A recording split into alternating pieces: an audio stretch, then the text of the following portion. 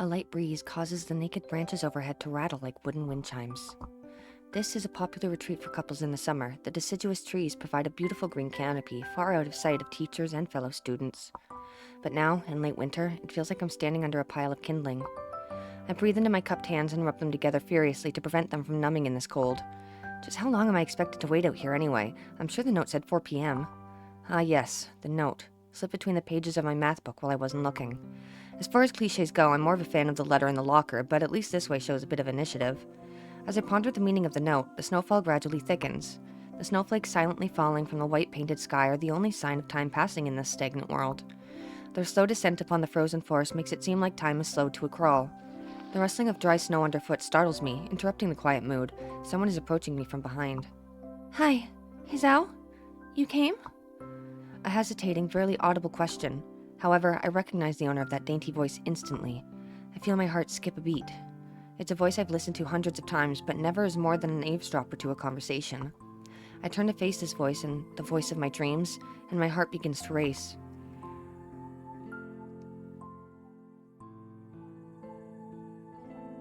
Iwanako, I got a note telling me to wait here. It was yours? Damn it, I spent all afternoon trying to come up with a good line, and that was the result. Pathetic. Yes, I asked a friend to give you that note. I'm so glad you got it.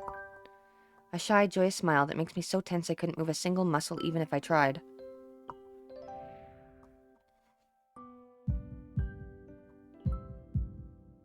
My heart is pounding now, as if it were trying to burst out from my chest and claim this girl for itself.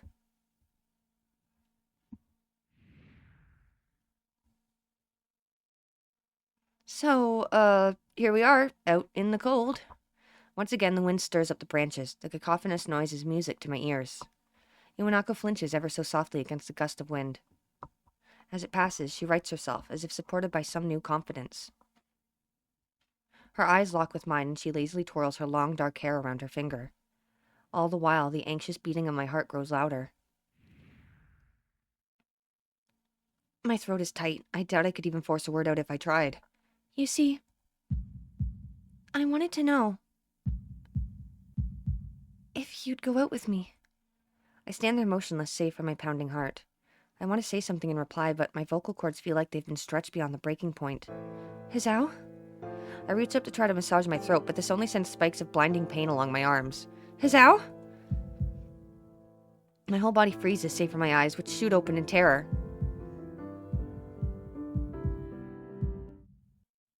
Hizao! The beating in my chest suddenly stops, and I go weak at the knees. The world around me, the canopy of bare branches, the dull winter sky, Iwanako running towards me, all these fade to black. The last thing I remember before slipping away are the sounds of Iwanako screaming for help and the incessant clatter of the branches above.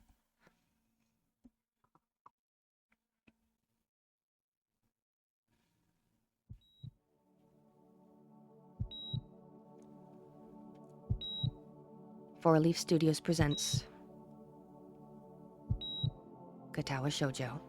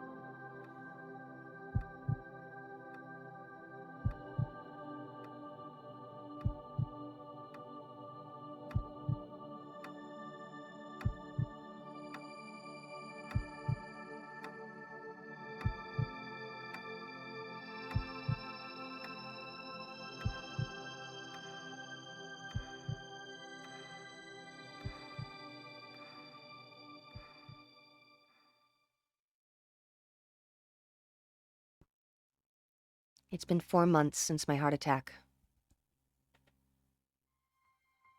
In that whole time, I can probably count the times I've left this hospital room unsupervised on one hand.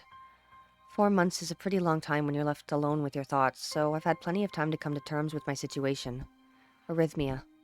A strange word, a foreign, alien one, that you don't want to be in the same room as. A rare condition. It causes the heart to act erratically and occasionally beat way too fast. It can be fatal. Apparently, I've had it for a long time. They said it was a miracle that I was able to go on so long without anything happening.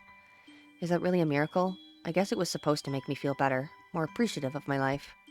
It really didn't do anything to cheer me up.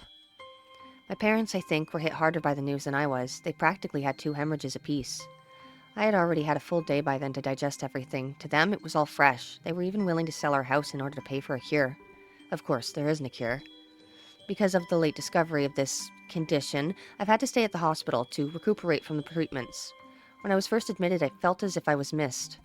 For about a week, my room in the ward was full of flowers, balloons, and cards. But the visitors soon dwindled, and all the get-well gifts began trickling down to nothing shortly after. I realized that the only reason I had gotten so many cards and flowers was because sending me their sympathy had been turned into a class project. Maybe some people were genuinely concerned, but I doubt it. Even in the beginning, I barely had visitors. By the end of the first month, only my parents came in on a regular basis. Iwanako was the last to stop visiting. After 6 weeks, I never saw her again. We never had that much to talk about when she visited anyway. We didn't touch the subject that was between us on that snowy day ever again. The hospital? It's not really a place I'd like to live in. The doctors and nurses feel so impersonal and faceless. I guess it's because they're in a hurry and they have a million other patients waiting for them, but it makes me feel uncomfortable. For the first month or so, I asked the head cardiologist every time I saw him for a rough estimate of when I'd be able to leave. He never answered anything in a straightforward way, but told me to wait and see if the treatment and surgeries worked. So I idly observed the scar that those surgeries had left on my chest slowly change its appearance over time, thinking of it as some kind of omen. I still ask the head cardiologist about leaving, but my expectations are low enough now that I'm not disappointed anymore when I don't get a reply. The way he shuffles around the answers shows that there is at least some hope. At some point, I stopped watching TV. I don't know why, I just did. Maybe it was the wrong kind of escapism for my situation. I started reading instead. There was a small library at the hospital, although it was more like a storeroom for books. I began working my way through it, one small stack at a time. After consuming them, I would go back for more. I found that I liked reading, and that think even became a little addicted. I started feeling naked without a book in my hands. But I loved the stories. That was what my life was like. The days became increasingly harder to distinguish from each other, differing only by the book I was reading and the weather outside. It felt like time blurred into some kind of gooey mass I was trapped inside, instead of moving within. A week could go by without me really noticing it. Sometimes I'd pause in realization that I didn't know what day of the week it was. But other times, all the things that surrounded me would painfully crash into my consciousness through the barrier of nonchalance I had set up for myself. The pages of my book would start to feel sharp and burning hot, and the heaviness in my chest would become so hard to bear that I had to put the book aside and just lay down for a while, looking at the ceiling as if I was going to cry. But that happened only rarely, and I couldn't even cry. Today the doctor came in and gave me a smile. He seems excited, but not very. It's like he's trying to make an effort to be happy on my behalf. My parents are here. It's been a few days since I've last seen them. Both of them are even sort of dressed up. Is this supposed to be some kind of special occasion? It's not a party. There is this ritual the head cardiologist has. He takes his time sorting his papers, then setting them aside as if to make a point of the pointlessness of what he just did. Then he casually sits down on the edge of the bed next to mine. He looks at me in the eyes for a moment. "Hello, Hizao. How are you today?" I don't answer him, but I smile a little back at him. "I believe that you can go home. Your heart is stronger now, and with some precautions, you should be fine. We have your medication sorted out, and I'll give your father the prescription." The doctor hands a sheet of paper to my dad, whose expression turns wooden as he reads it quickly. So many. I take it from his hand and take a look myself, feeling numb. How was I supposed to react to this? The absurdly long list of medications staring back at me from the paper seems insurmountable. They all blend together in a sea of letters. This is insane. Side effects, adverse effects, contradictions, and dosages are listed line after line with cold precision. I try to read them, but it's so futile. I can't understand any of it. Attempting to only makes me feel sicker. All this, for the rest of my life, every day? I'm afraid that is the best we can do at this point. However, new medications are always being developed, so I wouldn't be surprised to see that list fade over the years. Years. What kind of confidence booster is that? And I felt better if he hadn't said anything at all. Also, I've spoken with your parents and believe that it would be best if you don't return to your old school. What? Please calm down, Hizao. Listen to what the doctor has to say. Calm down? The way he says it tells me he knew full well that I wouldn't like it. Am I going to be homeschooled? Whatever my concern shows, it's ignored. We all understand that your education is paramount. However, I don't think that it's wise for you to be without supervision. At least, not until we're sure that your medication is suitable. So I've spoken to your parents about a transfer. It's a school called Yamaku Academy that specializes in dealing with disabled students. Disabled? What? Am I? It has a 24-hour nursing staff, and it's only a few minutes from a highly regarded general hospital. The majority of students live on the campus. Think of it as a boarding school of sorts. It's designed to give students a degree of independence while keeping help nearby. Independence? It's a school for disabled kids. Don't try to disguise that fact. If it was really that free, there wouldn't be a 24-hour nursing staff, and you wouldn't make a hospital being nearby a selling point. Of course, that's only if you want to go, but your mother and I aren't really able to homeschool you. We went out there and had a look a couple of weeks back. I think you'd like it. It looks like I really don't have a choice. Compared to other heart problems, people with your condition usually tend to live long lives. You'll need a job one day, and this is a good opportunity to continue your education. This isn't an opportunity. Don't call it an opportunity. Don't call it a goddamn opportunity. Well, you should be excited at the chance to go back to school. I remember you wanted to return to school, and while it's not the same one, a special school, that's an insult. That's what I want to say. It's a step down. It's not what you think. All of the students there are pretty active in their own sort of way. It's geared towards students that can still get around and learn, but just need a little help in one way or another. Your father's right, and many of the graduates of the school have gone on to do amazing things. A person doesn't have to be held back by their disability. One of my colleagues in another hospital is a graduate. I don't care. A person doesn't have to be held back by their disability. That's what a disability is. I really hate that something so important was decided for me, but what can I do about it? A normal life is out of the question now. It's funny, I had always thought my life was actually kind of boring, but now I miss it. I want to protest. I want to blame this lack of reaction on shock or fatigue. I could easily yell out something now, something about how I can go back to school anyway, but no. I don't say anything. The fact is that I know now it's futile. I look around the room, feeling very tired of all of this. The hospital, doctors, my condition, everything. I don't see anything that would make me feel any different. There really isn't a choice, I know this, but the thought of going to a disabled school, what are those even like? As much as I try to put a positive spin on this, it's very difficult. But let me try. A clean slate isn't a bad thing. That is all I can think of to get me through this. At least I still have something, even if it's a special school. It's something. It's a fresh start, and my life isn't over. It would be a mistake to just resign myself to thinking that. At the very least, I'll try to see what my new life will look like.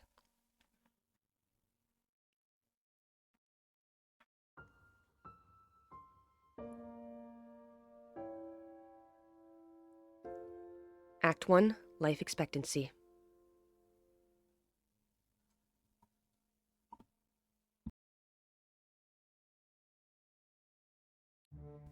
The gate looked far too pompous for what it was. In fact, gates in general seem to do that, but this one especially so. Red bricks, black wrought iron, and gray plaster assembled into a whole that didn't feel welcoming at all.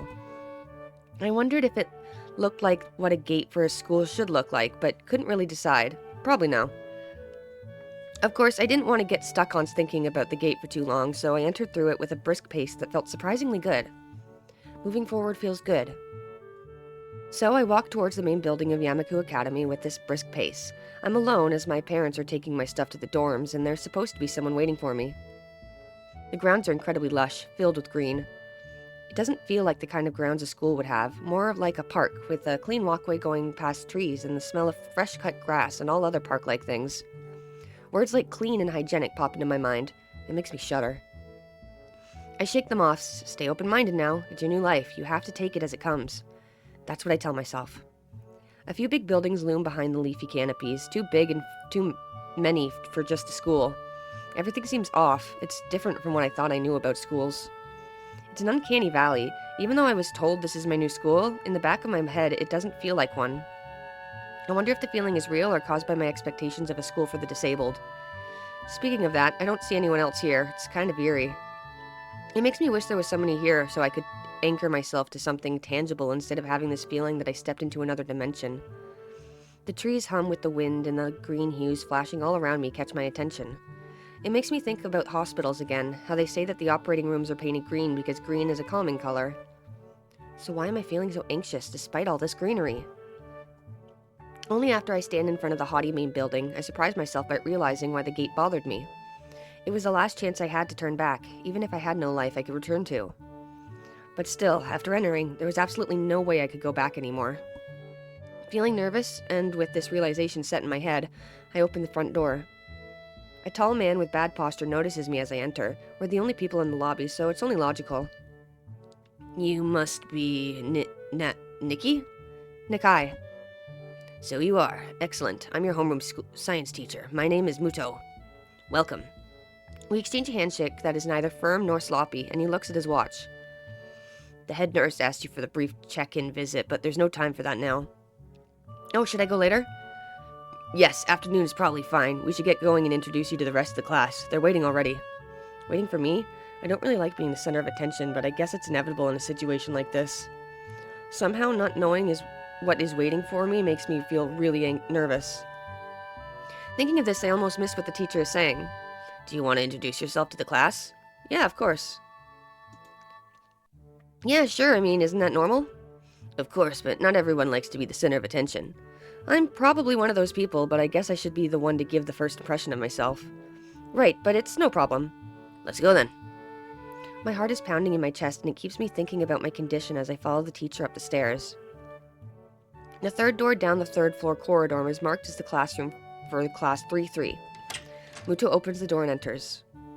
Good morning, everyone. Sorry I'm late again. I hesitate for a split second at the door, freezing on the spot. Get a grip. This is a big step, I know that. But there isn't any point to worrying so much about it, at least not this soon. I follow the teacher into the classroom and look around, partially so I won't have to meet the curious gaze of my new classmates. It's pretty spacious. The ceiling is unusually high, and there's lots of space left over around in between the desks. An entire wall is taken up by blackboards, and the high, old-fashioned windows only make it seem larger. The students' desks are just standard wooden desks with a shelf underneath for books and wooden chairs with metal frames, simple and efficient. I stop walking in front of the classroom and face the other students. They all look normal, like students in any other school, but then why would they be here? They're probably like me and have something wrong with them, only it's just not immediately obvious. Then I notice that one of the girls seems to be missing the thumb of her right hand. It's a little jarring. Despite the natural tendency to listen when someone's talking about you, I tune out the teacher's speech halfway through while he introduces me to the class. I notice a flash of dark hair and see that someone is looking at me, a girl with really long, straight hair that is pretty eye-catching. She sees me looking back at her. She covers her face with her hands as if it will make her invisible. There's one boy with a cane leaning against the lockers at the rear of the class. It's weird seeing someone so young with a cane. Another girl seems to be making some weird hand motions. Sign language? She peers at me over the rims of her glasses, then goes back to whatever she's doing. She's kind of cute. So is the cheerful-looking girl with pink hair sitting next to her. She's really hard to miss. I don't know how I didn't notice her the moment I walked in. Please welcome our newest classmate. He claps his hands, and so does everyone else, except one girl in the first row who has only one hand. I cringe a little, but hide it by bowing in thanks for this applause I did not deserve. A collective silence tells me that I should open my mouth now. So, I'm Hizao Nakai. And after that, my hobbies are reading and soccer. I hope to get along with everyone, even though I'm a new student. And after that, I'm being so boring. This is exactly like every self-introduction ever. I should say something more exciting. I end up saying nothing, and the teacher picks up from there. Everyone seems to be satisfied, even with what little I said, though. A few girls are whispering to each other, throwing glances at me. It could have gone worse. I listen to the teacher as he drones about getting along while letting my gaze sweep across the classroom. Everyone seems to be listening to him intently, when he's done, they clap their hands again, which feels like a weird thing to do. The first row girl claps on this round with her one hand against her other wrist that ends at an abandoned stump. It makes me feel a little bad. We're going to be doing some group work today, so that'll give you a chance to talk with everyone. Is that okay with you? Yeah, it's fine with me. That's good. You can work with Hakamichi. She is the class representative. She can explain anything you might want to know, and who else would be able to do that better, right? How could I know? The teacher passes out the day's assignments and announces that we will be working in groups of 3. It hits me that I don't know who Hakamichi is. Slow. The teacher seems to catch my helpless expression. Oh, right. Hakamichi's right there. Shizune Hakamichi. As he calls out her name, the cute, bubbly-looking girl with the bright pink hair and gold eyes waves her hand at me, and I take a seat next to her by the window. Hey, I guess you're Hakamichi, right? It's nice to meet you. What? I'm caught off guard by her laughter. It's nice to meet you too, but I'm not Hakamichi, I'm Misha. This is Akamichi Shi-chan. Or, this is Akamichi Shi-chan.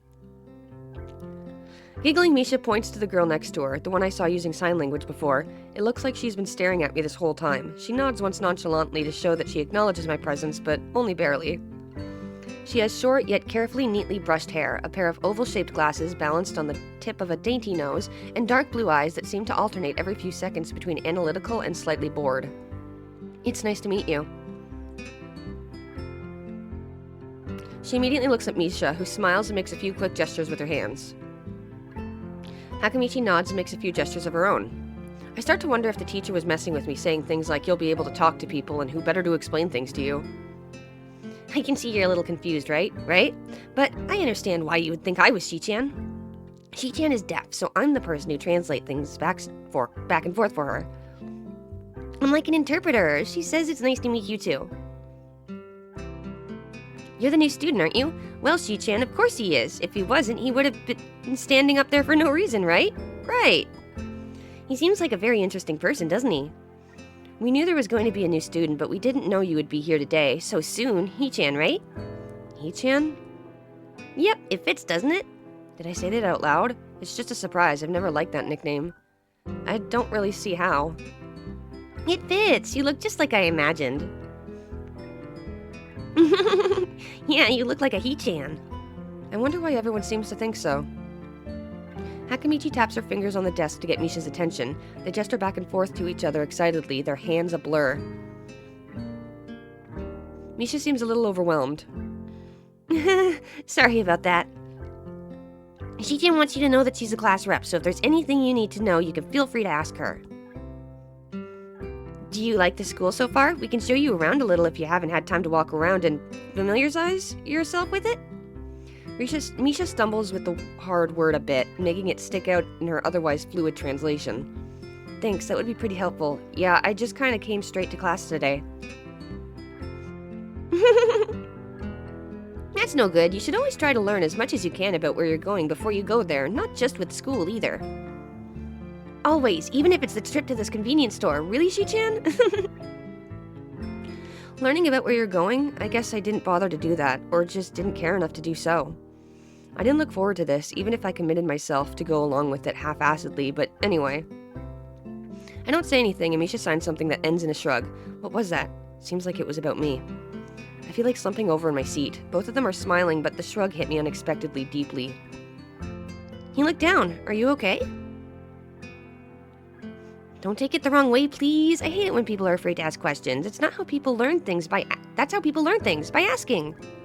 Asking for help is perfectly normal, as much as needing help. Stop looking like you just failed a test. Alright.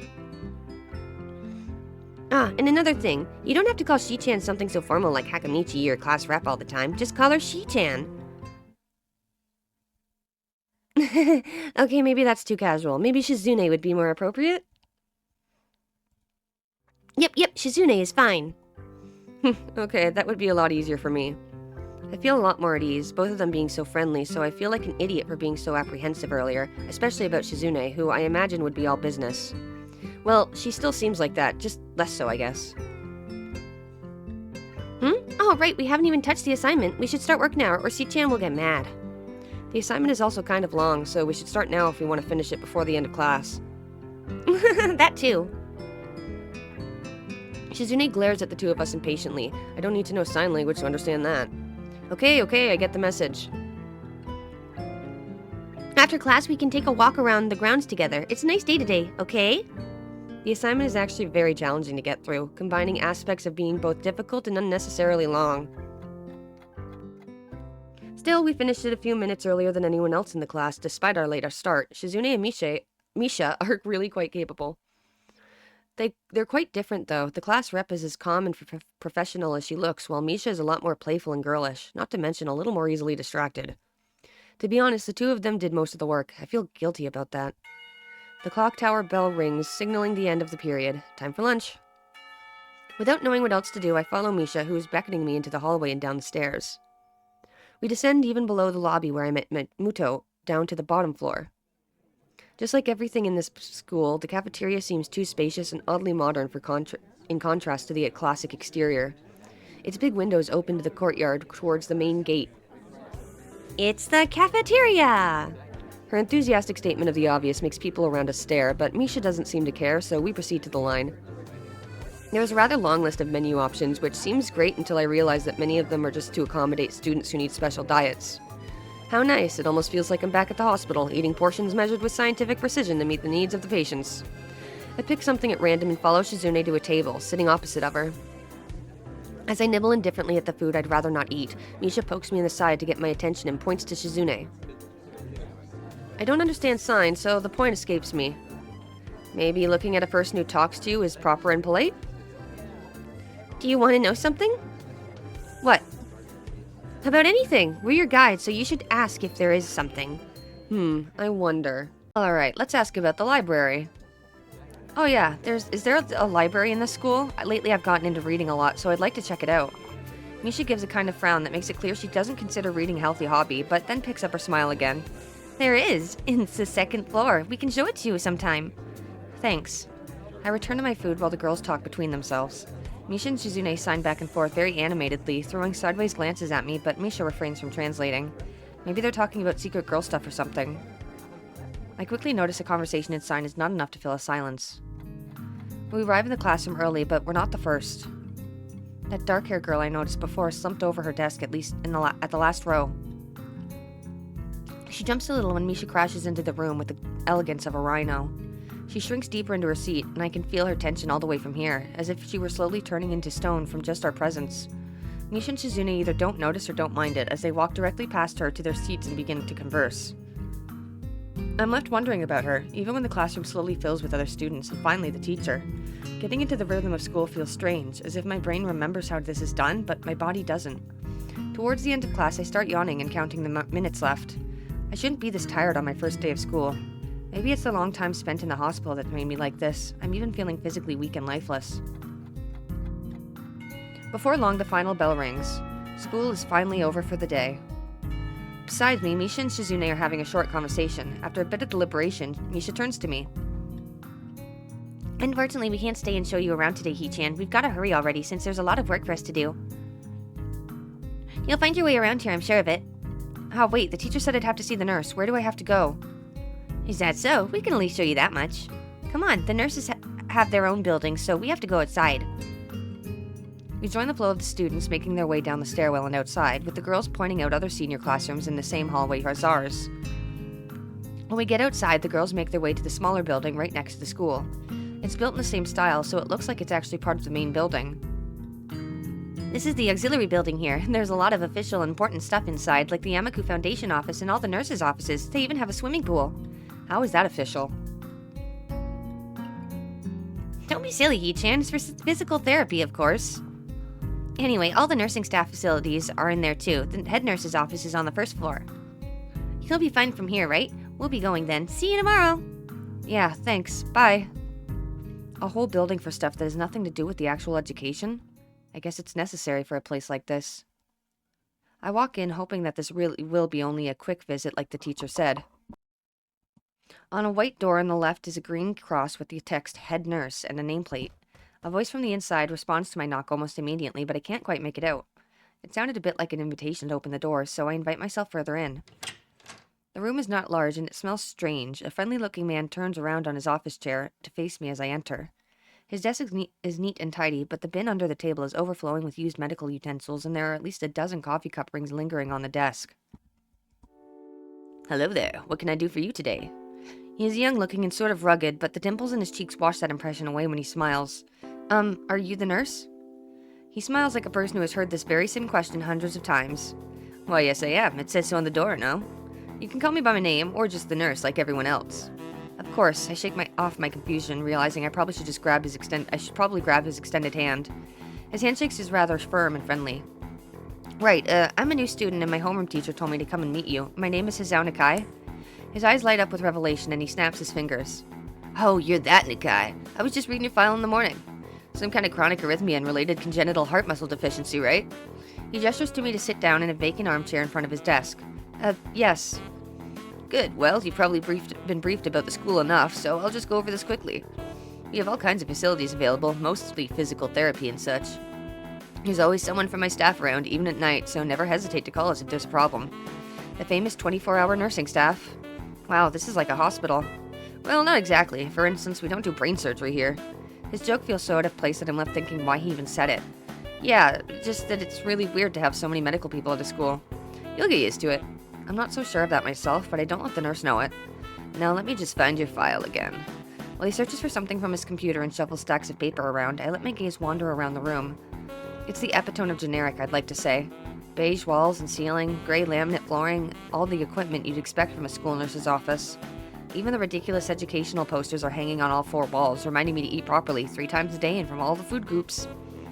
Smiling, the nurse draws a thick file from a stack of similarly thick files and opens it.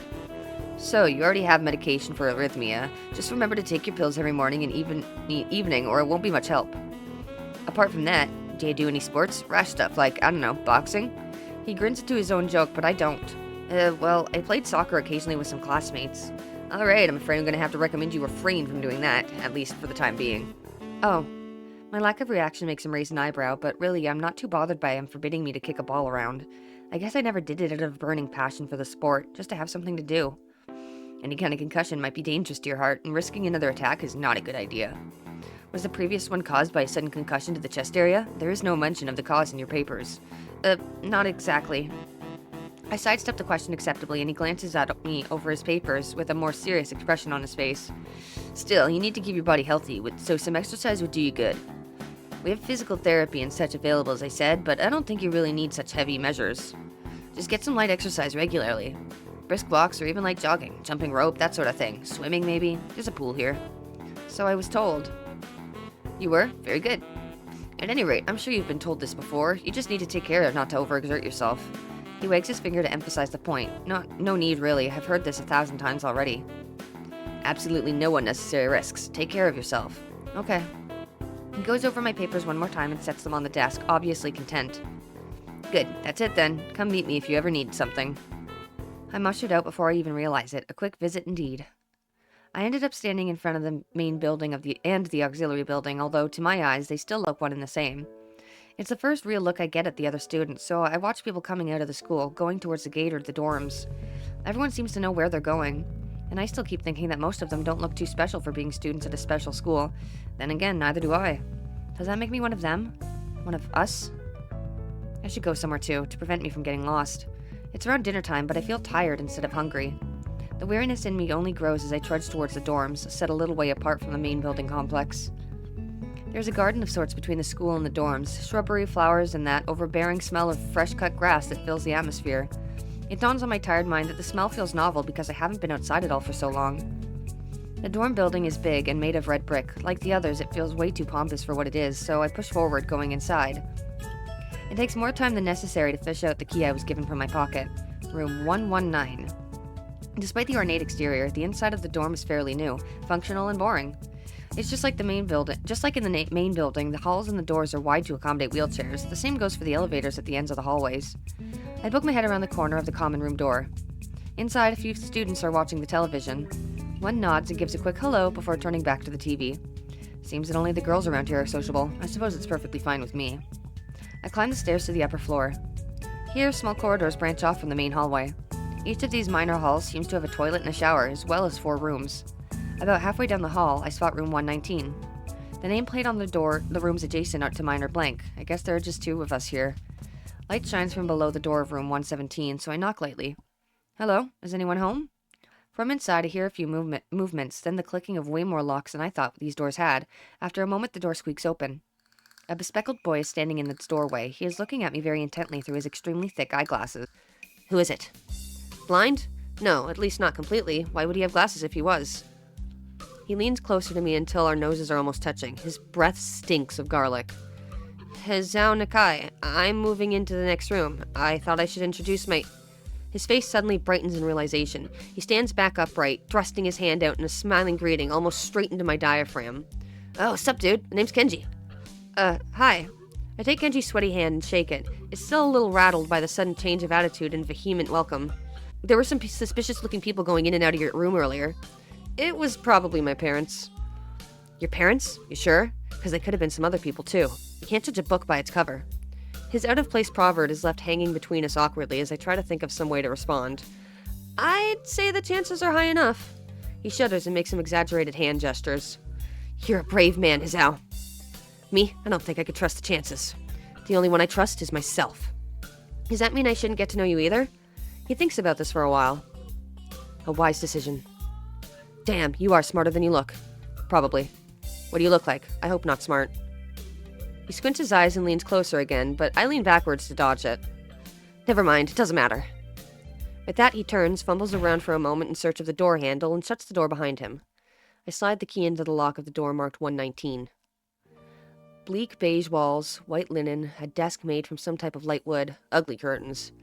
It's no one's room, impersonal, like my hospital room was. My bags are sitting on the foot of my bed, looking a lot emptier than they did this morning. The closet is sitting open, stocked with my clothes. Also, it seems that there are a number of school uniforms hanging there as well. A note is pinned to the sleeve of one of the shirts. Hi, Hee-chan. We've unpacked your things and made your bed. They said that if these don't fit, then you should go into the office tomorrow. If you have any problems, you can always call us. Love, Mom and Dad. Well, at least I don't have to worry about unpacking. I kind of hoped I would have, then there would be something to do. It's still too early. I put the note down on the desktop and lie down on the bed feeling drained. Lying there makes me want to read something, but I have nothing with me. I wonder if the hospital conditioned me for wanting to read whenever I have nothing to do. The restless urge just keeps growing until I have to stand up. Maybe it's stress or something. I was pretty nervous about it before coming, and for the entire day today too. I still am, I think. Damn, I have to distract myself somehow, so I won't be this unnatural all the time. Tomorrow I'll go borrow some books from the library. Yeah, I'll do that. But for now... The bottles of medications neatly arranged on my night table catch my eye. I pick up one and shake it, just to hear the contents rattle inside, then read the glued-on pharmacy label. Hizao Nakai, 2 tablets daily to stay alive. It doesn't really say that, but it could just as well. It's kind of twisted, having your life depend on chemicals like this. I resent it a little, but what choice do I have? With a sigh, I begin my new daily ritual of taking the right number of pills from each bottle, being careful to check the correct dosages.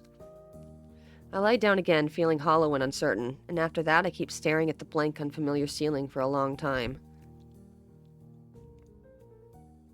It doesn't start looking any more familiar, not even after darkness falls and long shadows draw across my room like fingers. The sheets feel slightly more comfortable, warm and nest-like against the chill that passes for room temperature here. Soon the lighter shade of darkness that is the ceiling looks like every ceiling does at night, and it becomes the only thing I recognize anymore. The night beckons me to sleep, and I feel the coldness of unfamiliarity and fear crawling up my spine once again. I keep drifting further away from the world I knew.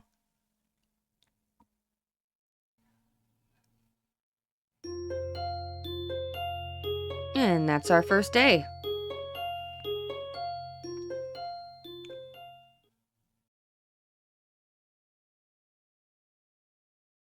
I wake up in a strange room. Solid morning light shimmers against the light gray ceiling. I had forgotten to draw the curtains closed last night. This is my room, isn't it? My room. This is the 3rd room this year that I'm supposed to call mine. Various things around here remind me that indeed it's me who's supposed to be the one living here. My bags on the floor, my new school books on the desk, my numerous medications on the night table. I stare at the bottles for a moment, deliberating, until I open a bottle, shake out a pill, and pop out a tablet from the foil sheet. I down them with a chaser of water without thinking about the chemistry.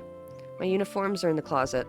I slink out from under the sheets and stretch my back before dressing up. Putting on a new school uniform feels like dressing in someone else's clothes. The artificial smell of generic detergent invades my nose, but the feeling of fresh cloth against my back is a good one, a natural one. It feels like a school uniform, as it should. It's not much different from what I used to wear before. That goes for other things, too. So far, this place seems more or less like a normal school. Except for the people. I think back to my talk with Kenji yesterday, Misha's constant laughter, and Shizune's sweeping sign language gestures. Well, I've only met 3 students so far. Maybe they aren't that normal, but I'm sure others are. Or perhaps people like them are what passes for normal around here. Yeah, what does pass for normal around here? What do people do? I didn't see a lot of kids hanging around after classes yesterday, so maybe there are clubs. If so, I wonder if I should join one. All through class, the question remained on my mind, so I decided to ask Shizune about it when we split into groups. After all, she did say if I had anything I wanted to know, I should ask her. She crosses her arms and shifts her gaze slowly to Misha, who looks more preoccupied with trying to grind the eraser of her pencil down so that the top is perfect and evenly flat. Sorry, Shi-chan. Is there something you wanted from me? Oh, I see. That's a good question, Hee-chan. My first thought was that means she doesn't know, which is worrying. Maybe I'm being too negative. Well, anyway, Misha, please don't prove me right. Oh, that's right. Everyone is encouraged to join a club. A lot of people do so because there isn't really anything else to do.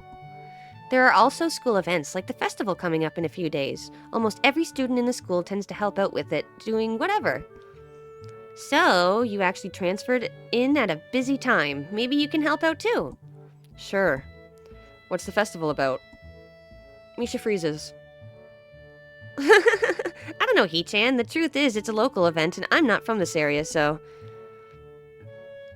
She starts signing desperately to Shizune, asking her to bail her out. Shizune adjusts her glasses at the end of an oddly grandiose flourish and starts signing hard and heavy. Huh? Oh. Who cares? Misha puffs out her chest as she shouts Shizune's words out at me with a disproportionate amount of pride. Too loud. I can see heads turning out to look in our direction. Not so loud. Human beings evolve with each new generation. The ideals and beliefs behind a festival will inevitably change with time. Now it's about delicious fried food and amusing little games that you play with the prize to win prizes.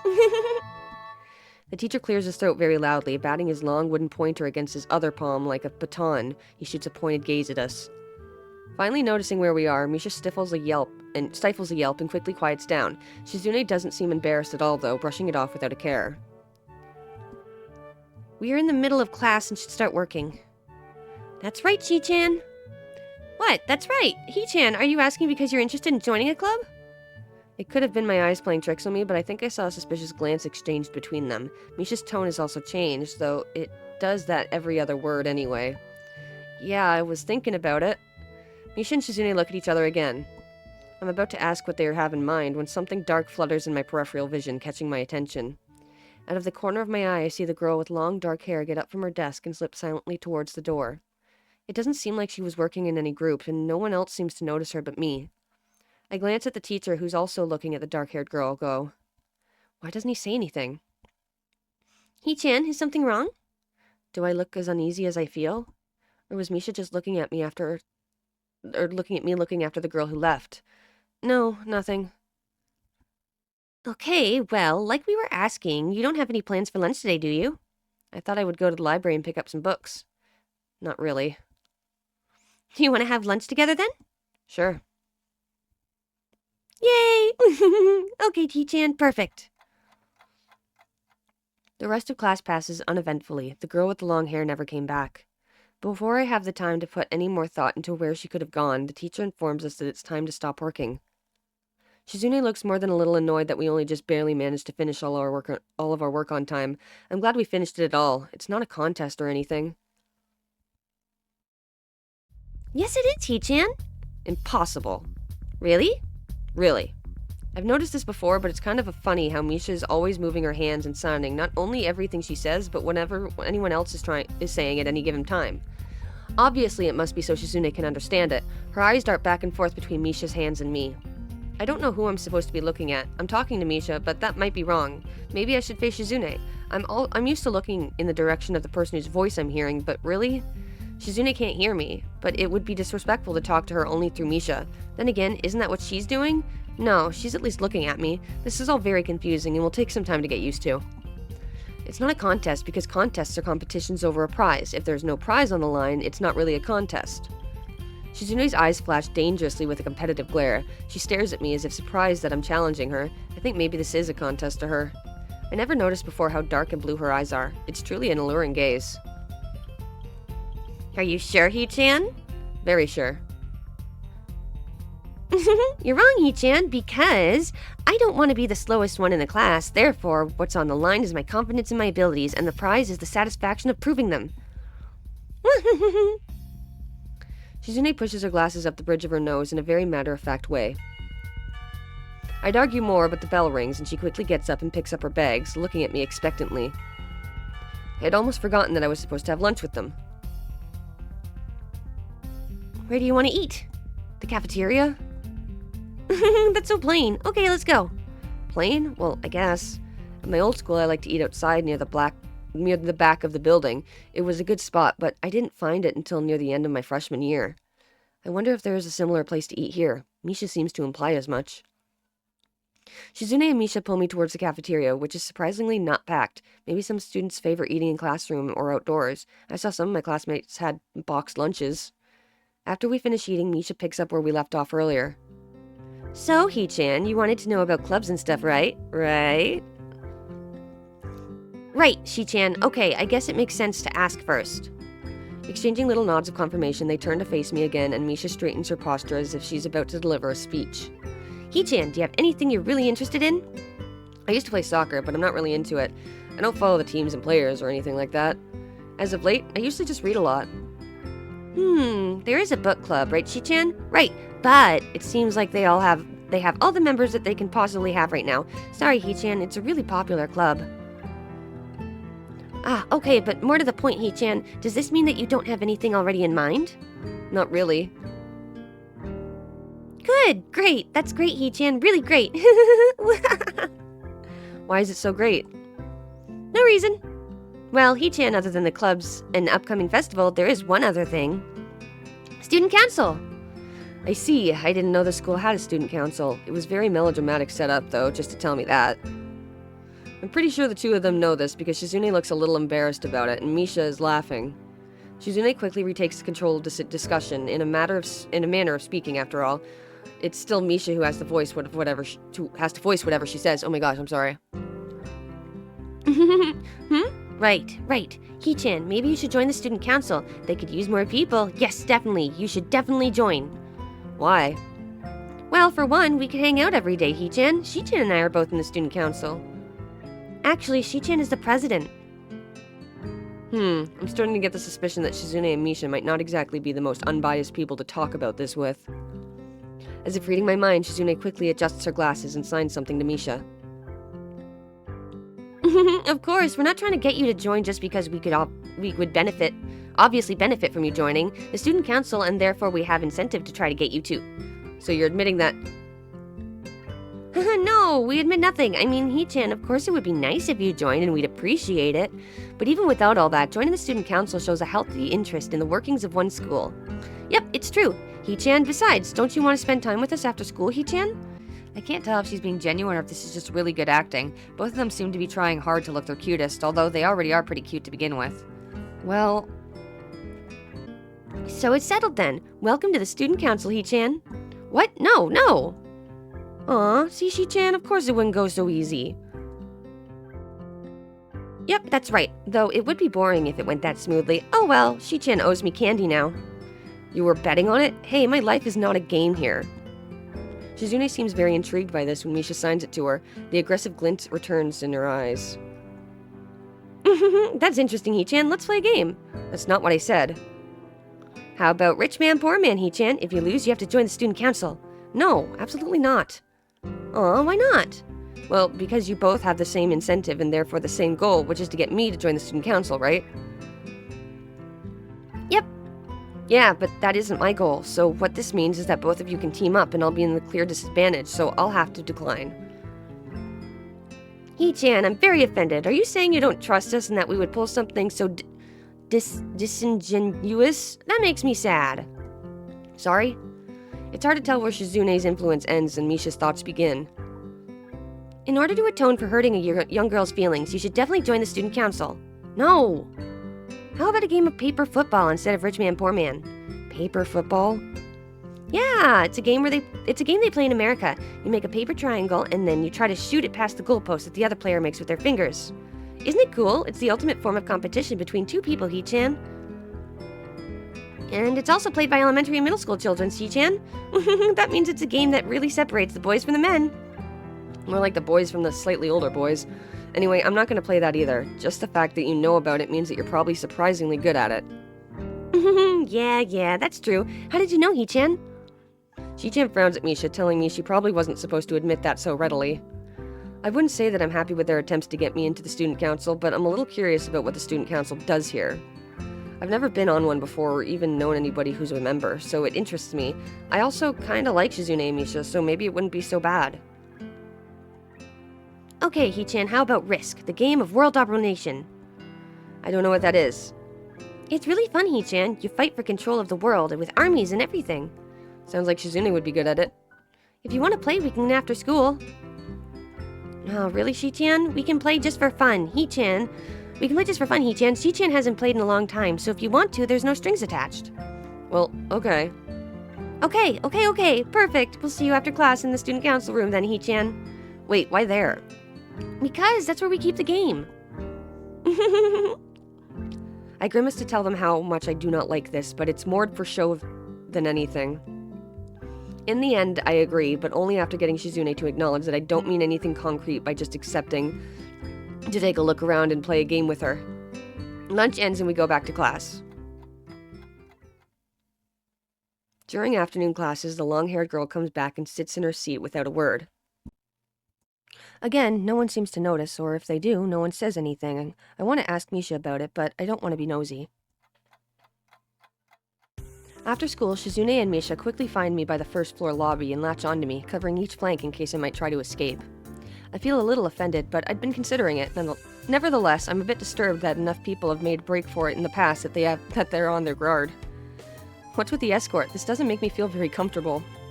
In fact, it makes me feel like a dangerous prisoner being transported to his cell. What's wrong, Hee-chan? That's right, we're just gonna play a game of Risk, remember? I don't know, Misha, this all seems a little sinister to me. I start thinking that when we sit down to play the game, they'll tie me down and torture me until I agree to join the student council. Well, that's highly unlikely, but still, for some reason it just seems like it would be so plausible. Getting to the student council room is as simple as turning 2 corners from where we started. What? That's it? It makes you guys being so on top of me seem a little silly. That's not true, Hee-chan. Shi-chan says that's when their life is threatened, people have shown the capability to pull off superhuman bursts of speed. Life is threatened? Her expression unchanging, Misha signs something amusedly to Shizune, who makes a baffling face and puts her hands behind her back, looking pleased with herself. Misha feigns deafness and hums cheerily. Stop that, I know you heard me. You have no excuse, unlike Shizune. Shizune opens the door to the student council room. It's very plain, sparsely decorated room, although it's quite large, maybe even a little larger than a classroom. There's a big table in the center surrounded by chairs, and a smaller desk prominently placed in the back that I assume is Shizune's. There are a few regular desks and chairs stacked to one side as well. Extras, perhaps? Aside from the tables and chairs, the room doesn't have much else to offer. Just a couple of filing cabinets and bookshelves stacked with old-school records and documents. Not much else, in fact. Nothing else. This is a pretty bleak room. They could at least put a potted plant in here or something, but the most noticeable thing is that this room doesn't have is other people. Are we early? No. What do you mean, no? Does it mean nobody else is coming today? Yeah, that's right. Before I manage to ask why that's the case, Shizune claps her hands together very energetically. Hee-chan, let's play Risk. Come on, you promised, didn't you? You have to. Okay. Do you want to know the rules? We can explain to you while we set everything up. While Misha is talking, Shizune takes out what looks like a board game from behind one of the filing cabinets and throws it on the table. Actually, this looks kind of interesting. After Misha spends a little too long for her liking, running through the basics with a somewhat vague and confusing tutorial, Shizune cuts in and declares the game is started with a decisive motion, slicing her arm through the air. Shizune's aggressiveness is rubbing off onto me. I start feeling more competitive than I intended to be when I agreed to this. Halfway into the game, while I try to ponder how to defend against Shizune's assault from the 2 fronts, she breaks my concentration by drumming her fingers on the table to get my attention. Hee-chan, Shi-chan wants you to know that you are taking too long to make a move. Shi-chan also says that she will let you keep Australia if you agree to join the student council. I thought this was a game with no strings attached. Just the fact that she would dangle that over my head as an offer means that she knows I care about the outcome of this game. And anyway, no! Shi-chan admires your fighting spirit and would be a benevolent dictator who will spare your people if you agree to join the student council. You're so competitive, Shizune. She seems to take this as a compliment. I would expect the student council president to be a little more magnanimous. She doesn't know what that word means or how it's signed, so she pulls out a piece of paper and writes it for Shizune, who in return signs it back to Misha. Misha presses her index fingers against her temple, as if trying to physically imprint the word into her memory. Suddenly, Shizune bursts into a flurry of gestures. Misha looks daunted by the pace of her heated signing. Ah, wait, please slow down, Shi-chan. He-chan. Shi-chan says you're going to lose. Tell her I will crush her world empire with my rebellion. Okay. Those eyes of hers shine with a childlike mischief. She says you have no chance if you keep playing like this. No, you won't. She has a point. Attack aggressively. She's either really mocking me or trying to trick me. I have nothing else to lose, though, so I might as well try something different. Maybe if I spread out my forces and try to control more territories, I can recoup the advantage. Shizune seems to focus on conquering whole nations, so maybe I can sacrifice my whole on continents to gain more small countries. It's worth a shot. A few turns later, I end up losing the game anyway. Shizune adjusts her glasses victoriously and allows herself to tentatively pump a fist in the air in celebration. I win! Yay! There's no need to translate that, it was pretty clear. Don't look so sad, He-chan. You were really giving it your best. That's what I thought.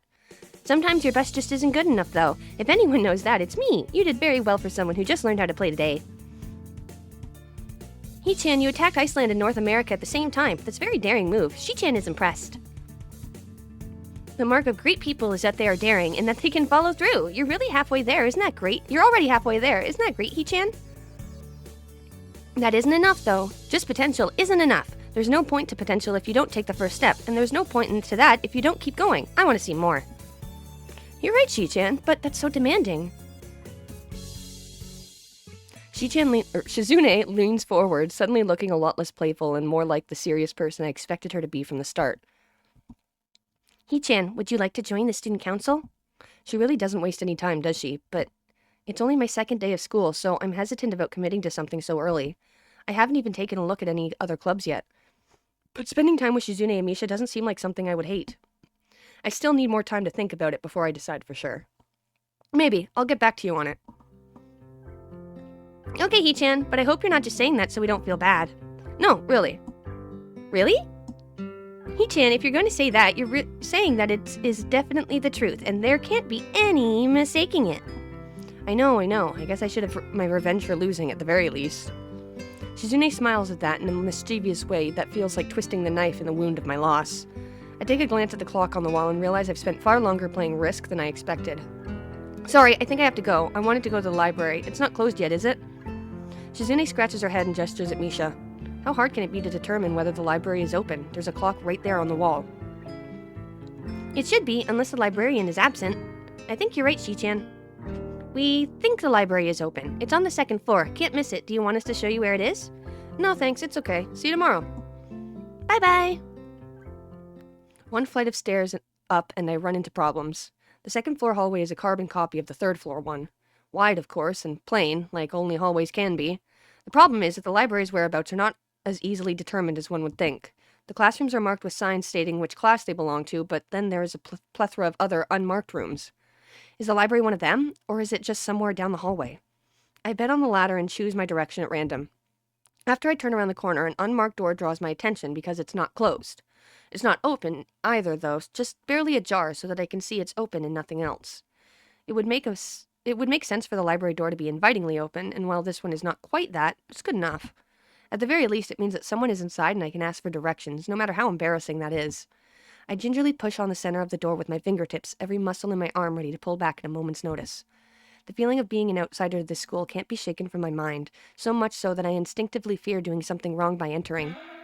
The door slowly creaks as if groaning from a deep sleep, though it's much easier to open than I'd anticipated.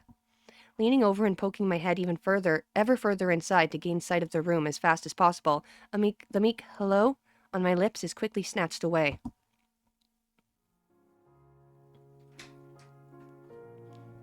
This is not as I was expecting.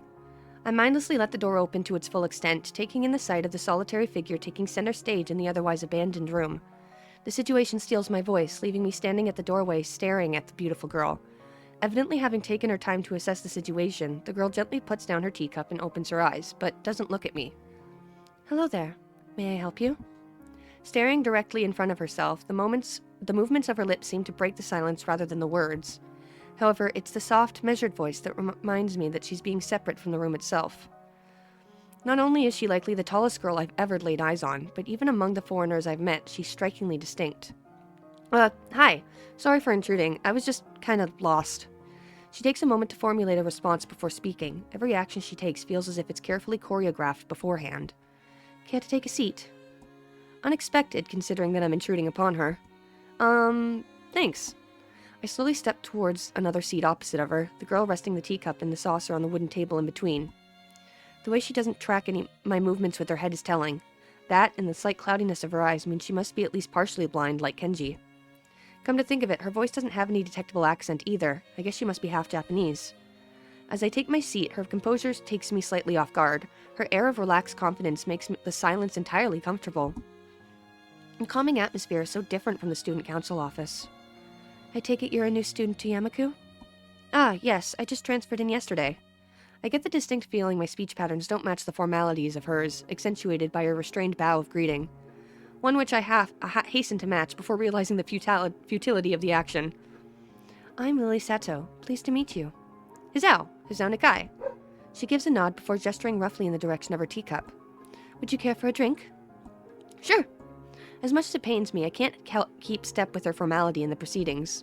She gives a kind nod, taking the request in stride. Without another word, she steps off the chair and prepares a second cup of tea from a collection of supplies laid out along the shelf. A brush here, a brush there, her left hand often lightly touching the side of whichever container she's pouring into. It seems to be a process she's followed dozens of times before. As I lean sideways to see around her back, she seems to be using her long, dainty finger to measure the right amount of water in the cup.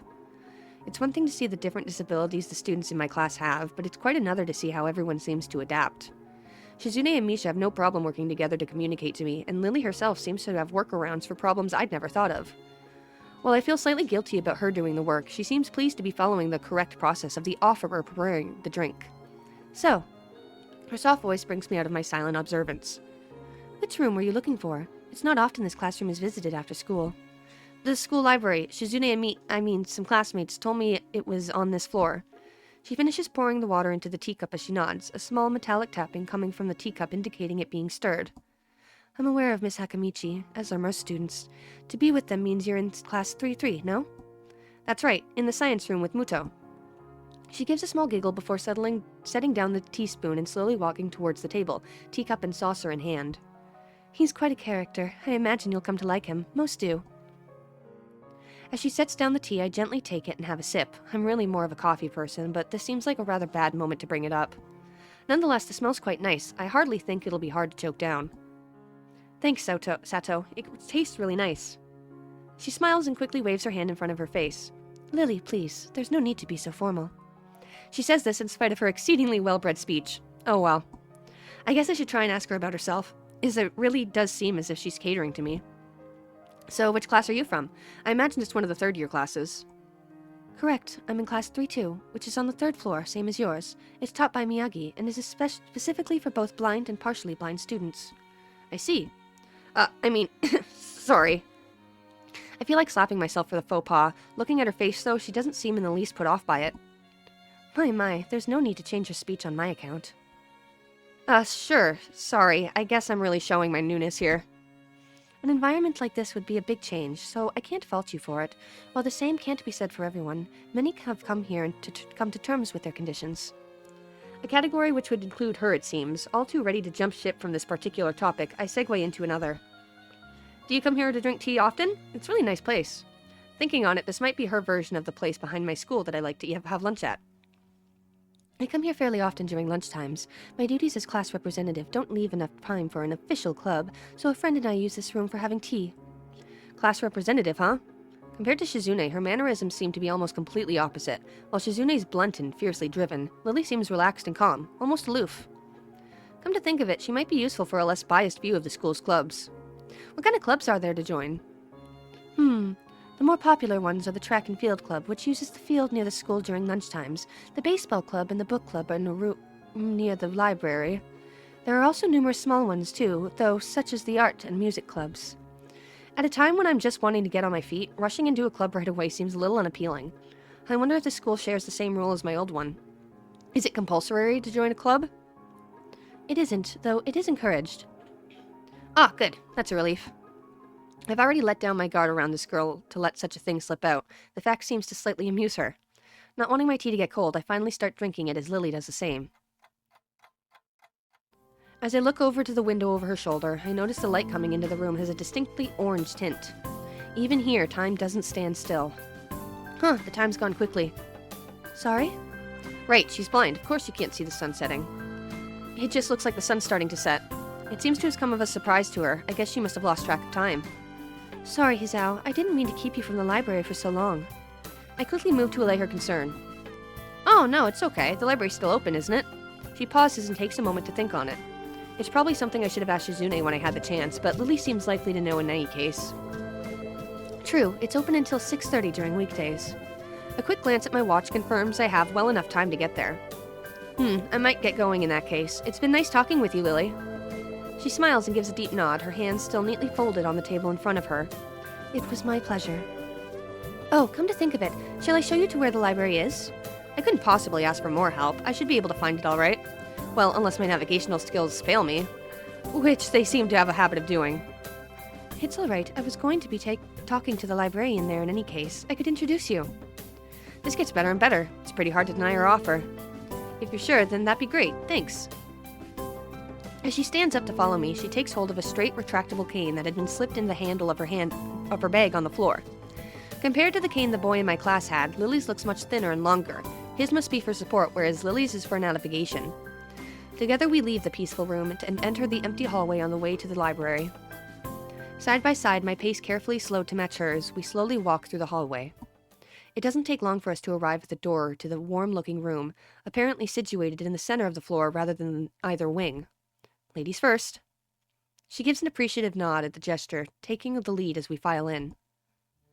To the left is the wooden library counter, with the library proper being on the right. It easily dwarfs my old school's library, with the distinct smell of old books giving the place an almost old-world air. There don't seem to be a lot of students here. Considering the time, it isn't a big surprise. Everyone's probably either in the school grounds or at the dorms. Yuko, are you there? Are you here? He says it to a thin air, since the librarian doesn't seem to be present, and of course, Lily can't see this. What's unexpected is that it draws in a reaction.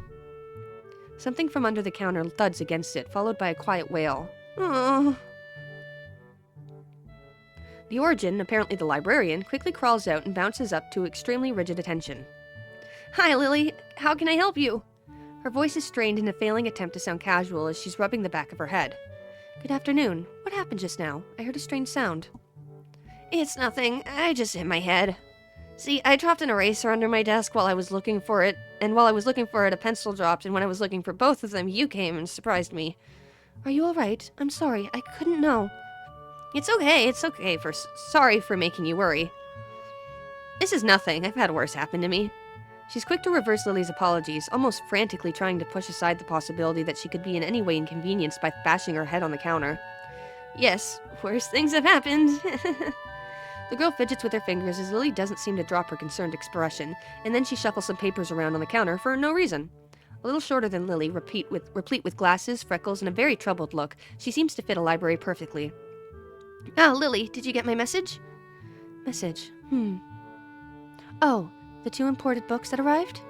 Right. They finally came. I can't believe it took so long, but amidst her celebrations, partially for managing to change the topic, I'm sure, she notices me from the corner of her eye and freezes on the spot when she does. Oh no, I'm sorry for not noticing you before.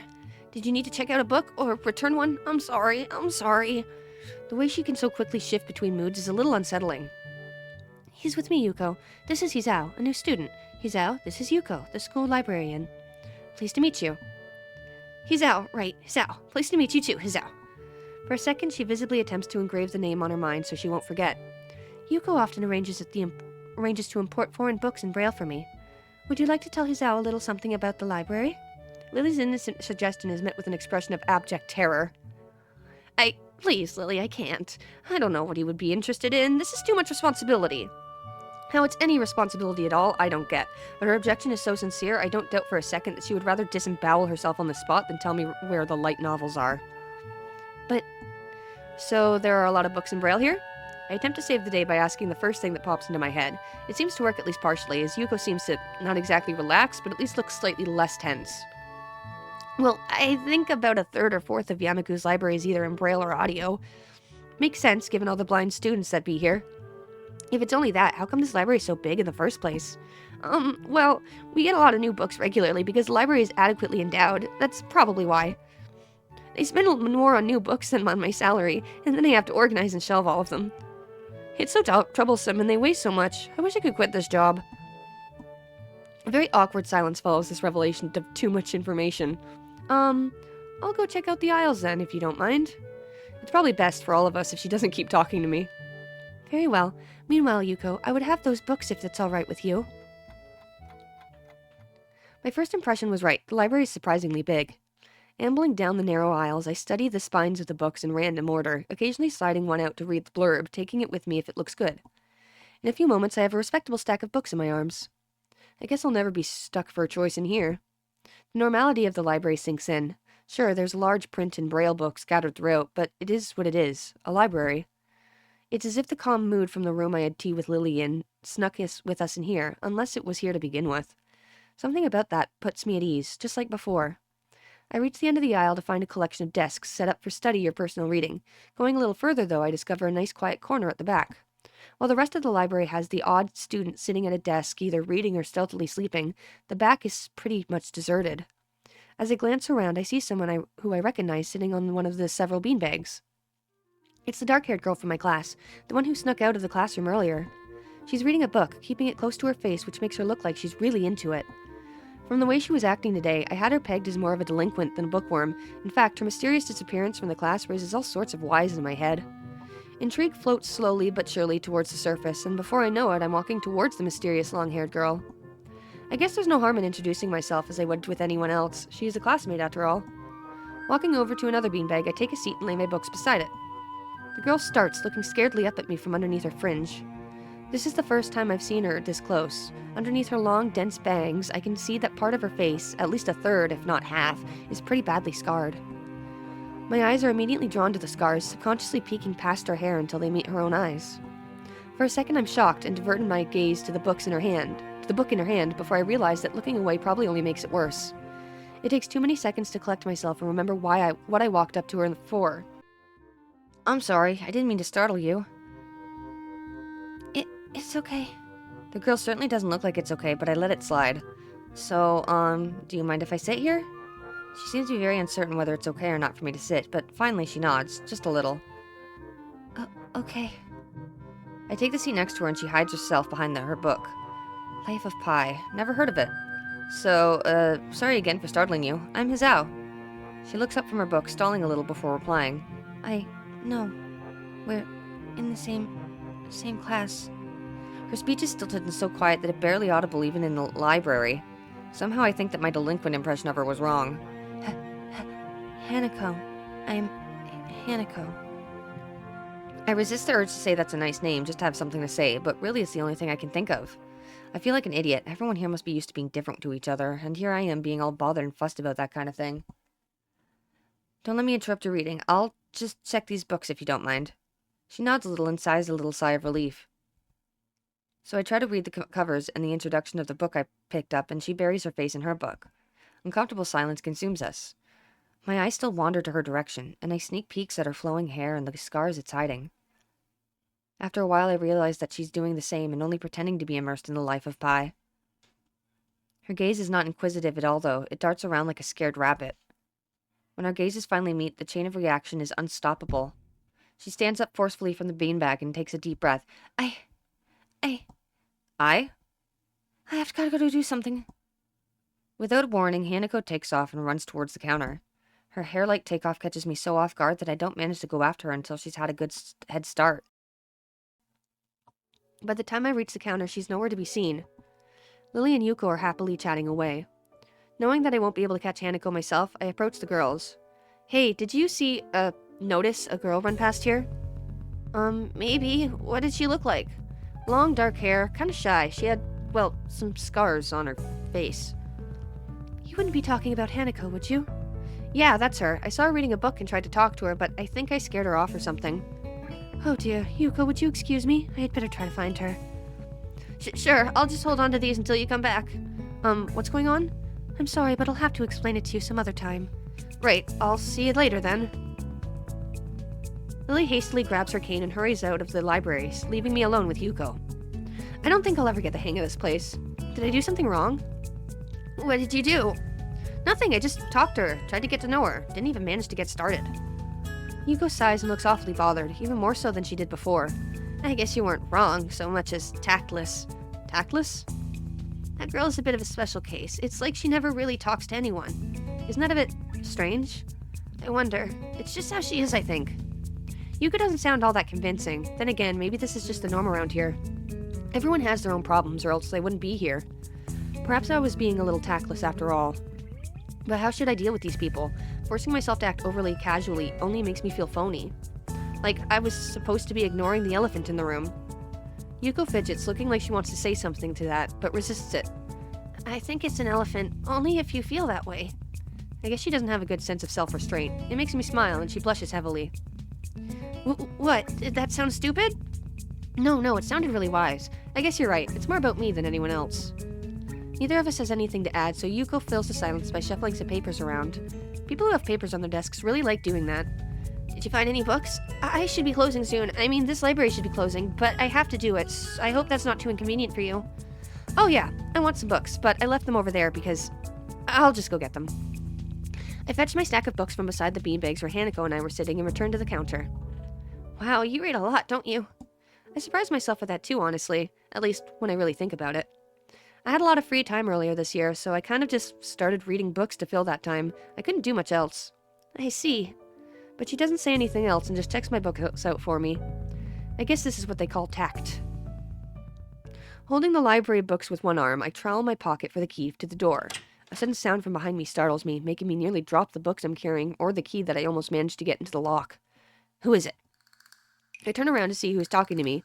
It's Kenji. He seems to be in a friendly mood, although the light glinting off his glasses in the dark gives him a sinister look. It's just me. This makes him pause and lick his lips nervously. Who is me? I don't know anyone called me. Are you some new guy again? His voice is suddenly strained and quick. Yeah, but we've met before. Yesterday. I don't think so. I would remember somebody who I met yesterday. When was that? What day is it today? I try to ignore him. Is he joking or what? Prove that we've met before. We live across the hall. You're Kenji.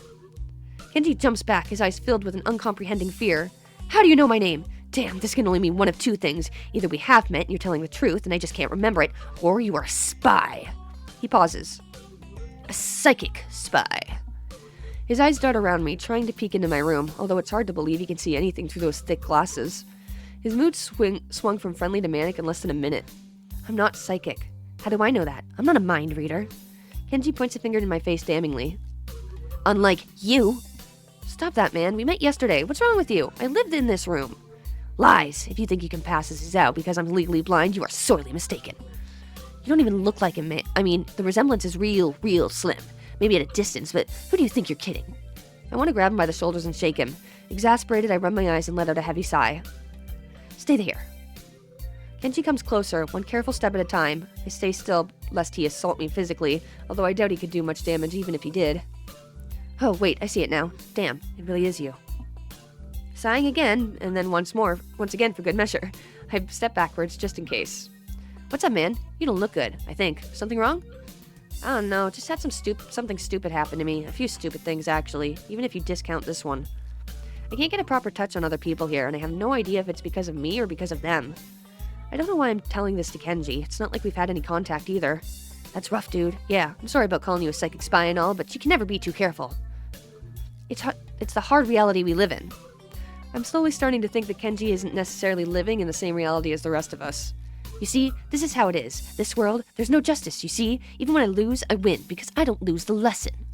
What does that even mean? It doesn't matter. He dismisses it flatly with a wave of his hand. So what happened? Why the long face? Do you have a long face?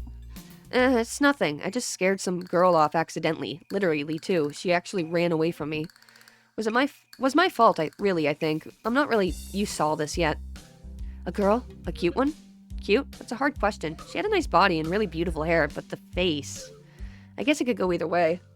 She was cute. She was so cute. Yeah, cute, I guess. I knew it. There are a lot of cute girls here, a strangely disproportionate amount. I believe this is one of the dark secrets of this school. I tried to warn you, man, but did you listen? I don't remember any such warning. Dark secrets? Yes, dark secrets. Extremely dark, like a black hole. Have you noticed that the number of girls in this school is slightly but significantly higher than the number of boys? It's like 60-40. He turns his head to the left and stares off into the distance at nothing.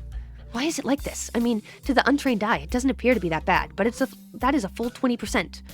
One would think that a school with such a large pool of women would be a man's dream, but no! What I am about to tell you could blow your mind. Are you ready? I don't know where this is going, but I think I won't be missing much by cutting out now. No, I am not ready. I only get as far as turning the doorknob before Kenji starts talking again, showing that he doesn't really care if my mind is blown or not.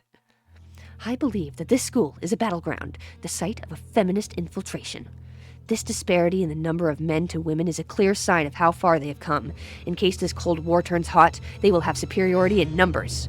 Just another skirmish in the eternal war against the forces of the feminists. They're everywhere. In Japan, women outnumber men. It's not 60-40 split, but it's only a matter of time, man. Even in America, women are the majority by a hair. They're building up their numbers. In the past, the buildup of military has always been the clear sign of imminent war. Japan is just the first step. Our economy is badass, and the country itself is small and isolated, yet a huge part of the Pacific in the terms of political value. The perfect target. They're so cunning, as expected of women. Soon, the day will come when... Kenji's voice trails off ominously.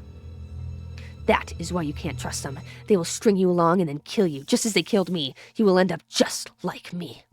Oh, hell no. I can't stop myself from blurting it out. Hey, what the hell does that mean? You said it, not me. It's the best I can think of. So, you're not supposed to say something like that? Like that? Damn, so rude. Where was I? Oh yes, vast feminist conspiracy. Stop it, stop! I lost you way back there somewhere around feminist infiltration. Too hard to follow? It's cool. I have some graphs and stuff in my room. And puppets. You like puppets? No puppets. You don't like puppets? Okay, graphs are still cool though, right? He speaks energetically, responding almost before I'm done talking, moving his hands in an animated way as he continues to rant on. This is too strange. I had him pegged as relatively normal, but it's clear that I was wrong. Something on your mind, dude? Just thinking about what it's like to be the last sane man in an insane world. Kenji frowns, looking deeply upset. You mean that's you? That can't be, because I'm the last sane man in an insane world. That is my dream. You can't just steal a man's dream. What the hell? There can't be two last sane men. That would invalidate the whole last part, and that part is kind of important.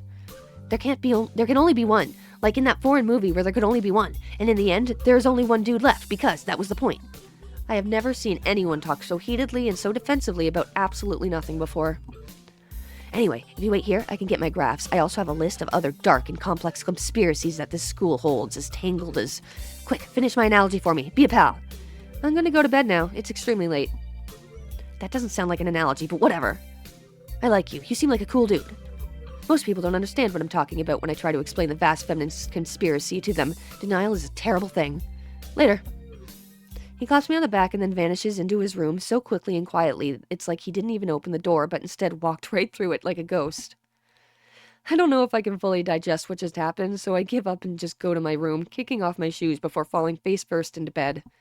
It takes me some time to relax and get up so I can get started on homework. It's because the sheets are cool and comforting against my cheeks, and it feels good just lying there with my eyes closed. This school's like some kind of bizarre and surreal island. It's isolated on top of a mountain, and each person is stranger than the last. I just can't seem to fit in. What irony one would think that fitting in a place that's made for people who are unfit for anywhere else would be easy. Maybe I'm trying too hard. Although I say that, it doesn't help take the edge off, and the words are left echoing off my empty walls. I guess it's not as bad as I expected, though. This place really is more a school and less a hospital pretending it's a school than I thought it would be. If nothing else, the scenery is beautiful. I open one eye, seeing the school books and bottles of pills arranged side by side on my desktop. Maybe this place is too much like a normal school after all.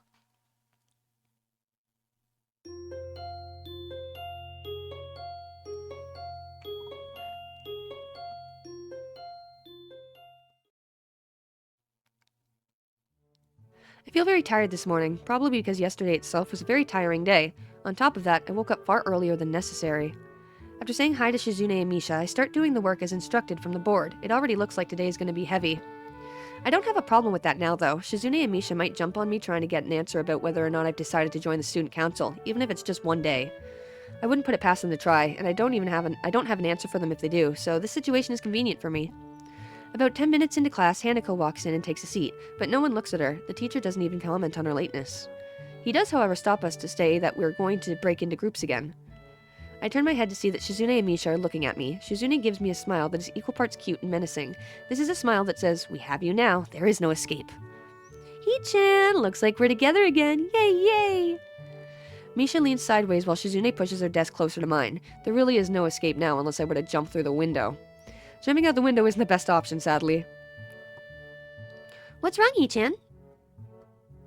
Oh, Hee-chan, have you been thinking about what you said yesterday? You said that you would think about joining the student council, didn't you? It's okay, Hee-chan. We were talking about it after you left, and it would be rude to expect you to already have an answer for us this early, right? Right? I'm so happy you two are able to have a laugh at my expense, and even more pleased to know that you both know how crazy the two of you can be. Now that that's over, Shizune snaps back into serious mode and smacks today's assignment with the back of her hand in an overly dramatic and important way. When I actually look at the stuff, it's mostly just reading. In fact, there are only 2 problems. I almost want to say something about how her rush to get started seems a bit much considering the small amount of work. In fact, Shizune probably knows how little there is and simply doesn't care. Yeah, it seems like the workload doesn't matter to her as much as the fact that there is work. The actual amount is unimportant. She approaches everything with the same level of ambition. While I'm reading, I let my eyes wander around the room and catch Hanako trying her hand at solving the problems. It looks like she's working alone. I can't remember seeing her working with other people before. Thinking about how shy she is, it's understandable. Hey, that girl over there. Who, Hee-chan? Her, Hanako, over there. Does she always work alone?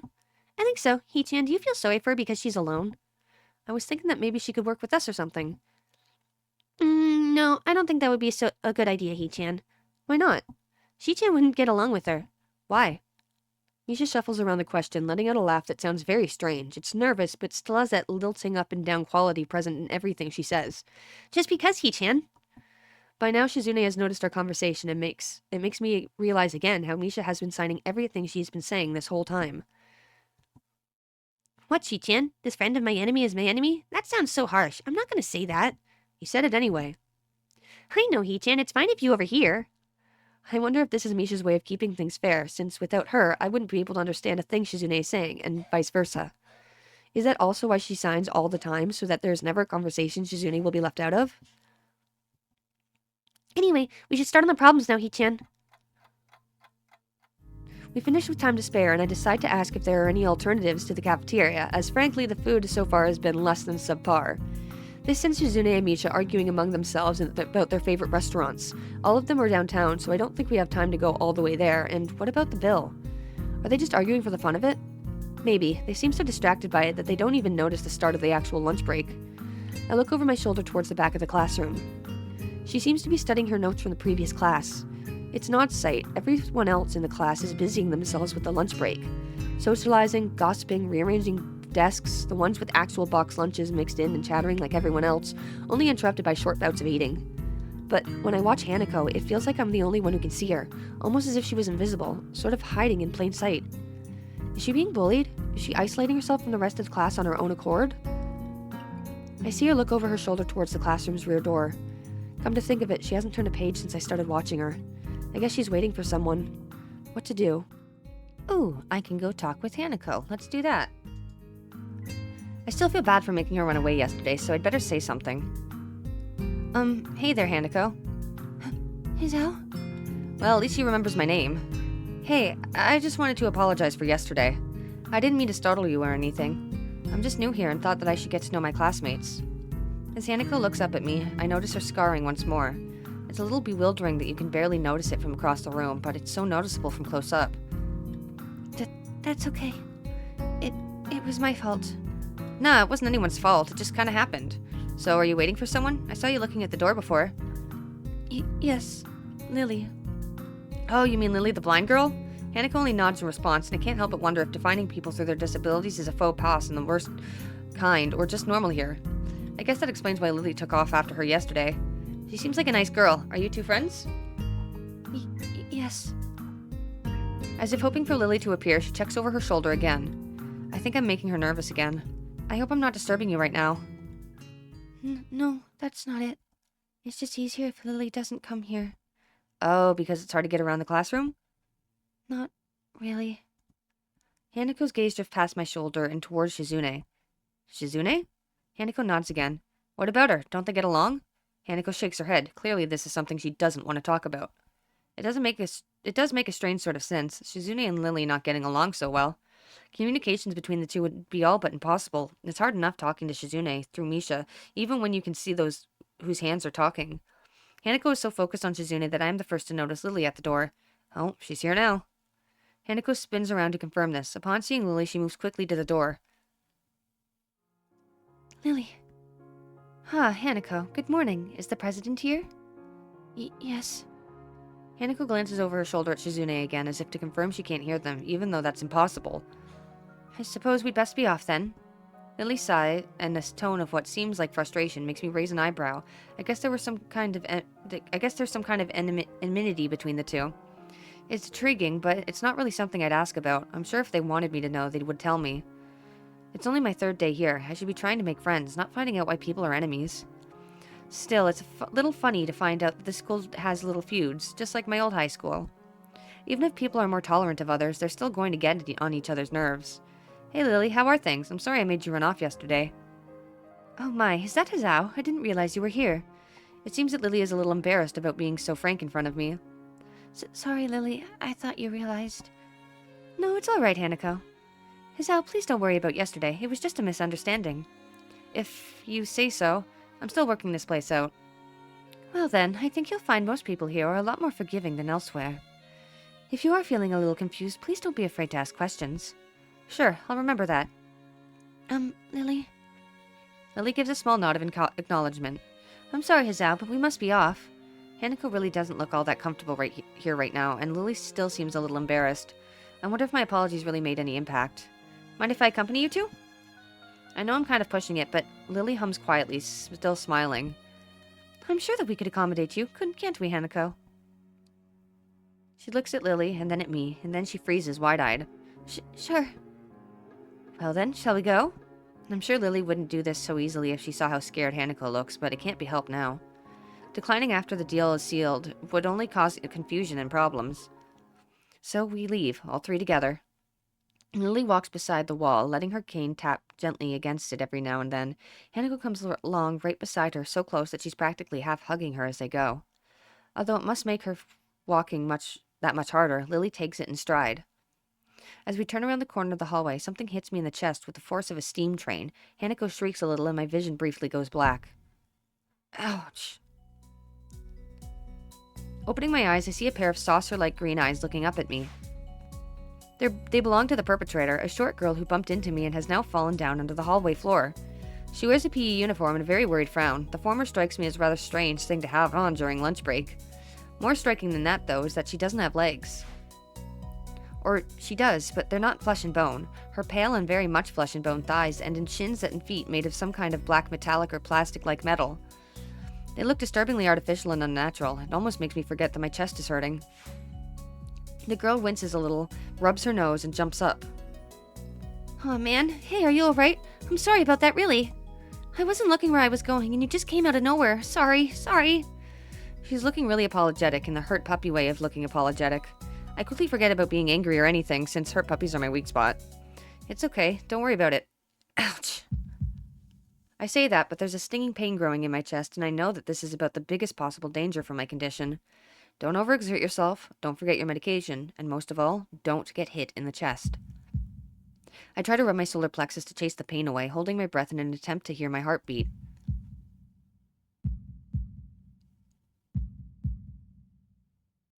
It seems normal.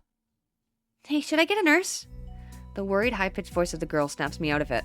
I stare at her for a few seconds, dumbfounded, until I realize that I probably looked worse off than I really was, doubled over myself and looking all tense. Damn, I'm overly worried about my heart. No need, I'm fine.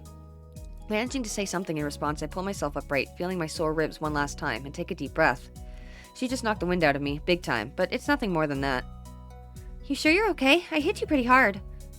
It's okay, I said it was fine, and nothing's broken. No harm done. That's good, Hazao, what happened? She's not quite up to speed for obvious reasons, but she sounds very worried. More than what the situation deserves, really. Someone just bumped into me. Nothing serious, just winded. Sorry, it's my fault. I was just going to get some stuff and I was kind of in a hurry. That someone here is Emmy, isn't it? The little girl coughs quietly and shuffles her plastic or metallic feet, looking down at them before saying anything. Hi, Lily. Hanako. I guess the girls know each other. Do please try to be more careful. You might be sturdy enough to endure those sorts of accidents, but there are people who aren't. The girl blushes and starts to fidget nervously like a little child caught misbehaving. It's so cute I find myself smiling. I know that. I was just... I gotta go. Teacher will have my head. I promised to help with printouts, but I went running instead. Sorry, but I gotta go change and everything. Before any of us can say a thing, Emmy has already bolted away, leaving the hallway eerily quiet. Does that kind of thing happen often around here? There are more rules in Yamaku than usual for running in corridors. But that rarely stops Emmy, it seems. She shakes her head weakly and offers a slight composed smile. I don't think there's anything we can do to stop her, I'm afraid. Shall we be off, then? Lily heads off along the hallway, and Hanako hurries after her. The route to the room the two of us use for tea is fairly simple to retrace, still being fresh in my mind from yesterday. Lily and Hanako quickly go about the business of making lunch. Before I can even open my small bag of food, Lily's busying herself with their thermos with tea bags as Hanako is setting out both of their lunch boxes. So, is this what you meant by coming here almost every day? Yes, Hanako and I usually have lunch here. It suits both of us, so we ended up using this room regularly. After seeing Hanako's reaction to me over the past couple of days, I can understand why that is a boon. That and Lily being able to get some quiet away from her class as well. I take my seat last after Lily's poured the tea for us and sits down. The more time I spend with these two girls, the more I think that they're perfect foil for Misha and Shizune. Even without a voice, Shizune is direct and brash, and Misha seems to get along with everyone. On the other hand, Lily is soft-spoken and relaxed, while Hanako seems to be the shyest girl I've ever met. So, how are you faring in Yamaku, Hizao? You seemed a bit flustered before. Apart from getting lost every now and again, and being crash-tackled outside my classroom, fine, I guess. You looked pretty hurt before. Are you really okay? For a brief moment, I consider telling Hanako and Lily about my condition, but then I hold it back. I can't tell why, but for some reason I feel uncomfortable talking about it to these relative strangers, even if they have been pretty friendly. Yeah, it's nothing. I was just a bit startled. Judging by the two girls' expressions, I don't think they're buying it, but in what I assume is their way of respecting my privacy, they don't press the matter. I guess that is one of the unwritten rules around here. Don't ask. Even if people's conditions are obvious, like Hanako's, there's still bound to be a story involved. Everyone has things that they don't feel comfortable speaking about, and I think everyone here recognizes that.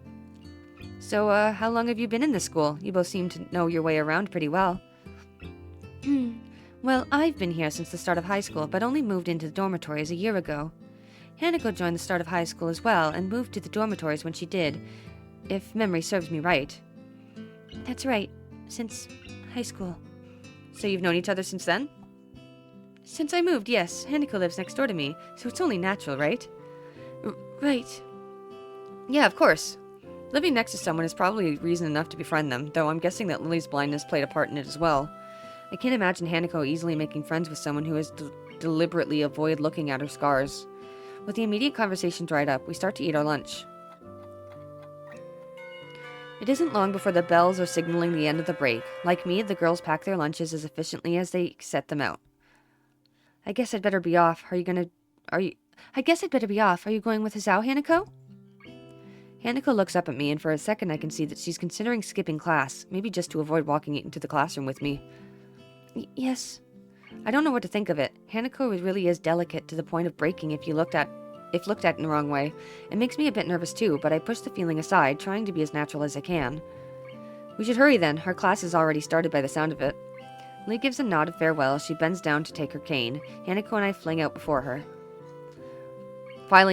I think. Oops. We walked quickly down the halls in our respective classes. As we reach the door to Lily's 3-2 classroom, she turns towards me. Hizao, thank you for sharing lunch with us today. My pleasure, Lily. And with that, we part ways, Lily entering her classroom and leaving Hanako and me to make off to our own. She's still looking like she wants to run away. So do you really want to go back to class now? Yes. Okay then. I feel like I should say something more to her, but it's hard to come up with anything that would be appropriate and safe enough. And Lily was right. The more time we spend out here, the more explaining we have to do. I open the rear door to the class and walk in. The teacher looks up at me and opens his mouth to say something. However, as Hanako follows me in and closes the door, he simply nods to us and continues his lecture. This is the third time that Hanako has had her truancy practically ignored. There's something definitely going on in here. We make our way to our seats, and I notice that Misha and Shizune are both missing as well. I wonder if it's some form of informal agreement with the staff, or if it's a perk afforded to the unique students of this school. Trying to make as little disturbance as I can, I extract the relevant textbooks from my bag and start catching up. The class goes on quietly. The teacher seems like an okay person despite the weird first impression I got, and the material is relatively interesting. However, the way he teaches is really bizarre. It's as if he expects that everyone is a natural genius. When the final bell sounds, I realize that there's still a lot of time left in the day, and I'm left wondering what to do. It's odd. At the hospital, I had 24 hours a day of free time, but here, filling the considerably shorter hours feels difficult. Everyone else leaves, and I'm left alone with the teacher. Muto is examining the assignment sheets we were working on earlier, marking them with a red ball pen. Raising his eyes from his papers briefly, he notices me and furrows his brow. What is it, Nakai? I jump at him addressing me, but I guess it's natural to spark some conversation since there's nobody else around. Nothing. Thinking about what I do after school. The teacher slowly puts a cap on the pen he is holding and arranges his papers into a stack, clacking it against the desk twice. He seems very methodical, and for a brief moment I'm reminded of Shizune, but the teacher is more unhurried and relaxed and much more routined. You have no plans? No, I considered joining a club, but I don't know what kind of clubs would interest me. Go observe a meeting of someone else's club. Might pique your interest. I guess. I don't know how to continue from there. Muto looks at me in a way that makes me quickly want to take the words back to avoid a conversation. But I can't, so I have to forge ahead. I just don't know how to deal with people. I mean, the other students. I'm talking to people and everything, so it's not that I'd be isolated or anything. I just don't know what to think of it. Think about the disabilities. It's like, it feels that I'm being impolite if I pay attention to them, and it's weird to ignore them. Damned if I do, damned if I don't. The teacher scratches his cheek absent-mindedly, looking very unresponsive. These things are only an issue if you make them one. You can talk normally with someone, even if they're blind or something. Try to look behind the superficial. There's not a single student here who isn't just a normal kid behind whatever they might seem at first glance. He says the same thing as Yuko did. I know they're right, but it's hard. How can you not consider, for example, Shizune's deafness when the only way to communicate with her is to talk through Misha? Or Hanako. It's not like you can just ignore her face. But I'm interrupted by the door of the classroom suddenly slamming open. Teacher! Misha crashes in, hands straight in an enthusiastic greeting, her voice loud and lively enough to wake the dead from their graves. She starts towards the teacher's desk with her bouncing step, hands energetically swinging at the rhythm. Muto, visibly dismayed at the interruption, and Misha in general, slumps in his chair. Mikado? Misha stops in her tracks and looks around cluelessly, as if she's sensing from his tone that something's wrong but has no idea what. Yes? We have talked about volume control before. Yes. But she doesn't lower her voice at all, and the teacher just rubs his eyes. So what is it? We need your help. We're running out of supplies for the festival stands. This is a distress. She waves a pink slip of paper she's holding around. So, go get more supplies from the art room. What's the problem with that? Plywood. Plywood is always the problem. Last time we wanted more, there was only a little, but that time we just took it all and went with that. Now there's like none left there, so do you know where there is some? I don't understand. How would I know? The president thought that a teacher would know if there's plywood. Was she wrong? Muto looks like he's in great pain, frowning with his entire essence, and Misha doesn't get it at all. Looking at the two of them communicate is terrible. It's like looking at a man being tortured by drilling his skull open while blasting pop music at full volume at the same time. I'm afraid I have no idea if there's any plywood in the school, let alone where it would be if there was any. What should I do? Perhaps try to find Mr. Namiya? I'm quite sure he would know where to find everything you need. You'd have to pry them from his cold, dead hands, but that's a different matter. I don't have time. We're so busy. She holds her head with both her hands, looking as despairing as it's possible for a person like her. Without even noticing, she crumples the note she's holding against her hair. I shouldn't even be fetching these things. There's just so much to do, and we're falling behind the schedule. Muto looks at her gravely and then suddenly smiles. Smiling doesn't really fit his face. I think it'd be better if he didn't. I wonder if you could get some temporary help? He switches to staring at me focusedly with a hard expression, as if trying to say, go make some friends. I guess I can give you a hand. You can? Thanks, Hee-chan. You really are nice. She pauses, does a double take, and then points at me with her finger, yelping, ah! And looking very puzzled. Come to think of it, what's Hee-chan doing here? Class is over. You should be having fun. We just had a little chat. Oh no, it's not detention, is it? Are you in trouble, Hee-chan? No, I'm not. Is Hee-chan in trouble, teacher? No, he's not. Muto sighs deeply, and I feel that I have to help Misha to get her off the teacher's back. So what do you need? Here's a list. I can try to find the plywood from somewhere if there's none in the art room. She offers me the note that she's holding. I take it, hesitating a bit. I said I'd help you, but this has no implications on whether I'm joining the council or not. Aww. Still, thanks, Hee-chan. Try to be quick. We are in a stall building strike now. We must hurry. She bounces out of the classroom, leaving me and the teacher looking at each other with something that feels like a silent agreement. Well, there you have it, Nakai. You have something to do now. Please don't sound so smug. Looking at the list with a number of items ranging from paint to plywood, all written with small, neat handwriting that is undoubtedly Shizune's, I heave a sigh. I'll be going then. Waving the long list limply at the teacher, I exit to the hallway. The classroom closest to ours are designated belonging to class 3-1 and 3-2 on the right side and 3-4 on the left side, each door looking exactly the same. Further down the corridor, still with identical doors, are rooms that I didn't think were used for classes. I guess the art room is not a classroom as much. I carefully push open the furthest door and peek in. It's a classroom, but it seems rather badly kept or not in use. Am I in the right place? Desks and chairs are all around the room. A thin layer of dust settled on them. There are some easels in the corner, so this at least looks like the right place. The room is flushed in sunlight from the big windows, shadows creeping all over the desks. Specks of dust are dancing in the stagnant air, making the beams of light almost visible. Jokingly, I call out into the empty room. Anybody hope? Something catches my eye and I stop mid-sentence. Sitting on a desk is a short-haired girl, curiously wearing a boy's uniform, with a fork between her toes, a morsel of food stuck firmly on the end. This odd way of dining seems to be caused by her apparent lack of hands, but her presence here is what takes me back even more. How did I miss her before? She's sitting in a corner very still, but I still somehow took her as part of the furnishing or a statue at first glance. I'm not being too observant today as a whole. The girl seems to be frozen in place, staring at me with her huge eyes like a rabbit in headlights. She's staring at me, her mouth wide open, ready to accept the fork. I'm staring at her, my mouth wide open, suddenly remembering I didn't finish my sentence and trying to think if I should. This weird stalemate keeps us both stunned into silence, punctuated only by the wall clock ticking rhythmically. Hello. The girl stuffs the fork full in her mouth and is now staring at me expectantly while chewing. This is a bit awkward. Hello. I was told to pick up some supplies from here for some festival stalls, I think. I didn't think there would be someone here. There isn't. That's why I came here too. She picks up another forkful. Doesn't that mean you're here then? She raises her eyebrows if she was suspecting my observation was false. You're pretty observant. I guess it does. But who are you? The girl's pretty straightforward, isn't she? I'm Nakai, Hizao Nakai. I just transferred in on Monday. I'm Rin, Suzuka Rin Suzuka. I won't shake hands with you, but at least we know who we are now. That's very nice. Her deadpan manner of talking makes it hard to determine whether she's joking about shaking hands or not. It kind of bothers me. Joking about these matters doesn't feel appropriate at all. While I'm trying to figure out what's appropriate and whether this girl is, she seems to have lost interest in me and is now gazing yearningly back at her food. Can I continue my lunch? If you don't mind me, I won't mind you. If you need to get your stuff, the supplies are at the back. Go right ahead, but lunch? School's already over for the day. What word would you use then? There's no word for the meal you eat after lunch but before dinner, right? It bothers me very much too, but I don't really know what I should say. I don't think you're supposed to eat a meal between lunch and dinner to begin with. But I'm hungry now and my delicious box lunch would go to waste otherwise. I have curry. It's very delicious. With much decisiveness, Rin once again picks up the fork between her toes and with at least as much impoliteness, she points it straight at me. So Nakai, what brings you to this place? Like I said, I was told to look for these things.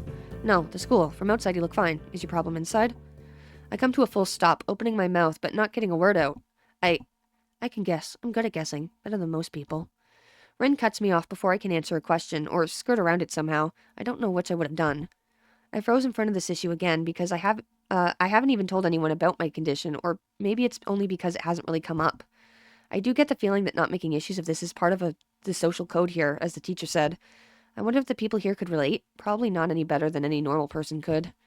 I can't relate to Shizune's circumstance, or Lily's either. Naturally, while I go through this in my head, Rin keeps considering what my condition could be, with an overtly contemplative look on her face. She puts her fork between her lips and leans back, looking at the ceiling as if the answer is written up there. A beam of light illuminates her face from the window side, creating a mask of dark shadow on the other side. I don't think it's anything in your head, and something in your guts would be boring, ordinary, like this lunch of mine, and less delicious. The problem must be in your pants. This messed up Sherlock Holmes kind of statement and the sheer lack of tact it was delivered with catches me completely off guard. I think I might have just reeled back even physically as Rin's eyes widened in revelation and astonishment. So I was right. There is something wrong with your tackle, isn't there? Still partially in shock, but recognizing the need to reply something, I spit out the first thing I can think of. No, nothing like that. I have a heart problem. Arrhythmia. I said it. More like blurted it out, but I said it. The girl in front of me purses her lips together and glowers at me, looking very disappointed.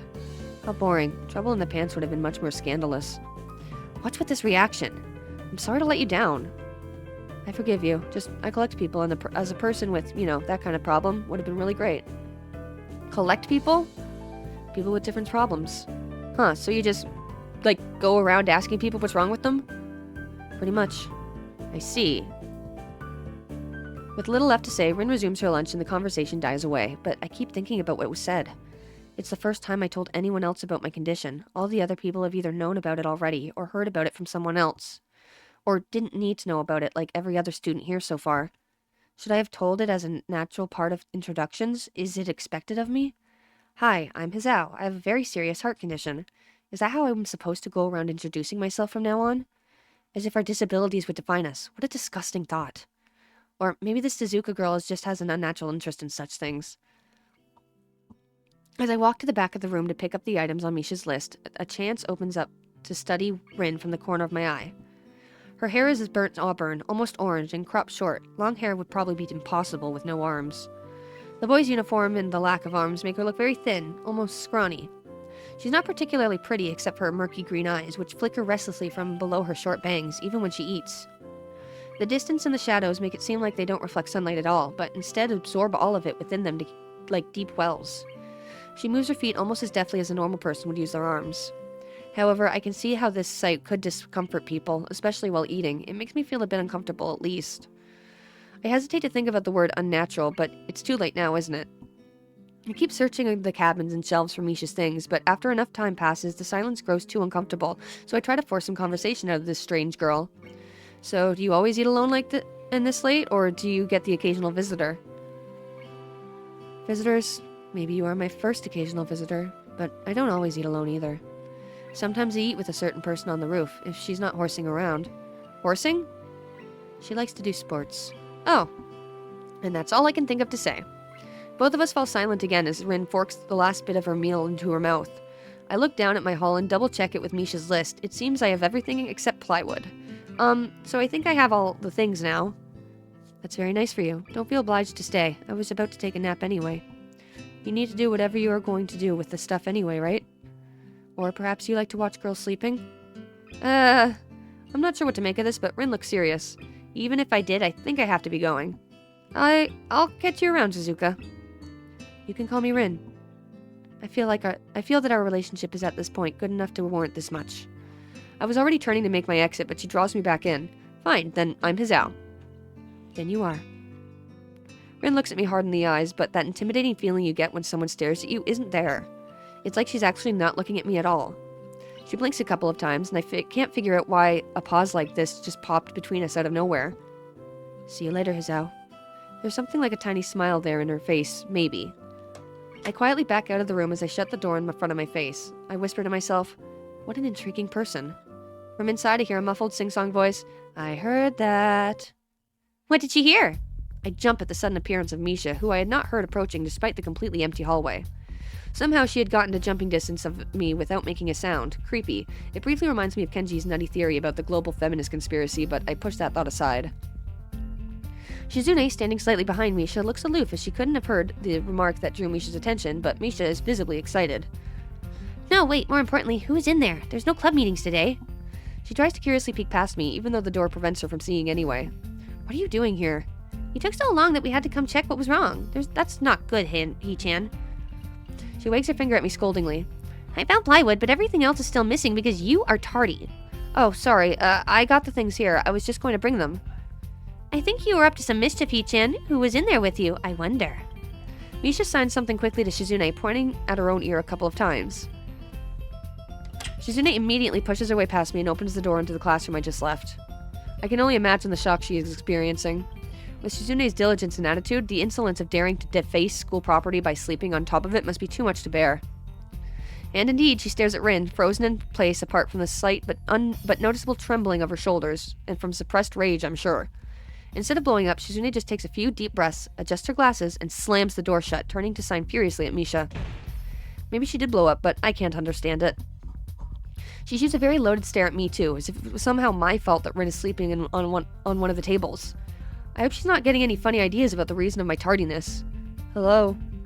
Rin's voice comes from the other side of the door, and it takes a few eye blinks to realize she might have trouble opening it. I open the door to find Rin directly behind it, looking at us with a half-interested, half-sleepy face. Hello. Miss Tezuka, what do you think you're doing? You're absolutely not permitted to use school property for such disgraceful activity. It sure is suddenly very crowded in here. I didn't know I was this popular. It's hard to say whether she's happy or unhappy about this turn of events. At any rate, she ignores Shizune's Misha's scolding, so they have no choice but to drop the issue.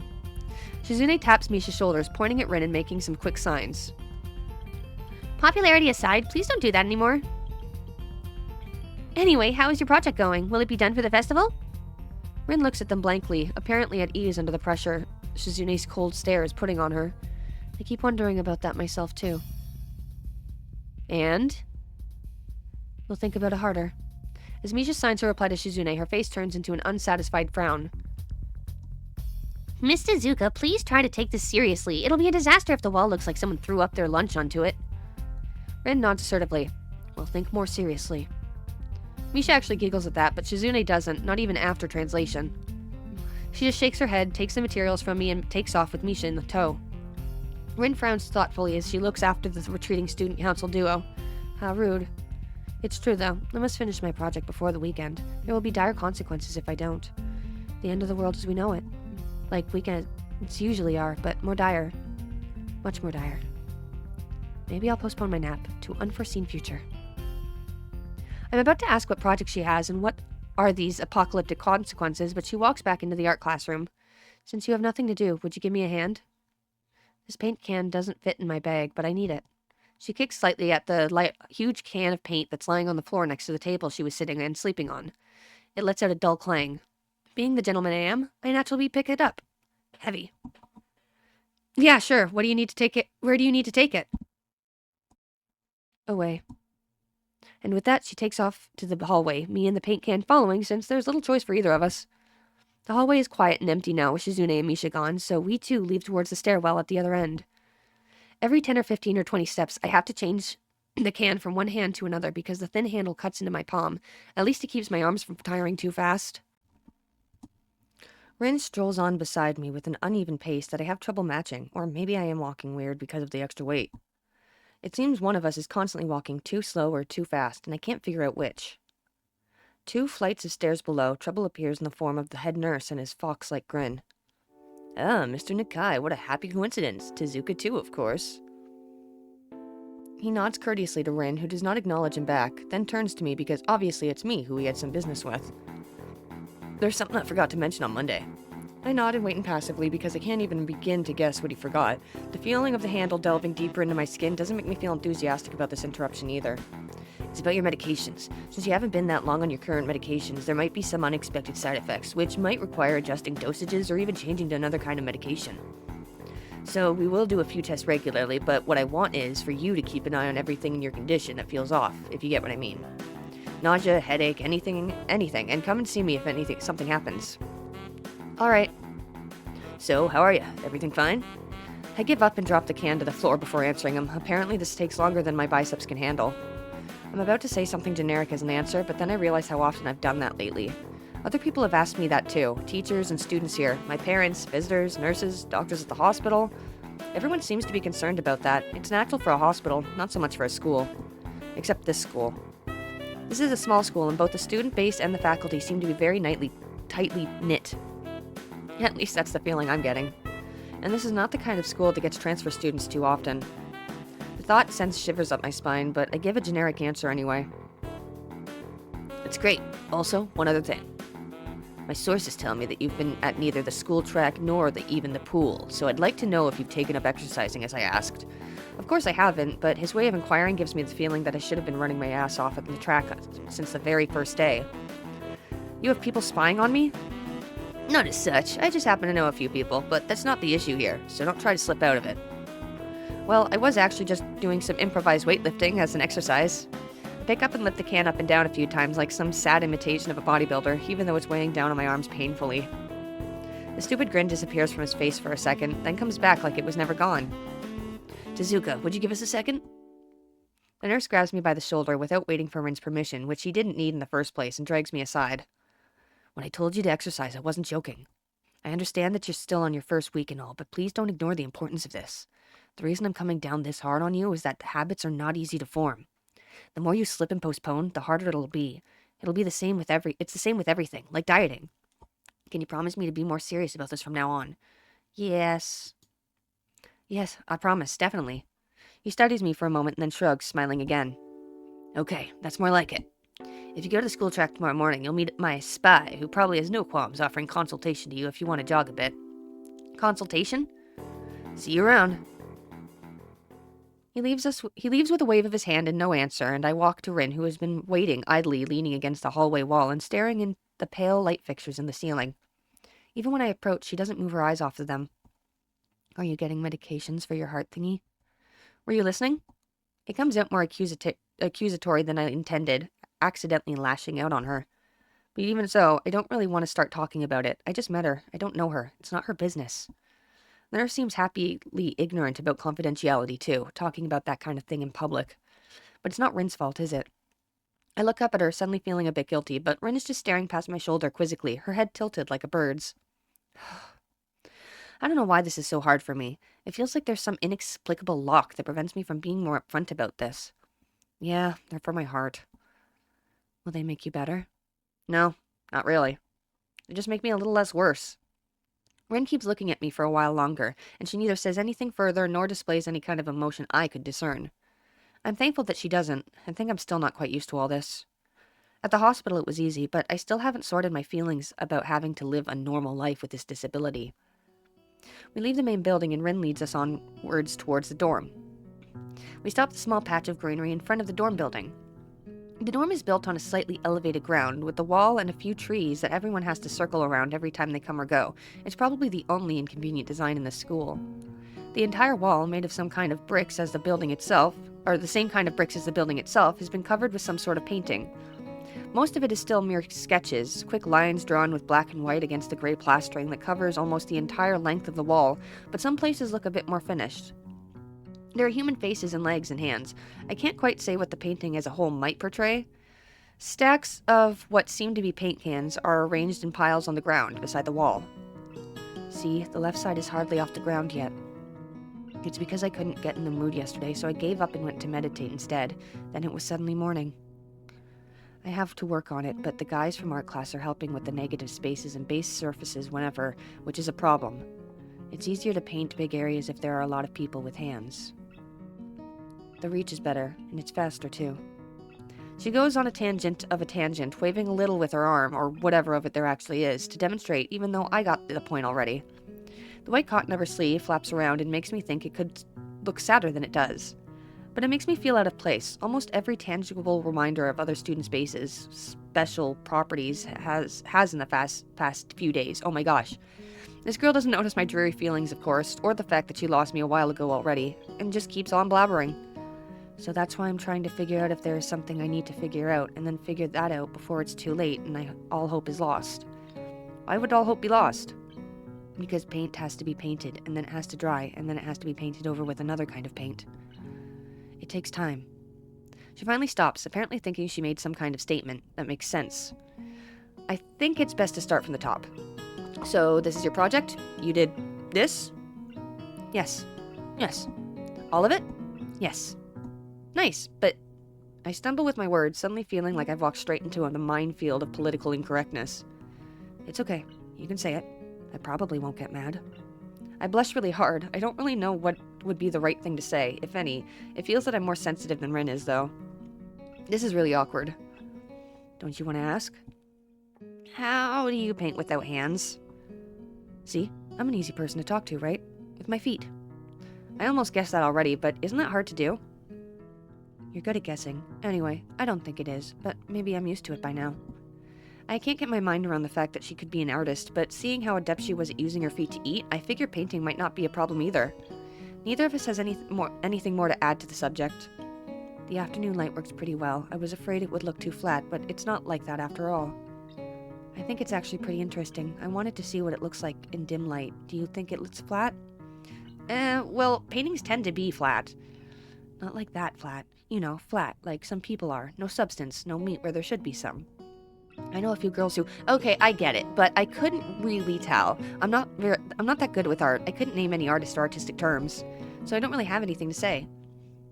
Rin shrugs her shoulders at that, saying, "Suit yourself," without saying it, and looks up at the sky as if trying to look up there for something up there. Oh my god. I didn't think I'd get any actual work done, but if you give me a hand with the paints, I could do a little before it's too dark. I wanted to get a halogen lamp like the ones they have at the sports track, but there aren't any. Rin sure is quick to recruit my help, as was Shizune. It really makes me feel that the festival is such a big project that every pair of hands is needed. Why not? I'm not really sure if I can be any help, though. It's just mixing some paints. You can do that, probably. Do you have motor control problems? Like, you know, those people who have some? Cerebral palsy, maybe? Not that I know of. I get it. Heart thingy has nothing to do with that. She gives me a sly look for no reason. No, it doesn't. Let's do it then. She sits on an empty wooden box and very naturally picks up a wide brush between the toes of her bare right foot. I open a few of the cans and pour some of the contents into shallow bowls for mixing. The thick paints flow lazily from the can to the bowl like syrup. I mix them, creating funny, hypnotic-looking swirl patterns that melt quickly into each other to form a new monotone hue. Rin sets to work, every now and then asking me for a hand with something or the other. Finding different brushes is easy enough, but mixing the paints to be the exact tone this girl is apparently seeing in her head is a frustrating ordeal. She wants precision down to the last milliliter before she is satisfied, but her instructions are obscure at best. Add half a splash of green. I crouch down and pick up the can of bright green. The other green. This green. I carefully pour some of the other green paint into the mixing bowl. No, that's almost a whole splash. More white. Is green a good color to add? No idea. You're the artist here. A hint of a smile appears in the corners of her mouth. Do you lack an opinion? No, it's just that I have no idea. It's okay, because I just got an idea. Add more white. With this exclamation, I pour a minuscule amount of white into the bowl and mix it. It looks slightly whiter. That's not good. It has to be like the color when you wake up and you know that you saw the meaning of life in your dream but can't remember it. Maybe it's yellow. Despite the impossibility of mixing a color like the change of seasons or any other nonsense that's being imposed on me, I find myself enjoying it more than I thought I would. Seeing a painting being born on the plastered wall feels like magic. I spend the moments I have been mixing paints crouching down on the paving and just looking at her work. It feels slightly intrusive at first, like breaking some imaginary intimacy, but Rin doesn't seem to mind the least bit. Maybe it's just in my head. Her entire presence emits a completely different air as she patiently works the details, adding layers of paint on top of other layers of paint, steadily moving her foot across the wall to add new shapes. When I manage to produce a small passable mixture of paint, the rare smile on her face is oddly rewarding. Apart from the few words when discussing paint mixes, neither of us says a word for the longest time.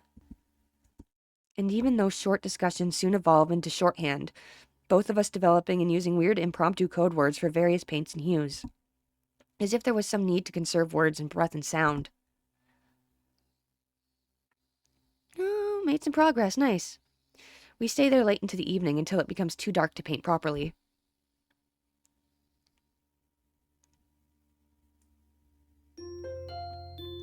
And another day passes.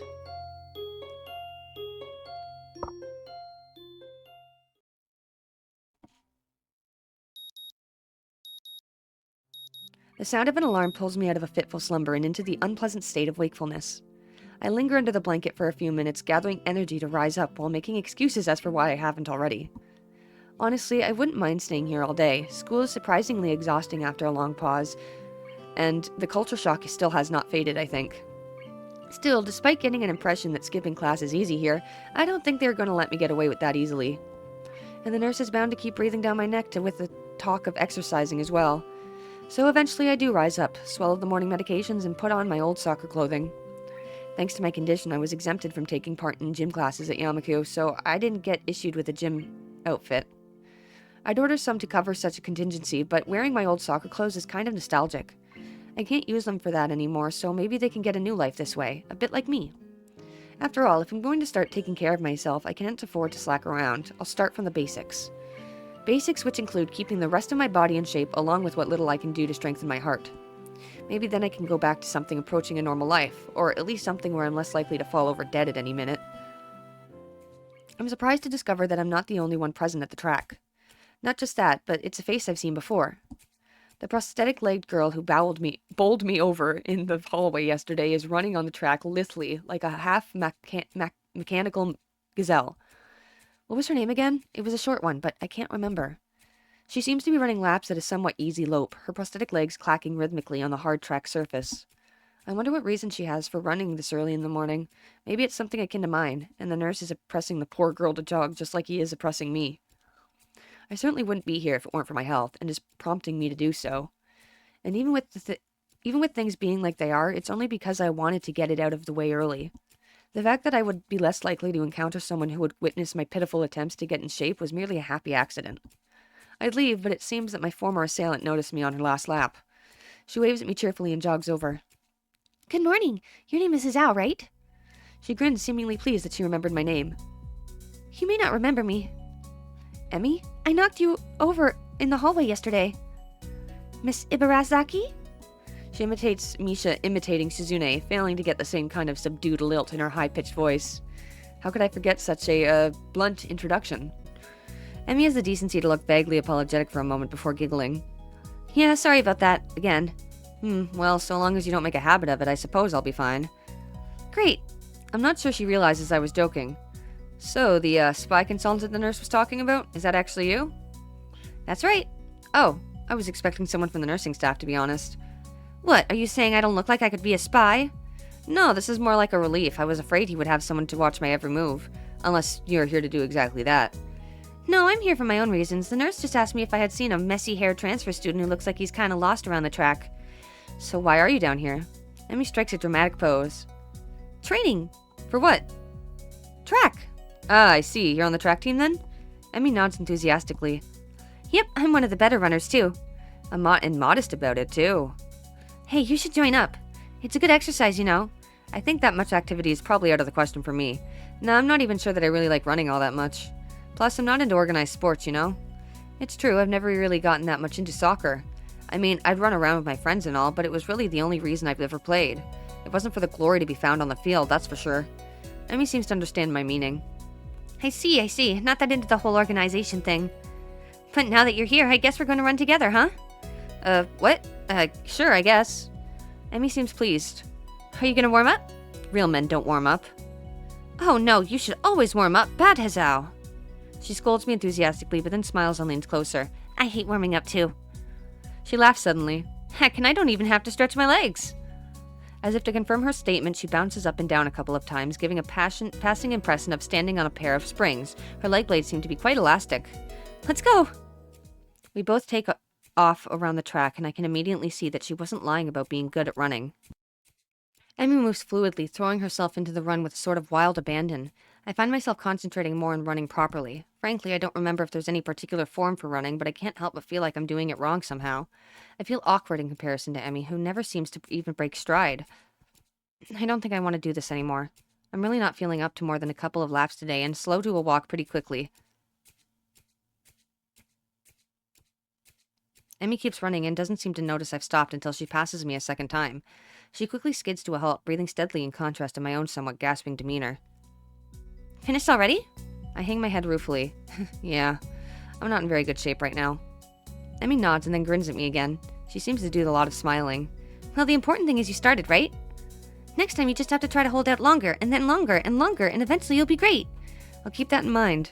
But I think right now I'm going to go get ready for class. Shouldn't you? Emmy shrugs unconcernedly. Nah, I've got plenty of time. I notice that she's not wearing a watch. Are you sure? Another careless shrug. Not really, but I've got to finish my routine. See you later, Hazao. Yeah, see ya. I'm not sure whether this morning's experiment was a success or a failure, but I admit that I do feel slightly good about getting out there this morning. And like Emmy said, I just need to keep at it in order to get better, right? Practice makes perfect, or something like that. It's nice to at least feel like I've taken some semblance of control over my own health. I'll have to try to keep this up. I head back to the dorms and wash and change into my uniform, trying to resist the urge to take a really long and hot shower. I'm tired from all the running, so I just want to unwind, but I don't want to break my slowly building routine of getting to school before the morning rush.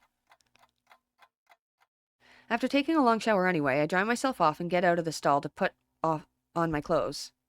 Out of nowhere, a shadow appears within the mist, looming and radiating malicious intent. It bursts through the fog. Sup? What are you doing here? What the hell? You scared me. What's your problem? I should be asking you that. I've been looking for you all over the place, man. What do you mean, all over the place? I want to ask if he's been looking for me like that, stark naked, but hold my tongue back.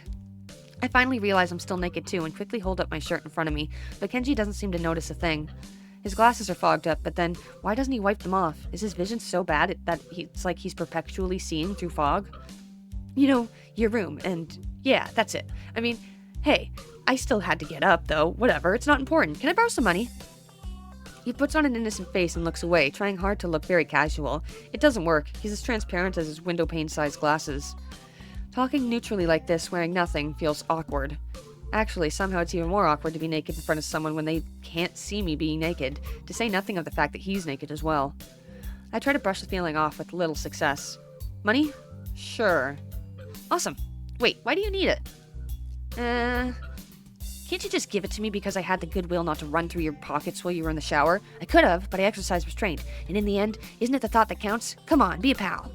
This makes no sense. If it's the thought that counts, I should withhold payment since his thoughts were so clearly impure and his intentions are probably even more sinister since he can't tell me what they are. I say as much to him. I'm offended, man, but if that's your game, then fine. I guess I have no choice. I want to order a pizza, and I already have most of the cost of the pizza. I need your help for the rest.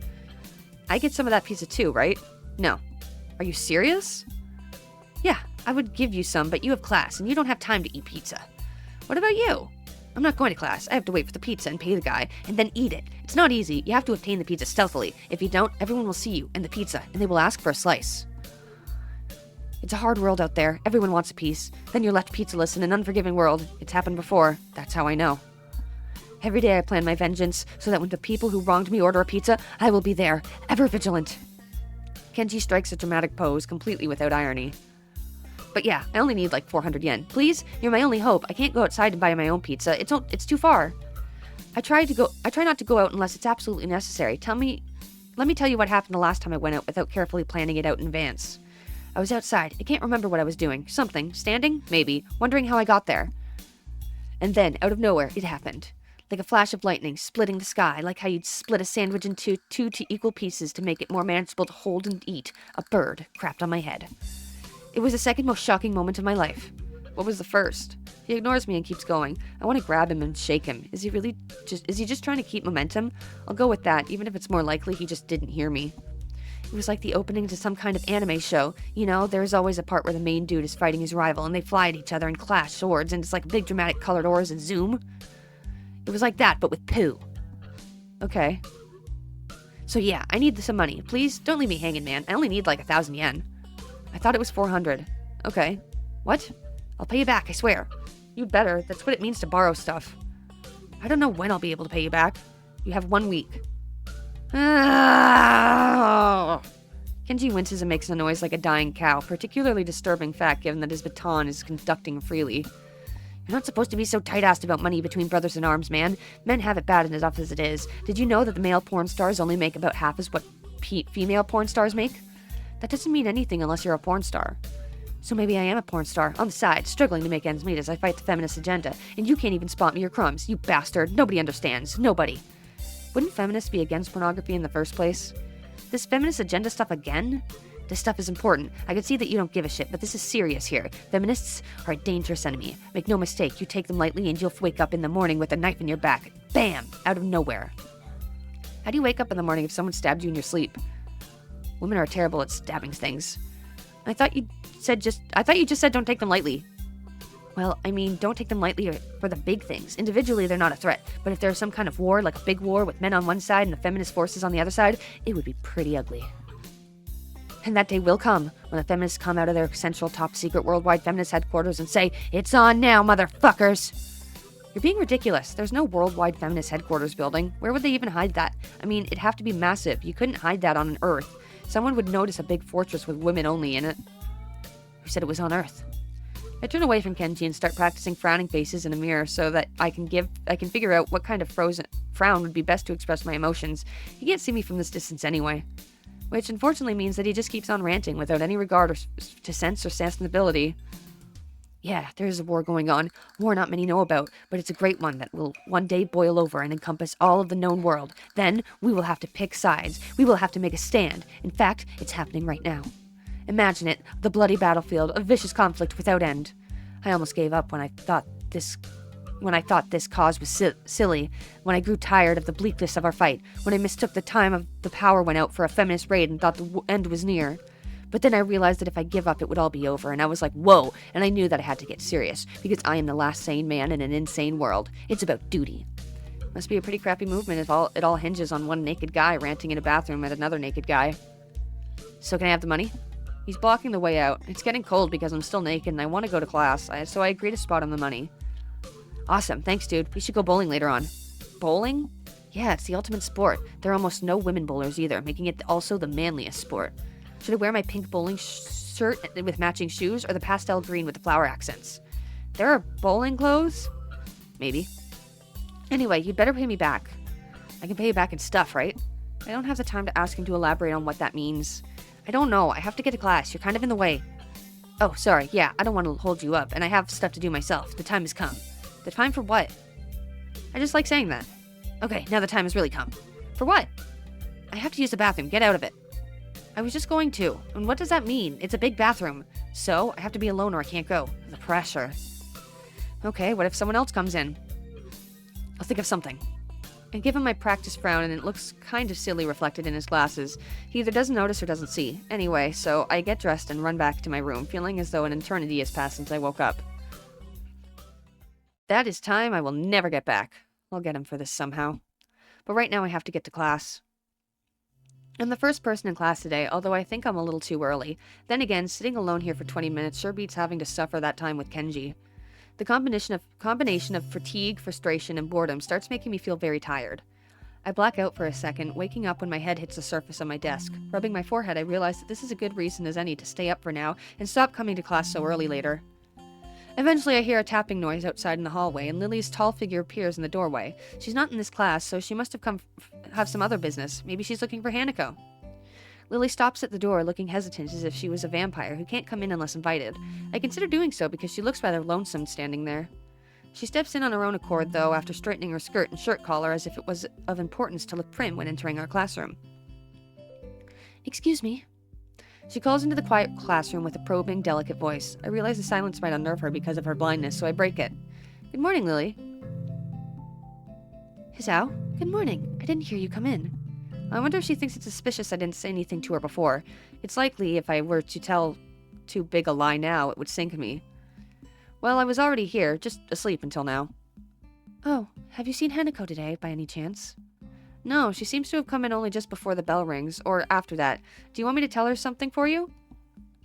No, it's fine. It's strange, but I think we're the only two people in the school right now. I didn't hear anyone else on my way here. I shouldn't have gotten up so early today, I guess. You're chastising yourself for doing something that other people should. Punctuality is a good thing. I think so, anyway. It's a very busy morning today. The festival is coming up soon, and today is the deadline for event or registration, budget reports, and other official paperwork. It could be that everyone is trying to complete the necessary forms at the last minute. Maybe that is why it's so quiet today. Hi! Misha pops into the room with Shizune as if on cue, shouting with a loudness that makes Lily visibly flinch. Hi, Hee-chan. Hi. Look, it's the class representative. Hello. Lily smiles, probably amused by Misha or Shizune's use of the word look. Good morning. Of course, you're not the representative of this class, right? I'm not. Lily seems a little more guarded in her answers to Shizune than she was with me the other day. I guess they really don't get along at all. Then I realize that Lily might actually not know Shizune is present, and she's trying to detect whether or not she is, to know who she is talking to. For all she knows, she's talking to Misha, but knowing that she and Shizune are practically inseparable, she might expect Shizune being the one that actually talks. Damn, how complicated. I decided to help Lily out for my own peace of mind more than anything else. You're here early, Shizune. You were here even earlier than us.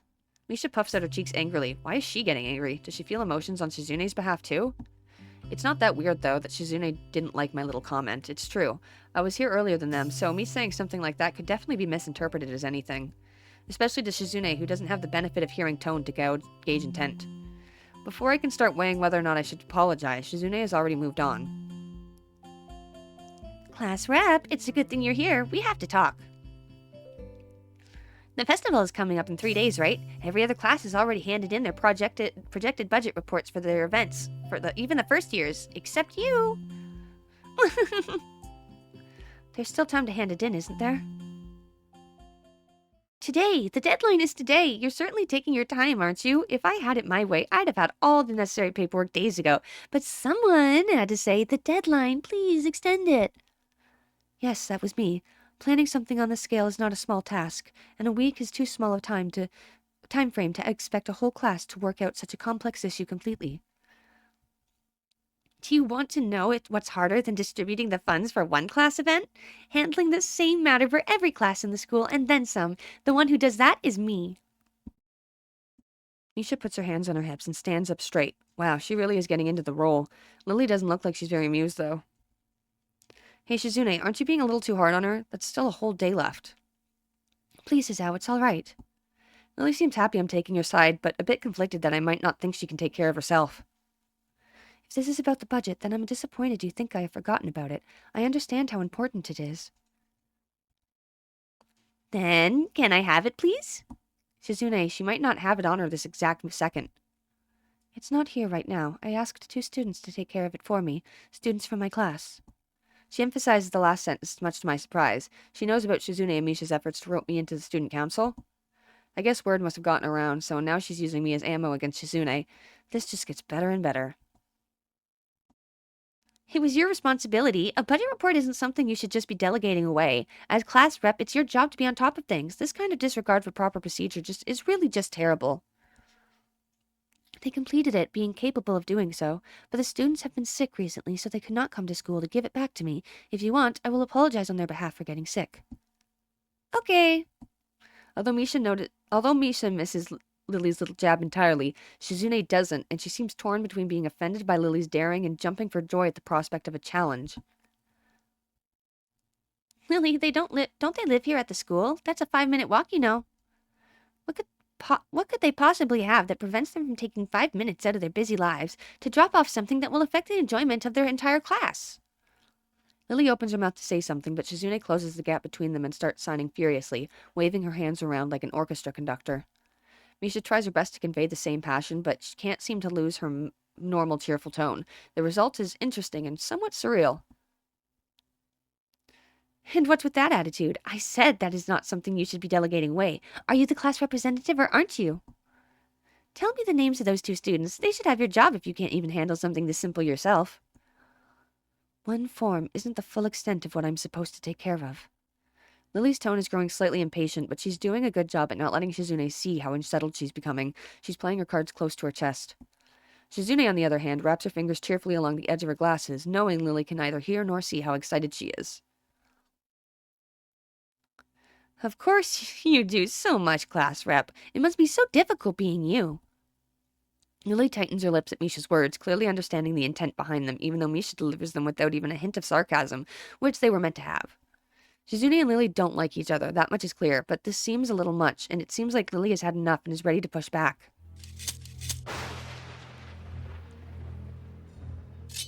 I was actually just discussing the budget report before you came by. You must be very talented to have finished all your student council duties so quickly that you can track me down and make sure I don't forget my own. Are you accusing me of slacking off? It seems like you're confusing me with yourself. I don't think so. That would be a very difficult thing to do, comparing myself to you. You're right. The difference between us is like heaven and hell. It's not hard to guess which one you might represent. The air between them ripples with the heat of their enmity. Well, not really. They can't disguise it anymore, though. Even Misha looks like she's beginning to understand the real nature of this conversation. Hee-chan, don't you slack off either. What are you talking about?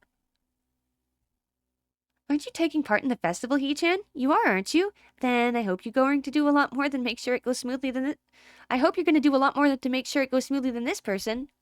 I don't understand why Shizune is suddenly getting mad at me. Hey, come on, cut me and Lily some slack. Hey, I'm the new guy, remember? It's not like I could have done much even if I wanted. That's right, you shouldn't expect a transfer student to jump right into this on his first week. Lily taking my side feels oddly comforting, so I decide to back her up too. Yeah, you're being unreasonable with us both. Excuses. Miss Class Rep has had plenty of time to deal with her report. And we repeatedly offered you a position to help with the student council work, but you refused to commit yourself to making the festival a success. Yeah, but as I said back then, I'm not sure if... I don't have time for this right now. No matter what I do, it will mean being drawn into a confrontation with Shizune, and that is what she wants. Whatever, forget it. I turn my back at them. Lily, class is going to be starting soon, so we can talk more later. I'll tell Hanako you were looking for her. I can feel Shizune freezing. Maybe this is the first time she's ever been ignored in such a blunt manner. Thank you, Hizao. I'll leave now then. She gives me the sweetest smile I've seen all week and turns on her heels to make her exit. As soon as Lily walks out the door, I suddenly start feeling reluctant about turning to face Shizune. I can feel her eyes burning into my back, and I can't bring myself to look at her. She must be furious. I keep expecting Misha to say something to alleviate the tension, but it really is wanting too much. In the end, I go back to my seat and listen to the sound of Shizune's footsteps as she marches out of the room. She doesn't return until a few minutes before class. Hanako doesn't come to the morning class at all, leaving her seat empty and lonely in the back of the classroom. I have to tell her that Lily was looking for her if I see her later. After the events of this morning, class is pretty boring in comparison. I turn the pages of my textbook lazily. I have a bit of catching up to do despite trying to keep up with my studies at the hospital, but I'm not feeling that enthusiastic about it. The clock in the front of the room sounds unbearably loud. The teacher hasn't said anything in over 7 minutes, instead opting to cover the board in rows and rows of equations taken directly from the book. The rhythmic clashing of chalk on chalkboard seems to synchronize perfectly with the ticking of the clock. I start to copy down the equations just to pass the time, even though they were right there in the textbook. When the bell rings, I'm not in a hurry because I have nothing to do, so I stay for a while, reviewing what we covered in class today. I prefer to leave last anyway, so I don't have to deal with crowding in the hallways. I notice Shizune and Misha have also stayed behind, talking to someone from another class. Shizune's signing so fast that her hands make noises like swords cutting through the air. Maybe there is pent-up anger in there. Misha's trying desperately to keep up, but it's clear that she can barely even manage to understand her. I put my head down. Whatever they're discussing, it looks like serious business. Shizune signs to the point where her wrists crackle, and Misha struggles to spit it out in word form. Sometimes she trips over herself like she's dealing with tongue twisters, and then on top of that, she has to sign back anything the other girl says. Seems like a rough job. Misha looks tired, like she's about to faint. Luckily for her, their business is soon finished, and the girls sit down at their seats again. I'm so tired. She's hanging her head limply on her desk, looking exhausted. I'll use the opportunity to reconcile with Shizune a bit, without getting roped into the student council thing again, though I suspect that door is now closed for me. Festival preparations must be tough for you. Indeed, the people in this school seem to be taking the festival very seriously. Whenever I see people idling around before and after classes, they're always talking about their plans for it. It's kind of neat to see everyone being so enthusiastic about it. I'm probably the only one who doesn't have anything to do.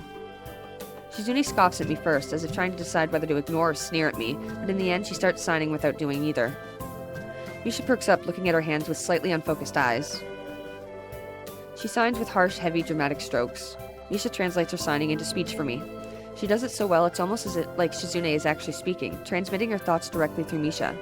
She must have practiced it vigorously. Well, of course we're in the student council, you know we're pretty busy. It's an important duty of ours to ensure the success of the festival with all our strength. We would shame ourselves in front of the past student council generations if the festival were to fail. That's why there must be no flaws, I think that was encumbrances. Nothing that might make the festival short of perfect. Shizune's passionate speech and Misha's enacting are really oddly fitting of them. Oh, hello. I look over my shoulder and see Hanako peering timidly into the classroom. Most of her body is hidden behind the door. Hey, playing delinquent again? Hanako blushes hard at Misha's straightforward jab, even if it was only in jest. Shizune stares at her probingly, causing Hanako to look down and start backing away to the point where only her fingers can be seen wrapped nervously around the edge of the door. Maybe she's showing her dislike of Hanako by association of her dislike of Lily. It appears so, and Hanako probably knows it as well. What is it, Hanako? Has Lily been here? Sorry, haven't seen Sato. She, came by in the morning, though. Hanako keeps looking uneasily at Shizune, who stares back at her with her usual studying gaze. What is she trying to do? Of course, Shizune isn't going to look away, and she is intimidating enough as it is, so I can only imagine how terrified Hanako would be. It is a little uncomfortable watching Hanako's reaction to Shizune's normal behavior. This is what happens when two people of two different extremes meet, it seems. Do you know where she is? If she has any sense in her head, she's in her classroom working on their festival project, but who knows where that woman is loitering at. You need to find her? She was looking for you in the morning, but I guess you have missed each other. She waits a little without answering the simple question, looking awfully like she's not sure if it's proper to answer such a question. Yeah. I can come with you, if that's okay. Hanako nods fractionally, still on guard. Her shoulders stiff like wood. I get the feeling that she might be more comfortable by herself after all, but it's too late to back off now. She has this really troubled expression she seems to wear almost constantly, one that makes me constantly to be on guard myself. I wonder why. I kind of understand why she always seems to be so wary, or maybe more like why there could be a person like her. But still, I have no idea how I should act around such a person.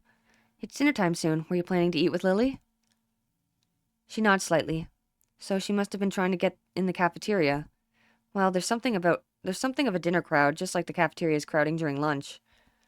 It's not as bad because dinner time is longer than lunch hour, but I can understand why Hanako would be discouraged from going in. I pick up my bag and we take our leave. Hanako skips a little to meet my initial pace, so I slow down to match her speed. It doesn't take long for us to be walking at a comfortable pace down the hallway. It almost feels like we're going for a stroll together, something that I can't say I've really done with a girl before with a girl. Hanako doesn't seem to be thinking the same thing, though. Even though we are walking at the same pace, she never comes within arm's reach of me. I guess she's still a little uncomfortable around me. Given how shy she is, there doesn't seem to be much helping it, at least for now. By the time we arrive at the cafeteria, there's not much of a crowd here, but Lily is nowhere to be seen. Hanako's head sinks even lower than usual. Have you looked somewhere else already? Just at the library. I was reading. So she does spend the classes she skips at the library. Ah, so not exactly a thorough search then. Well, if I had to guess, she'd be in her own class like Shizune said, right? Right. With the slightest of nods, Hanako agrees with my reasoning. God, she's being so awkward. It's like I need a double-layered silk gloves with padding to even begin interacting with her. Some small talk might help her become a bit more used to me. It isn't hard to tell with that silence between us hovering on the edge of both of our mind. So you and Lily usually hang out together after class, right? Yes. I'm not quite sure what I expected from her answer, nor why I even asked the question. That much is rather obvious, after all. She doesn't seem like the type to cultivate a social circle either. I suspect that Lily may as well be her only friend. Must be a pain being in different classes, I'm guessing. She gives a sharp, almost reflective nod. Compared to Lily's careful thought about her actions and speech, Hanako hastens to make her answers as prompt and short as possible. Lily comes by the classroom, though, even when she's busy. She gives a small smile as she says it, evidently appreciating the fact that Lily goes out of her way to help her. It's pretty cute, really. There isn't any need to say more, both of us content that the discussion's reached an end. As we ascend the stairs back to the lobby, we are met by a group of students heading downstairs like a school of fish moving from one feeding area to another. They seem to be keeping mostly to themselves, but before I can notice her doing so, Hanako has moved around behind me. Hey, are you alright? Just keep going. The students pass us without much of a second glance as Hanako takes up her position to my side again as we enter the building, her momentary reprieve from her anxiety all but snatched away.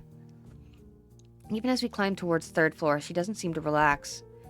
It isn't as if I've never known a shy person before, or even shy girls, but Hanako seemed to be pretty far beyond what I'd call normal in her fear of other people. If it weren't for Lily acting as a mediator, I doubt Hanako would have even been able to walk beside me like this. She seems to be completely shut down in the presence of others. The rest of the walk up to Lily's classroom continues in strained silence, while I rue her inability to socialize at all. After we make our way up the stairs, a noise coming from Lily's classroom is audible from halfway down the hallway. I wasn't expecting such a din at all. Well, I guess we found her. This wasn't hard. Did Hanako come here first and then come to me for backup, I wonder? Well, if that's true, then at least she's starting to trust me a little. That can only be a good thing. Eventually, the two of us reach the door to Class 3-2, with Hanako less than subtly positioning herself behind me. I open the door. Inside is a hive of activity, seemingly every student in the classroom talking at once as they work hurriedly on their separate tasks. Going by the paint cans, decorations, and banners being made, it must be for the upcoming school festival. I guess my first priority should be finding Lily. There. Finding her among the din is surprisingly easy, not the least because of her looks. With a couple of students gathered around her as she stands at the front of the class, she seems to be in charge of the preparations, or at least busy organizing them. Carefully negotiating a path through the various students hunched over on the floor for the lack of desk spaces, I raise a hand entirely out of habit as we finally reach Lily. Hi, Lily! She perks her head up as she breaks off talking to a noticeably smaller girl who must be her classmate, trying to listen as best she can. Sorry, who? Sorry, Hizao. I have Hinako too. Hi. She's pretty skittish considering the number of people around. It isn't too hard to work out why. Lily takes a moment's pause to assess the situation before turning to the other student once again. For the moment, just ask Moira for his advice. Kenji's busy with painting one of the banners already. A quick nod as she bounces off, fingers carefully sliding along the wall's face for orientation. Wait, Kenji? That Kenji? I quickly turn about, leaning to the side to see past Hanako. Sure enough, in the corner of the room, Kenji's hunched over a sheet of cloth as he paints it. His eyes remain only inches from the brush, reminding me of how close he had to be to make out my face when I met him. Sorry about that. Our class doesn't have many students with even partial eyesight, so they're in high demand. That's right, Class 3-2 was especially for students with poor vision. Preparing for the festival must be pretty arduous for them. Need a hand? I could give you some help if you need some. Maybe Hanako could too. A chance to set her mind on something would do her good, but I doubt she has the courage to ask outright. She quickly nods in affirmation afterwards, so I'm confident I made the right move. Lily gives a noticeable sigh of relief. Ah, that's good. This might actually get finished before everyone goes off to dinner now. Would you be able to help the person painting the main banner? It's a big task for him to do, but nobody else can help. Kenji? Sure. She seems surprised that I know him. I can't really blame her. I take it you've met? Our rooms are in the dorm are right next to each other. Hard to miss each other, really. Well, it's good to see you're getting friends so fast. Friend. I wonder if that's the right word to use for him. Hanako's silence during the proceedings reminds me of the reason I put her up to helping in the first place. We'll go help him then. He knows what needs doing, right? That's right. Just ask if you have any problems. Chorusing the innocent, Hanako and I begin another trek across his classroom. Kenji sits crouched on the floor, his gaze fixed on the white calico in front of him. Hey, Kenji. No answer. He continues dragging his paint-soaked brush along the large, half-painted kanji that's sketched on the sheet in pencil. Kenji? Huh? What? Who is it? If this is the way he treats class members, it's no small wonder he's working on this alone. It's me, Hizao from the— Right, I know that man. What are you doing here, though? His dismissive attitude annoys me. He must be the type to really get focused on his work, hating to be disturbed by anyone until he's done, I suppose. While we talk, the sound of Hanako's footsteps as she walks out from behind me reminds me that she's here. I was just going to help with the banner, Hanako and I, that is. Hello. Oh, hey, guess that's okay. As soon as Hanako enters the equation, his demeanor takes a complete about-face. His sudden faux hospitality is slightly unsettling. Oh, right, women. On second thought, this might not have been a great idea after all. Hanako and I grudgingly set ourselves down on the opposite side of the cloth banner to Kenji, noting the several small paint tins on the ground around it. Class 3-2. Noodle stall? You guys selling noodles at the festival on Sunday? Yeah, some of the stalls outside, or something. His non-committal nature sparks a fair amount of suspicion on my behalf. The task at hand comes first, though. So how do you want to split this? We do borders while you do the text, or do you want to switch and do the borders? Text is mine. You do borders. He has surprisingly strong feelings on the topic. As I reach over to grab a brush, I notice Hanako's already debating between colors to use. By the time I've put a brush to cloth, she's already started on a delicate pattern Looks like my idea of taking her mind off everyone around her worked. With a dark blue stroke, the three of us silently get to work. Not before Kenji takes advantage of Hanako's working to lean towards me and whisper conspiritually, though. Okay, man, why are you here? Hanako just wanted some help to find Lily, that's all. He apparently disapproves of my motivations. I get it. It looks like I misjudged you. You're infiltrating them, aren't you? Going deep undercover. I should have guessed. Letting the truth slip by him would probably be better than outright lying or annoying him in any case. Is that why you're here? Obviously, it sucks, but there's no better way to get intel than going in yourself. We gotta stick together, man. This is a harsh school. Harsh world. Yes, very harsh. He misses my true meaning as he leans back, satisfied I'm sympathetic to his cause. I'd better get down to work. Finished. Looks like I am too. Good job. The two of us connect the lines of our pattern, mine being as close to a copy as I can manage of hers. With a grunt, I lever myself up from the floor and look around. Aside from Hanako and myself, there's only Kenji left finishing off a sign, as well as Lily and a couple of students talking amongst themselves in the classroom. Looking at my watch, it's no surprise. It's getting pretty late. Need a hand? I offer a hand to Hanako, which she uses to get herself up. As she does, I can't help but glance at her wrist. If the scars extend even to there, just how much of her body was burned. I feel a pang of guilt about it, however, as she quickly covers her wrist with her other hand. Looks good, doesn't it? She looks surprised for a moment before noticing that I mean the banner. It does, I guess. Her smile shows that she feels a slight sense of pride in the result, just as I do. With the floor significantly neater for decorations being placed on desks and shelves, it's much easier to get to Lily as we cross the room. We finish the banner. I guess that's all that needs to be done? Lily gives an appreciative nod. Thank you, Hizao, Hanako. If there's any way I can thank you. It's fine. Beats sitting in my room studying, by any rate. I don't mind either. She nods before suddenly remembering one last person. Oh, is Kenji still here? Just as I open my mouth, Kenji gives the answer from the other side of the room. Yeah, I just finished. He carefully slides his sign onto an empty section of the shelf to dry before quickly walking past us and out the door. See ya, man. Bye. The remaining two students say their goodbyes to Lily before taking their cue to leave as well, leaving only the three of us. Well, I guess that's everyone. I hope we don't have anything to do like that. We don't have to do anything like that again. Working past school time? Indeed, the class's plans this year were ambitious, maybe too ambitious. The stalls look nice, though. She's right, it shows that a lot of work's gone into them. My, I'm sure a lot of us would be glad to hear that. At least now there's not so much work to do until the festival itself. It's getting pretty late. Should we go? That's probably a good idea. Are you going back to the dorms as well, Hizao? Yeah, I guess I'll tag along. The nighttime lighting really makes the gardens look quite different. Compared to the usual look of lush greenery, things are much more calm.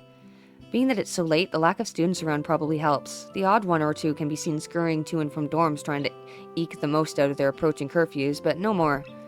All that can be heard is our footsteps, in addition to Lily's cane regularly gently tapping on the ground in front of her. It's nice to finally be able to relax after that mad dash during school. Without even noticing it, I let out a small yawn. Tired? Yeah, still getting used to the flow of things, I guess. The, thing with Shizune took me kind of off guard, though. I grit my teeth a little at the candid mention of their rather public spat. That said, I do want to sort out what in the world was behind it. About that. I'm sorry about it being so public. Shizune and I go back some ways. Her voice seems slightly irritated as she remembers Shizune, obviously unwilling to discuss it any further. I glanced to Hanako for her views on this, but her expression is unsurprisingly evasive and difficult to read. Either way, I guess her apologizing for it is something, even if my curiosity goes unanswered. I'll be glad once the festival is over in any case. The change of topic's welcome, clearing the thickening air quickly. I can imagine, my old school's festivals were a lot more low-key than this. Yamaku stresses the idea of a school community, so the staff like to make our festivals on such special occasions. And yet the students are the ones who do the work. What an unfair world. Hanako and Lily both chuckle in agreement, savoring the fact that none of the staff are around to hear our grumbling. I suppose coming from a strict all-girls school helped me with it a bit with Yamaku. Compared to there, Yamaku is much more relaxed.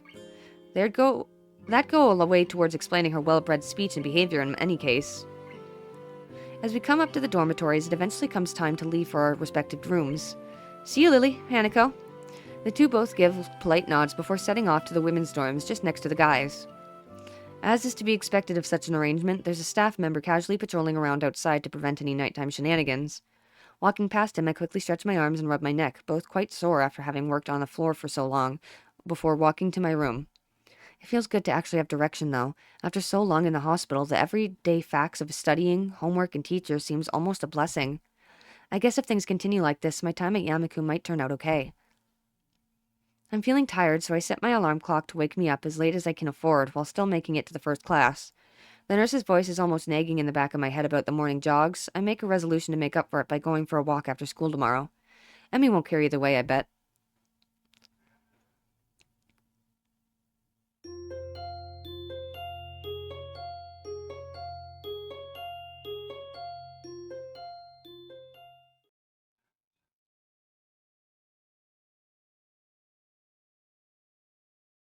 I wake up and take a hot shower. Back in my room, the first thing I see is a familiar row of medication bottles lined up on the top of my dresser, and it makes me depressed as usual. It's annoying. I thought I was okay. I thought I had made my peace with this thing, gotten over it. But what I really did, I allowed myself to forget that I have a problem. Being here really reminds me of the reality, and trying to fight against it just hurts. Reflecting on it's only going to do so much. I've done this before, for months. It seems like it's time to get over it. If I allow myself to forget that my life is definitely not going to be as long as those of others, I won't get anywhere. My life may be different from others, but it's a life in progress. And that's how I'll rationalize it. I downed the usual handful of pills, trying to push the sudden dreary feeling out of my head, and prepared to head out to class early, as usual.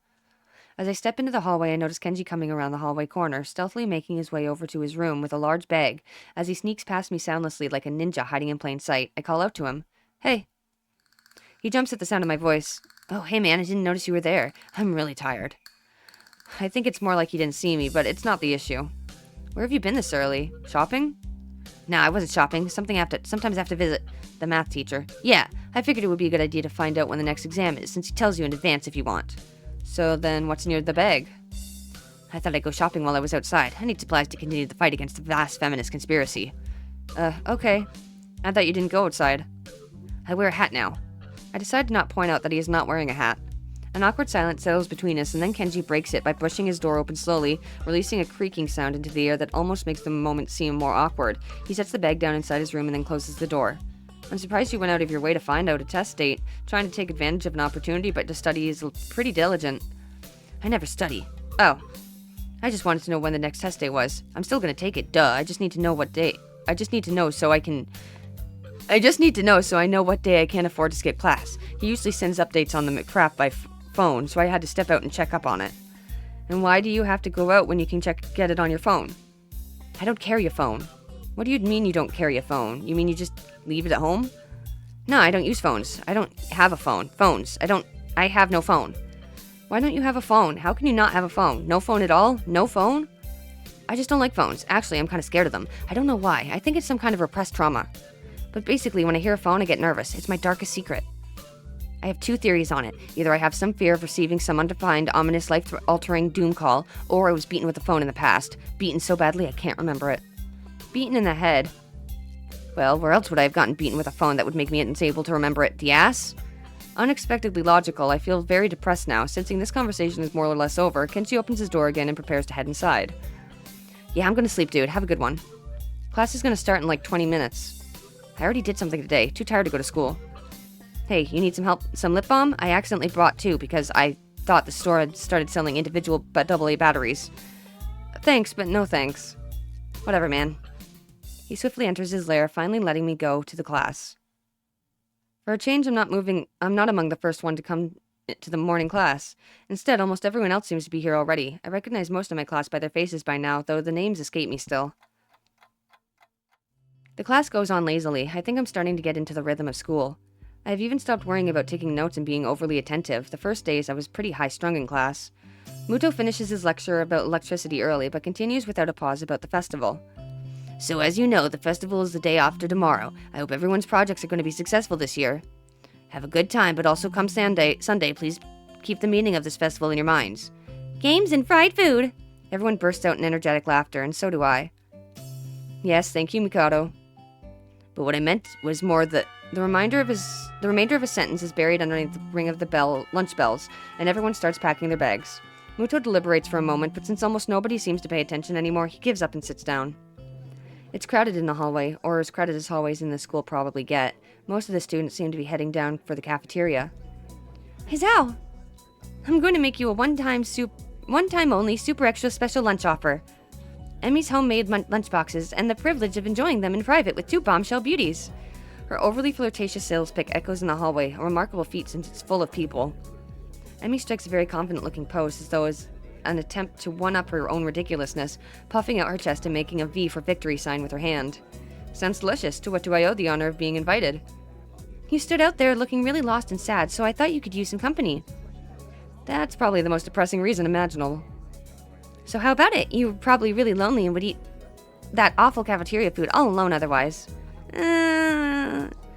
I'm kidding. Sure, I'll have your lunch offer, with pleasure. Let's go to the roof. The roof? Why the roof? Because that's where we eat lunch. And if I don't get up there, then she'll probably wander off, and then I just know she'll go hungry because she never packs a lunch for herself. Who will? Come on with me. Without answering my questions or waiting for a response, she grabs me by the arm and drags me through the hallways. I attempt to make conversation on the way. Why do you have an extra lunch? Emmy smiles guiltily. Actually, it's yesterday's lunch. I slipped in a run at lunch and forgot to eat it. Huh. The stairway to the roof is a little dilapidated, but it's clearly been used recently. At the top of the stairs is a door complete with a missing padlock. I wonder who the intrepid individual was that removed the lock. Emmy shoves the door open and steps beaming into the sunlight. Suddenly, a tall, dark stranger appears out of nowhere, standing imposingly in front of us. Emmy flinches back, almost falling back down the stairs. Eek! Hello. Yipes, you scared me, Rin. Wait, isn't she... Hello. Noticing that Rin is speaking to me, Emmy looks curiously at me. You two know each other? I look confusedly at Emmy. She's that friend of yours? Rin has turned her gaze towards the clouds drifting above the school. I didn't know you knew this person, Emmy. The awkward silence lasts only for a few seconds, till Emmy lets out a tiny giggle, shrugging the coincidence off. I invited his out for lunch. If you know him, that's just better. Oh, does this mean I don't get food? Or did you invite him for lunch without the lunch? Neither. I have food for 3. Nice thinking. They walk to the other end of the roof while I stay at the clock tower for a while, taking in the atmosphere. There's nobody else but us out here, so I guess the roof is not as popular as it is in other schools. A few rundown benches and tables are scattered around the edges, perhaps in an attempt to make the rooftop look less desolate. The small pebbles covering the roof rattle beneath our feet. I peek through the chain-link fence to take a look at the school grounds and beyond. Students are strolling in pairs and groups around the quadrangle and the cafeteria. A few delivery trucks are driving past the school towards the convenience store nearby. Somewhere, a watchdog barks at a passerby. Somehow, when I look towards the town center, the small town feel strikes me very strongly, almost palpably. The hectic lifestyle of being big metropolises seems so far away and foreign here. Nobody has to run to catch the bus like their life depended on it or get their senses overloaded by the neon lights and traffic jams. I feel surprisingly optimistic about this new life of mine, looking at my new hometown, even if it's going to be mine for only one short year. Finding out about my illness and having to move away from home all came so suddenly I haven't had time to think about how I feel about it. When I step out of the shadow of the clock tower to the open, I feel warmth touching my back. Sun shines from a perfectly clear cerulean sky. A cool breeze sweeping over the rooftop makes me shiver, but only briefly. The wind carries the scent of trees and flowers, not smog and car exhaust like it used to, just a few weeks ago. Emmy settles on a bench with Rin in tow and produces 1 big and 2 small lunchboxes from her bag. Come on, Hizao, what are you waiting for? She is beckoning me to join them, making room on the already small bench. I seat myself on the corner of the bench to take as little space as possible. It's pretty cramped, but somehow all 3 of us fit on it. Impressive view. Emmy suppresses a giggle and places a lunchbox in front of Rin and hands another lunchbox to me. Here you go, lunch is promised. Homemade, no less. I'm impressed. Wow, this looks really good. Thanks, I make it myself when I can. Conversation dies off as I set about the business of feeding myself. Taking a few bites, I glance up and notice Rin deftly opening the lunchbox and popping a forkful of food into her mouth using only her feet. Even though I've seen it before, I can't help but be impressed at her dexterity. It's also a reminder of the sort of place I'm in right now. Will I ever get used to the sights such as this? I can't decide if getting used to such a thing would be a good thing or a bad thing either. Does getting used to this place mean that I'm giving up on being a normal person? Or does it just mean that I'm becoming more understanding about those around me? I'm distracted from my thoughts by the sight of Emmy tearing into her lunch as if it had insulted her ancestors. You seem pretty hungry. Emmy looks up, mouth half full, and swallows before nodding. My morning runs always work up an appetite. Which is great because then I burn through the lunch pretty quickly. Helps me keep my girlish figure. What would happen if you'd lose it? Would you become a man? I'd very nearly choke on my lunch trying not to laugh. It's a figure of speech. Does your figure have to run in the morning too?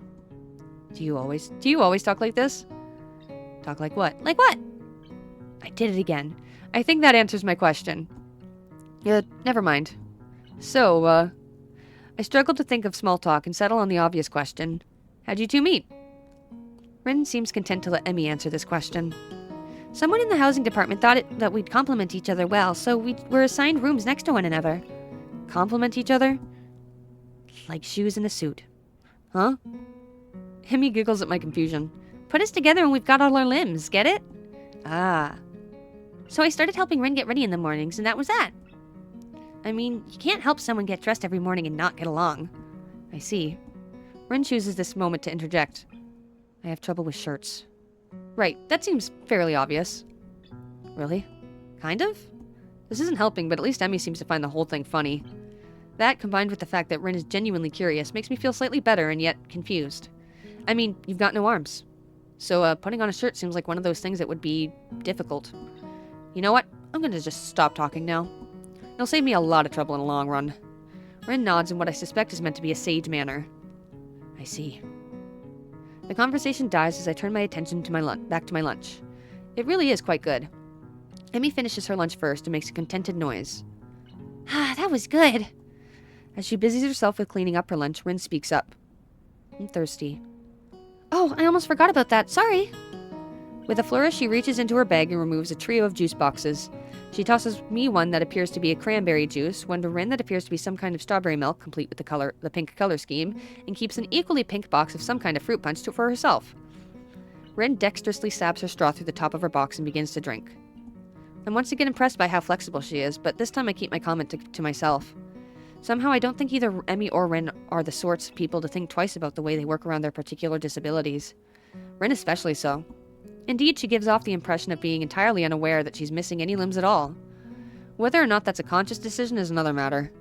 I'm honestly not sure. So Hazao, how do you like it up here? It's quite nice, actually. I like high places for the view. Thanks for inviting me up here. And for the lunch, too. Emmy grins a 1,000-watt grin, pleased by my response, I suppose. No problem. Feel free to eat with us next time, too, okay? I won't make you a lunch, but you can bring your own up here. No lunch service? I don't know. Emmy looks mock offended. Trying to take advantage of my good nature? The nerve! She giggles. Well, if that's your answer, I guess Rin and I will just keep eating lunch all alone. I am suddenly assaulted by the most heart-rending dog eyes I have ever seen as Emmy pouts. Kidding! I was kidding! I'd love to eat lunch up here again. Good location, and the company's okay, too. Emmy frowns a bit at my declaration of okay, but it seems happy enough that I've accepted her invitation. I guess this makes us friends now.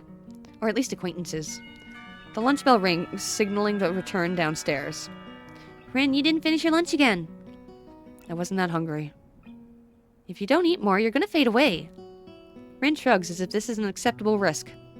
Come on, we'd better get going. The three of us head down the stairs together. The afternoon class passes once again. I find myself without a plan for something to do after school, so I head to the library to return a couple of the books I finished reading. Walking inside, I see that there were about as many students here as there were on Tuesday, all the more evident by the almost total silence enveloping the room. As I drop the books I borrowed onto the return slot on the counter, Yuko suddenly pops up from behind it, quite startled from the banging they make as they hit the trolley next to her. Sorry, Yuko, I didn't mean to startle you. No, that's fine. It happens a lot. I'm used to it by now. Can I help you? It's okay. I think I know where everything is. Thanks anyway. I suppose I'll grab another book or two while I'm here. There's not much else to do, and after reading so much during my stay in the hospital, it's become a hard habit to break. I wander down to the fiction section towards the back of the library, scanning the bookshelves for anything that catches my eye. As I do, I look over to the corner where Hanako had been the last time I was there, not really expecting anything to come of it.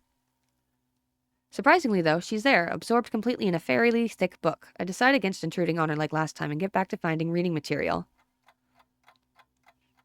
After an indiscernible amount of time spent perusing the aisles, I finally decide on a couple of books and slide them off the shelf. With a minimum of fuss, I quickly walk over to the counter, check out my books, and pop them into my bag as I walk out. By the time I leave the main building, sunset isn't too far away. A small trickle of students remain, but the majority have left, presumably to their homes and dorms. I guess I need to buy some supplies. I can't live off cafeteria food and eating out for my entire stay here. As I leave for the gate, I make a few loud stretches and try to stave off the tiredness that's accumulated over the week. After passing through and rounding the corner, though, I see a solitary figure walking downwards towards this small town below. The color of her hair and tapping of her cane are unmistakable. I quickly walk up to her, which seems to catch her attention without a word needing to be said. Hi, Lily. She takes a moment to place the voice, slightly adjusting her head and to face a bit more towards the source of my voice as she does. Hazao? Yep, that's me. She seems to have a good memory for voices. The fact that she's actually remembered is a pleasant surprise. Good evening. What brings you here? Once again, she gives a small, polite bow, and once again I reply in kind before realizing that I needn't do so. Just going into town. You? My, what a coincidence. Doing the same thing, eh? I usually go shopping on Fridays. She pauses for a moment, suddenly looking a little lost. That said, Hanako usually comes to town with me. Not lost, but worried. The two do seem to keep pretty close tabs on one another. It's kind of surprising that Hanako would just forget Lily like that. I noticed her reading in the library. She probably just got caught up in a book. She lets out a small sigh of relief. Thank you. She has a habit of doing that. Avid reader? Right, she doesn't like being around crowds of people, so reading away from everyone lets her relax a bit. Although she probably didn't intend it, I can't help but grimace as I recall my first meeting with her. Hardly wanting to bring it up, I remained silent as we quietly would continue to walk down the quiet road. Tack, tack, tack, tack. With the road bereft of cars and the students of Yamaku increasingly far behind us, the quiet rustling of the leaves and the measured tapping of Lily's cane against the sidewalk are all that can be heard. It's kind of nice, especially compared to the hustle and bustle of where I used to live. Before I know it, I've relaxed so much that a loud yawn escapes before I can control it. Tired? Yeah, I've been running ragged these past few days. That's an understatement, to be sure. Transferring into a different school would be bad enough, but nothing like this. Well, hopefully everything should settle down for you. The festival's got everyone in a spin right now, and you've been plopped right in the middle of things. For a moment I hesitate, but given her apparent tolerance for frankness, I decide to give my full thoughts. I guess, Yamaku's kind of different though. I mean, the formality surrounding everything, the isolation around it, not to mention the most obvious difference. It's kind of a whole different mindset. I suppose I'll get used to it in time. She gives a matter-of-fact nod, apparently pleased with my answer. It feels almost as if she's included me in the flock of students she's shepherding, along with Class 3-2 and Hanako. Well, not that I mind. It's nice to get the thoughts off my chest in any case. Looking on the bright side, one could see it as a chance for a new beginning. You should cherish the ability to make new friends. That's optimistic, nonetheless. It's good to have a positive attitude about such things, I suppose. I guess that's a good take on it. Walking down the road, she seems to become somewhat unsettled. Before I can ask what's on her mind, she seems to collect herself and speaks up about something else. So, what in town were you going? That's actually a pretty good question. I'd come in to buy food, but the layout of the place is still totally foreign to me. I'd intended to just wander around and see what I could find, but with sunset already approaching and nightfall not too far away, that doesn't seem very wise. I'm going to have to ask for her for directions, again. I was just going to get some food, but now that you mention it, I don't really know the way. Well now, this is quite lucky. I was about to go to the convenience store myself. Looks like I'll be in your care again, then. Thanks. Together we walk to the store. My pace is carefully slowed to remain beside her. Compared to my usual walking pace, hers is quite a bit slower, not that it's without reason. After what couldn't be more than several minutes, I catch sight of our objective. This town really is pretty small. Without further ado, we make our way inside with a greeting from the counter. Mind if I tag along with you? Usually Hanako would help me, but seeing as she's not here... It takes a moment before I realize what she means. Considering she wouldn't be able to read any of the labels, shopping without any help would be a big pain for her. That said, I can't shake the feeling that she'd had this idea since I said I was coming here. Sure, it'd be my pleasure. I grab 2 well-used red baskets from the small stack beside the entrance, handing one to Lily. She lays it on the ground, putting her school bag in, retracting her cane and sliding it through the basket's handle before picking it back up again in her right hand. Wait, if she doesn't use her cane... Before I can complete the thought, she comes beside me and pinches the cuff of my uniform with her slender fingers. Is this all right? Ah, sure. I have no reason not to accept. I can think of worse things than shopping with a pretty girl holding on to me, even if it is out of necessity. We navigate our way through the store with not one of the occasional passing customers seeming to bat an eyelid. Considering how close Yamaku is, I guess seeing students from there must be entirely normal for the local residents. As we reach each aisle, I can quickly check with Lily and find out what she needs. I grab it along with what I'm looking for and put our items in their respective baskets. I guess this is the same routine she and Hanako follow every Friday. Right. All that's left is the bread, and that should be my shopping done. Do you need anything else, Lily? No, this should be everything. Off we go, then. With a quick sidestep to the bakery section, we make our way to the registers. The line, thankfully, is almost non-existent. It's not long before we've both paid for our food and are out the door. As Lily retrieves her cane and extends it to full length, I waste a minute looking upwards at the night sky while holding both of our bags. For a moment I try to make clouds with my breath, but the summer's heat doesn't seem to cooperate. Eventually she rights herself, taking a quick stretch before taking her bag and leaving me to my 2. You tired as well? The festival preparations have been a complete chaos. Shizune breathing down my neck doesn't exactly help things either. Hey, she's only trying to get everything organized. Better now than later, right? I suppose. I'm going to enjoy relaxing in town tomorrow, that's for certain. I guess the festival preparations must be taking their toll on both of them. We walk out into the quiet street, talking between ourselves as we carry our bags of food and supplies from the store. Wait, what's that? I notice a very distinct figure making its way towards us, silhouetted by the street lamps. For a second, I think it's another male student from my class, but as he, or should I say she, gets closer, I recognize her quickly. Rin? What are you doing out here so late? Rin? Lily perks her head, looking like she's trying to focus on listening more keenly. It suddenly comes to me that I should probably interpret the scene for her. It's Rin, Tezuka, I think was her last name, from our school. She stiffens at the name and gives a complicated-looking expression, something like a forced fusion of composed smile and a painful cringe. Ah, I understand. I guess Lily knows Rin too. Rin turns to look at us, looking terribly out of it. I'm not entirely sure if she recognizes either of us, or at least she doesn't acknowledge it if she does. She looks like a zombie, or a statue of a zombie. But slowly some symptoms of understanding seem to lighten her dark eyes. This is something she must react to. Rin blinks once, very thoroughly. Hello. There's an awkward pause. Everyone's waiting for someone else to say something. What are you doing here this late? I was wondering about that myself too, just now. Some people asked that just before. I assumed they were wondering the same. I didn't know. They didn't know either. I asked. That's why I'm wondering.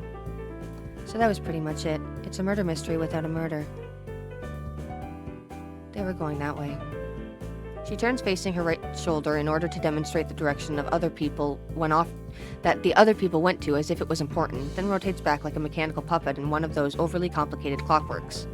For a person who gives an impression of being the quiet type, Rin really does use a lot of words to say things that don't need a lot to be said. Unsure if she's finished, I say nothing. Neither does Lily, who seems equally robbed of words for the time being. I think the both of us are, in fact, just scared that any response might provoke her to continue. Our stupefied lack of reaction doesn't faze Rin at all. She keeps looking at us expectantly, a calm hint of expression on her blank face. She seems to be that kind of person, always so relaxed. As if bull elephant grade sedatives were flowing in her veins in the place of blood. Do you have amnesia? I don't recall you having anything of the sort, though. No, I don't think that's it. The other passerbys were probably just worried, though. You do look really lost, the way you're standing in the middle of the street. Oh, I see. Maybe I should have taken the other kind of pose in that case.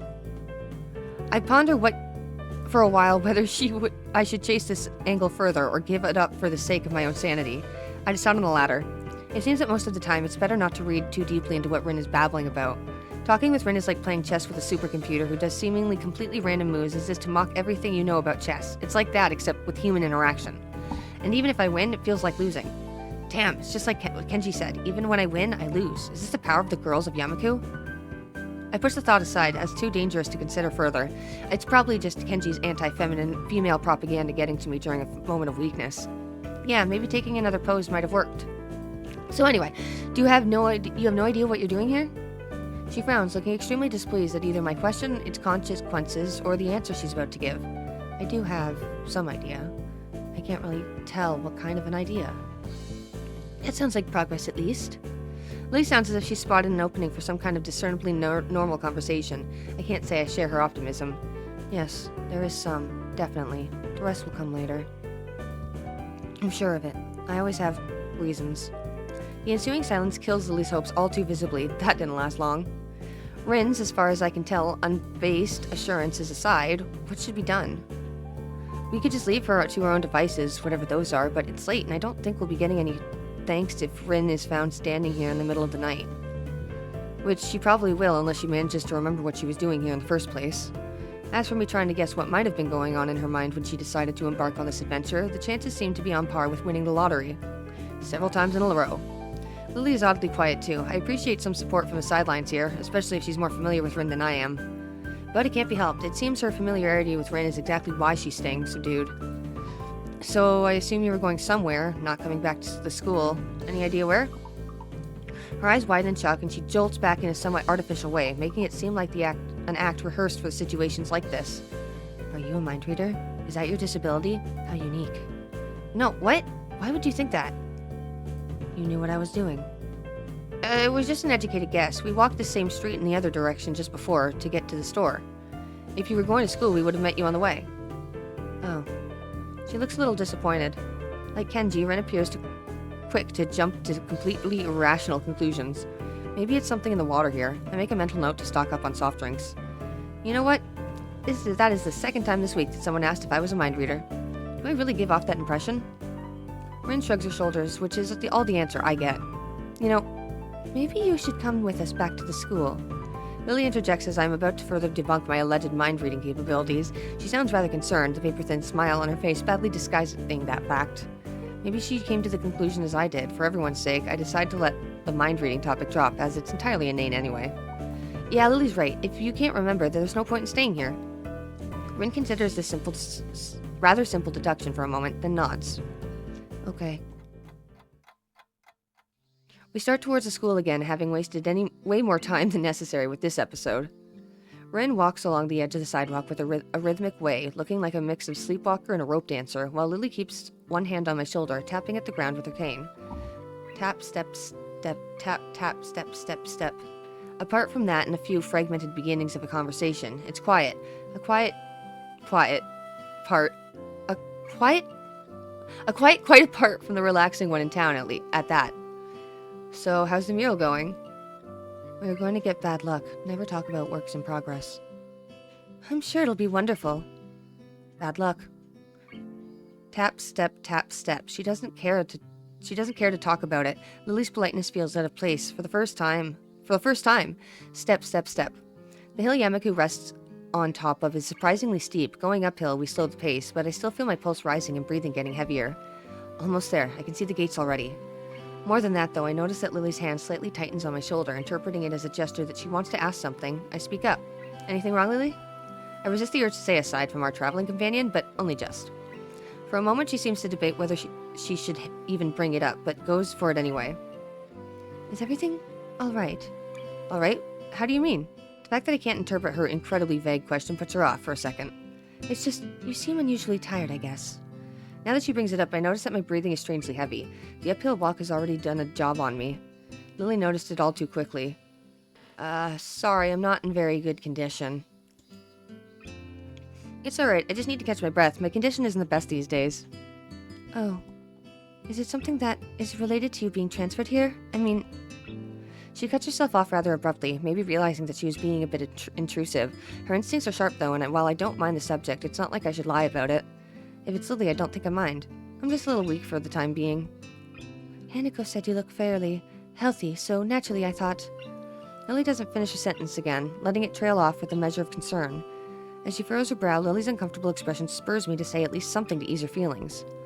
It's surprising she's this flustered, considering her straightforward attitude with her own blindness. She must know that not all share her own comfort about such things. No, it's okay. I have a pretty...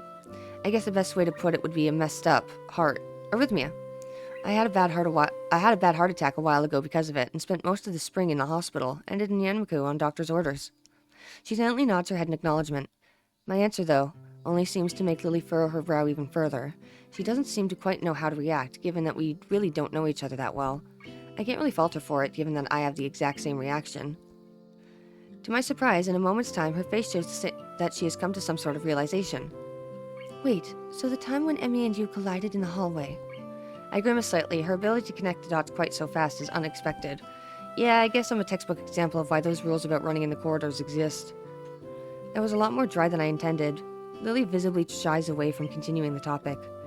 While I do want to assuage her concern, I really don't want to dwell on this either.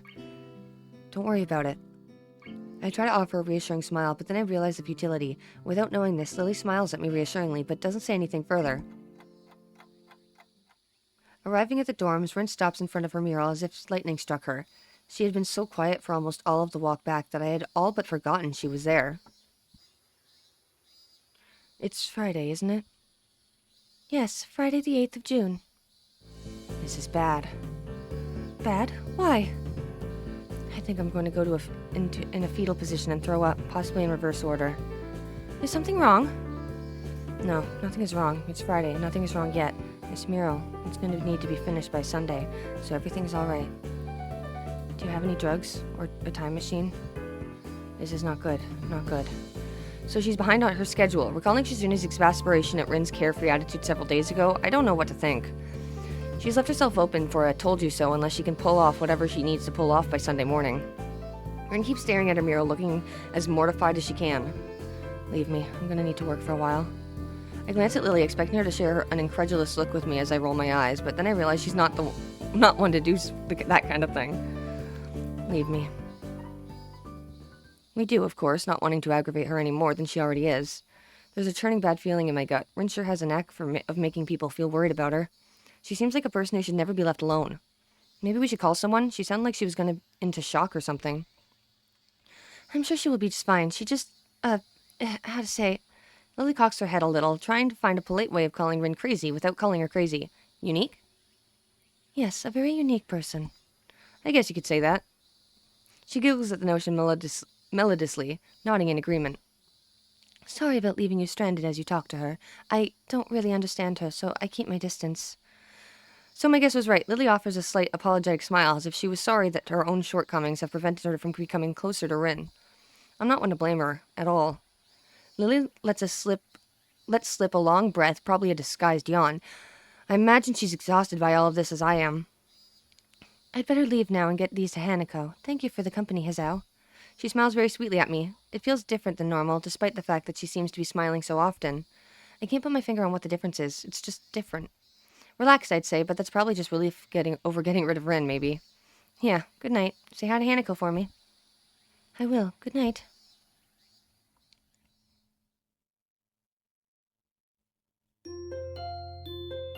Another day.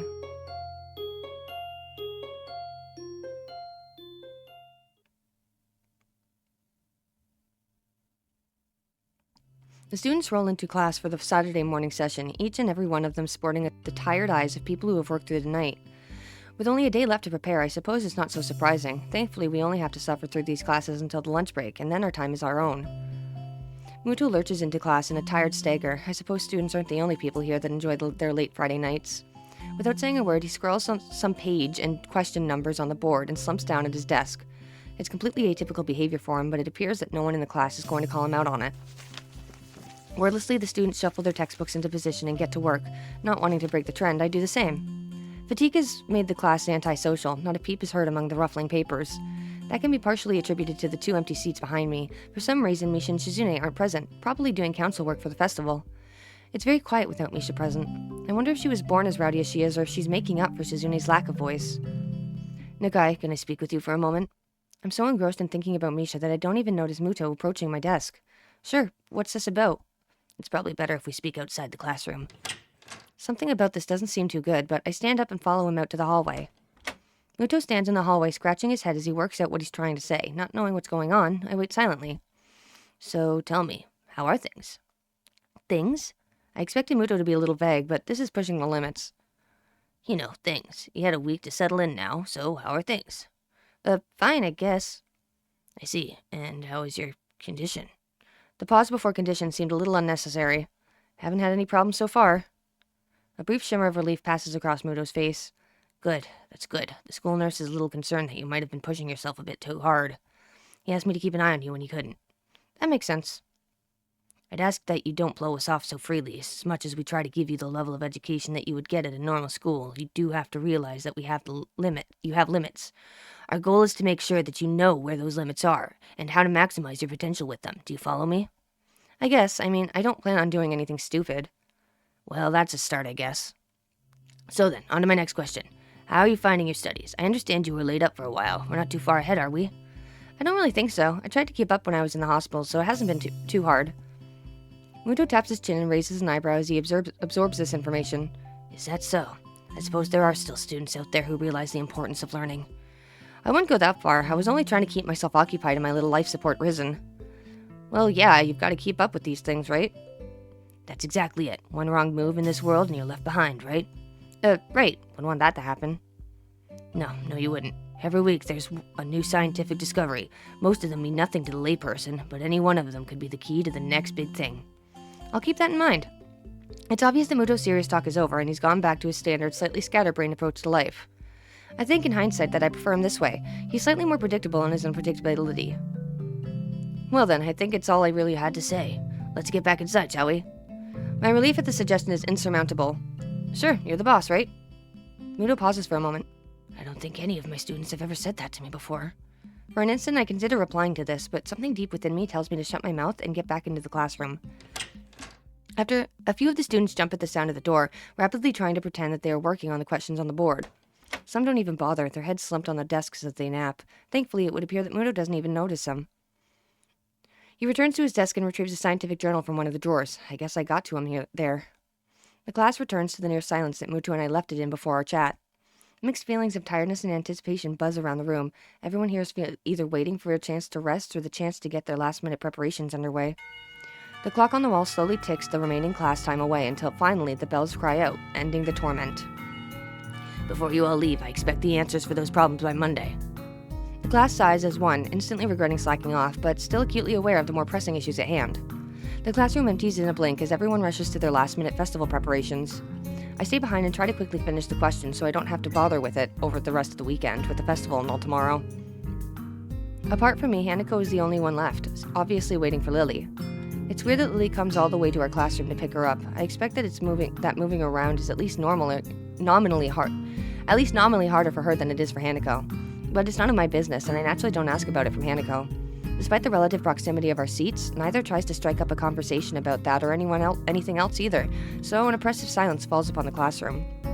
Time passes in silence. It's probably just 15 minutes or so, but it feels longer. I turn pages on my notebook. Hanako turns pages of the novel she's reading. My pencil lead splinters against the paper just when I think I'm about to finish a paragraph. The sound of my irritated sigh and subsequent fumbling around for a sharpener feel like they're breaking the mood of the classroom. Hanako keeps her eyes firmly away from my direction. Before long, Lily's tall figure appears in the doorway. Hanako? Her name is all it takes to make Hanako jump up from her desk and run to Lily. They talk quietly for a moment, but it isn't long before Lily leaves down the hall and Hanako idles back to the classroom, taking her seat once again. I watch Hanako out of the corner of my eye out of sheer curiosity at the idea that the two would be separated. For a couple of minutes, she does nothing but sit with her chin in her hand, staring at the desk dejectedly. The boredom evidently becomes too much for her, though, her slender frame reaching into her bag and pulling out a small book. Come to think of it, isn't this one I saw her reading at the library? She must be quite a fast reader to get through them at this rate. But why would Lily leave her to her own devices? It seems to be quite out of the ordinary, going by Hanako's reaction. Oh, that's right. I think Lily mentioned something about going into town today before Rin bumped into us. The thought of that walk makes me look outside. The bright sun and occasional people wandering around and enjoying the afternoon make me yearn to get out of school, or at least do something other than sit here. Giving in to one of my worst vices, procrastination, I decide that history is a subject best studied on a Sunday, or a Monday, or on any other day than this one. I give a grunt as I lever myself out of my seat, briefly debating with myself whether or not to hang out with Kenji. He doesn't strike me as the enjoying a nice weather outside with others kind of person, but I guess I'll catch up with him later. Changing tacks, I briefly entertain the idea of talking with Hanako, but by the time I look at her seat, it's vacant. She must have left for the library. There's got to be something to do that can kill the time. Let's go to the library too. The library seems as good a place as any. Hanako looked as if she was taken pretty off guard by Lily leaving, so she might want someone to talk to. Slinging my bag over my shoulder, I make my way out of the classroom. I walk down the hallway to the library, past a multitude of closed doors. Through each one, the sound of furious rehearsal can be heard. Rock music blares out of one door, almost as loud as a concert. I guess that's one of the advantages of private schools. There's actually enough room to go around at a time like this. And when I think about it, the grounds and buildings of the school are kept in pretty good condition. That can't be too cheap. I've heard that the place has some pretty serious benefactors. The walls of the library only partially insulate the noise and festival preparations, but they're the only sounds to be heard. Not a soul stirs here, with everyone apparently enjoying the weather outside or working on festival events. Yuko isn't here either. Maybe she doesn't work on Saturdays. I quietly walk through the library, now fairly familiar with its layout. I head to the back where Hanako's private little corner is. I run my hand along the spines of the books on the way through, feeling the individual texture of each as I glance across the titles. I used to do this all the time at the library at the hospital. Some things never change, I guess. Like the smell of a library. No matter how much care you take, the paper and the books are always going to degrade with time. Probably no matter which library you go into, anywhere in the world, it must have that same musty smell. I find something that looks light enough to read without any major thought involved in looking for Hanako in the reading area. Once again, she is sitting on a beanbag with her back to a bookshelf, reading the same book she'd had in the classroom. She's slowly making her way through the pages. Unlike last time I saw her here, I quietly take a seat in the beanbag. The noise is enough to catch her attention, but not startle her. This delicate routine that must be followed each day and every time I talk to her almost feels like hunting game. Is that the same book as before? Yes, I'm almost finished. Cool. I wonder if I should... Do you mind if I borrow it when you're finished? My mouth is faster than my mind, it seems. Sure, you may not like it, but... I'm sure it can't be that bad. After all, you've stuck with it, haven't you? I guess. I settle into my beanbag and set about reading my own book that had been buried in my bag. It's a light novel about pirates. To be honest, I'm barely skimming over the words, having chosen the book merely because it belongs to a different genre than I usually read. Finding it hard to muster through enough enthusiasm to finish the book, and noting that I've inadvertently distracted Hanako quite a bit, I decided to try to make conversation. So, I see Lily left without you? She nods before taking her eyes off of her book. She must really be into it, after all. Lily said she had to go and meet someone. Oh? Akira, her sister. Sister? I haven't heard her talk about her family. She and Akira used to live together. I thought all the students that lived in the dorms. We don't have to. But it's easier, right? I mean, there's food here and you're close to the school. I don't think I've ever been to class on time so often in my life. Her badly hidden smile proves quite rewarding. In the back of my mind, I know I have a bit of homework to catch up on, but it's quite comfortable in here. No one can find me and force me into working for their pet project either. Though now that I'm thinking about the festival, another question comes up. Hey, Hanako, what are you doing for the festival? For a split second, I think that Hanako is about to throw her book in the air from shock. Sorry? I was just asking what you're doing for the festival tomorrow. Anything planned? I don't know. Hanako answers in the way that people do when they don't want to ask you to ask any more questions. I take it large crowds and music aren't really her thing. Oh, okay. Change the subject. So, what's Lily's sister like? She's nice. She's pretty like Lily, but she dresses business-like. Business-like? She always wearing a suit. Ah, I see. And that makes her less pretty somehow? Hanako gives an embarrassed shake of her head. No, just different. I'll admit this got me intrigued. To hear Hanako talk about someone other than Lily is a first, and to be complimentary about it too. But as I try to picture this mysterious sister, all I can think about is Lily in a suit, and I can't imagine that not being attractive. Not at all. Well, one day you'll have to introduce me to her. Okay. Our brief conversation ends as abruptly as it started, and we both return to our novels. The passage of time is marked only by the gradual movement of the patch of light cast through the window. Slowly the noise from the various rehearsals in the building fade out and die as students start to get hungry and tired. Just thinking about that makes my stomach start to turn knots around itself. I think it's time to head back. Do you think Lily would be back by now? I think I might head back to my dorm. I'm pretty tired from this week. And not a word of that is a lie. Moving to a new school as it ramps up for a major event has been taxing, to say the least. I can feel myself nodding off as I read my book. Okay, I might stay here a little longer. Looking at Hanako's book, I can see that she's only a few pages away from completing it. For a moment I consider hanging around until she's finished, but once again my stomach turns, emitting a gurgling sound. Sure thing. Well, I'm gonna head off before it gets dark. I'll see you around, okay? Okay. See you, Hisao. Later. Hisao? Thank you for hanging out with me. I could see how hard it was for her to get that simple sentence out of her mouth.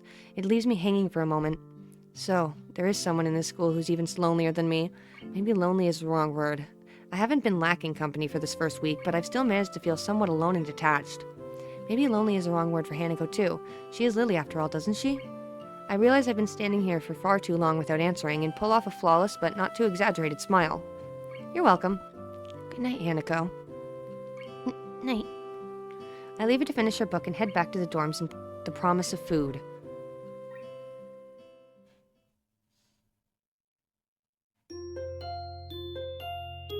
Almost time for the festival.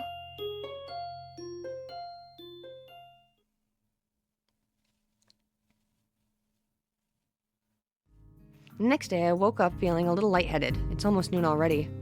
Sleeping late is fine since it's a Sunday and there is no classes. Not just a Sunday, though, but the festival as well. Oh, the festival's today? I thought that... Okay. Oh, right, yesterday was Saturday. Never mind. From my window, I can already see people in the soba booth slinging noodles onto plates for people with a craving for low-quality food. I throw back a handful of my morning meds and ponder how to spend the day. There will be a few exams in the coming week, but I don't consider those as ominous as others, so I'm not as worried about them as I probably should be. With no urgent obligations regarding education, I should be free to spend the day at the festival as I like. Finishing my morning routine, I exit into the hallway, intending to go out and find something to eat. Passing by his door, I decide to see what Kenji's up to today out of impulse. I'm curious if he has any plans, since everyone's doing something. Then again, I can picture him having built a soundproof shelter in his room. Or possibly something like a fort, complete with no girls allowed sign, and with the girls crossed out and body crudely scrawled underneath it. Knocking on his door, which is luckily devoid of any kind of sign, I hear again the unsettling clicking of at least 10 locks being pulled back. The door opens up a crack. Who is it? You're supposed to ask that before you open the door? Oh, it's you. Damn, it's early. It's not really that early. What is it, man? Nothing, was just gonna ask what you're gonna do today. Half the school is out there already. Out where? Why? What? What? Is today special? Why are they there? Who are? I can hear them. It's loud. Don't tell me. Has the invasion begun? He suddenly looks more alarmed. What day is it, man? Yeah, I guess you can't see the big wooden booths outside and people selling stuff? What the hell are you talking about? I have my curtains closed at all times to thwart the snipers. It's the festival. You know that, right? Oh shit, that's the day? Damn it. I can't believe I forgot. I don't have my fort finished yet. This is bad. This is gonna be a very bad day. It's good you told me this, man. This is going to be a bad day. Why? Oh man, they're gonna be everywhere, the people outside my window, socializing. Kenji rubs his temples nervously, suddenly looking very ill. It's gonna be loud as hell. Damn, and I was gonna go out today too. But now it's ruined. Everything is ruined. This is awful. This sucks. What the hell? This act really sucks. I can't go anywhere now. There's nowhere to run. Kenji seems nervous. You could say he's majorly freaking out. I can't believe this. So that's what today was. Damn, and I couldn't even prepare for it. I couldn't even brace myself, and now it's here and I can't do anything. You should have told me this earlier, dude. I mean, at least I know, but I could have known earlier. Imagine what I could have accomplished. Sorry, I thought you knew. So I guess you're not going to do anything today? The weather's even good. Yesterday was really windy, so I thought today would be cold. It's not, though, so there's no reason to just stay inside. Yeah, you should go check the festival out. Kenji groans and covers his face with his hands. No, I can't do it. They'll eat me alive out there, I know it. That has to be a joke, but he said it with such a straight face, relatively straight. What are you gonna do? What if we should hang out in here? You can help me build my fort. We might still make it if we work together. I don't know, I'm pretty hungry, so I thought I'd get some food first and then check out the attractions. The last project seemed pretty cool, and I gave a hand with it, so I want to see at least that one and chat with Lily, I guess. Speaking of that, you don't have any obligations for the project? Are you out of your mind? That blind broad is up to no good. I can feel it in my spleen, man. Her presence is like a dark shadow that's in the way of my great vision. As expected of blind people. What? Besides, I thought that you were also... He holds up his hand to interrupt me. Only legally. Metaphorically, I can see farther than any man before me has seen. Kenji looks stoically into the metaphorical distance to emphasize his statement, thrusting his chin towards to look manlier. Actually, it's just a corridor wall 2 meters away, but it's all the same. I can see the future of mankind, and it's a dark one unless the threat of woman is stifled. They're everywhere. He fingers the scarf nervously, faster and faster, like he's trying to start a fire, then slowly begins to calm down once the panic attack finishes running its course. I'm gonna have to find some place to hide, in a safe haven, and then knock the lights out of myself so that I don't have to experience this horrible day. I have the perfect thing for that. I must prepare now. Don't go to the festival. Okay. Later, dude. The door slowly closes with a low creak, and I don't know how to feel about what Kenji just said. After buying a plastic plate of takoyaki from the stall belonging to the class next to ours, I take a seat in the school gardens and watch people pass by as I tentatively nibble away at the rather bland-tasting item. I guess I shouldn't complain. It's better than nothing and didn't cost much. As I look out towards the school, watching the people coming and going proves a surprisingly entertaining way of passing the time as I eat. Little children accompanied by parents or grandparents scamper about in the din from the event to event, one hand dragging their company and the other bearing an oversized, colorful snack. I can't help but notice the age range among the people here is skewed towards the elderly, something that I'd also noticed when I was walking around town. This must be one of those towns where the only people left are the ones that lived here their whole lives and ardently refuse to leave, and those wanting to live out the rest of their days in one of the increasingly few tranquil places. I guess that also goes way to explaining how conservative Yamaku's school culture seems to be. Not that I mind one bit. I kind of like how calm Yamaku and its surroundings are. The heat, though, is another matter entirely. Sitting in one place for so long has focused my mind on how annoyingly humid it is getting, now that the hottest part of the day is here. I better get moving if... Ugh! The sound of the Carolyn bells takes me completely by surprise as I stand up, a reaction shared by a few of the people strolling around as well. The PA system crackles to life after the tolling bells end. Its age shows as the principal makes its barely intelligible announcement over it, officially opening the festival that's very much in full swing.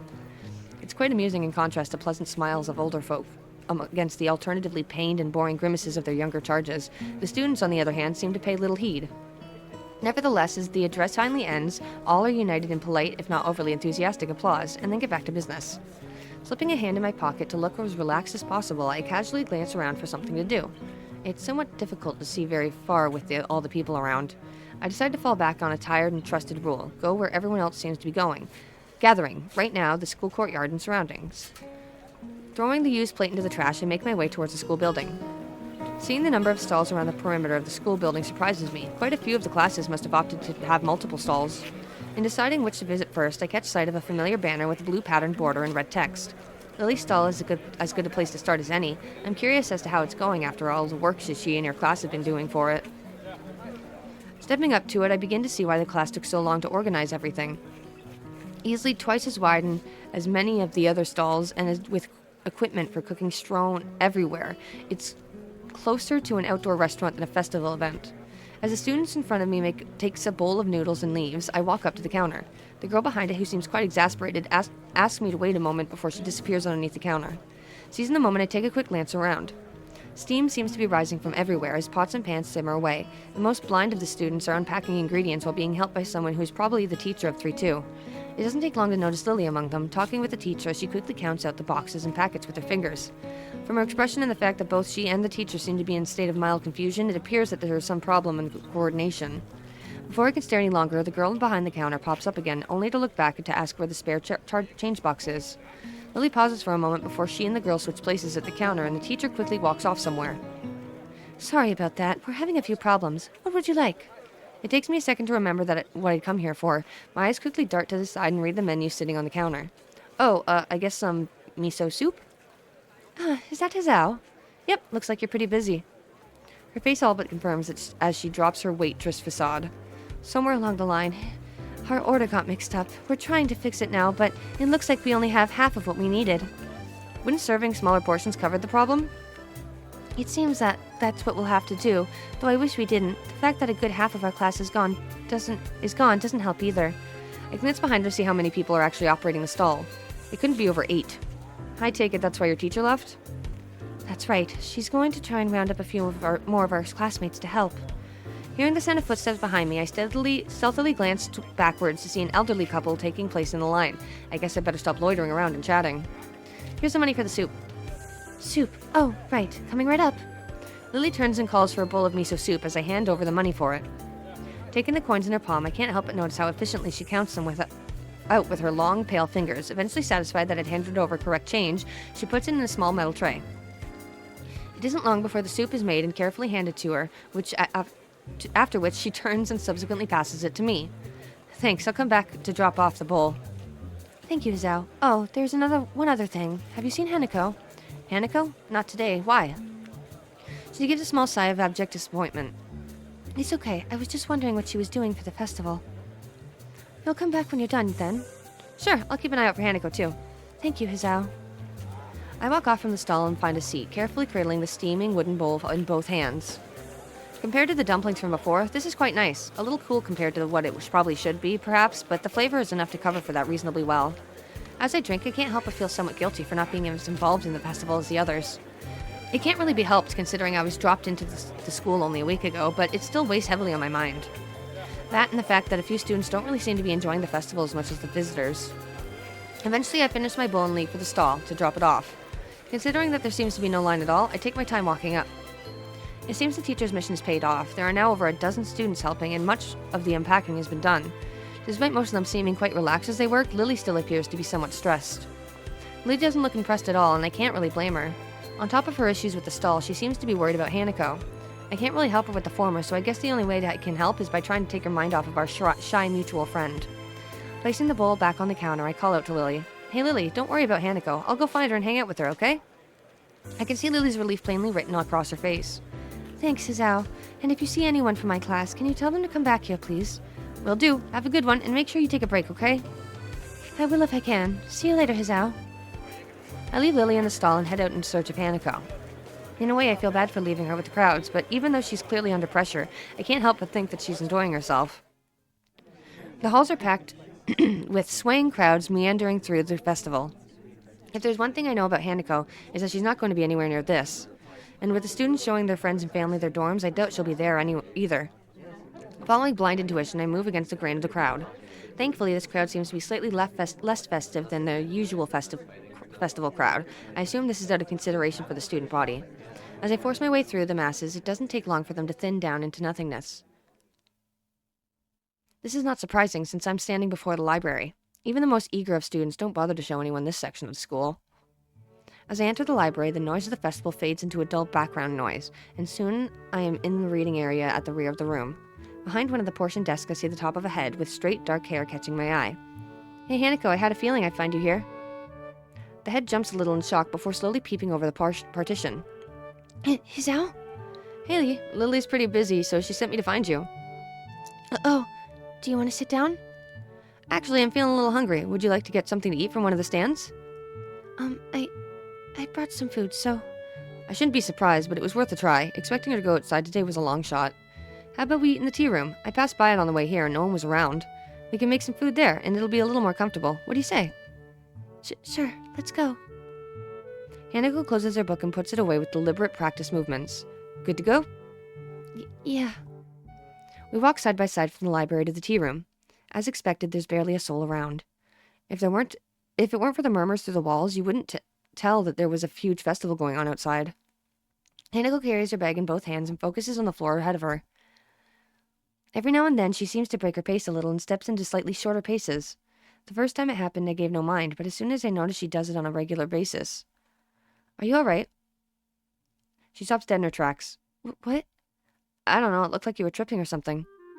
A pink blush raises into her cheeks as her gaze returns to the floor. It's nothing.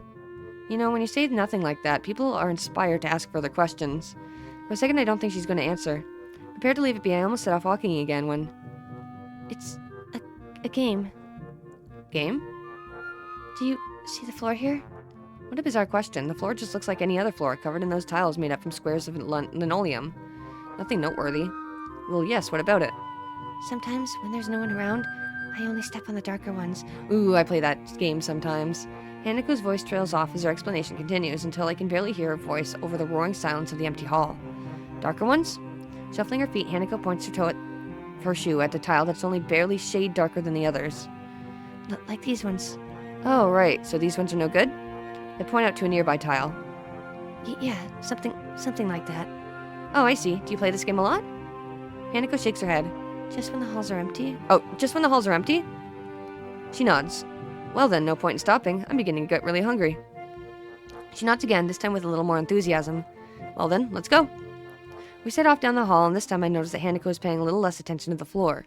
I wonder just how lonely does someone have to be to come up with a game like that? Oh, rude. But long before I realize what I'm doing, I find myself trying to aim each step so it lands on the correct tiles. The noise of the festival is slightly louder inside the tea room, but the breeze coming through the open window makes it worth it. Without thinking, I walk to the windowsill and inhale deeply. Sometimes I forget how clean the air is here compared to back home. Would you like some tea? That would be great, thanks. It occurs to me that this is the first time I've been alone with Hanako without her trying to be somewhere else. Turning from the window, I watch as she makes out a simple pot of tea and arranges some sandwiches onto a plate. I've seen her do this before a number of times, but this time she seems slightly different. It's like she's calm. Eventually, she places a small tray on the table and pours 2 cups of tea. The fresh scent of brewed tea mingles with the breeze, and for a second I feel like I'm the only one in the world. I think I know why you like this room now. I don't know what you mean. Well, there's quite a few people out there, but in here it's like another world. You can pretend that there's no one around for miles. You're right. It's like the world's forgotten this room. And because of that, you can forget about the outside. That would be appealing in some cases. As far as I can tell, conventional bullying doesn't exist in this school. But then again, I haven't seen a single person talk to Hanako besides Lily. If you're ignored by the world, a place where you can forget its existence would hold a special appeal. That's a good point. It's like this room gives you some kind of complete freedom. Yeah. Say, do you play chess? Chess? I've played it a bit, I guess. I take it you've played before? A little. Without saying anything more, Hanako moves to one of the cupboards and digs out a small chess set. Do you want... Sure, why not? I cut her off, but she doesn't seem to mind it. We arrange the pieces, and before long, we're sending pawns charging to their inevitable fates. I take my time and intently examine each move and its consequences, nostalgia for the game taking second place to the matters at hand. For a time, the game is a lengthy battle of attrition, but I spot an opening and tear a line in her defense. A few moves later, her king is cornered by several of my pieces. Checkmate. You're not bad at this, are you? An honest appraisal, her technique is pretty good, but several times I was able to exploit her lack of prediction. I pick up a piece and examine it. It looks relatively new, yet worn for its age. I guess not. Does Lily play? The absence of Hanako's answer causes me to think about my question. A bit. This is the first time I've played against someone other than her, or... She cuts herself off abruptly, leaving the answer hanging in the air. Someone she knew before coming to Yamaku, maybe. Well, then I'm honored to have played against you. Can we play again? She asked as if she were asking me to cut off my own hands. The spirit of competition's gotten into her. Sure, don't expect me to go easy on you this time. Not that I was before mine. She seems to appreciate the competitive tone. Same here. As we're setting up pieces, there's a noise at the door. Good afternoon. Lily. Oh, hey there, Lily. Are you finished? You both are here? Wonderful. At any rate, our teacher managed to round up some extra help, so I was able to leave. Have you been here since you left? Pretty much. We've just been playing a bit of chess. Would you like a cup of tea? Actually, I think it might be a good idea to go outside for a little bit. The instant drop in Hanako's face shows her objection to this plan, even though she says nothing.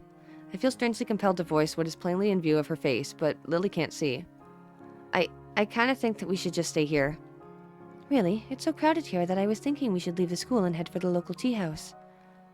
You mean the Shanghai? Of course. With everyone at the festival, it should be practically empty. Tea house? Oh, that's right. You probably don't know of it. There's a tea house not far from here, which we go to every so often. Sounds like a plan. Hanako, what do you think? Hanako jumps a little at being forced into the conversation, but at least she seems less distraught than before. If it's the Shanghai, I think it'll be nice. Well then, it's settled. Let's be on our way. Hanako and I rise from the table in our preempted chess game. Before I can do anything, Hanako has poured the pieces into a small container and placed the board away. Looks like we're ready now. Please lead on. Hanako moves to Lily's side. We venture into the school's corridors. The pair leads me through the series of unfamiliar doors, and we emerge out the side of the building opposite of the festival grounds. Insulated by the heavy stone of the building, the noise from the crowd has faded into a murmur. Strange, I thought that most people would be beginning to leave by now. They're probably here to view the fireworks. Fireworks? Yes, apparently the school puts on quite a show. A lot of people come from town just to watch them. Lily's decision to leave the school grounds seems to make sense now. Hanako would probably have a hard time with the whole town descending onto the school, or ascending it, as the case may be. For the second time since arriving at Yamaku, I find myself walking down this road with Lily. Only now that I can barely hear the incessant noise of the festival do I realize how loud it was. I can hear my ears ringing slightly in the still evening air as they recover from the day's assault on them.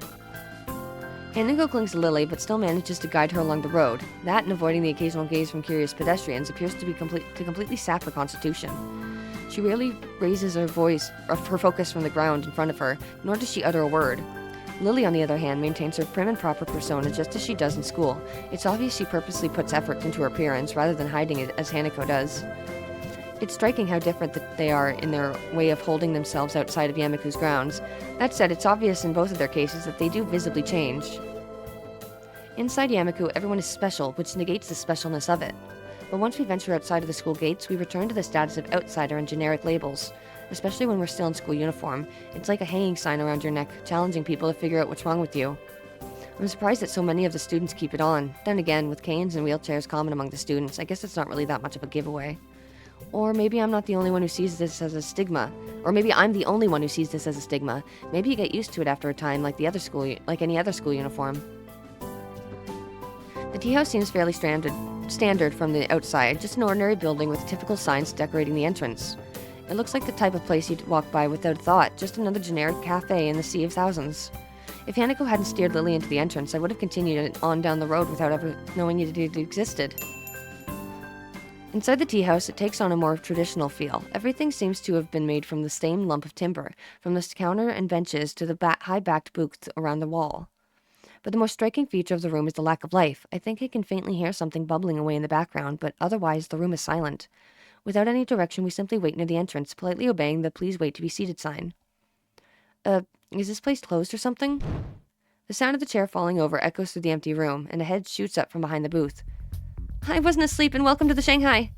Yuko, dressed in a pastel apron, clutching a menu, rushes to greet us. Her misaligned glasses and ruffled hair cast suspicion on her previous statement. But whether she was asleep or not isn't the first question that leaps to my mind. You work here now? What happened to the library? What? Lily? Izao? Welcome to the Shanghai. Yuko, still waking up, jerks into a violent bow, dislodging her glasses in the process. My glasses! As I pick up her spectacles off the floor, Lily offers an explanation. Yuko works here part-time as well as at the library. It's one of the reasons we like to come here. Yuko takes her glasses from my hands, shakily putting them back on. Yes, that's right. Thanks. Shall I show you to your table? There's no one else here, so you can choose your table and order whatever you like, but there may be a delay as I will have to make it myself. That's all right, Yuko. Just pot up a black tea and a plate of sandwiches will be fine. Right, I'll get right on to that. Yuko hurries off to the back of the cafe, leaving us standing at the entrance. She pushes the swinging half doors open before realizing that she hasn't seated us. I'm sorry, please sit wherever you'd like. I'll be right back. Following her advice, I lead Lily to the nearest booth as Hanako follows. As I begin to sit next to Lily, I realize how appropriate this place is for Hanako. The high-backed booths totally separate you from the rest of the room, and it doesn't look like it gets all that many customers. All of the furnishings, from the cushions on the benches to the condiment holders, look dated but aren't overly worn. I wonder if Lily deliberately selects places like this to take Hanako. She seems like the type that would go to lengths to cater to Hanako's unique predicament. So, Izao, I didn't know you played chess. Well, not very well, but I do know how to play. I suppose the obvious question would be, who won? Lily's innocent smile makes me hesitate. I really don't want to look like I'm lording my victory over Hanako. Izao did. Yes, but not by much. Damn, saying that out loud makes me feel like I've done something terrible. Well done, Izao. You've accomplished something I've only ever failed at. Thanks. I haven't played in ages, so it felt good to play again. Yes, it did. Hanako fidgets with her hair a little and looks away as she replies, but a small smile emerges. It's a little more extreme of a reaction than I expected, but still kind of cute in that Hanako way. It throws me a little off guard, and only Yuko's cataclysmic re-entry shocks me back into conversation. Are you alright here there, Yuko? Do you need a hand? I'm fine. I have to do this properly. It's my job. Concentration plays across her face as she stares at the tray in her hands, as if simply looking at its contents will hold them in place. Sadly, this doesn't seem to prove all that effective, and the cups and saucers slowly dance around, occasionally clattering as they collide with one another. Taking great care, Yuko sets the tray down on the table with only the subtlest of crashes. There, see? Well done? Thank you, Yuko. Yuko's head rockets downwards towards their distinctive bow before answering. You're very welcome. Would you like to join us? There's something else I'd like to discuss about that recent order, if I may. Ah, that's right. Lily and Yuko were discussing a pile of books when I first met Hanako. Something about Lily helping with Braille? Yes, we didn't get the chance to go through them, did we? Yuko hastily sits down next to Hanako. Apparently her dedication to this job only goes as far as her concentration. Once it's broken, she suddenly loses it. I'll be at the library tomorrow afternoon if you'd like to try again. That sounds perfect. I'll meet you there after classes. Lily... Oh dear, that's right. Tomorrow is Monday. How could I have forgotten? I'm starting to feel a little left out of the loop here. Then again, that's to be expected. I have only been here for barely a week, so it's impossible to know everyone's schedule. Well, perhaps we could come to some other arrangement. Yuko, will you be in the library later than the week? Maybe, but this is already overdue. And there are some things I need. This might be a problem. Lily ponders for a second before discovering the answer. I wonder, might we be able to enlist the help of another if need be? To do what? You've lost me quite some time ago. Being volunteered for something without even having the slightest idea what's going on isn't really my thing. and here I thought I'd finally escaped the clutches of the student council and their repeated attempts to recruit me. Oh, of course. The other day I was helping Yuko sort the new Braille books in the library. But Hanako and I usually go shopping on Monday afternoons. It's quieter on that day than the weekends.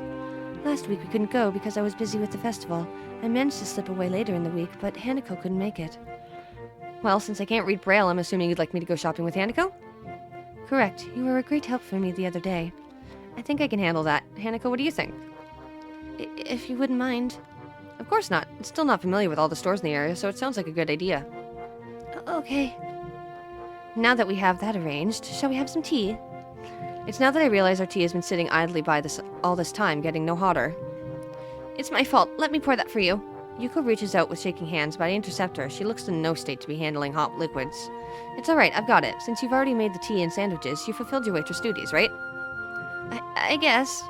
Yuko relaxes a little, but still watches eagerly as I share out the assortment. As I'm about to bite into the sandwich, a low, loud rumble can be heard, along with a flash of light from outside. I take it the show has started.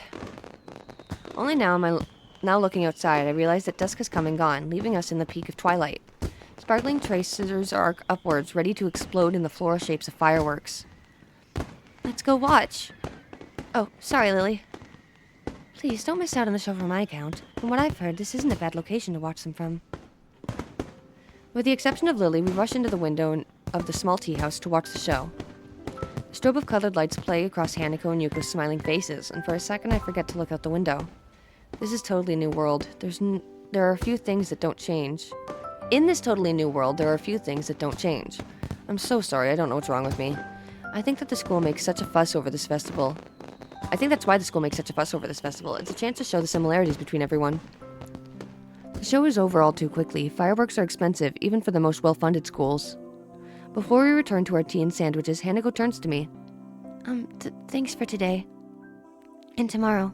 That's okay. I don't think that I could have faced those crowds either. On days like this, it's more relaxing to spend time away from everyone else, don't you think? Yeah.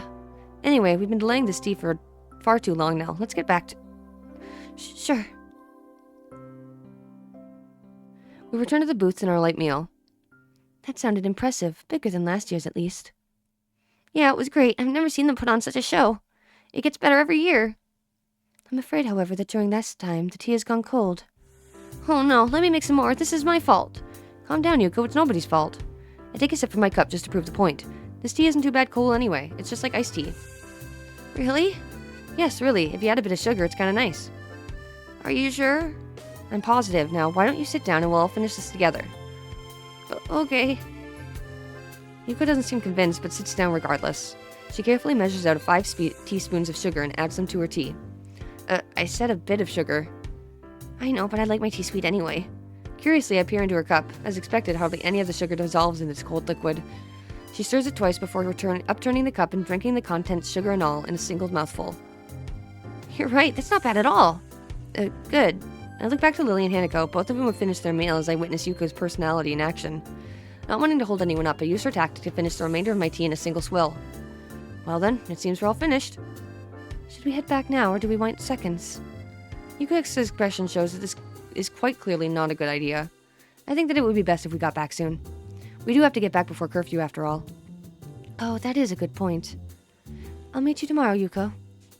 I'll be looking forward to it, Lily. Goodbye, everyone. We make our way out of the small tea house and into the dark of the night. Lily and Hanako once again take point, but under the cover of darkness, Hanako seems slightly less stressed than she did on the trip here.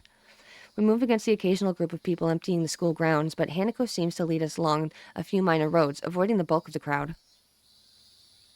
Outside the dorms, the school seems strangely quiet when compared to the noise of the day. Well then, thank you both for today. I think I learned a lot. You're most welcome, but I'm afraid that I must be going. Today's been a long day. That's right, Lily spent all of her day on her feet, and I can imagine just that walking outside the school would have been pretty tiring for her. I feel a pang of guilt as I remember that I was probably the only one in the school that got up around 10 this morning. Sure thing. Well, I'll see you both tomorrow. Good night. Good night, Hazao. Night. The girls returned to their dorm and I to mine. Actually, now that I consider it, today tired me out too, as well.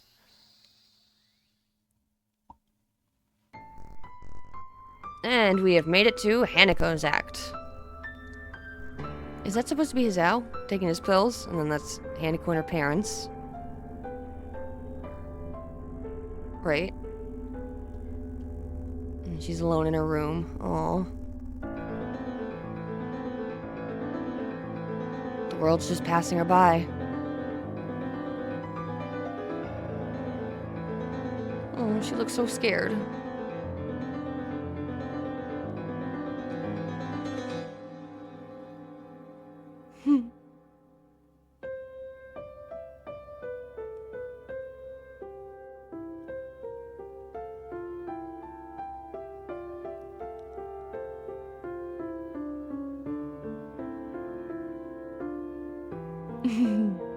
Oh, she's adorable. Oh, you kissed her. Act 2, Hide and Seek.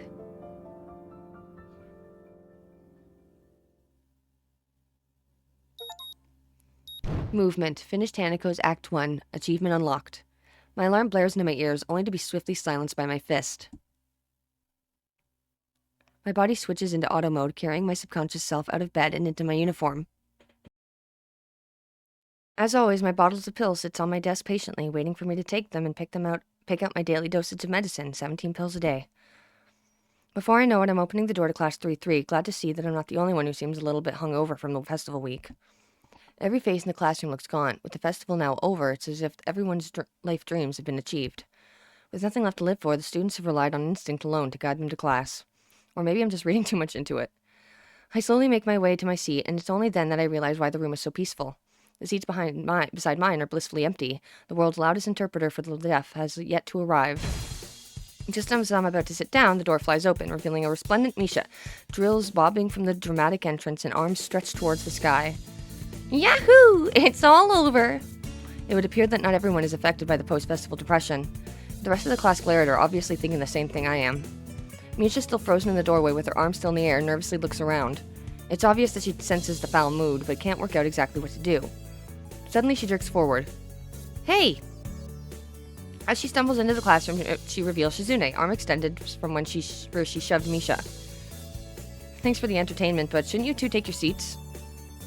Still slightly embarrassed, Misha takes a few seconds to realize she has to translate. Oh yeah, Shi-chan says she's not happy with you ditching us last week. We were really busy. Is that so? What about the stuff I already did for you two? She says that she only counts for student members. Since you declined, she doesn't owe you anything. Misha leans closer and whispers conspiratorially into my ear. Actually, I think she's just a little sore that you didn't spend the day with her. She's really thankful for your work last week, though. Sensing that she's being talked about, Shizune lightly wraps her fingers on her desk until Misha turns around to face her. I can't understand any of the fast-paced signing that's going on, but from Shizune's slightly embarrassed expression and Misha's poorly contained laughter, I can guess. While this exchange is happening, the door opens once again, but this time at a much more reasonable pace. Hanako quietly enters the room and pulls the door closed behind her. Peering out from under her hair, she quickly scans the classroom. Our eyes meet and she suddenly stiffens. She closes her eyes and takes a deep breath and then walks over to my desk. Good morning, Hisao. Good morning, Hanako. You're a little late, aren't you? I was talking to Lily about today. Ah, so you've got her list then? We can leave straight after classes in that case. Sure. I'm looking forward to it. Hanako briefly flashes her embarrassed smile at me and then hurries off to her seat. During classes, it becomes apparent that not only the students that are a little despondent after the festival, Muto simply gives us a list of exercises from the textbook and then he sits behind his desk. I totally forget about the brief lunch period for a moment. Such is the banality of today. It's mind-numbing and everyone seems surprised when the bells signal the end of the lessons. As I'm packing up my bag, Shizune and Misha flank and trap me. Say, Hee-chan, it's not still too late to sign up. There's a lot of post-festival paperwork for us to complete. Sorry, Misha, I've got plans. As if sensing the cue, Hanako appears behind me holding a small bag and trying to avoid eye contact with the outside world. Misha's eyes open wide and she bursts into laughter. You move fast, don't you, Hee-chan? We won't disturb your date any further. Behind the roaring Misha, I see Shizune taking far too little interest in the scene. I might be taking this the wrong way, but I think she's deliberately ignoring me. I feel a gentle tug on my shirt and turn to see Hanako's eyes fixed firmly on the floor. Let's... Gotcha. Shizune, Misha, I'll see you later. And I'm still not interested in the council. Spoil sport. Misha and Shizune retreat into the hallway, happily signing to each other. Got all your stuff? Let's head off. Floods of students pour out of the school gates and onto the road into town. It's a little weird. It's almost a scene from any other high school, but the illusion fades because of the occasional wheelchair or missing limb. One thing I do notice is that nobody is alone. And as Hanako and I pass through the gates, I notice that she closes the distance between us. Not enough to be considered close, but she certainly isn't at her usual just for a little far position. I guess we're not familiar enough for her to get as close as she does with Lily. However, even though she's moved a little closer to me physically, mentally she seems to have traveled a mile. Her hands clutched around the leather straps of her bag to the point of whitening her knuckles, her head down and her mouth pursed closed. She almost looks like she's being walked to the principal's office for the first time. I try to stifle a giggle at the thought, but it's futile. What's the matter? I guess there's no point in hiding it. Sorry, for a second there it looked like you were getting in trouble. What do you mean? I think you need to relax a little. We're not going too far, and it's only students around, right? Right. It bothers me a little to see Hanako so worked up. And you do this every week, don't you? Yes, with Lily. Of course, with Lily. I wonder, has she ever left the school without her? It doesn't seem like much at first glance, but Hanako's dependence on Lily is absurdly heavy. If she can't even handle leaving the school without her, how would she have managed to survive if the two had never met? Would she have found someone else to latch onto, and what drew her to Lily? Was it a lack of eyesight, or was it Lily just kind enough to lend a hand? I wonder if anyone would have fit the bill. Well, I'm here. Besides, we're not going far. It'll be over before you know it. Hanako's knuckles slowly regain their color as she tries to hide a small smile, but the effort of that seems to prevent further conversation. We travel side by side down the winding road towards town. The crowd of students thins as we continue along the sidewalk. Faster students rush ahead, and the less mobile ones fall behind, rarefying, I don't know that word, I'm sorry, the crowd into nothingness. By the time we reach the convenience store, we are practically alone. Using me as a shield between herself and the attendant, Hanako moves through the narrow aisles, adding an assortment of items to her basket. Bread, milk, tea, thyme? What kind of convenience store sells herbs? Then again, nothing about this town seems normal, which may not be such a bad thing in retrospect. Everything is so different and uncomfortable, dwelling on such matters isn't really an option. When I think about that, it reminds me of Hanako. No matter how much you try, you can't escape her scars. They still interrupt my train of thought when I see them. As much as I don't want to admit it myself, I think I'm forcing myself to try to ignore them. Not that I'm scar-free myself. The jagged line down my sternum will never completely fade away. I just have the luxury of being able to hide it easily. But in a way, both of our scars remind me that we're all in this place for a reason. Hanako throws one last item into her basket and then sheepishly holds it out to me, along with a few blank notes. Could you please? It takes me a second to understand what she's trying to say. Oh, you want me to pay for this? She nods, but doesn't look up. I guess this task falls to Lily on the usual occasions. Sure, let me just grab a couple of things. I hastily grab a few essential items for myself and head for the counter with Hanako in close tow. The attendant gives me an indifferent nod as he scans the items. I suppose just ignoring us is one way to deal with the anomalies of Yamaku. They must get a lot of students here, being the closest store to the school. The staff must all have their way of dealing with us, or maybe they don't. Maybe it's only me who thinks twice about my unique schoolmates. Our transaction complete, Hanako and I head back onto the street. The road is pretty much abandoned now. The students that were heading out have already left, and nobody has started returning just yet. And with only the school ahead of the road, there doesn't seem to be anyone else around. The emptiness certainly reflects on Hanako. Her arms are by her sides, each carrying a bag, her head no longer bowed and back to the upright position. It's almost as if she were enjoying this walk. So why all these weird things? Mixed spices? Why would you need that in school? I sometimes like to make food. Well, yeah, so do I, but spices? That's a little more advanced, don't you think? Not really. Well, I think it's cool. You'll have to teach me one day. Sure. She doesn't seem all that sure, but pushing the point doesn't seem all that wise. At the very least, she seems a great deal happier than she did on the walk down here. That alone makes me a little happier. Outside the girls' dorm, Hanako and I sort out the grocery bags with our respective purchases. In comparison, my things look positively plain. I tell you, you're putting me to shame here. No, I'm not. I'm only joking. I have a stack of homework that I skipped last week, so I must leave now. Will you be alright getting that to your room? Yeah. Sure? Okay then, I'll see you tomorrow. Bye. We part ways and I return to my room.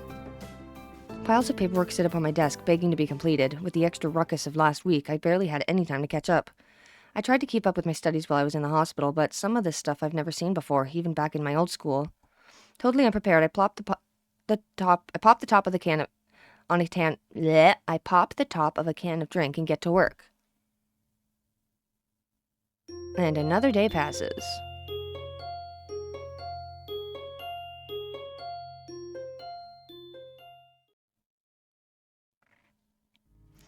The days are really starting to heat up. This morning I awoke covered in sweat. By the time the student body starts leaving for their dorms for breakfast and morning duties, the sun has taken full effect. Oddly, that puts me in high spirits. It's not even 8 yet, but I feel that this day is going to be one of those pleasant, tranquil, warm ones. If I weren't at a school that considered every absence from class as a sign of life-threatening situation, I'd consider skipping the whole day and just be relaxing in school gardens. Yes, today will be genuinely a lazy day. For a second, I stop in mid-stretch and consider the nurse's warning about exercise. Maybe I should have kept up with those morning jogs. Running with someone like Emmy might have been a little testing, but if I worked at my own pace... who am I kidding? I could stick to something like that without some kind of motivation. I couldn't stick to that without some kind of motivation. It's not like I sit around all day. The walk to and from the convenience store counts as exercise, right? Especially the walk back up the hill. Yeah, it's no big deal. Compared to the months of lying in a hospital bed, I'm getting plenty of exercise. It seems that I'm not alone in my appreciation of the day. Nearly every member of the class is glancing through the window and into the tantalizing sky. Even the steadfast Shizune seems to lack her usual vigor for her schoolwork. Misha is brazen as ever, even unbuttoned the top buttons of her shirt, and is fanning herself with a notebook. I must have been staring, as now she's sticking her tongue out at me. However, she shows no sign of halting her efforts, nor is she trying to hide the fact. The lunch school bell seems to catch everyone by surprise, and the class empties at much slower pace than usual. The heat seems to be draining the nearby rush from everyone. Well, almost everyone. Hizao? Hey there, Hanako. What can I do for you today? Hanako already has a lunch bag in hand. I don't have to be a detective to work out where this is going. Would you like to have lunch with us again? I brought enough for everyone. Awesome. You don't have to be so stiff about it, though. Right. I take it we're going to the tea room? But please. Lily said she'd meet us there, so we should go ahead together. Sounds like a plan. This heat has made me pretty hungry. Hanako breathes a sigh of relief, and I gather my things together. As usual, the aura of the tea room is refreshing, feeling isolated from the rest of the world. Then again, the usual din of the school seems to be a bit subdued, most likely from laziness prompted by the heat exhaustion. Hanako slowly spreads her food on the table, intently focusing on every little movement, as if she's trying to keep her mind off of other thoughts. It's not much, but I can tell from her demeanor that she has prepared everything with utmost care. I guess Lily isn't here yet. Should we start without her? She'll be here soon. Hanako struggles with the lid of the container of rice. Here, let me help with that. I take the container from Hanako's hands, try to force open the lid. Try as I might, it seems wedged shut. Let me guess, did you put this on while the rice was still hot? Yes, I was in a rush. I put the container on the table between us. I thought so, and it looks like this is wedged shut. We'll need some hot water to get it open. But that could be a pain in here. We'll get water everywhere. Well, in that case, how about I contribute to today's meal? At the door, Lily smiles while holding up a bag stocked with various buns and bread rolls. I can't help but do the same. Since you two had a change of plans because of me, I thought I would bring a little something. Thanks, Lily. Here, let me get that for you. With a little guidance, Lily's bread assortment joins Hanako's riceless platter. I hastily make some tea and complete the picture. Well, I'm looking forward to this. As I take a bite, I notice Hanako trying her hardest not to look like she's looking at me. It's nothing special, but then again, I can't really complain. I'm pretty lazy when it comes to cooking for myself. Not bad. I guess this is made with the stuff you bought yesterday? Yes. Hanako's eyes showed at me, begging for some kind of feedback. Well, it was clearly worth it. Thanks, Hanako. I wanted to show you this after yesterday. It's okay. I was just a little surprised at the stuff you were buying. Hanako's always like to experiment when it comes to food. I think it's good. Most of the time. While Lily's smile doesn't waver, the slight change in her tone tells me that things have not gone well in the past. And it's not like Hanako has many people to sample her cooking. Hang on, was Lily waiting for me to go first? She didn't start eating until after I said it was alright. Her cheeky grin tells me that this was a deliberate action on her part. I'll have to try and work out how to get one over on her in the future to make up for this. Well, it's good. That's all that counts, right? Right. Lily, satisfied with not being the first to sample Hanako's creation, begins to consume the food in front of her. I find myself staring as I watch her chopsticks gently touch the plate, their tips delicately poking and tracing to quickly ascertain the positions of the food as she dexterously picks it up. One might think she were a child playing with her food if not for the situation, though she does it with such care and thoughtlessness that it's obvious and simply how she eats this kind of meal. Not wanting to miss out, I start filling up myself. Hanako takes a different approach, waiting until Lily and I have our hands clear before quickly snatching up her share. Before long, the containers are empty, save for the still shut rice container. Thank you, Hanako. That was filling. No, thank you for the bread. Yes, it would have been a disaster if not for that. You're both welcome. But now I must be getting back. It's far too easy to be late after eating in here. Yeah, I see what you mean. I think we'll just clean up and head off. Well then, good day. Lily leaves, her cane tapping away down the quiet hallway. Hanako and I quickly pack our things and stay seated, waiting for the bell. Together we stare at the window and into the endless azure sky. If it weren't for the pealing of the bells, I would have sworn that time had stopped. The urge to skip class rises in my gut. I shoot a glance at Hanako, who shows no sign of moving either. Not just yet. The interval between the warning bells and the end of lunch bells passes in the blink of an eye. We really should go. People will freak out and start a search party if we skip. Hanako sighs. You're right. Slowly she rises to her feet and I follow suit. Silently we make our way up the old stairs to the 3rd floor and then to our classroom. At the door, I take point and open the door ahead of Hanako, bowing my head down in apology in advance. I'm sorry we're late, teacher. I'm greeted by not stern words, nor the angered instruction to take my seat, but simply the silence created by 15 or so students trying not to laugh. Muto, ever tardily, has yet to arrive. However, the fact that Hanako and I have arrived together is blatantly obvious. Make that about 14 students trying and 1 student failing. The lovers return. Yeah, thanks. You can calm down now. I step to the door and realize that Hanako is firmly pressed against my back, hiding herself from the class. With my steps coming closer to my desk, she eventually breaks from me and stiffly walks to her own. Her efforts to mentally block everyone's presence from her mind are written clearly on her face. Quickly checking the door for any signs of the teacher's arrival, I make a trip to Hanako's desk and whisper in her ear, Don't worry about Misha, she's always like this. I enjoyed myself today. Don't sweat it, okay? Hanako nods her head behind her folded arms, but still doesn't show her face. I yearn to stay and console her more, but Muto picks this exact moment to enter the class, halfway through this lecture as if he started it in the hallway. Which of course is directly proportional to the charge, but inversely proportional to the square of the distance. He's so engrossed in his speech that he doesn't even notice me sneaking back to my seat from Hanako's desk. While Muto's spiel rambles on, Misha leans over to me. The teacher may not have noticed your tardiness, but I did. That much is obvious from the show you just put on. I've been instructed to let you off the hook for today, but only on one condition. Oh, and what would that be? You have to help us this afternoon. I crane my neck to look over Misha's shoulder. Shizune is conveniently not making eye contact with me. Fine, just for today. I've already told you that I'm not joining the council, remember? Of course, doing so would be considered. She looks down at her notebook, obviously looking for a place in her script. Under duress and hence would be against regulations. How strange of you to be considerate of the regulations now. Things should be done by the book. It's just that the book hasn't been written for every situation, so there are times when it can be ignored. And yet you two wonder why no one else wants to be in the student council. After poking her tongue out at me, Misha returns to her workbook, and we battle our way through the latter half of the school day. Before I can even stand up, Misha and Shizune have placed their hands on both my shoulders. Hey, I said I'd help out, damn. This is just insurance, Hizao. Insurance. Hizao? Hanako timidly tries to leave the room by circling around us, and I suddenly realize that this may be my one chance to escape. Oh, hey, Hanako, what's up? Hey, what makes you think you got time to chat? I'm so sorry, 1 second. Hey, what makes you think you've got time to chat? Oh, relax, this won't take long. Sorry, Hanako, you were saying? I was going to the library, and I thought... Hanako's thumbs danced around each other, and her eyes flit around the room, looking everywhere but at us. Sorry, Hanako, but Hizao has to come with us. He's got work to do. Oh, but you can help too if you like. So how about it, Hizao? Oh, okay. I've done enough work for the council already.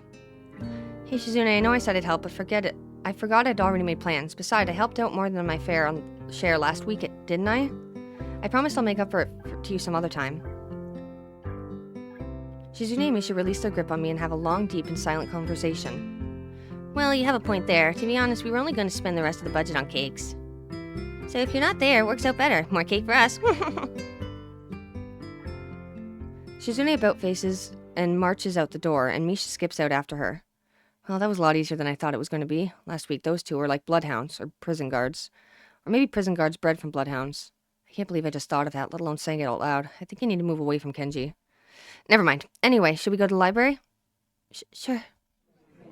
Hanako follows me through the still crowded halls of the library, using me as a shield. As soon as we are through the door, Hanako bolts for the counter where Yuko is stacking books. Before I can catch up, Hanako has whispered something to her. You'd find that in nonfiction, but I don't know where exactly. If you want, I can look it up. Never mind. Hey Yuko, what's this all about? Oh, Zao, Hanako's just looking for a book on... nothing. A book on nothing? In the nonfiction section? I was just... I shoot a glance at Yuko, and she looks like she's about to burst from the pressure of keeping Hanako's request secret. Yuko, what did... Chess, she's looking for a chess book. I make a mental note to never entrust Yuko with any important information. Yuko... I'm sorry, Hanako, it just slipped out. Well, it's not a secret anymore. Come on, I'll give you a hint. I should really brush up on my skills, too. Okay. Yuko disappears behind the counter in shame as Hanako and I wander into the depths of the nonfiction section. I know this is supposed to be a system for there's supposed to be a system for categorizing these books, but I don't see how anyone can decipher it without spending half of their life researching it. That's probably why all the librarians I know are neurotic. Towards the end of the aisle, between a book on card tricks and some book on kids games, stands a single book bearing the title Chess Tactics for Champions. Before I can reach it, Hanako has the book in her hands, clutching it to her chest. Well, I guess that's yours then. Mind if I borrow it when you're finished? Sure. I just haven't really played against anyone but Lily before, so I thought... Damn, it's not like I was trying to beat Hanako deliberately or anything, but she seems to have taken it to heart. Then again, at least this means that she wants to play me again. That's a plus, right? Well, it's not like I'm a master or anything. I just played a bit before. It occurs to me that I haven't told Hanako about my condition. I falter for a second, deciding to cover my tracks. This is a conversation for another day. Before I came here. Are you alright? Yeah, I was just remembering something. When I think about it, I shouldn't be afraid to tell Hanako about my condition and my time in the hospital. Judging by her scars, she probably spent a fair amount of time in the hospital bed. But for some reason, I can't bring it up. At least not today. At least not on short notice. Eager to break off the conversation, I grab a random book from the shelf. It's some book on the world's fastest roller coasters, published in 1982. Well, not very up to date, but it should at least be interesting. Well, we both got books now. Should we go sit down? Hanako seems to accept my bluff, and we head to the reading book nook in the back of the library. Neither of us says a word. We simply open our books and start reading. I try to read my book, but it would seem that 1982 roller coasters weren't nearly as large as the ones built in the decades since. Most of the ones listed are made of wood. Something about that doesn't seem safe to me. It's not fun. It hurts. If I'm going to ride on something potentially dangerous, I want it to be made out of steel or some kind of space-age alloy that has big words like titanium and ruthenium. I quickly lose interest and my eyes wander across the reading area to rest on Hanako. Hanako seems absorbed in her book, flickering back and forth through the pages, as if confirming what she just read. I wonder if that's actually effective or if she's just overloading herself. She unconsciously brushes her hair from her face, temporarily revealing her scar tissue. I'm still not sure about the protocol here. Is it right to ask about her scars or her past? How long was she in the hospital? Does she still visit the doctor? These all seems like questions you'd ask someone who just transferred from your school, translated into social language. But to date, no one has directly asked me any of them, so... Well, except Rin, but I don't think I should use her as a guide to proper social behavior. For the time being, I just keep my mouth shut. If someone wants to know something, then they'll tell you. Trying to force the issue might drive Hanako back into herself. Sorry to interrupt, but I have to close the library now. Already? I checked my watch. Somehow I was lost in thought. Nearly 2 hours have passed. Do you want to check out those books? I can do it on the way out. But please. I'm done. I'll drop this one back on the way through. It wasn't as interesting as I first thought. Hanako marks her place with a slip of paper and stands up. The girls head to the counter and I return my book to what I think was the right shelf. Yuko scans Hanako's book with precise precision, yet still manages to fumble it. Oh, there we go. Third time lucky. Since this is a nonfiction book, you can only have it for a week. What kind of rule is that? That's okay. Yuko shuts down the library computer and herds us out the door. Oh, I didn't think that it was this late already. But you're the one that told us you had to close. But you're the one that told us you had to close. Yes, but I know that, but that was before I looked at the time. I'll see you later.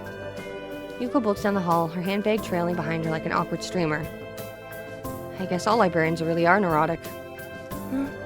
Oh, never mind. I was just thinking that I've never met a librarian that can organize their time, no matter how good they are with their books. Oh, I know what you mean. Hanako smiles in amusement. It wasn't meant to be a joke, but I must have reminded her of some other librarian or something. I have to get back.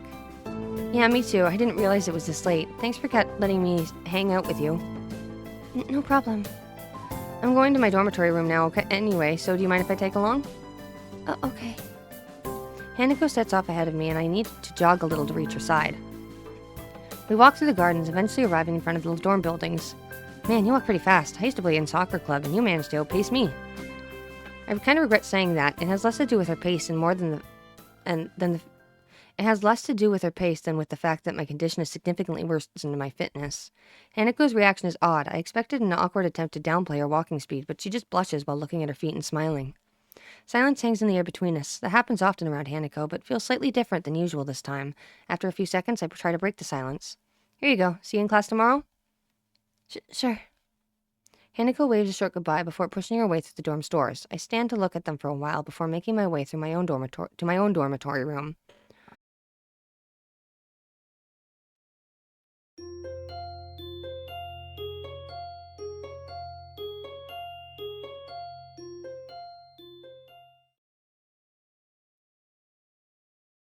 Chirping birds.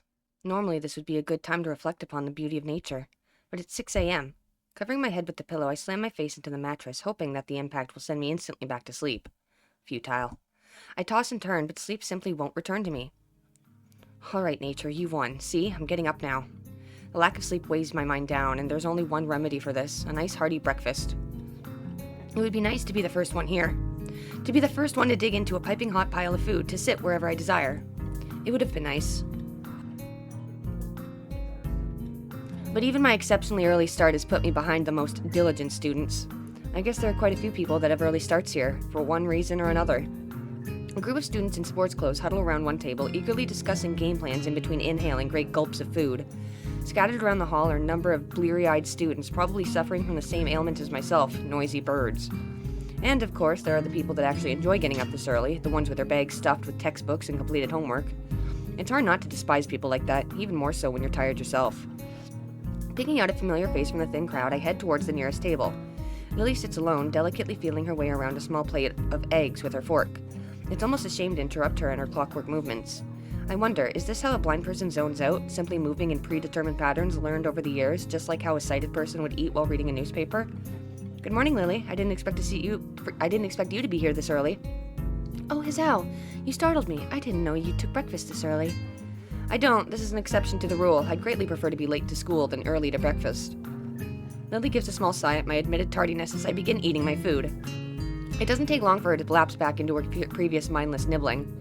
Each short motion lacks energy. I suppose this is similar to letting your eyes wander while performing any ordinary chore. But after a few repetitions of the food/eat food cycle, Lily puts down her fork and dabs her lips with a napkin. Hizao, do you mind if I ask you a question? Damn, all I wanted is a little food and about 4 hours of sleep, and nobody says, "Can I ask you a question?" for a simple question. Sure. Do you think Hanako has a friend? This seems like a leading question. I guess so. Why do you ask? No real reason. I do have another question, though. Why is it that you think of her as a friend? Well, this is well above my level. What is she expecting from me? I'm not really sure. I guess it's because she's a little different in the way that she deals with people. Since I've known her, she hasn't really connected with anyone. She doesn't seem interested in other people, and I think people are a little scared off by her appearance. Really? I thought that kind of thing was, well, discouraged here, discriminating and such. If I were to put it one way. She furrows her brow in thought, a move which makes me slightly anxious as to what she's plucking from her mind. I'd say that you're a little naive. Naive? I'd be insulted if not for the slightly cynical grin on her face. I see. While Yamaku has a stronger sense of community compared to other schools, it's far from being free of conflict. Rules cannot remove human nature, after all, only suppress it. That's something I've noticed, actually. Just little things, like how certain people in cliques avoid each other in the hallways. It's no different than my old school, really.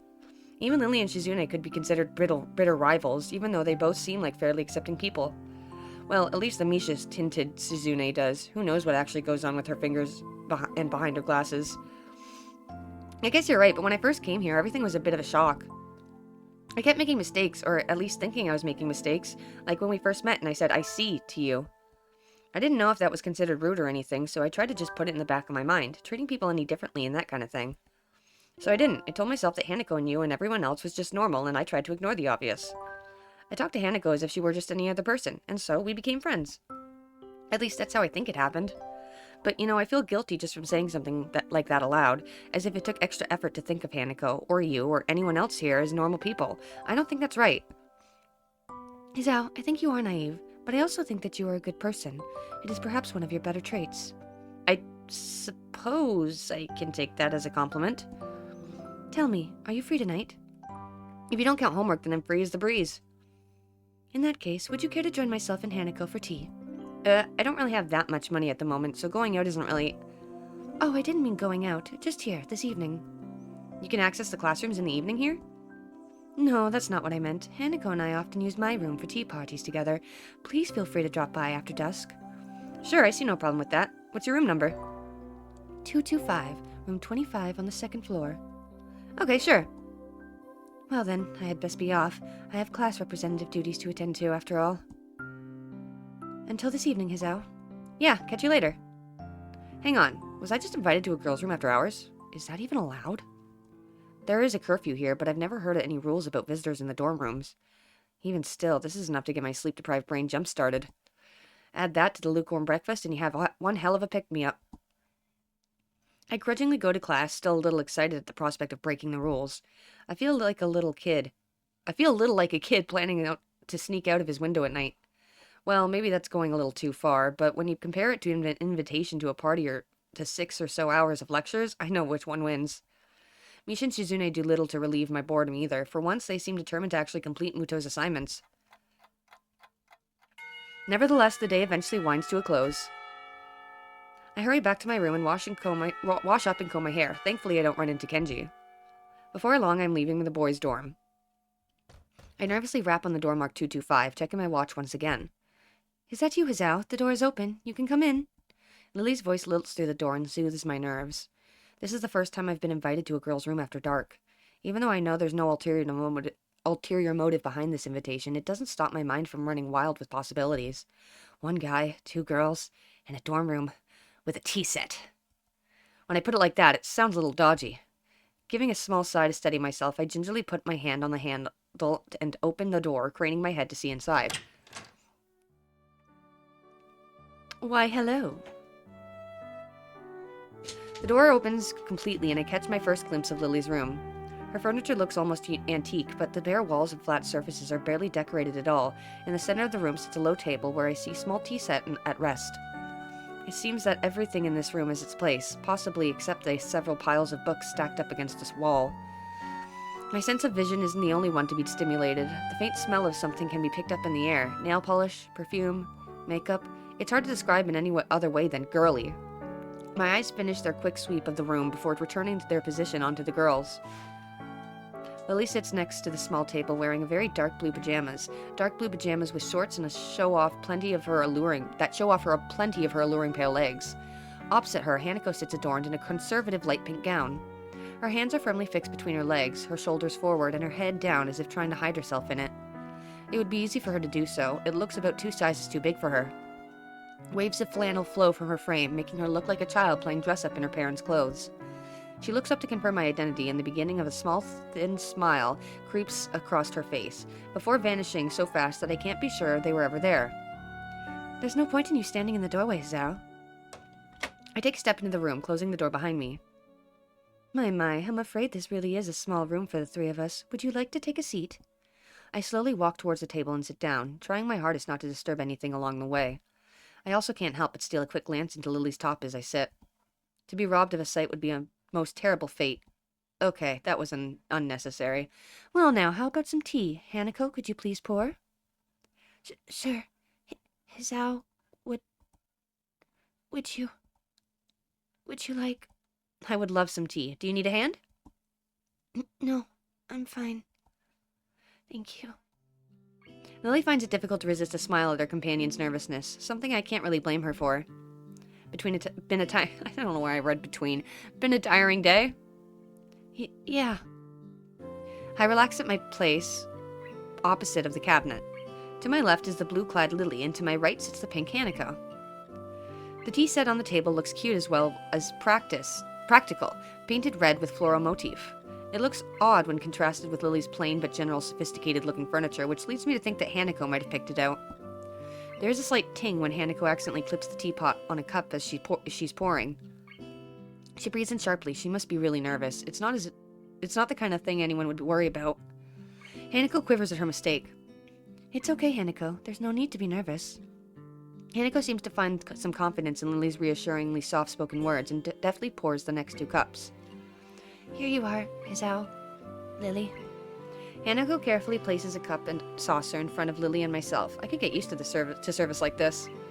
Thank you, Hanako. Yeah, thanks. You're welcome. Lily searches for her cup and upon finding it sips delicately. I do the same. This tea tastes somewhat better than the tea we usually have at school. This is nice. It's so different from any tea I've had before. Looks like you picked the right one, Hanako. You've done well, even if it was a bold move. Hanako's smile returns, redoubled. Even with her blighted face, her shy smile couldn't be called anything but cute. I'm glad you like it. Hanako, finally beginning to relax, sips from her cup. Something about this makes me think about Lily's question at breakfast. Why am I friends with Hanako? Lily seems genuinely concerned for Hanako's well-being, but it's not like I can do anything to help her.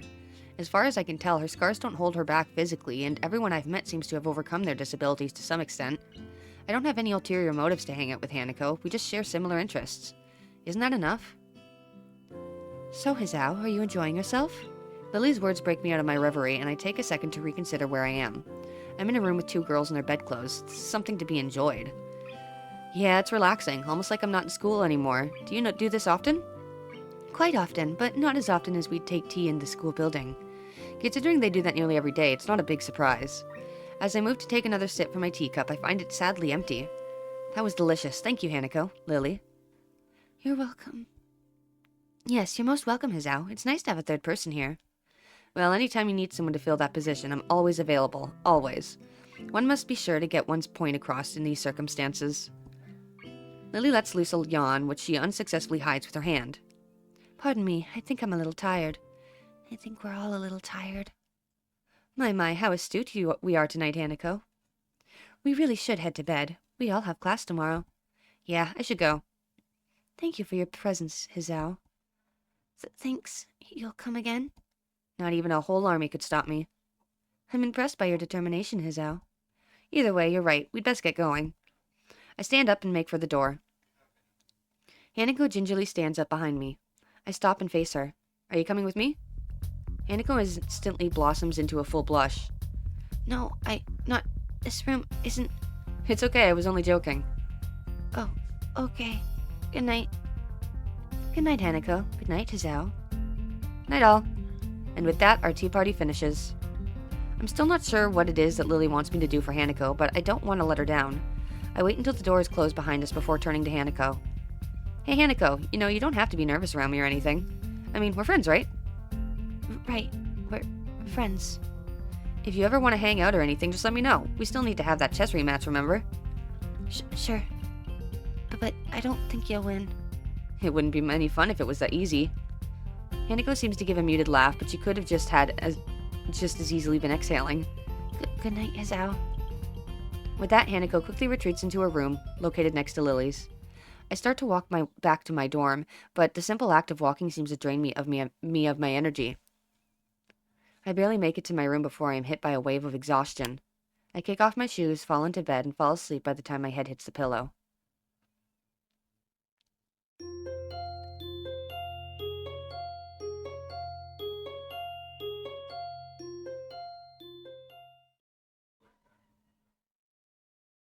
I pull my door closed, ready for another day of classes. Sleep well? Kenji's sudden arrival makes me jump, and I narrowly avoid butting heads with him. I know he has poor eyesight, but he knows who I am now. Does he still have to stand this close? Oh, yeah, like a baby. Damn, why do people say that? Have you ever heard a baby sleep? They scream all night, every night. Babies don't sleep well, ever. Well, there goes my restful state. I have to remember to never use figures of speech with Kenji. Alright, I get your point. It was a figure of speech. Yeah, sure, whatever. Where were you last night? I had a favor to ask, but you weren't around. For a split second, I considered telling Kenji the truth, that I was spending time with Hanako and Lily. Thankfully, that split second passes as soon as it came. I was just out, checking out the local area and stuff. You know, recon. Good man, good. I knew you were the type to plan ahead. Anyway, what was this favor you wanted? I was going to get some takeout, but I needed change. Wait, what? I gave you money last week and you still haven't paid me back. And I was starting to think you were cool. Kenji fishes out in his pocket and produces his wallet, and he counts out the 400 yen he owes me. I can clearly see at least two 10,000 yen notes. Hey, what the hell? Why are you borrowing money off me when you've got that much cash? Kenji hisses a little, realizing that he's been had. Get off my case, man. It's bad luck to break a big note for anything less than half its value. It's the tycoon's rule. Last night's dinner is going to cost me 7 years of bad luck. 7 years! Don't you think that's enough cause to help someone out? I'd get a shorter sentence if I just stole the stuff. My common sense screams at me to say something to him, but thankfully I restrain myself. Arguing a point like this with Kenji will just lead to further and more complicated discussions. Yeah, I guess you're right. Maybe you should plan these things a little better. Yeah, man, I know, but I've just got so much stuff to do. It's hard, and you've never got around anymore. You're never around anymore, so I'm on my own. We're supposed to be brothers in brotherhood, remember? Yeah, I get you. Global conspiracy and such. I'll keep my ear to the ground. Kenji draws close enough for me to get clear whiff of his garlic-tainted breath. You're better, man. You're already spending less time here. It's the first thing they do. They'll try to split us up, divide and conquer. Sun Tzu and all said that. Roger that. Now, I've got to be going. I've got classes. You coming? No, I'm tired. I stayed up all night just to make sure that nothing was going to happen after splitting that note. As rational as ever, I see. Whatever. Night. Kenji scurries back into his room, and I hear him throwing his locks as I walk down to the hallway. That's why some people can't roll their tongue, or why their second toe is longer than their big toe. Muto beams a half-moon smile at us, obviously proud of his explanation of recessive genes. However, no matter how impressed he is at the science that defines who we are, the classroom seems to be reduced to a stupor. Why is it that a bad explanation can make even the most interesting thing seem worthless? I can see Muto deflate as he realizes that nothing he said in the past half hour is sunk in. Whispered conversations start to break the silence, and like an avalanche, the noise level in the class starts to rise. Defeated, Muto identifies some questions from the textbook and sets to clearing off the blackboard. Almost as expected, Hanako packs up her things and leaves as soon as people start talking and laughing among themselves. The initial shock of seeing someone play so blatantly truant has started to fade, but it doesn't stop me from wondering: is she leaving because she doesn't want people to speak to her, or is it just the thought of people around her shattering her peace? Before I can think about the topic any further, the lunch bells ring. I wonder if she's simply taking the opportunity to leave early. The usual clamor of students exchanging books for lunch reverberates around the room. While Misha is distracted, I grab my lunch and head out the door. Lily already sits in the tea room, setting out her lunch alone. So, Hanako's not here then? Oh, Hizao, how are you? I haven't met Hanako since this morning, I'm afraid. That's right, Hanako and Lily live next to each other. Somehow I think their morning conversations are slightly more grounded than Kenji's ramblings. That's strange. She left class early, so I figured that she'd come here. So she's still leaving class early? Huh? Yeah, I've seen her do it a few times. Lily drops her head a little, and her tone of voice is notably depressed. It's very reminiscent of someone who is used to hearing bad news. I was so sure that she'd stop doing that once you two became friends. Everyone has their own pace, I suppose. Well, I was wondering about just that today. Why exactly does she leave? I'm not entirely sure myself. I personally think it's because she doesn't want to be put in a situation where she has to answer someone. I have a flashback of my first meeting with her, and when I thought she looked like a cornered animal, maybe I wasn't far from the truth. But she seems fine talking with you, and with me, a bit. It's a little more complex than I thought, than that. I imagine that the first thing most people ask is about her scars, and what happened.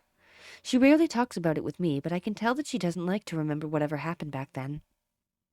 Leaving class and running away from discussion is her preemptive strike, if you will. So, how does that explain her talking to me? You said it yourself yesterday at breakfast. You tried to ignore her scars. When she saw that you were going to ask her about that, she opened herself up to you. I guess you're right. Maybe. I don't know. You know her better than I, so I'll take your word for it. I wouldn't worry about that. I'm sure you'll come to know her as well as I do soon enough. I welcome the prospect of her having a new friend, and the two of you have such similar interests. Well, I hardly count reading as a team sport. It is good to have company, though. That's my point, Hizao. Hanako is still an average student at heart. She also wants company at times like that. I see. I think. To be honest, both of you still confuse me a little. That's only natural, Hizao. We've only known each other for a little while. It's reasonable to expect you to understand. It's unreasonable to expect you to understand us, just as we can't understand you. But that is half the fun of becoming friends, right? Yes, it is. Although I suppose there is the matter of us being opposite genders. Men and women do seem to confuse each other quite often. She says this with a light giggle, finding amusement at the odd little detail of life. I hope you don't mind, but I'm going to start eating. No, go ahead. I'll eat something too. I've got some books I want to drop back at the library before classes start, so I'd better get a move on. You'll probably find Hanako there as well. If you do see her, can you tell her to stop by my room later tonight? I'd like to talk to her. You're not coming? Unfortunately, I have a class representative meeting later, so I'll be gone as soon as I finish my lunch. Okay then, if I don't see her in the library, then I'll tell her in class. I'm sure she'll be back after lunch. We fall silent as we start to eat, and I take a second to reflect on our conversation.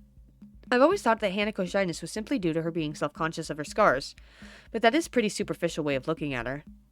Just when I thought I was able to see through the fog of Lily and Hanako, I realized that I'm more lost than when I started. Lily quickly finishes her lunch, acutely aware of her meeting. I don't blame her. Shizune is most likely going to be there, and I doubt she wants to give her the satisfaction of another argument. I must be off. Same time tomorrow? Same time, same channel. I'd better head off too. I don't want to risk being late. So Lily smiles gently, picks up her cane, and walks out into the hall. I turn my back on Lily as we head in opposite directions. For some reason, I find myself hoping she doesn't get into another fight with Shizune. As much as I like Lily, Shizune and Misha have been pretty instrumental in helping me adjust, even if half of our conversations are thinly veiled recruitment attempts. Then again, I barely know either of them. Maybe they were previous leaders of some kind of secret society, but their love for each other drove them apart. Man, I need to stop reading cheap fiction. It's rotting my brain. Either that or I've got to move away from Kenji and his bad influence. It's sad that I can't tell the two apart anymore. I slide my books down the return chute, and they crash into the cart with a pleasant thud. Yuko, however, doesn't seem as impressed as I. Hisao, you scared me. Sorry, I thought you would be used to that by now. Or is the literacy level here so low that nobody borrows any books? Huh? No, I think everyone can read just fine. Yeah, never mind. There's some battles that you can never win. Trying to explain jokes is one of them. My dad taught me that the hard way. Say, Yuko, have you seen Hanako about? She left class early, but she wasn't in her usual hiding place. I think I saw her sneak in before lunch. Oh, but I'm not supposed to tell anyone that. I just told you that I saw her leave. No need to stress out. Oh, of course. She's probably in the back. Thanks. Got any new books written recently? No, sorry. I'll let you know when we do, though. Okay. If there's one thing I know about librarians, part-time or otherwise, it's that they appreciate people who take genuine interest in their work. I walk the now familiar path to Hanako's reading nook, picking out a few titles along the way. Sometimes I find it hard to discover a book that will interest me among the shelves. An author's name and a two-word title don't mean much in a sea of similar words. For that reason, I sometimes reread books that I've read in the past. Better to bet on the favorite than a new runner. An unfamiliar title from a familiar author peeks out among the spines of its neighbors, so I remove it from the shelf. At least I'm not going to over the old material. As expected, Hanako sits on her beanbag, buried deep in a copy of Dance, Dance, Dance. Hi, Hanako. How's it going? I fight back the urge to ask why she left class early. If Lily's suspicions were right, then asking her that could have the opposite effect. Best to leave it for the time being. Sometimes the best way to get an answer from someone is to never ask the question. Hello, Hisao. I'm fine. Something seems off, and after a couple of seconds I realize what it is. Hanako's smiling. She looks as if she's pleased to see me. It's a nice change from the usual instinctively frightened reaction, and something I hope I can see more of as we get to know each other better. Good to hear. How's the book? I've heard it's a trip. It's good, I think. I've only just started it, so I don't really know. Fair enough. Let me know how it goes. I may borrow it once you're done. Sure. There's a good 15 minutes left in lunch. Not enough to really get into a book, but too much to stand around doing nothing. And Hanako's already returning to her reading, so I doubt I'll get much conversation from her. Oh well, I'd better make myself comfortable. I slouch into a beanbag and crack open my book. The familiar style of the author leaps out at me from the first line. As the sentence turns into paragraphs, I start to relax a little. But no matter how hard I try, I can't seem to get myself into the atmosphere of the book. This is partially due to the lack of time, but the more distracting factor is Hanako. Every 10 or so seconds, she peers over the top of her book, but when our eyes meet, she quickly ducks behind the covers. I guess she did want to talk about something after all. What's up? You look like a prairie dog on a lookout. It's nothing. I've told you before, nothing means something when you say it like that. Hanako squirms a little in her beanbag, hoping that by changing her position, she'll find the word she's looking for. I was in an accident.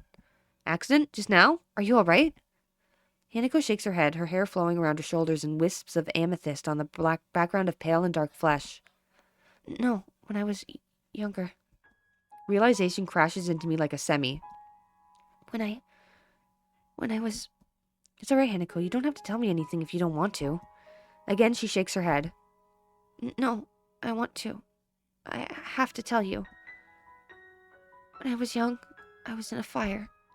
My house burned down and I nearly didn't make it.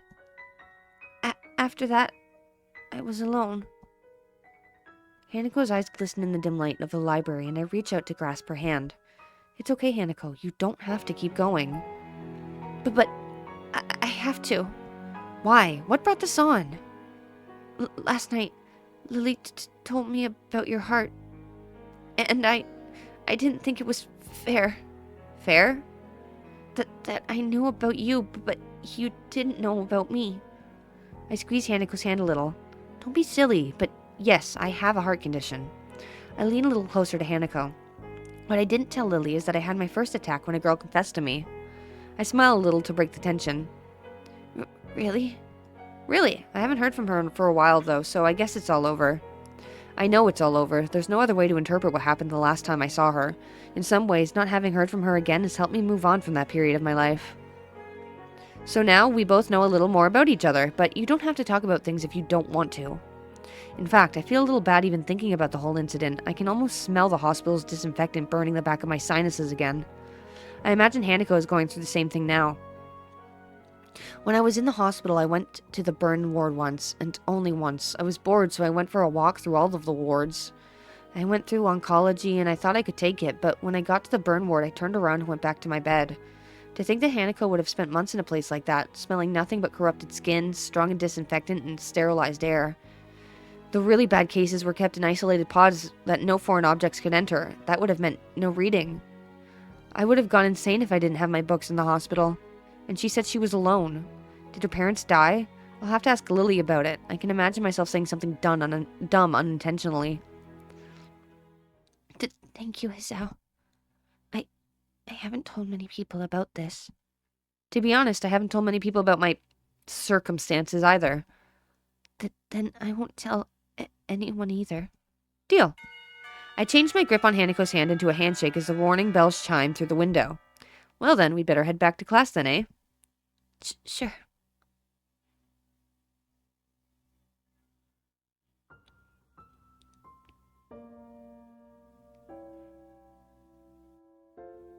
Act 3, Castling.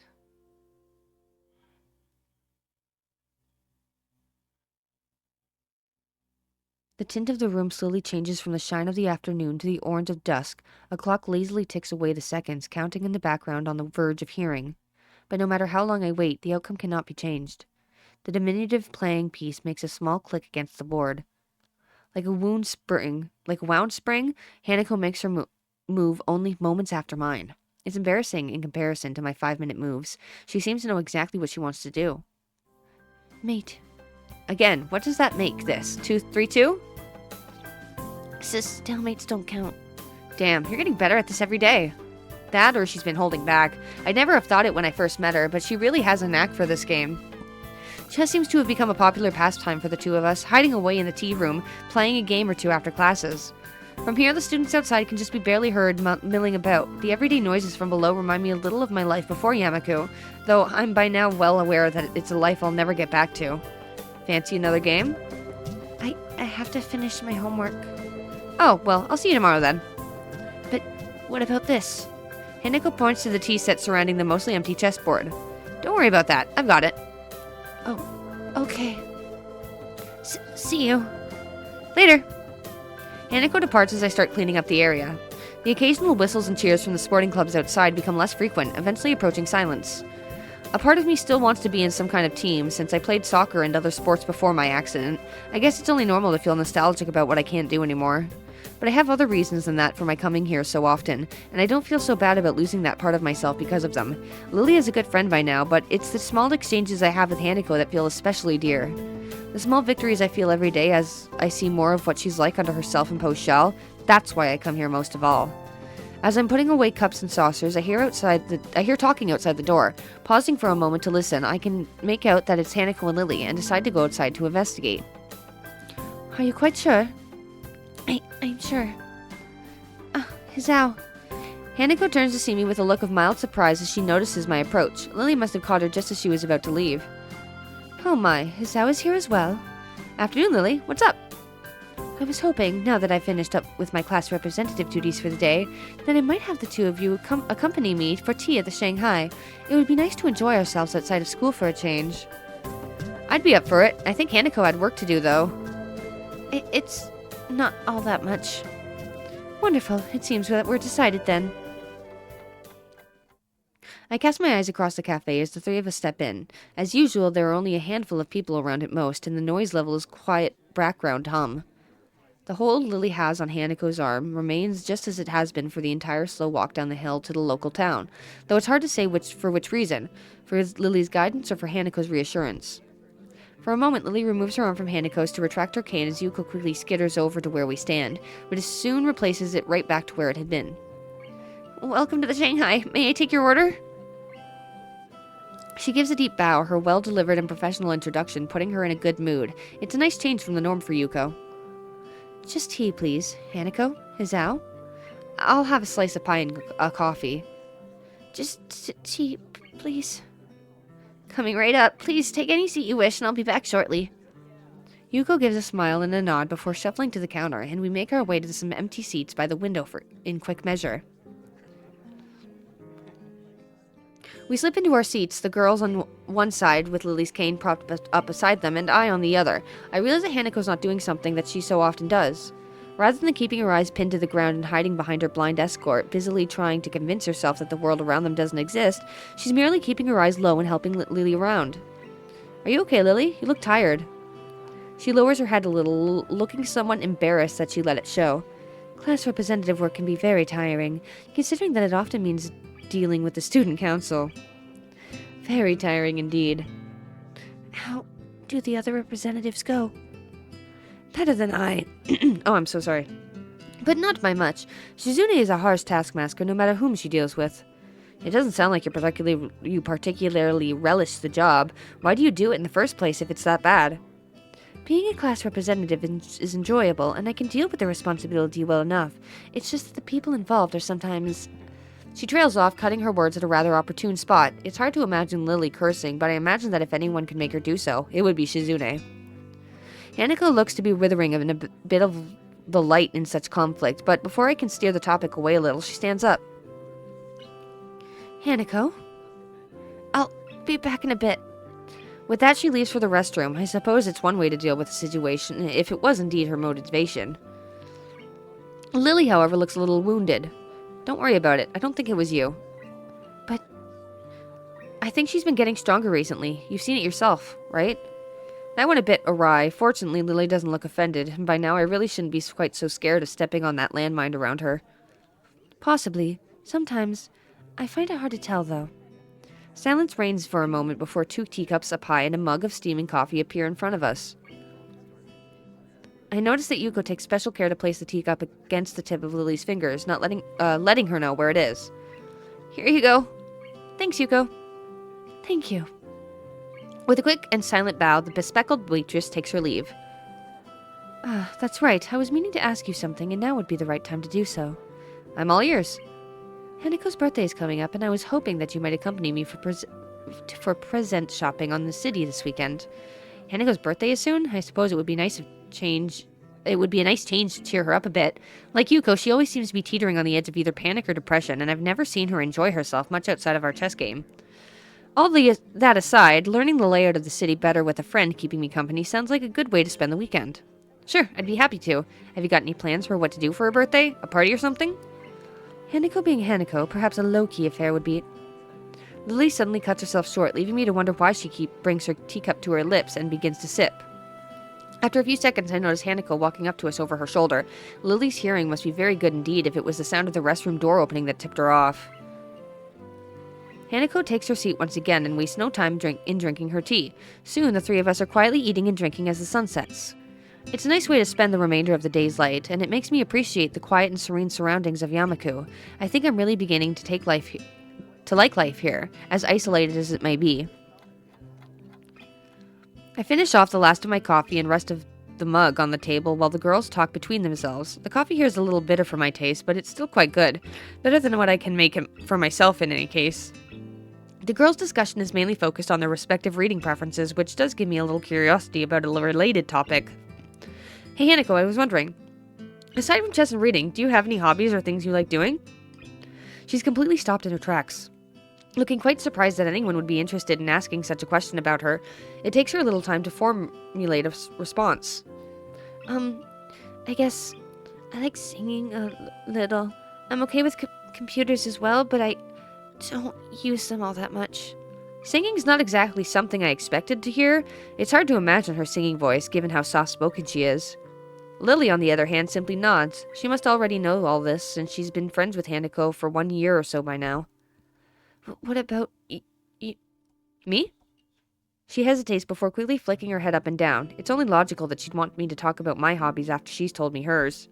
There's chess, obviously, but also, there was soccer as well, though I can't really do that anymore. Reading, which I picked up in the hospital. This is surprisingly hard. Lily and Hanako look a little put off by the direction this is taking, and the more I think about it, the more I am, too. It sounds as if you've picked up quite a few things since your accident. Lily's candor is coated with probably the most positive spin one could put on what I said.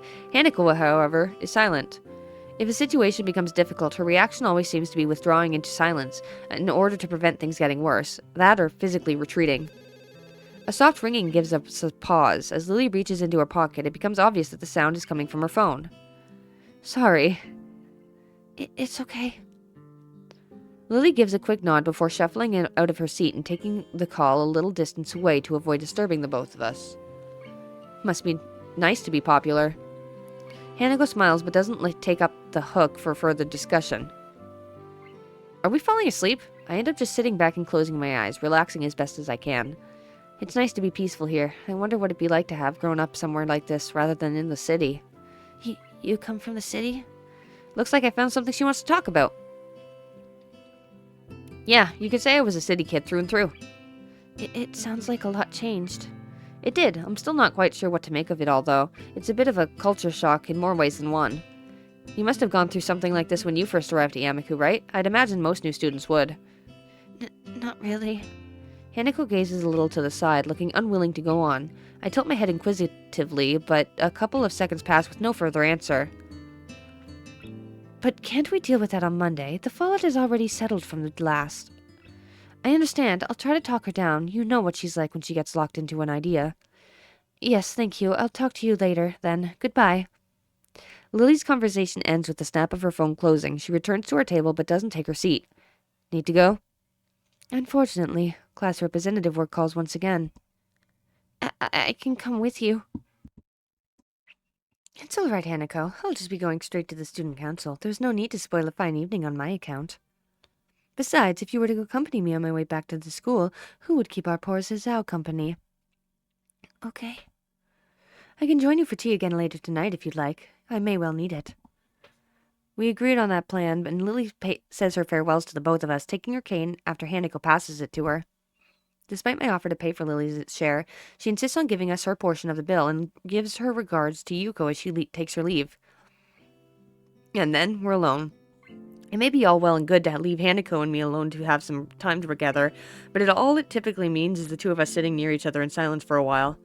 I wonder what I must look like to Hanako. I never thought of myself as a scary person, but to have someone my own age acting this way around me makes me intensely self-aware, as if it's my fault that she's so troubled.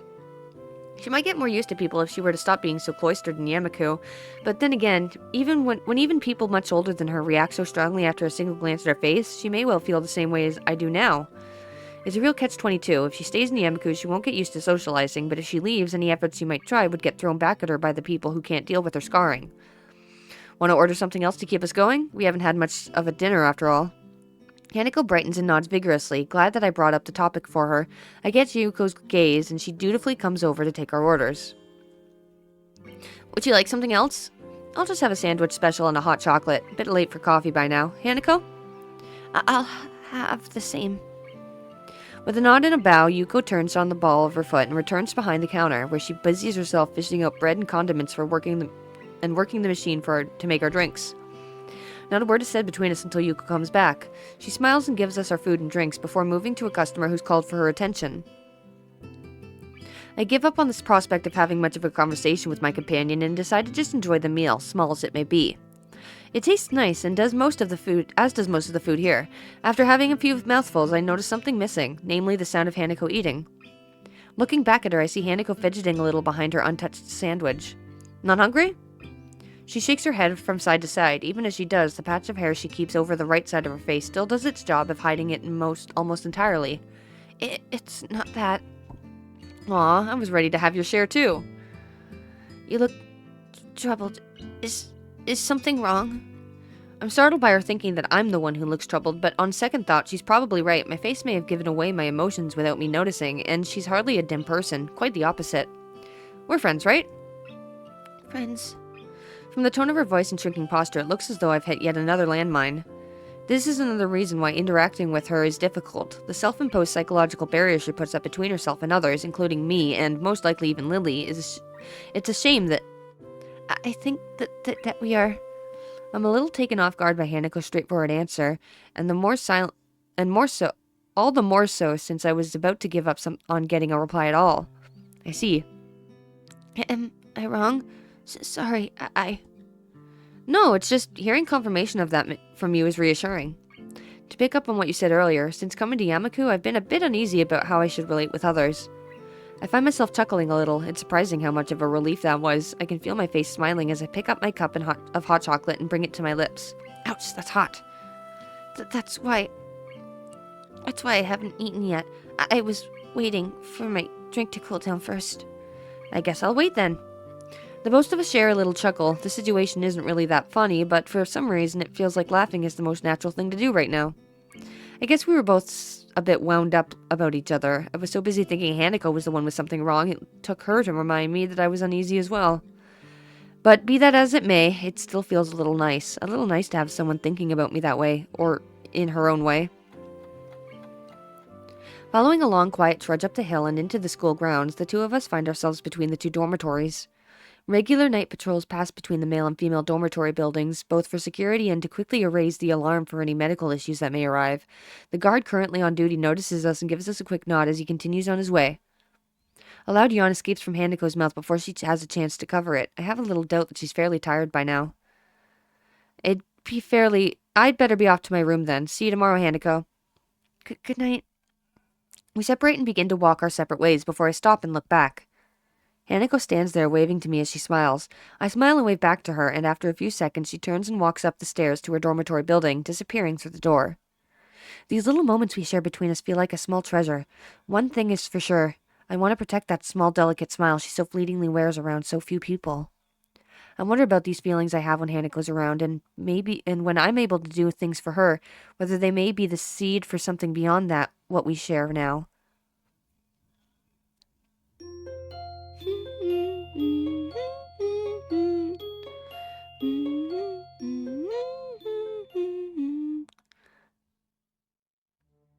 The summertime sun is something to be savored, but when it combined with the clean country air, it's all the better.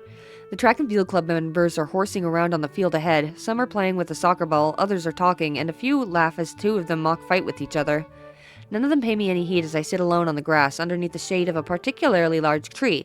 It's a nice and peaceful moment after a dreary day of schoolwork.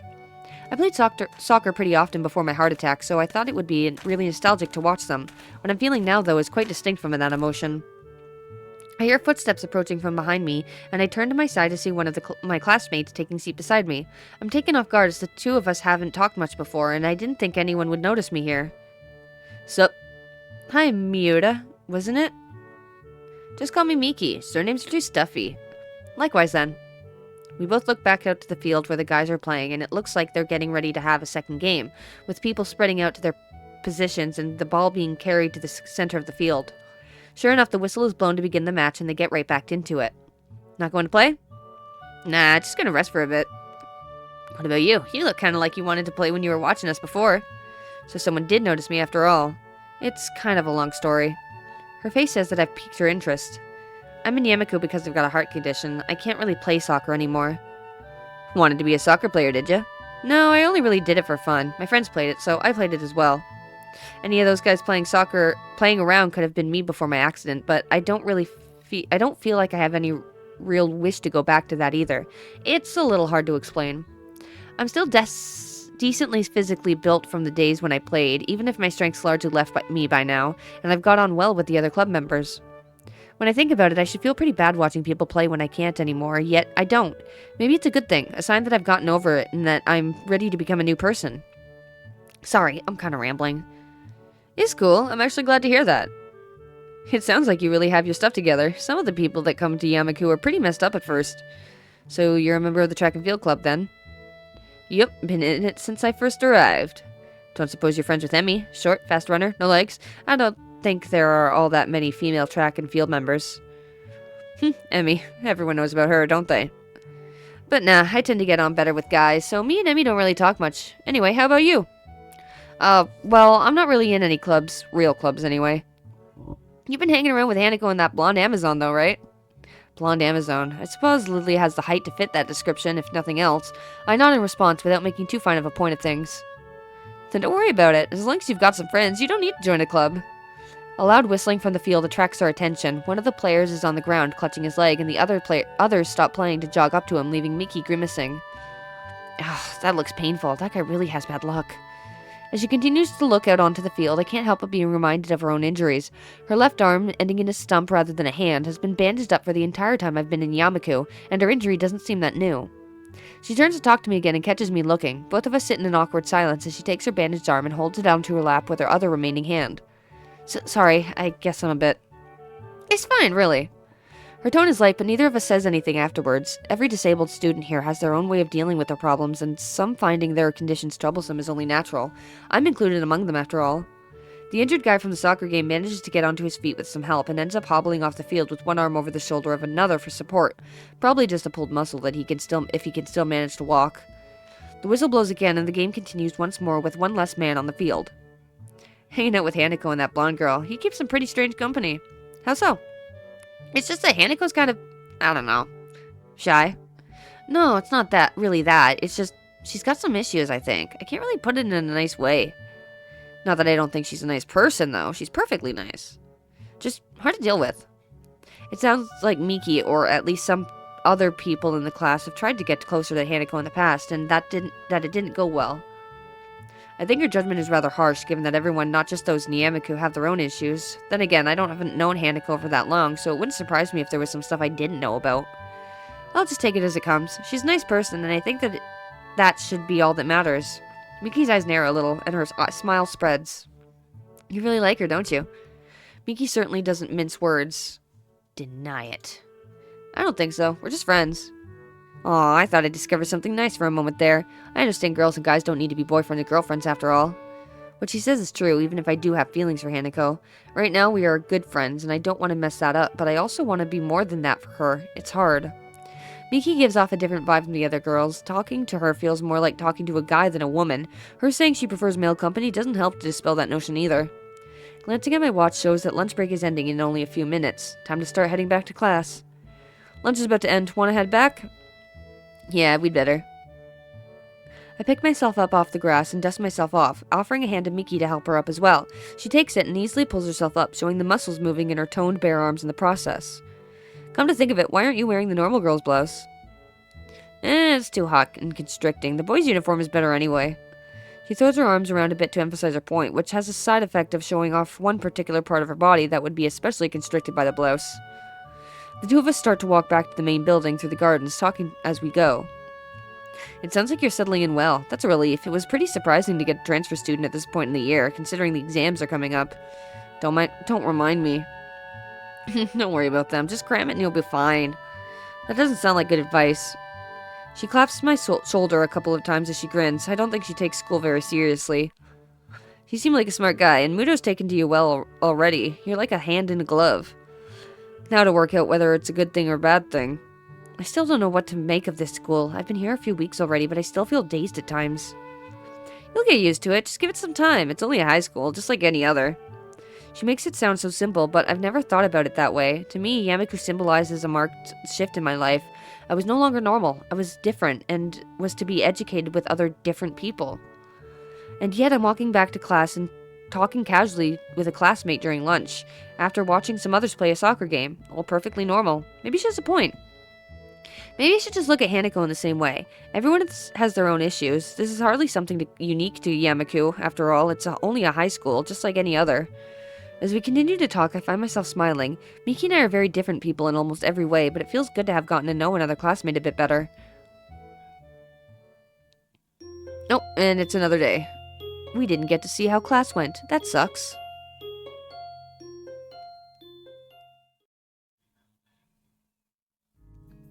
A light breeze blows the scent of early summer around my head while I wait for Lily.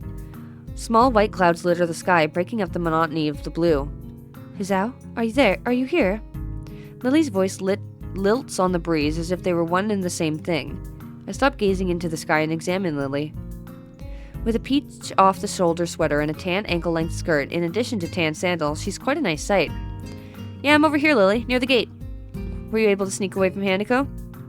Yes, it's not uncommon for me to go out during weekends, so I don't think she noticed anything suspicious. That and she has someone she sees. Lily purses her lips as if she maybe shouldn't have continued. I find it a little hard to believe. Hanako seeing someone? Really?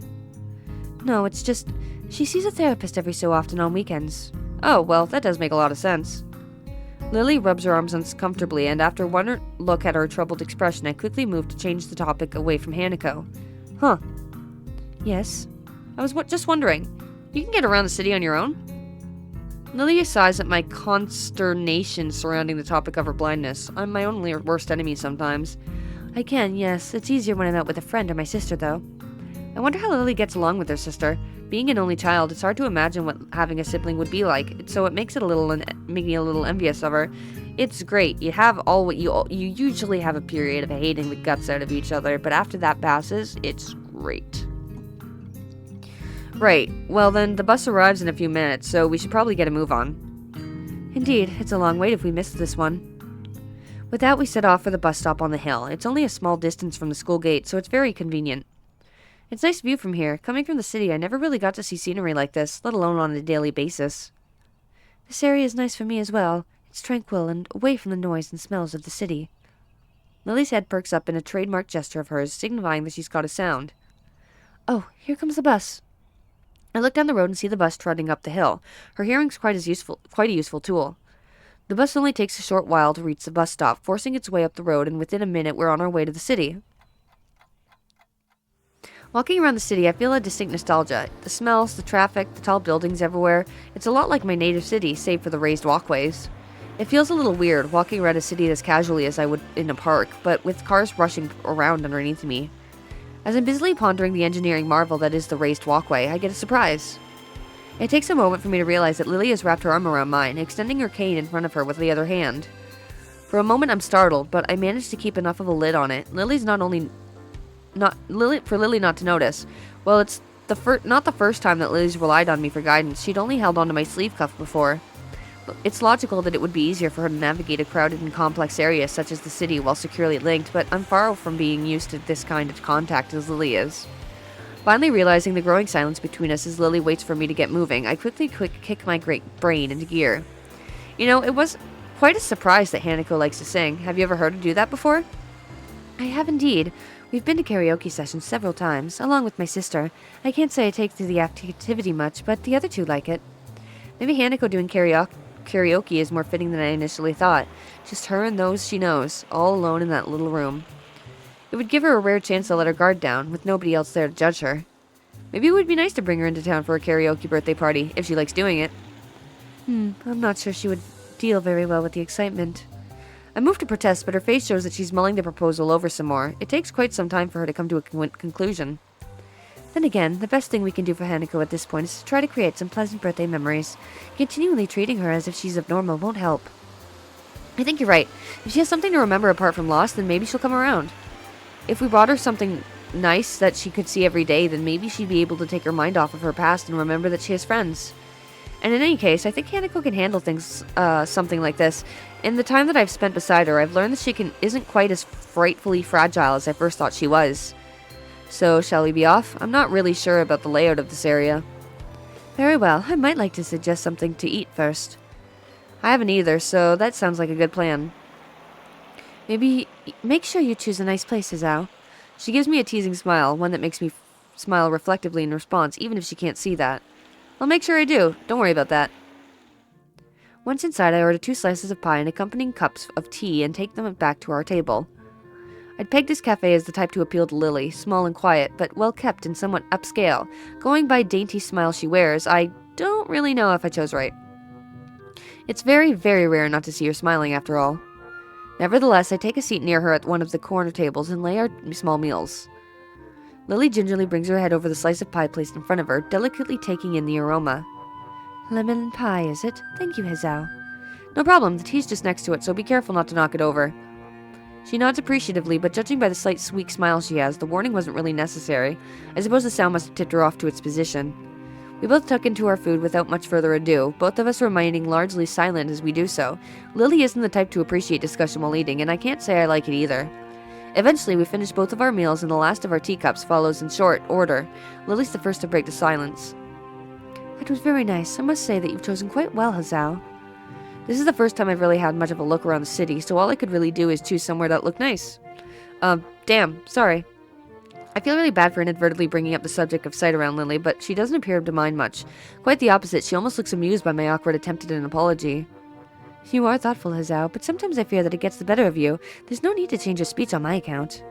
Lily truly is pretty comfortable in dealing with her condition. I still hasten to change the subject, as I can't really say that I share her confidence in the matter. Have you lived here for very long? It seems like you have this place pretty much sorted out. She quickly waves her hand in front of her face as if to dismiss the notion. It's nothing like that. I've attended Yamaku since the start of high school, but I didn't walk around the city very much because Akira, my sister, picked me up and dropped me off. Oh right, you mentioned not living in the dormitories until recently. It's quite a surprise. I just assumed she'd been living here since entering Yamaku at least, which would give her a few years here. I've lived with my family for most of my life.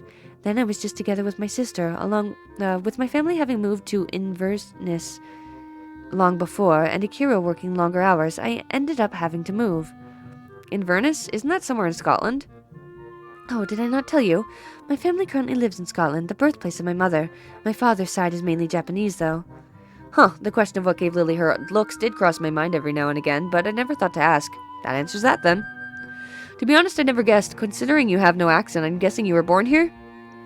Full marks. I'm thankful for my heritage, though, as without it I'd likely not have been taught English so early in life. And what of you, Hizao? What about me? She gives a moment's thought. She probably should have thought about what to ask me before switching the topic. I'll go with, what are your plans for the future? To be honest, I haven't much thought about that recently. After my accident and subsequent months in hospital, enjoying my life here with you and Hanako has been enough for me. In fact, I don't think I've thought at all about the future for some time now. It seems almost futile. This is your last year of school. After this, you'll have to fend for yourself one way or another. It's not like I don't know that, I just haven't put much thought into it since then. She opens her mouth to continue, but gives a small sigh instead. She seems to have realized that she really doesn't know enough about my situation to go too deeply into this. Well, we all have our own pace. I just hope that you take any chance you see.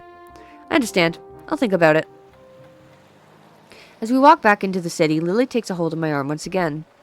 So, did you get any good ideas for a present? To be honest, no. I've never been very good at picking them.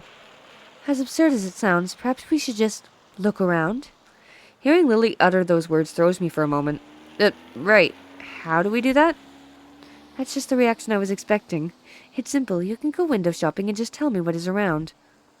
If something interesting comes up, then we might get an idea. Right. I'm still not so sure about this, but I'll take your word for it.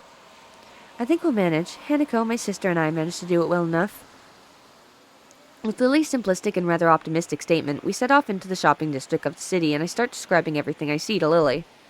It's hard to think of Hanako going window shopping. She doesn't feel the type to place much stock in fashion, nor have I noticed her reading magazines or the like. In fact, all I think I've really seen her do as a hobby is read books. There's a houseware shop just ahead. Looks like mostly crockery, though. I can't think that she'd have much of a need for that. And what types of message would that send to her? Cook more food? That's not such a bad idea, maybe. Sometimes it's best to leave these things alone, Hizao. Once again, I get the feeling that Hanako's exploits in the kitchen aren't always successful. Lily must have had to help her with that sometimes. Let's see, next along is a bookshop. That seems like a good one. She's always reading. Yes, but there are a few problems with books. I'm not quite sure what she has and hasn't read. What about a gift card, then? There's nothing as impersonal as giving someone a gift card. It's like saying, I don't know enough about you to work out what you'd like. I always thought of it as making sure they get what they wanted. Giving people gifts is supposed to show them the level of affection you have for them. If you can't decide a simple gift for them, then how much could you think of them? Right. No gift cards. Lily seems overly passionate about this, but I can see her point. If you're going to get something for someone, then you should at least put some effort through it. You should put at least some thought into it. If I want to get something for Hanako that reminds her of us every day, then what good is a gift card? In that case, what did you get Hanako last year? A porcelain doll. I thought that if she had someone to talk to, it might help her ease her pain. A doll isn't even ever going to criticize her after all. So, should I be looking for a doll shop? If you could be so kind as to keep a lookout for me, it would be grateful. For one, sorry. It sounds good to me, though I wish you'd mentioned it earlier. But if I did that, then you wouldn't have started thinking for yourself, would you? Once again, Lily has a point. My brain is currently analyzing every store we pass for gift options. If Lily had mentioned a doll shop to begin with, I wouldn't have thought of anything else. We wander through the city streets, but seem unable to find anything that resembles a doll shop or anything that I could consider a fitting present. The simple act of searching is starting to clear my head. The events of last week are starting to fade away, and I'm looking forward to giving Hanako her gift. If I can find one, that is. This is hopeless. I thought we'd be able to find something in the city for sure, and I'm sure we'd walked down this street at least once before. That almost sounds like you're giving up, Hizao. I'm not, but it's a lot harder than I thought. Try not to be so restrictive in your thinking. Maybe we should actually go into some of the shops and have a look around. That might work. I've never actually been any good at window shopping. Lily and I circle around the city streets once more, this time popping into stores that catch our attention. In the end, though, nothing comes up as especially appropriate.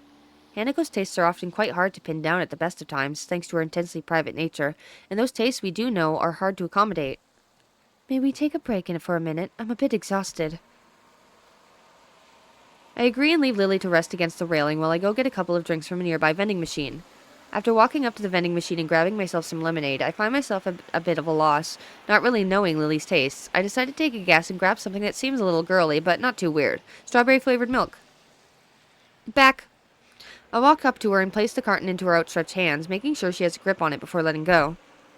She feels out its contours before opening it and taking a very tentative sip, her approving smile afterwards telling me I made the right choice. We both rest and have a quiet drink for a few minutes. A familiar soft ringing begins to sound from Lily's side. She quickly apologizes as her hand goes into her pocket, pulling out her mobile phone. Do you mind if I take this? It's fine, don't worry. She nods to me in thanks before turning away and flipping the phone open, bringing it to her side of her face as she picks up the call. Going by the tone of Lily's voice, the person on the other end is no doubt some friend or another. I tune out the conversation pretty quickly as the snippets that Lily says make it sound like little more than gossip. Without much else to do, I find myself watching Lily. She really is a pretty girl, which would hardly hurt her popularity in school. It's interesting just how much Hanako and Lily contrast with each other in both personality and appearance. For a few minutes, I just lean back and drink, watching her. Before long, Lily says her goodbyes to the person she's talking to and hangs up, placing her phone back into her pocket and leaning back against the railing as before. Sorry, just a friend from class. I take one final swig from my can before throwing it into the bin. Lily gives me her carton to throw away soon after, finishing it off relatively quickly. You seem to have a lot of friends. Oh? Lily waits for me to continue, her interest piqued. I was just thinking that you and Hanako contrast really heavily. It's hard to imagine Hanako doing a lot of things you do, or knowing the people you know. You seem to think about Hanako quite a bit. I don't know, it's just, she's mysterious, I guess. I kind of want to know more about her, and which isn't that easy.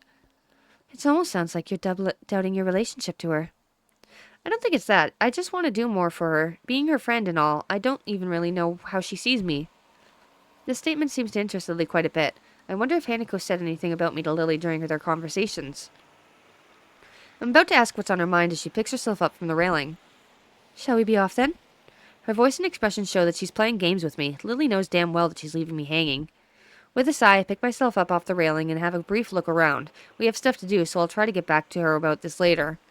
Tucked in between a newsstand and a convenience store and a small shop, the sign above the door reads Othello's Antiques in decorative English script. It would be easy to miss if we were walking along the street, but since we're stationary and I'm purposely looking around, it's just noticeable. Say, Lily, that doll you got Hanako, was it new? Well, yes, but I'm not quite sure I know what you mean. I think I found our shop. It's across the road. Oh, what is it? Some kind of toy shop? It's an antique shop. I think it's probably going to be our best bet. Really? I didn't know we even had one of those near here. Neither did I. I missed it the first time we went by here. It's pretty well hidden. Well, then it can't hurt to check. Inspired by this new find, we quickly dust ourselves off and head towards the store, Lily's hand finding its way to my elbow for guidance. The store has a strange musky scent to it. The layout is more like a garage than a store. Things are strewn around the floor without any immediate semblance of order. The shopkeeper gives us an almost bored look, through his particularly small eyes. His face looks weary and tired, and his dress style is distinctly anachronistic. He gives us a polite nod of welcome before going back to his book. Lily holds tightly onto my arm, and I find myself having to split my efforts between making sure we don't miss a potential gift for Hanako and making sure Lily doesn't inadvertently bump into anything. The task is quite difficult given the haphazard way the store is laid out, and the many things poking out of the shelves they're on or sitting in pieces on furniture, but eventually we safely arrive at an old desk covered in dolls and teddy bears. I think this is the right place. There's pretty much every kind of doll you can imagine here. That could make the choice simpler. Could you please pick one for me, Hizao? I had a feeling that it would come to this. I picture Hanako in my mind and try to imagine which of the dolls before me would suit her best. My eyes wander across the collection. Each one is exquisite as the one before it. The sheer number of styles is boggling, but eventually one catches my eye. Here, what about this one? I pick up a small porcelain doll that looks to be at least somewhat affordable, dressed in a Victorian-era green dress and a little brown hat sitting atop its blonde hair. It looks a little like Lily. I gently pass it to her, who delicately feels her way around the object while wearing a look of slight concentration. It certainly feels beautiful. Do you think it would suit Hanako in your opinion? I think it would. It could look good in her room. In that case, I trust your judgment. Will you be getting her something as well, or shall this be a shared gift? I'm not sure. I think I should get her something myself, but I don't think getting her another doll is such a great idea. Maybe... I let my voice trail off as I look around the shop. Resting on a writing table not far from us is a decorative box that catches my eye. Wait here, I think I found something. My, that was fast. I gingerly walk through a collection of crystal glassware and pick up the box. The wooden sides are covered in carvings depicting ancient battles around a castle. The top, however, looks far too familiar. Alternating squares of white and black varnished wood are arranged on the lid. That's a really nice item. It's a chess set from the overseas. The store owner's sudden appearance startles me a little. I didn't see him approaching me at all. I suppose he's trying to help us because we don't really look like we know what we're looking for, or on the other hand, maybe he wants to keep an eye on us because he suspects we might shoplift instead. I'm looking for a pleasant present for a friend. I see. In that case, this chess set would make a fine choice. Realization floods into my mind. This is a pretty good-looking set, but this is an antique shop. They're not well known for their bargain prices. How old is this? This is a reproduction. My best estimate is that it's about 5 years old. I see. How much? He thinks a little before telling me, which is slightly disconcerting. I'll let you take this now for 7,000 yen. I balk a little. I wasn't expecting to spend that much, but this does seem perfect. Then again, maybe that's a testament to how well he worked out how much he could make me pay. Couldn't make it 5,000? 5,500. No lower. I'm sold. Oh, and we'd also like to get that doll. The store owner looks over my shoulder, focusing on Lily and the doll in her hands. His eyes narrow, and he visibly takes a moment to switch mental gears. In the process, his smile drops slightly. I guess that means not everything in his store is a reproduction. Are you quite sure you want that doll, miss? I trust my friend's judgment. I see. No offense. None taken. If you could please wrap it for me, it would be appreciated. Yes, of course, but it is 20,000 yen. Lily reaches into her purse and presents a crisp-looking 5,000 yen... 4 crisp-looking 5,000 yen notes. Here you are, 2,000 yen. 20,000 yen, sorry. The storekeep dutifully takes them in the doll and proceeds to the counter. I take Lily's arm to guide her there. Are you sure about this? It's okay. I have the funds I need. As I said, I trust your judgment. I feel a little guilty on two fronts. Firstly, because Lily has just spent a lot of money on my recommendation, and secondly, because I have a feeling the value of my gift isn't high enough. Nevertheless, Lily does seem to get somewhat awkward whenever the mention of money comes about. I hand the shopkeeper my present and the money for it in return. He puts the cash into the register before busying himself with wrapping the doll and repeating the process on the chessboard. Eventually, he finishes the gift wrapping and hands us both our presents. Please be careful on your way back, and do come again. Thanks. Indeed, thank you very much. The store owner bows deeply to us as we leave. Well, it did take us all day, but we found something in the end. Oh, that was Hanako who said that. I'm so sorry. That we did. Now that the presents are wrapped, I'm feeling a little impatient. Or Lily, I said Hanako. Oh my gosh, what's going on? I'm feeling a little impatient to give them to Hanako. It's a common reaction to buying gifts, wanting to see the reaction of the receiver as they discover what it is. And part of me wants to return to Hanako just to confirm her condition with my own eyes. So, should we head back? Let's. We've done a lot of walking today, so I shan't mind taking a rest back at the dormitories. Lily's right. Now that the need to find a shop is over, my legs are feeling quite tired. Well then, back to school for us. I'm looking forward to resting for a bit too. Lily holds out her arm and I link mine with hers. Together we make our way back to the bus stop. It's another day.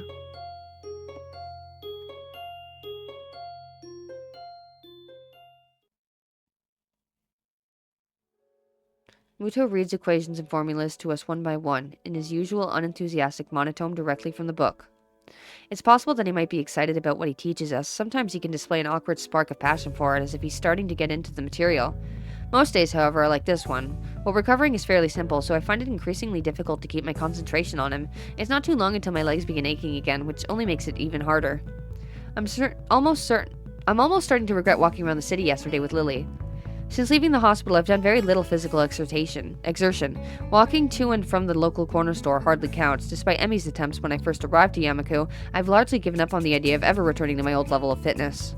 I have little doubt that's why walking around town for so many hours has made me quite so sore. It's depressing and reminds me of one more thing I can't do since I had my heart attack. It makes me feel pathetic. Now, Ikezawa? It's odd for Muto to ask Hanako a question, but not unheard of. She quickly jumps to her feet, a little startled, and immediately pins her eyes onto him. She knows that Muto calling on her is rare, so all eyes in the classroom are going to be on her. This way she doesn't run to the risk of making eye contact with anyone else.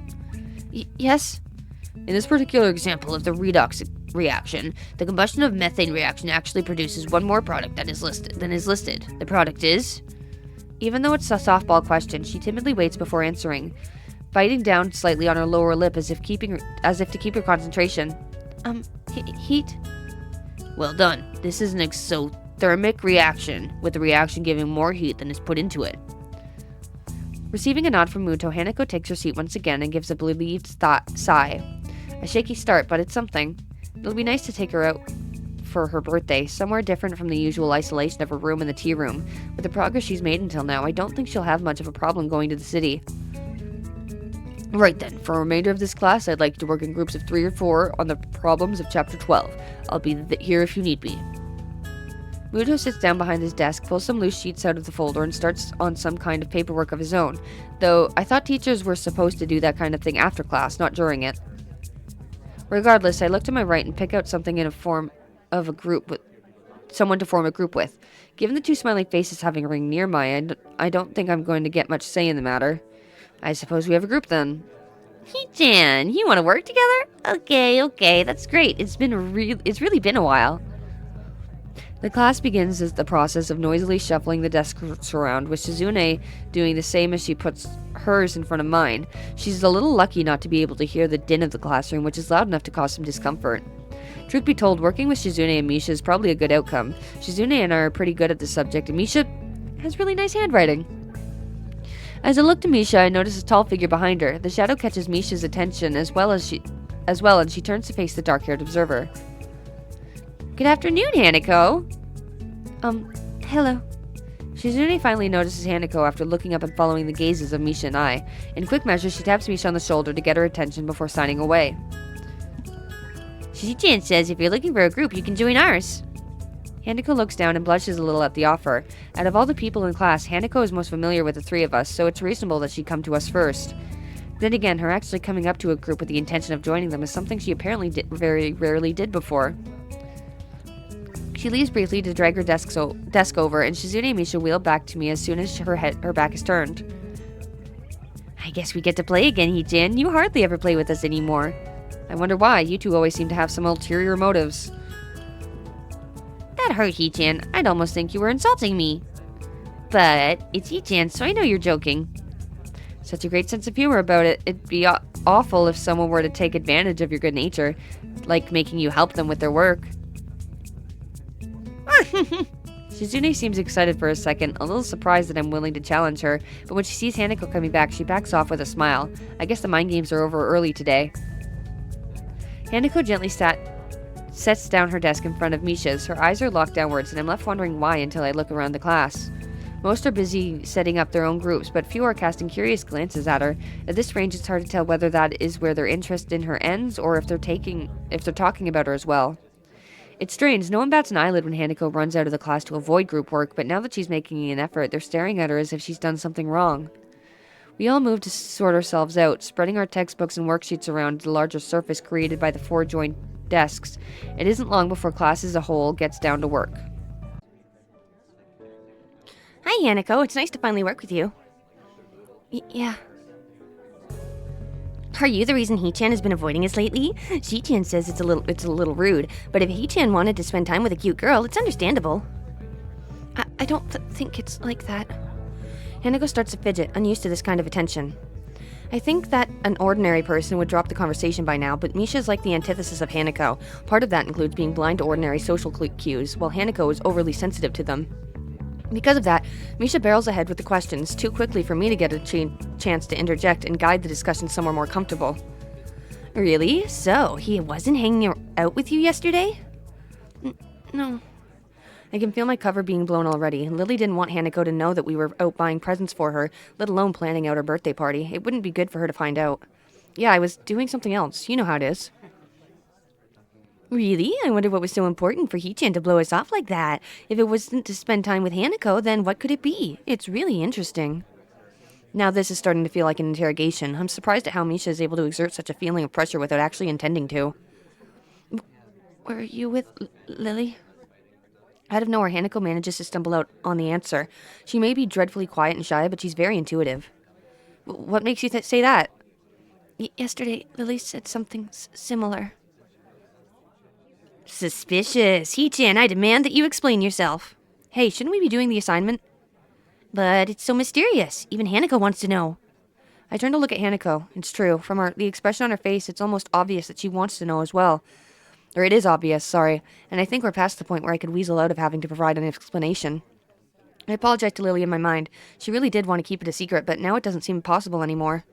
I feel a rush of conflicting emotions, so jumbled that I can't really identify them, but they crash around in my head as I try to calm down and speak. All right, I'll tell you. I went into town with Lily, but it wasn't what you think. Lily and I were, for Hanako's birthday, The cat is out of the bag, but it looks like Hanako's taking it a little better than I thought she would. A brief silence passes around our little group, as Shizune and Misha look at each other sheepishly. I can tell that they didn't expect their game to turn out like this.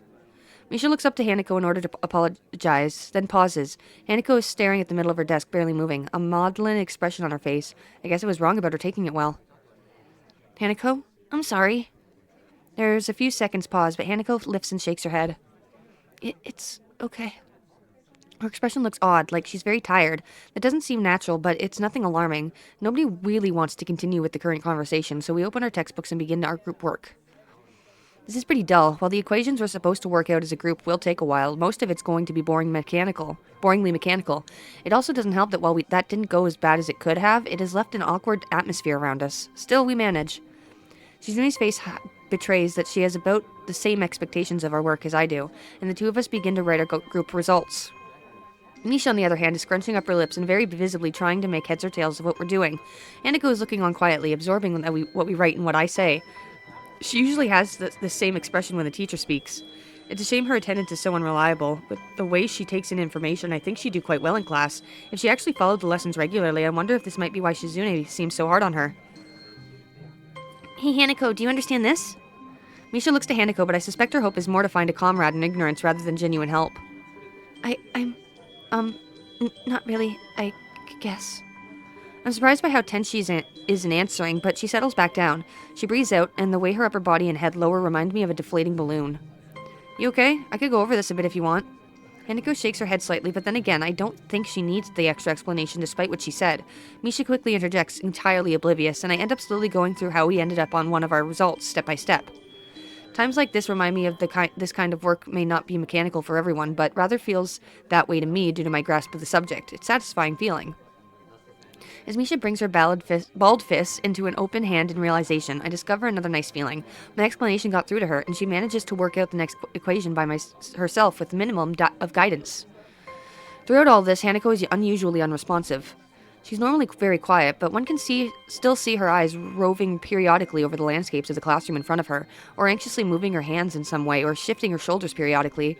Right now, these small movements that I've gotten used to seeing are all missing. Someone not moving at all is definitely weird. Even Misha can tell there's something wrong. Hanako, are you sure you're okay? Yes. Are you sure? I'm fine. A little more strongly this time, but she turns away as she says it. It only makes me doubt her answer, yet at the same time I can tell she doesn't want to talk about it further. Having already had one very awkward conversation today that I'm still not fully over, I don't want to pursue the matter too much either.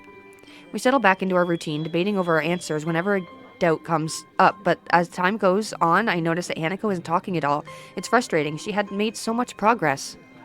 It makes me a little angry at Shizune and Misha for undoing the surprise Lily and I wanted to keep secret so much. I know I'm at fault too. Maybe I could have kept it under wraps somehow. Shizune has noticed Hanako's silence as well and is getting antsy. I can see it on her face. It's strange that even though she's deaf, Shizune has perceived Hanako's unusual quietness sooner than Misha. Hanako, you're being too quiet. You have to contribute too. Someday we might work on a bigger project, like one that's so big it's worth celebrating afterwards, like with ice cream or cake. If you act like this, we won't take you along. I can tell that they're trying to tease her to bring her out of her shell, but I don't think that kind of approach will work on Hanako. It will just make her feel worse. Guys, don't tease her like that. Hee-chan, it's all in good fun. Shi-chan says she teases everyone anyway. They do back off, though, and with Misha moving away from the issue by asking me a question again on seeing how difficult the problem she's working on is. I don't know whether it was a skill for dodge or more a mere coincidence. Oh my goodness. It takes way more of our time than necessary because Shizune keeps disagreeing with me while I'm trying to explain it to Misha, and Misha is quick to believe her over me, so quick in fact that she forgets to translate what Shizune is saying. Hey, the clock is kind of ticking down. We should speed up a little. Hee-chan, you sound a little like Shi-chan there. Just because I looked at my watch, geez, is that really all it takes? Time management and suddenly I'm the student council president? I look at Hanako's desk and see how she's doing and freeze. Our papers are covered in equations, but Hanako's only halfway there. It seems like she hasn't written anything in the past 20 minutes. When I realize that, I want to kick myself for how dumb I've been. I should have known that someone as fragile as Hanako wasn't going to brush off what happened so easily, but I've been too eager to move on from an awkward situation to notice. She has been slowly shutting down for the last half hour, and I had no clue.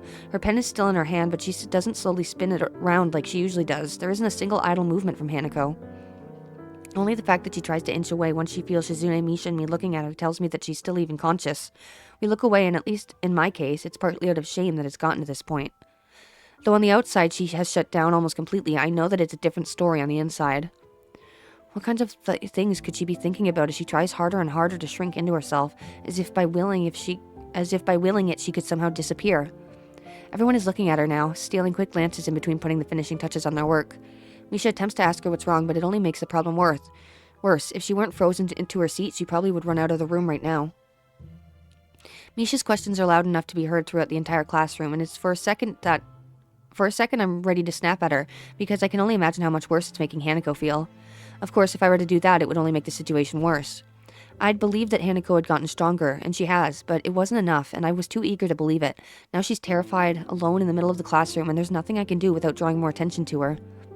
It's infuriating. Misha's worried, and even Shizune is biting her lip.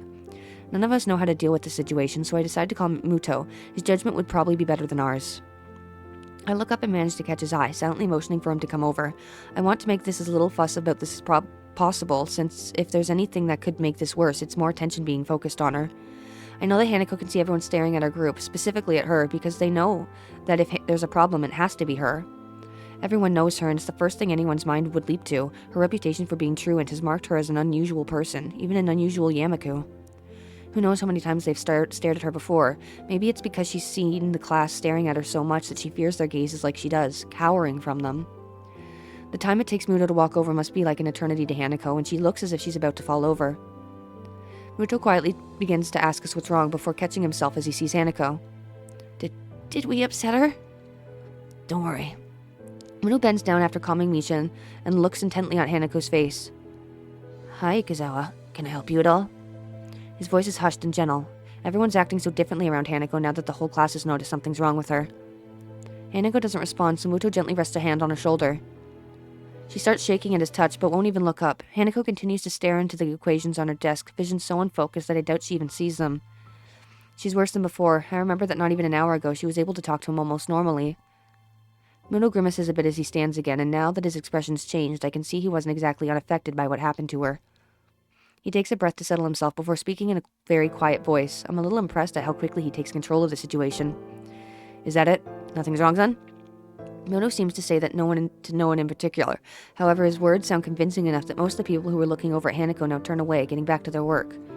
He gives a quick glance to his left and right. Several people at the desks around us are still staring curiously, but other than that, we seem to have escaped attracting too much attention.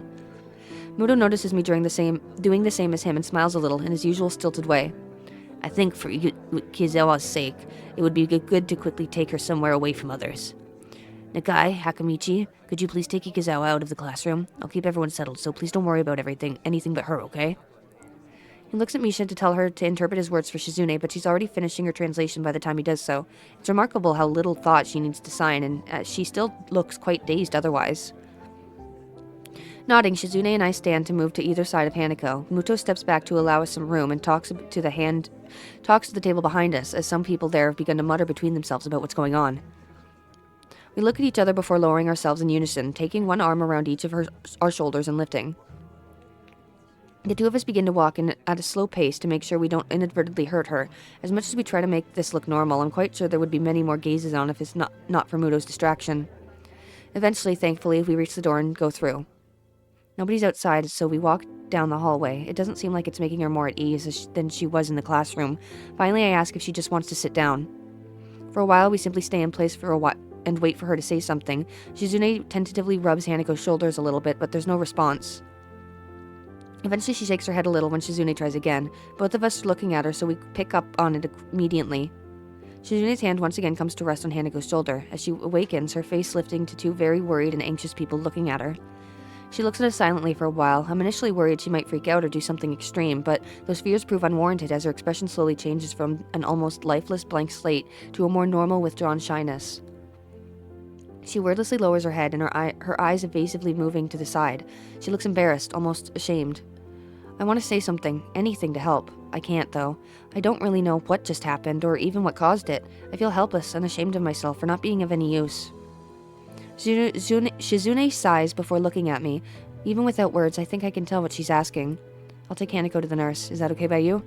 I try to communicate my intentions through hand gestures, but I don't feel like I managed to get through to her very well. Shizune makes a dreary face in response to my gesticulations, confirming my impression. She stabs her finger in the air decisively, first at me, then at Hanako, and then towards the stairs. She waits for me to nod before pointing at herself, then pointing at the door to the classroom. I get the feeling Shizune is much better at this than I am. I nod at her, since her plan is after all the same as mine. Shizune gets ready to make her exit, but she only leaves after looking at Hanako for quite some time. Are you okay with me taking you to the nurse's office? Hanako doesn't say anything or nod, but she stands up in place by herself, and when I begin to walk, she obediently follows. I've read about people being catatonic before, but I think this time I'm seeing it for myself. She looks extremely tired after everything that's happened. It's not a surprise. After Hanako silently takes off her shoes and lies on the bed in the infirmary, the nurse and I take our leave. He shuts the curtains behind us. We both take a seat, and I quietly thoroughly go through everything that happened in quite some detail. I want to understand what happened, and the nurse has as good a chance as anyone of knowing. He nods throughout my explanation, his face looking troubled as I finish. It must have been very troubling for you to have seen all this. I'd be lying if I said it wasn't. I get that she fainted, but I don't really understand anything about why it happened or why she's acting like this. He nods, but his face is clouded. You don't know either? Well, yes and no. It's complicated. I assume you've heard about the concept of patient confidentiality at some point? This is a bit of a minefield in that respect. I'm going to put this pretty bluntly. This is a matter for Ikazawa, me, and her therapist. I move to protest, but think better of it. I want to deny what he says, but if I think about this through rationally, what he says makes perfect sense. I understand. Good. I wish I could help you more, but I think what Ikazawa needs right now isn't someone prying into her past or her emotions. She just needs somebody to be there for her. She needs a friend. For what it's worth, I think you've done well in bringing her here. Sounds like you and your friends dealt with the situation well, too. I'd give you a lollipop or a sticker as reward, but you might be a little too old for either. He gives a cocky grin, obviously trying his best to lighten the atmosphere. I'm not really in a laughing mood, but he does manage to get a smile out of me. Thanks. Do you mind if I stay here with Hanako? I appreciate the thought, but I think it would be better if you let her rest for now. She'll be back to her dormitory room this evening, so you could visit her then. I agree with him before standing. It feels like all I ever do around the nurse is humbly agree to what he says, but it was the same with the doctors in the hospital, too. The walk back to the classroom is a long one, my mind feeling heavy under the weight of so many things happening so suddenly. Even as I re-enter the classroom, I'm thinking about Hanako. My stomach feels like it's turning into knots while I think about how to deal with her. I still don't know what I'm going to say when I see her again. Thankfully, the class doesn't pay me much heed. There are a couple of questioning glances, but overall, not many people seem to be very aware of what happened. Muto raises his eyebrows to get my attention when I pass by his desk. Nikai, I take it Ikazawa is in the infirmary now? Yeah, I took her there, and the nurse said I should let her rest. Muto nods, assuring me that I made the right call. He scratches his chin for a second before rising from his desk. Everyone, I want you to continue with the exercise. Nikai, I'll see you in the hallway, please. His speech is hushed, but overall he doesn't seem to be acting too differently from how he usually does. Being a teacher, maybe that's to be expected. As we go out into the hallway, I notice him taking a quick glance left and right to check if there is any students milling around. The hallway is nearly soundless, but I can't think of anything except waiting for Muto to speak. Nikai, what do you think the purpose of this school is? To cater to the needs of disabled students? Muto scratches his head as he shakes it. No, if we wanted to do that, we would have built a whole new school from scratch. One floor, talking whiteboards, that kind of thing. Look around, Nikai. The school is about giving you all a future that you could have been denied in regular education. Huh? Think of it this way. If we wanted you to graduate and go straight into a hospital, do you think we'd put in this much effort? The bluntness of Muto's statement temporarily stuns me, causing me to forget about the immediate situation. No. That's right. We want you to all leave here as useful members of society. I'm not quite sure I'm following you. I have high hopes for you, Nikai. You are possibly the first student I've had that gets my lectures. That isn't something that a teacher should be admitting so freely. You could easily take your studies of science well into university. Have you ever considered that? I can't say I have. Well, what have you considered? For your future, that is. I can't say that I've put much thought into my future. For a moment, I'm distinctly reminded of Lily questioning me about the same subject. It's only been a little over 5 months since I was gasping for air on the ground. It's too soon to be thinking about the future, and besides, Hanako's problems seem much bigger to me right now. Muto gives a disapproving sigh before continuing. Think of this place as an opportunity. Here you have boundless facilities, good teachers, plus the added bonus of the nurse and his staff. You should be doing nothing but thinking of the future. Right. As I raise my head to meet his gaze, a thought occurs to me. It's almost like Muto has totally sidestepped the issue at hand. Excuse me, but why did none of this staff seem to care when Hanako skips class? I've seen you watch her walk out of the classroom more than once. Shouldn't you at least say something? Well, Nikai, it's not really that simple. Every student here has special needs. If it weren't for that, then we wouldn't have a school here. For example, I wouldn't keep you in class if you were having trouble breathing, would I? But that's not... Muto cuts me off before I can even think about finishing my sentence. Ikazawa's case is very much like that, but instead of CPR or a pacemaker, what she needs is time and space. The faculty was made aware of this from the day she arrived here. Thus, whenever she feels the need to leave the classes, we let her do so. And even though she isn't a star pupil, she seems to pass all of her exams, so it hasn't affected her ability to study. Isn't that enough? I open my mouth to protest, but I can't find a fault in his argument. While her condition does at first seem to be wholly physiological, its worst effects seem to have been on her psyche. It still puts me off, though. Isn't he just passing on the responsibility for her problem? Surely she can't go like this for her entire life. I understand that you might not be used to this kind of thing yet. It's been a big change for you. That said, it's less than a year until graduation now. Maybe you won't have to get used to this school. If you keep your head down, I'm sure you'll do well enough in your exams. I humbly nod, more to simply acknowledge that I'm listening than out of agreement. I felt like I was getting used to this school, but it feels like it's just been thrown back in my face. But what about Hanako? I hope that she will perform well enough to do what she needs to do. What that is, I don't know. Not all students leave school with an idea of what they want to do, unfortunately. He takes care to emphasize the last word as if it wasn't clear enough already, and gives me a moment to mull his words over.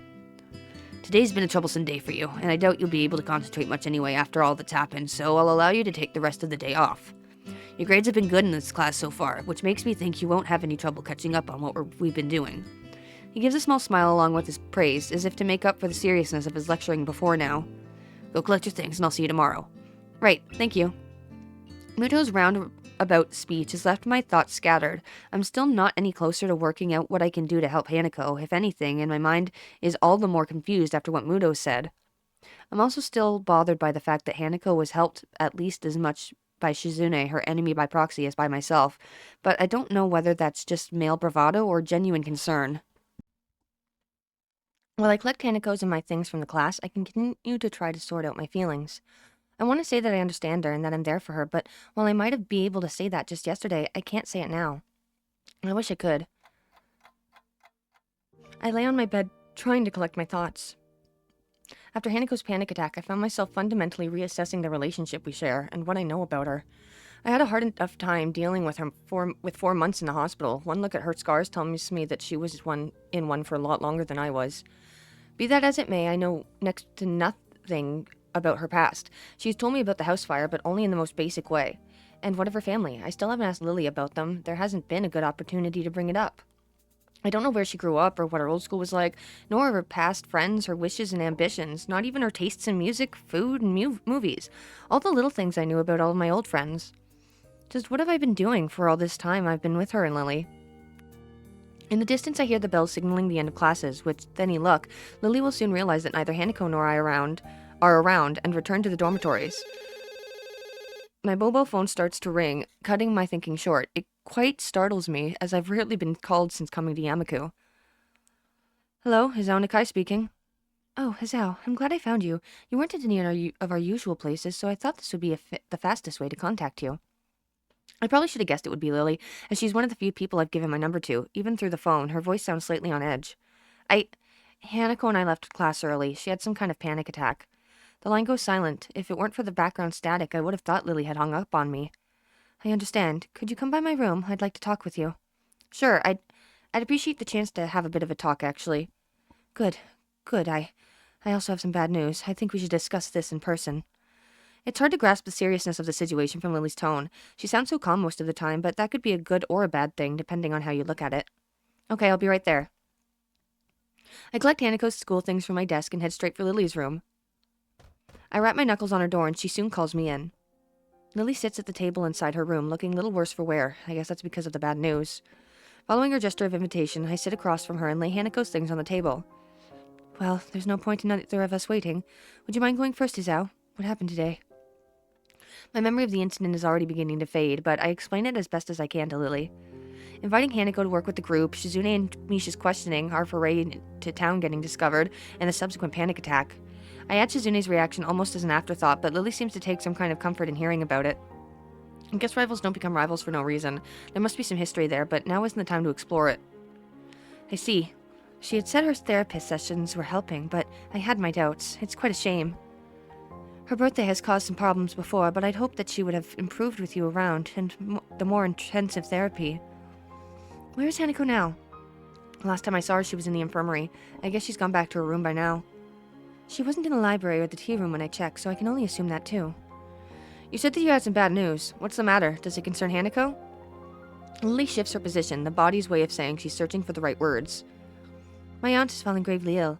I'm afraid I'm going to be heading back to Scotland to visit her, and to spend some time with my family. What? Is she alright? When do you leave? I'm not altogether sure of exactly how she's faring at the moment, though last I heard she was stable. I'll be leaving Saturday. It's the earliest flight that I could get. Stable, that's code for needs to stay in the hospital. I've been stable long enough to know that, and to know that it doesn't necessarily mean someone is in good condition, but merely treading water. On the upside, stable is much better than critical condition. At least she's not on the brink of death. Stable, that's a relief. Yes, but this means I won't be here for Hanako's birthday. I wanted to tell you now so we could think of something before we told Hanako, but after today's events, I'm not sure if there's going to be an issue I'm not even sure if there's going to be an issue if we simply cancel the party. I don't think that's such a good idea. Hanako already knows what we're planning that we were planning a party now. To go back on that seems like the wrong thing to do. Also, we should do something for your going away, right? You make it sound as if I won't be coming back. If all goes well, I should only be away for a week, though possibly 2. That's one relief, at least. With that in mind, what do you suggest then? Given the circumstances, I don't think karaoke is really appropriate. You're not going away for the greatest reason, so having too much fun would feel wrong. What did you do for her birthday last year? Last year, I literally couldn't get her out of her room. She'd locked the door. All I could do was leave food outside for her, making sure she was at least eating well. This is perhaps the most depressed I've ever seen and heard Lily act. I feel sorry for her, given how defeated she must feel to be unable to help her closest friend. Perhaps it would be better to throw a party before you leave, then? That does sound like it would be the easiest option. I think we should at least tell Hanako both about your trip and her party. I have her things from class as well. That's a good point. Should we go and visit her now? I think that would be a good idea. Part of me is dying to see Hanako. The last time I saw her, she looked like death walking, and these last few hours have torn me apart just thinking about that. We quietly get up and file out of Lily's room. Hanako's room is next door in the same hallway. Knocking lightly gets us no response, but the door proves to be unlocked. Lily pauses for a moment as the handle unexpectedly moves under her hand before opening the door. Hanako's room is startlingly bare and monotone. There are no decorations on the plain white walls, a plain dark blue blanket, and only a few books, papers, and purely utilitarian items in the shelves. Even her bed sheets are monochrome. The entire room feels as subdued as Hanako's character. Hanako herself is lying curled up on her bed. She may not be crying now, but her eyes are closed tightly to stop herself, and the tracks left by her tears are still sit on her reddened cheeks. I quietly walk in and set her bag down on her desk, afraid of startling her too much. Hello, Hanako. Hisao told me about what happened today. Are you alright? Hanako's eyes open, though only a little. I'm okay. She tilts her head up slightly to look at me, noticing my grimacing before I can hide it. Sorry for making you worry. Really, I'm fine now. She really doesn't look nor sound okay, though at least she seems more calm than she was before. She still looks as if the slightest breath could emotionally break her. I said it before, right? You don't need to be sorry for this. Hisao's right. I shouldn't have hidden something like a birthday celebration from you. I see Hanako shiver at the word. Lily picks up on the silence that follows and crouches down to Hanako's level. I'm the one who should be sorry, Hanako. Hanako's eyes open to peer at Lily. She looks at Lily for some time, taking in her face with those dark, analytical eyes of hers. Lily must have made the right impression on her, but as Hanako recovers enough to prop herself up on the bed to shift to sitting on its side, Hanako worries about many things, but troubling others is foremost among them. Hearing Hanako shuffling, Lily moves forward and feels out the side of the bed, eventually taking a seat beside her and taking Hanako's left hand in both of hers. The feeling of me being out of place when the two are together has lessened in the time that we've known each other, but it's still occasionally very much there. This is one of those times, I think. Lily, if you want me to go... I don't want that. Lily and I are both surprised at Hanako mustering her courage. A half-mumbled okay is all I can give her in reply, and I take her desk chair to sit in. Hanako, I'm afraid I have some bad news. So Lily's going to break the news now. With Hanako having affirmed our relationship so clearly, perhaps Lily thought the timing was good, or at least as good as it will ever be. My aunt has fallen ill, so I need to return to my family for some time. Concern replaces Hanako's remorseful expression. Your family? You mean in Scotland, right? That's right. Akira and I will be leaving Saturday. So you're going away? I won't be gone for long, probably only a week or two. I'll be back before you know it, and Hisao will be here, right?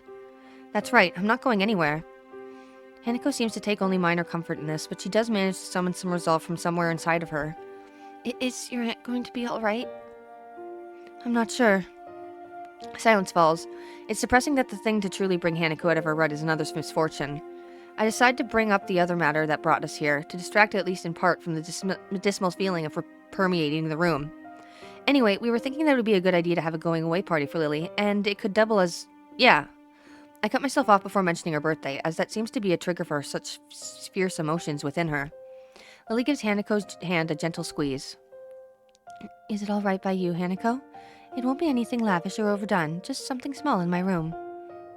So just in the school? Just us?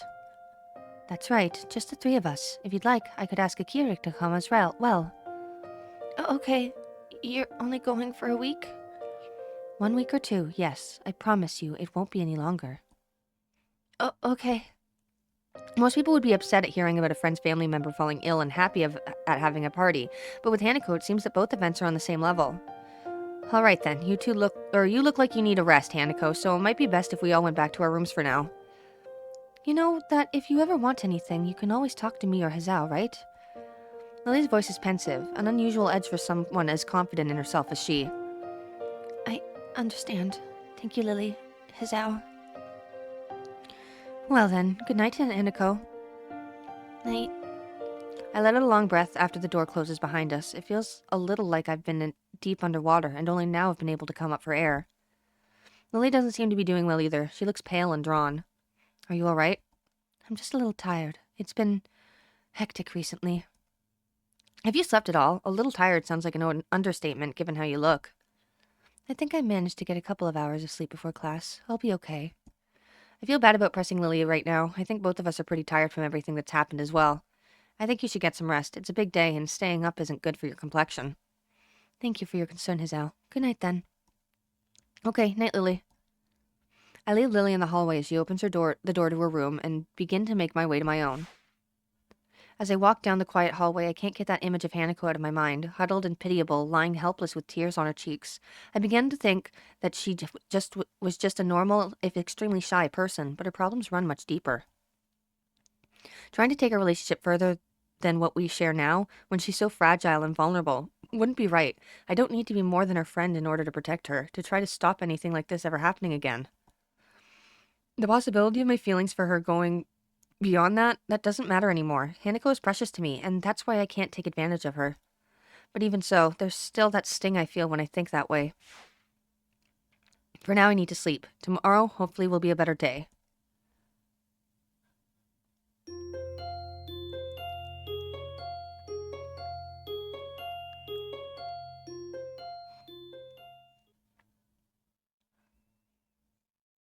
Hanako is more noticeable in her absence than when she's in the room.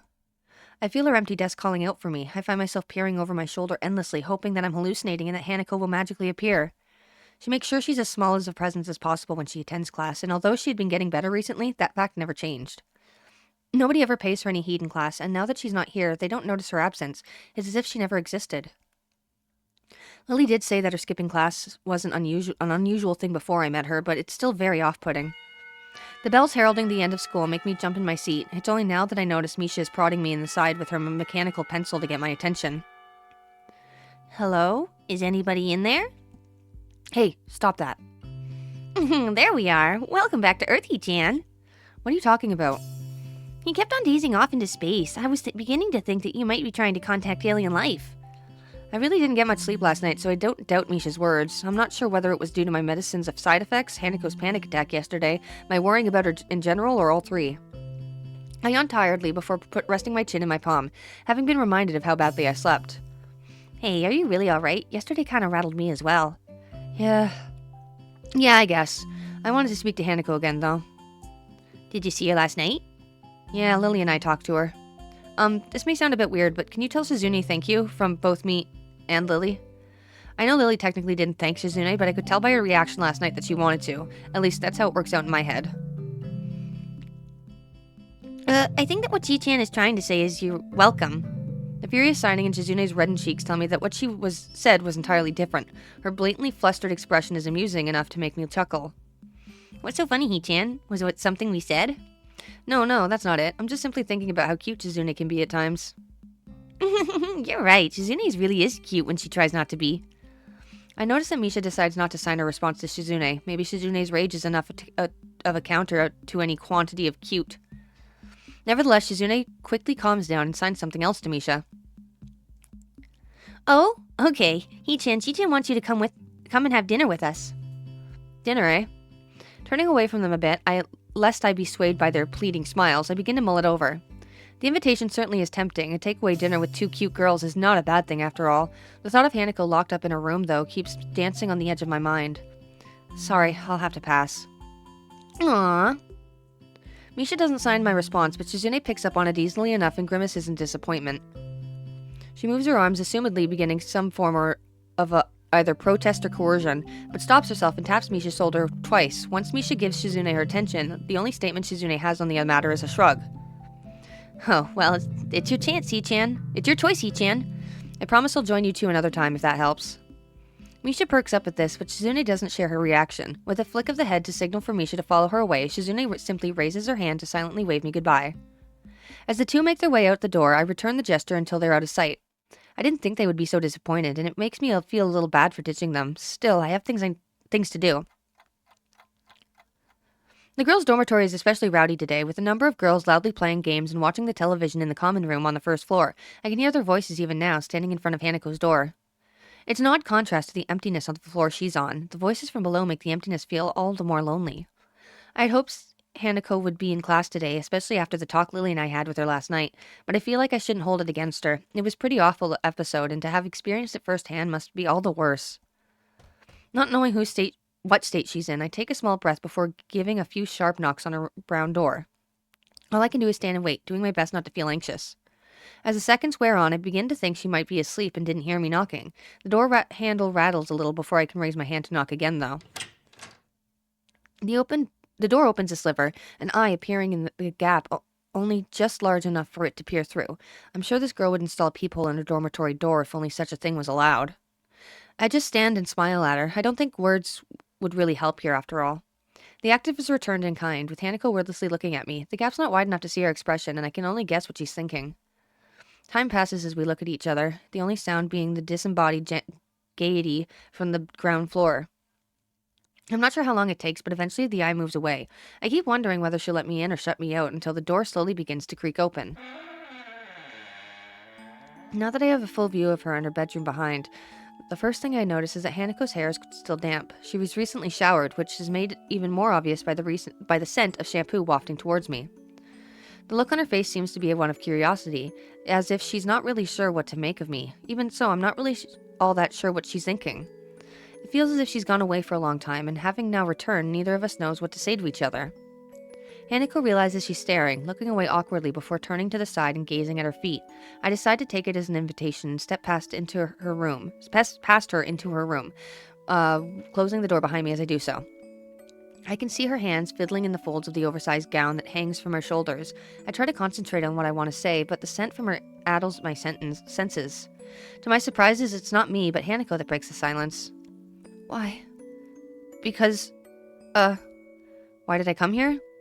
I was worried about Hanako, so I came to her room. She let me in, as I had hoped, and then, what? What did I mean to do? What did I mean to say? Why didn't I think this through before coming here? I want to make up for what I feel I caused, at least partially. I want to try and remove the distance I feel between us since then, and to see her happy. How can I do that when I don't know the first thing about her? I wonder if this is how Iwanako felt when she saw me lying in that sterile pastel blue hospital bed. A deep sigh steadies my nerves a little and ends my stammering. I don't think I've ever felt this nervous around someone before. When I'm like this, I don't think I can lie. Even if I could bring myself to, Hanako would see it through it right away. I don't know. I just wanted to see you, I guess. Her fingers stop moving, giving me a little surprise. Looking up to her face, she gives a sweet smile and a nod. That was a satisfactory answer for her? Since you're here, I'd like to play a game of chess with you. I almost hang my head in disbelief that all she wants to do after I've been winding myself up so much is play a game. Looking at her face, though, a tentative smile perched upon it, I realized that this is more than that. She could have not bothered answering the door. She could have shut it as soon as she saw my face. She could have asked me to leave. She could have rejected me at many points, but she didn't. Now, with the calm face, she wants me to play the same game that we played when we first really spent time alone together. A feeling of relief washes over me. Everything will be all right. Hanako has let me into her world. As long as we can be together like this, I think everything will be all right. It would be my pleasure.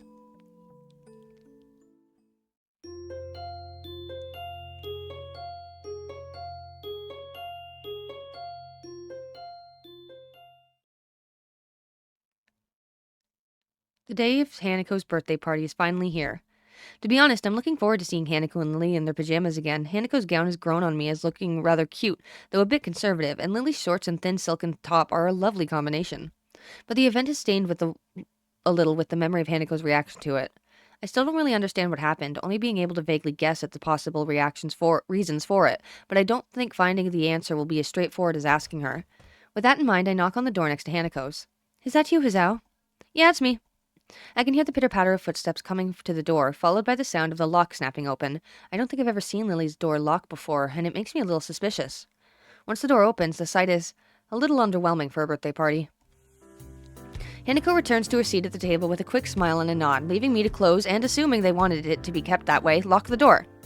As I do so, I realize that the scene before me is that of an evening tea party, just like any other between the two. Somehow, I don't think I should be surprised.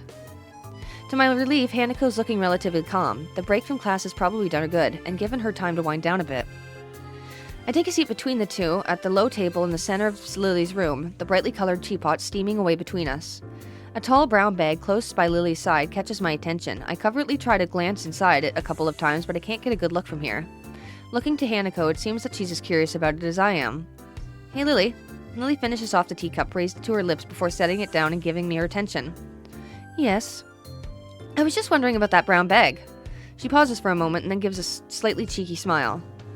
That would be Akira's present. Unfortunately, she said that she was working and can't join us. Lily leans over and feels out the item inside before raising her arm. I raise an eyebrow as two items, not one, rise from the bag. The glass necks are grasped by Lily on either side of her middle finger, so this is why she had her door locked. Wine.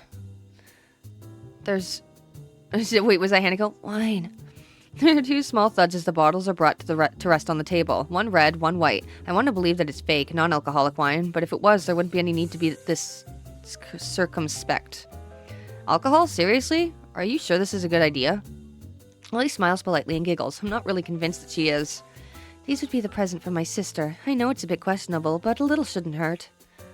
If Lily took serious issues with it, I don't think she would have agreed quite so easily. That aside, I had Akira squared as the serious and responsible type, like maybe an older Lily, but it looks like I was wrong. We aren't even legally able to drink yet. Well, in that case, I won't complain. They don't look too bad either. I'm no connoisseur, but at least the bottles look nice. Apart from a surreptitious glass of wine or two given from my father at family dinners, I haven't really had enough to know what's what. That, and I can't really say that I'm total straight edge, going by Hanako's expression. She's thinking the same, and it's her birthday anyway. Shall I open one? Sure, I'll get some. My heart skips a beat as I hear 3 sharp bangs coming from Lily's door. Hanako's head flicks around, and Lily's eyes close as she listens intently. None of us want to be busted for this. Who is it? Let me in, I'm cold. Lily lets out a resigned sigh before motioning for Hanako to open the door.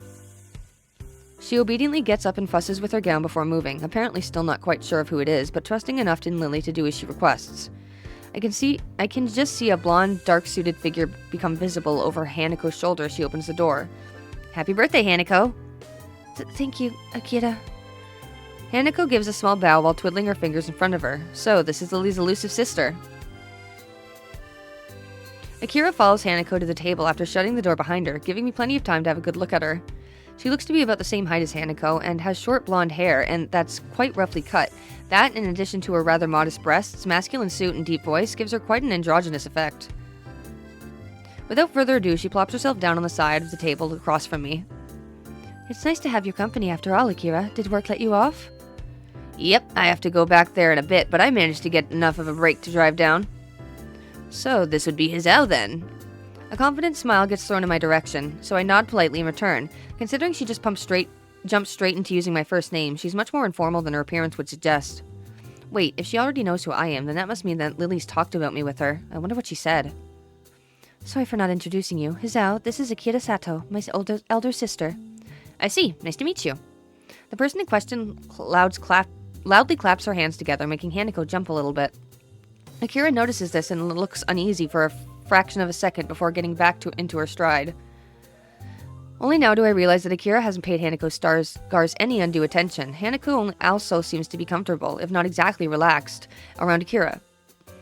Well then, I assume the presents got through. No point in waiting, considering Hizao and the birthday girl look like they're pretty eager. Lily giggles as I awkwardly turn away, a little embarrassed by the fact that I couldn't hide my interest. Hanako's eyes are telling me that she wants to try the wine together with me, so I settle for a look of badly feigned indifference. Akira manages to uncork the first bottle with small effort, and Hanako goes to get some glasses before I get to pour the 4 of them into the full of white wine. I heard somewhere that white wine has less alcohol than red wine, so I think it would be best to start with. Here's to Hanako and to Lily's trip. Cheers, cheers. Cheers. After the traditional raising of glasses, we all take sips of the pale yellow liquid. It's nothing like the stuff I've had with my parents, with the fruitiness of the flavor almost entirely hiding the taste of alcohol. Maybe this is what proper wine is supposed to taste like. Then again, it's possible that Akira just chose a wine which would be suited to our tastes, since none of us were used to alcohol yet.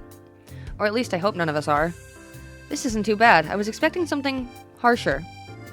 If you hadn't liked it, I have a few other varieties you could have chosen from. You sound like you know your stuff when it comes to wines. Only a bit. I'm more of a beer kind of person. Ugh. I have the drinking side down pat, though. As if to prove her point, she refills her glass before bringing it to her lips and flicking her head back. Hanako and I silently watch as the whole glassful disappears down Akira's throat. I can't decide whether it's to be impressed or put off, but I certainly don't have the urge to imitate the act. Lily grimaces slightly at her sister's boast. I note that she's sipping from her glass as she does so, though. Anyways, now that Akira's gift has been opened and sampled, shall we move on to ours? Gifts? That's right, we got you presents. It's your birthday after all. This is from me. Lily pulls out the carefully wrapped doll from under the table and passes it to Hanako. Hanako handles the present as if it were glassware, carefully turning it over to remove the tape that binds the wrapping. Eventually, the paper falls from the doll, revealing the emerald green of the doll's dress. It's beautiful. I'm not sure what reaction I was expecting from Hanako. The near total lack of dolls in her room made me think that she didn't care about them, but the look in her eyes now is something different. She turns the doll around with the same delicacy she afforded the wrapping, as if she was expecting it to fall apart in her hands. I'm glad that you like it. Zao picked it out, to be honest. Hanako suddenly remembers that she's not alone in the room and shifts her focus from the doll. Yes, I like it. Thank you, Lily and Zao. Actually, I got you something else. I reached into my bag and removed the wrapped chess set. Here, happy birthday. Hanako carefully sits Lily's doll next to her and opens my present with the same care that she showed Lily's. Before long, the checkered squares of the chessboard are visible, and Hanako gently runs her fingers across the carved surfaces. Oh. Almost by accident, she triggers the catch to the lid, startling herself in the process. She opens it and retrieves one of the gray pieces. She seems as absorbed in the chess pieces as she was in the doll before. They're coral. Natural coral. Undyed, or so I'm told. Thank you, Zao. No problem. It's your birthday, after all. That's right. My birthday. Once again, Hanako's reaction seems a little off, but she carefully closes the board lid. I notice Akira's smile beginning to look very strained. I wonder if she knows anything about what happened in class, given that she seems to be treading on eggshells around Hanako. I'll have to play you again sometime. I'll make sure I play you first. She takes the doll she received from Lily and holds it to her chest together with the small chessboard, putting the piece on top. The act seemed to settle her down somewhat, and we just sit in silence for a while. I think it's one of the few times I've seen her genuinely happy, cradling the friendship of two people to her chest as tightly as she can. Thank you, Lily. Thank you, Zao. The process of thanking us, Hanako drops the chess piece and fumbles a bit in her rush to retrieve it. Once she finds it, Hanako puts the chess set down and nervously gulps at her wine, it's as if the world suddenly rushed back into her consciousness and her fastest escape from it was in a glass. Hey, easy there. You shouldn't drink it that fast. It is a party, Zao. Despite saying this, there's a slightly concerned edge to her voice, eventually acquiescing. Lily proceeds to follow Hanako's lead, though, and not as eagerly. She looks to be taking small sips from her glass and letting the wine settle on her tongue before swallowing. I decide that this is probably the best approach to do the same myself. Since this is the kind of going-away party for you as well, I hope you enjoy your trip at least a little, Lily. Hopefully your aunt will be okay. I hope your aunt is okay too, Lily. Lily and I are slightly taken aback by Hanako's fervor to wish Lily well, despite her own familial situation. I'm a little impressed. My, thank you both. I'll be sure to convey your thoughts to my family when I meet them. It'll all be fine in the end, Lily. Don't worry about it. Since the room's mood has become noticeably more sullen, I decide to try and move things along. Well then, shall we start on the cake? My tentative suggestion has the intended effect, everyone lightening up considerably. Yes, please. Cake? I didn't know there was any cake. I picked one up before I came, along with some snacks. Well done, Zao. At least one of us remembered to bring one. Everyone seemed to welcome the distraction, so I retrieved the cake from my bag and start cutting it up. Mixing wine and chocolate cake isn't something that I thought would work well, but none of us seem to mind. Conversation is temporarily suspended as we start to eat. I was initially wary of this idea. After Hanako's panic attack, I expected the worst from tonight, but I think Lily's idea of giving her good memories of her birthday is working. That, and also having it shared with her going-away party. From Hanako's reaction to her gifts, I can tell that she was really appreciative. Hanako tries to pour herself another glass of wine, but ends up spilling some on the table. She had a couple by now, and so considering that she's never had alcohol before, it's no wonder that she's feeling a bit lightheaded. Sorry, Lily. I didn't mean to make a mess. Don't worry, I got it. Lily reaches sideways and gently takes from the fussing Hanako in her arms, giving me pause. It's okay, Hanako. I'm just happy you're here. Hanako gives only a faint nod in response. It's fitting, I suppose, that Lily would be the one to support her like this. I have no idea what Hanako would be like if she hadn't. Seeing the two like this makes me appreciate the fact that I'm privy to such an intimate moment. Even Akira can't help but smile at the sight. I never would have thought that I'd managed to find new friends so quickly, and I'm all the more thankful that of all people, these two are the two I befriended. They slowly break off from one another, Hanako regaining herself somewhat while I quickly get myself back on task. I find a towel among Lily's tea set and start mopping up the spillage. By the time I finish, however, Hanako and Lily have managed to uncork the other bottle and have topped off their glasses. Looks like you're enjoying the wine then. Just don't go too crazy with it after this, mind. We dutifully all nod and agree, but her reminder feels a bit silly given that she's the one supplying underage people with alcohol. The second glass of wine goes down a lot quicker than the first, and before any of us notice, the second bottle is empty. While Akira is helping us finish them off, Hanako looks to be almost equaling her in the amount she's had. My head feels a little light, but I think I've managed to gauge my own tolerance surprisingly well. Hanako smiles lazily, toying with her doll's hair. I think it's a pretty safe bet that she hasn't moderated herself as well as I. I don't think that it was Hanako's intention to get this drunk, but it seems that the alcohol hit her all at once. She has a very light frame, something which wouldn't help her handle the booze well either. Lily cradles her glass, running a finger around the rim. Her cheeks are rosy, but she's managing to avoid looking woefully drunk. Akira is, as I somewhat expected, largely unaffected. Her smile might be a little wider than before, though. Maybe. Hanako suddenly hiccups and accidentally knocks over the doll. I think maybe we should... I think I should maybe go to bed. Thank you, Hensao. Thanks, Lily and Akira. She slows Akira's name pretty hard, barely avoiding breaking out into a giggle midway through. She's completely plastered, and I can't decide whether I should feel a little bad for not for being amused at the state she's in. It really is bizarre to see her acting so carefree. A shame that it's only with the help of alcohol. Here, let me give you a hand. Akira begins to get up to help Hanako out, but she's stopped when Lily gives a sharp cough. Hizao, would you please? Akira looks a little surprised, and I have to admit that I am as well. I don't mind the request at all, let alone when it's said with such a smile. It just comes rather unexpectedly. Sure, no problem. I pick up the chess set and help Hanako stand up. I do feel somewhat responsible for her, considering that, other than Akira, I'm probably the most sober person in the room. She nurses the doll in one hand and offers me the other. We stumble out of the door into the hallway and into Hanako's room, Hanako bumping into me a number of times on the way.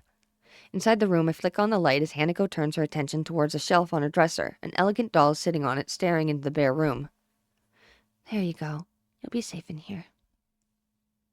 Hanako gingerly places the doll next to the other one and straightens its dress.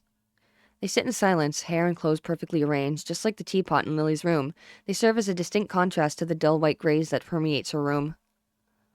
Satisfied that her dolls, her only two real possessions, are safe, Hanako takes a step back and stands up. Staggering severely, I step forward to catch her if need be, but she regains her balance without my help.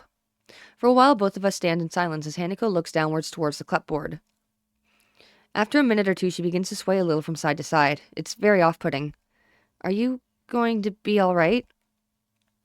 Hanako raises her head and turns around to me as if she's only just remembered that I'm also in the room. What's unexpected is that she takes 2 steps towards me and wraps her arms around my body, her head coming to rest against my chest. I can feel my heart beating as all of my senses feel like they're coming alive again, after they're deadening through the previous drinking. The smell of wine on her breath, the feeling of her fingers through my clothing, the scent of her hair underneath my chin. My hands remain out in front of me, not daring to touch her. The temptation is there to hug her, to embrace her, to tell her everything will be fine, but this feels wrong. Really, really wrong. Hanako. But I want to stay with you and Lily. Hanako's slurring reminds me a bit of Misha. She probably wouldn't be too pleased to hear that. You know I can't. You're a girl, and I'm a guy. After all, and Lily needs to sleep. She gives a disappointed groan. It's so strange for her to act so forward. Don't worry, I'll see you again tomorrow, okay? I decide to rest a hand on her head to reassure her, deciding that this is as far as I'll allow myself to go in terms of physical contact with her while she's in this state. Hanako's head nuzzles against my chest, and it makes me feel all the more uneasy with the situation. and as her arms tighten around my back, I quickly decide to bail out. I rest my hands on her shoulders and give a firm but gentle push. Her grip tightens a little as I do so, but she eventually breaks off. I don't want you to go. Hanako, please. Akira and Lily are going to start thinking weird stuff if I take too long here. It's perfectly true, too. I don't want to take any chances, and I feel very uncomfortable right now. I shouldn't try to read anything into the way she's acting right now. I read that aside from alcohol lowering inhibitions, people can react to getting drunk in many different ways, and that don't necessarily reflect reality. And even without that, there is plenty of ways to interpret what she's saying. As long as she's safe, I'm going to try and get out of her room as soon as possible. Hanako hiccups again, looking at the right mess as she stands and looks downcast in the center of the room. Her personality changed as she drank more and more, and now, all alone in her room with me, her previous brightness seems to have left her. Was she just acting upbeat to make sure we didn't worry? Even if she was, what could I possibly do for her since I do exactly the same thing in regards to my own condition? Distancing myself from my thoughts, I eventually managed to corral Hanako towards her bed. Through her attempts to tame the wild sheets on it, end up accomplishing little. I'm sorry about tonight, Hanako. I know you probably won't remember any of this, but happy birthday. I'm sorry I couldn't do more for you. She looks up at me for the moment, and I have no idea what I actually said got through to her, but any chance to ask is lost as her eyes peacefully close. I sigh in relief before quietly backing away from her and leaving the room, flicking the light switch off as I go. I hesitate a little before opening the door to Lily's room again, quickly rehearsing what I should say if I get questioned about Hanako. After a few seconds, I still can't come up with anything.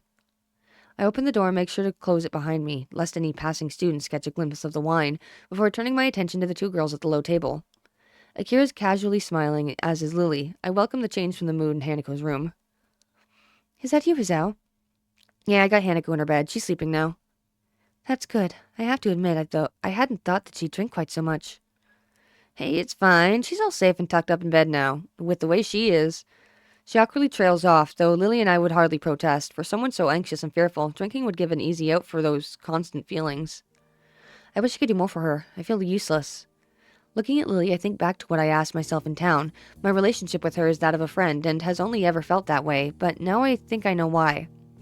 Lily's been here for both Hanako and me since I first met her, but she's like that for everyone, trying to do her best to make them feel better.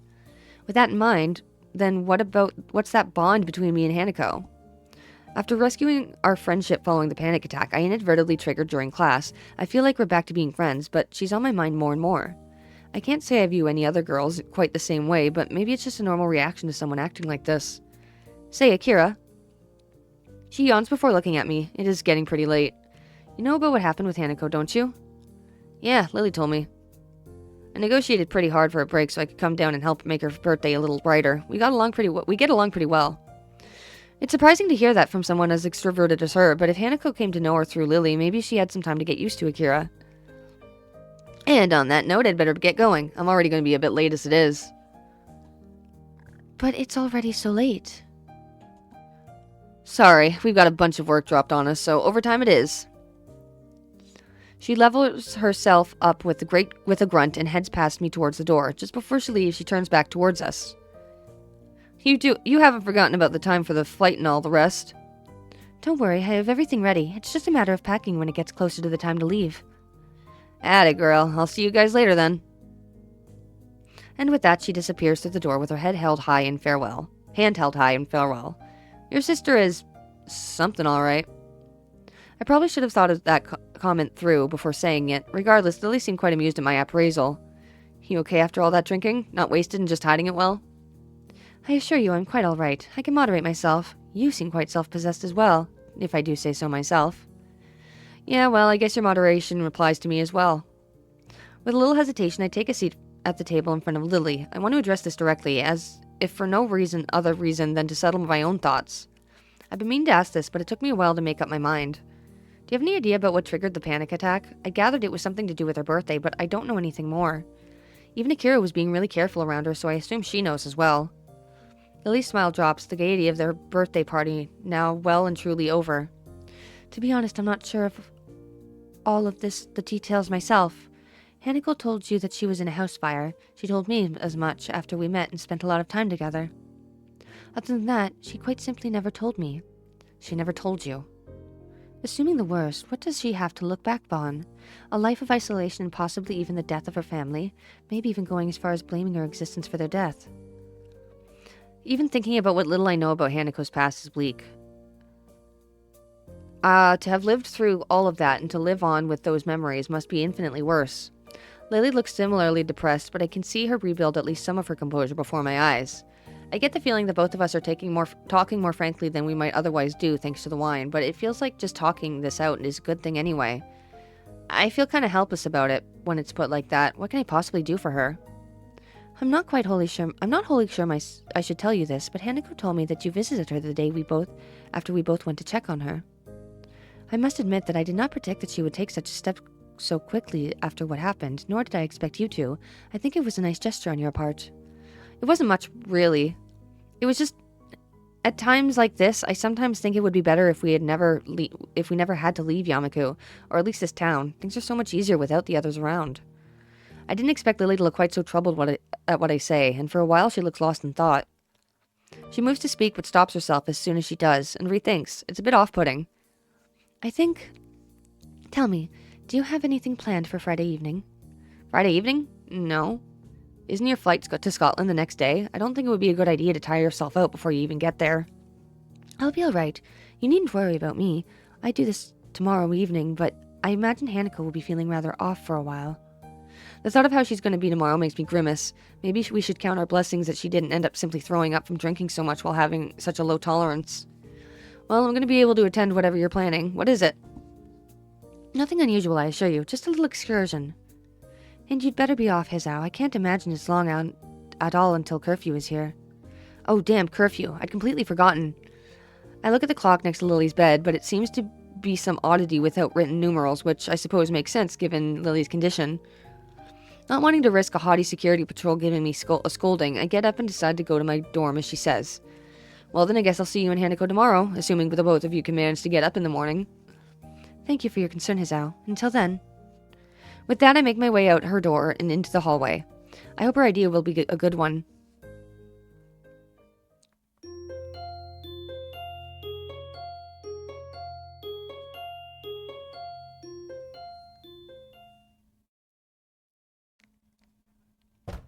The hammering of a fist against the door feels like a nail being pounded into my head. Once, twice, 3 times, I let a long, annoyed breath and bear it while pressing my eyelids shut, fervently hoping that for whoever it is to just go away. I feel pretty damn tired. My face feels like it's cast out of lead. My arms feel heavy and I feel very queasy. It's been like this since I woke up a half hour ago, and I can't summon the energy to pick myself up out of bed. So, this is what they call a hangover. I wonder if perhaps this is the best treatment for teenagers who desperately want to try drinking as a way to feel like an adult. Considering how unpleasant this is, it's not something I want to repeat. A series of thumps ring out again, reverberating around the small room. I wish they'd just give up already. I have no intention of getting out of bed for them. Seconds pass, turning to minutes. Since no more knocks are coming from the door, whoever it was must have left, thank goodness. Looking to my clock, the time when I really should think about getting dressed and ready for class is approaching. I don't think I can manage it, though. I hate cutting class, but I don't think I'm going to be able to get much done at this rate. I can tell I look like a mess without needing to look in the mirror to confirm it, too. The morning rush is giving me enough time to stand outside the classroom for a little while without looking too suspicious. I hope that Muto doesn't ask any awkward questions about my not attending school yesterday. I was sick, that much is true. It's just the reason for it that I have to hide. Confident I can get by with a tactical omission of certain truths, I stride into the classroom doing my best to appear normal. The instant I open the door and take a single step in, I can feel a dozen eyes looking at me. There's no way I'm imagining this. They're not even making any attempt to hide it. My eyes take a quick sweep around the classroom and I spot Hanako. We make eye contact momentarily before she looks down and stares very hard at her desk. Did she spill the beans? Muto may be okay as far as teachers go, but underage drinking on campus is not exactly something that would be taken lightly. I look to him with some trepidation.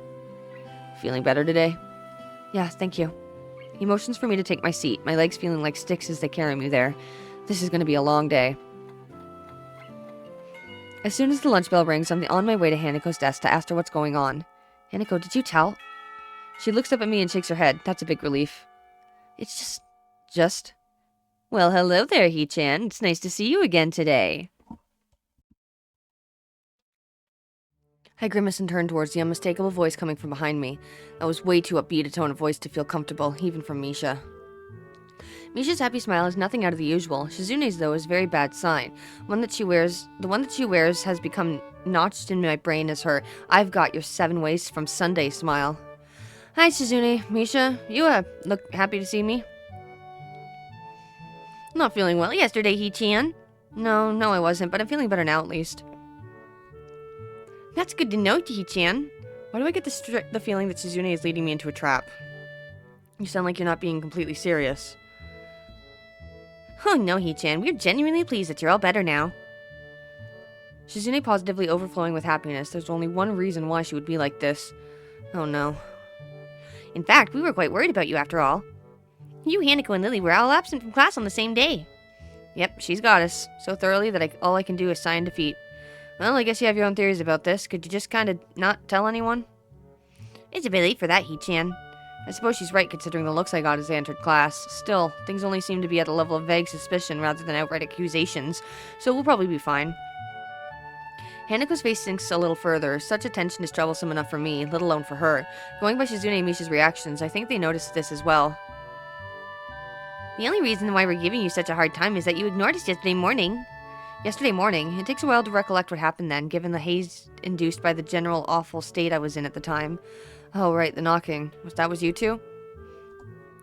It was, and you left us there for ages after we'd taken all the effort of coming to your dormitory early in the morning. Sorry, I was having a problem with nausea. They're not buying it. I can't blame them. Shizune's head drops in resignation before she reaches into her pocket. Something white and yellow can be seen sticking out a little, and as she pulls it out, it turns out to be an envelope with very bright decorations on it. Since she points it towards me, I duly take it. This is what we were trying so hard to give you, Hee-chan. You don't check your... I tune out the sound of Misha's voice as my eyes register what's written on the envelope. Iwanako. I stare at the envelope for a moment before suddenly remembering that there are people around me. There's a very strange, somewhat invasive feeling about their expressions. I kind of want to be alone right now. Iwanako? It's nothing. Thank you for bringing this to me, you two. You should think so after what we went through to get it to you. I step back and say my goodbyes. Misha theatrically pouts even as I go out the door, but Shizune and Hanako remain very visibly curious about my reaction. I hope they won't interrogate me on this later. The smell of the garden is, as always, a very pleasant sensation. Some of the most visible signs of how well funded this school is, aside from its sheer size, are the expanse and condition of the ground. A good number of students can be seen eating lunch, chatting, and playing on the bright green lawns. Some of the staff enjoying the summer here, keeping watch over the students and idly walking along the long concrete paths. I never seen a sight like this in my home city. On excursions, maybe, but certainly never in the school or anywhere near where I lived. Even the bench I sit on to read is warmer thanks to the summertime sun, reminding me of why I haven't worn the school blazer even once yet. Considering this, the sunflowers and splashes of vibrant yellow coloring adorning the paper are quite appropriate for the time, if only the words written on it were as well. Here I was, thinking I'd managed to get over her, when this troublesome thing shows up. Her handwriting looks vaguely familiar at best, and only now that I see it again I remember that she used to write in pink pen a lot. She was always a very girly, for the lack of a better term. But she was also quite fragile. I never knew if I liked this aspect of her or not, though with the arrival of this letter, that question seems to have become largely moot. The letter begins to not much more than an update on the state of things going on in her life. My old class had a good start to the school year. Many are anxious about the exams that will be coming up in the future, etc. But it ends on a very personal, if brief note. It feels like she wrote most of the letter just to try and soften the blow from the ending. I wanted to somehow express my feelings, but the right words didn't come to me. I couldn't say anything to comfort you. I really am sorry for not being able to support you when it mattered most, even though I liked you so much. At least now, finally, I can be more honest. If I could go back to those quiet days in February and March, I'd tell you not to give up on yourself. That's what I would say. Maybe you wouldn't have drifted so far away if I had just said something. I hope you've managed to get back on your feet on your own. Now that the distance between us is also physical, it also feels more final. Somehow I wonder if we will meet again. Perhaps it's for the best if we don't. Still, if you would like to correspond with me, by all means write me back. I'd very much like to hear about your new school and how you're doing. I wish you all the best. Sincerely, Iwanako. And so that's that. Our relationship is over. Nice, neat, and tidy, with no ambiguity. I hadn't held on to many illusions that it could ever begin anew. The last time she visited me, neither of us said a thing except for the one word she said as she left for the last time. Goodbye. But as it may Be that as it may, this feels more final, the capstone on the experiment that both of us tried and failed at. A loud shout draws my eyes away from the letter. It's just some students horsing around, with one of the teachers standing nearby coming over to talk to them. Are you okay? A tentative voice comes to my side. For a moment I assume it to be Hanako, but it's actually Yuko. Oh, hello Yuko. I thought you'd be in the library. She gives a cheerful smile, quite fitting the atmosphere, and flourishes the empty wrapper in the roll of her hand. She must have someone else covering for her while she grabs something to eat. It reminds me that I haven't had anything to eat yet. I don't feel hungry though, and skipping one lunch won't hurt. Mind if I sit here? Sure, go ahead. I quickly slide the letter back into its envelope, slipping it aside inside my bag propped against the side of the bench as Yuko takes a seat. She drops the wrapper into the bin beside us. Without much else to do, I lean back and take what enjoyment I can from the sun, silently reflecting on the letter. The lush lawns, the clear blue skies, everything looks so different from the way it did back then. Even the school surroundings, from the hill it's on to the woods around it, are completely opposite to the urban scenery I remember. Maybe this is what it's like to feel homesick. Then again, it's not an outright bad sensation. The feel of the area around Yamaku, while very different, is also nice. I think I could get used to it. Hey, Hisao? Yeah? You didn't answer my question from before. I wasn't going to say anything, but you still look troubled. If you don't want to say anything, though, it's okay. I don't mind at all. Sorry for asking something strange like that. I don't mind. It's just, I got a letter from someone I knew before I came to Yamaku. It made me think about some things. I thought I'd managed to get over most of the problems that my accident caused, but now I'm not really so sure. I kind of wish I'd never seen it. I don't think that's a good Hisao. When my boyfriend left me, he did so very suddenly and never let me know why. At first I was very depressed about it, but I decided to forgive him. You forgave him? Couldn't he at least have talked properly with you about it? He was always one of those people that found it difficult to come close to others. In the end, I decided that I fell in love with him for a reason. He was a good person, and I think that if I had been in his position, I would have probably found it just as hard to try to talk to him. I don't really see the connection to the letter I got. I mean that, how should I put this? It must have been very hard for that person to send that letter, and if they did, I think they must have thought very hard about exactly what to say. Iwanako managed to write this letter and bring a final close to our relationship, something that I'd never managed to do. Whereas here I am, trying to protect and help Hanako as best I can, especially with Lily leaving for a while, and I'm not even able to deal with my own problems. Does that make sense? She's taken my non-response and furrowed brows doubt. She really reads faces too much, just like a certain other person. Yeah, that makes sense. The letter was just kind of a shock, really. I think I tried to fool myself into thinking that my life reset when I came into Yamaku, but now I'm suddenly aware that it didn't. I'm at a bit of a loss for how to deal with these feelings.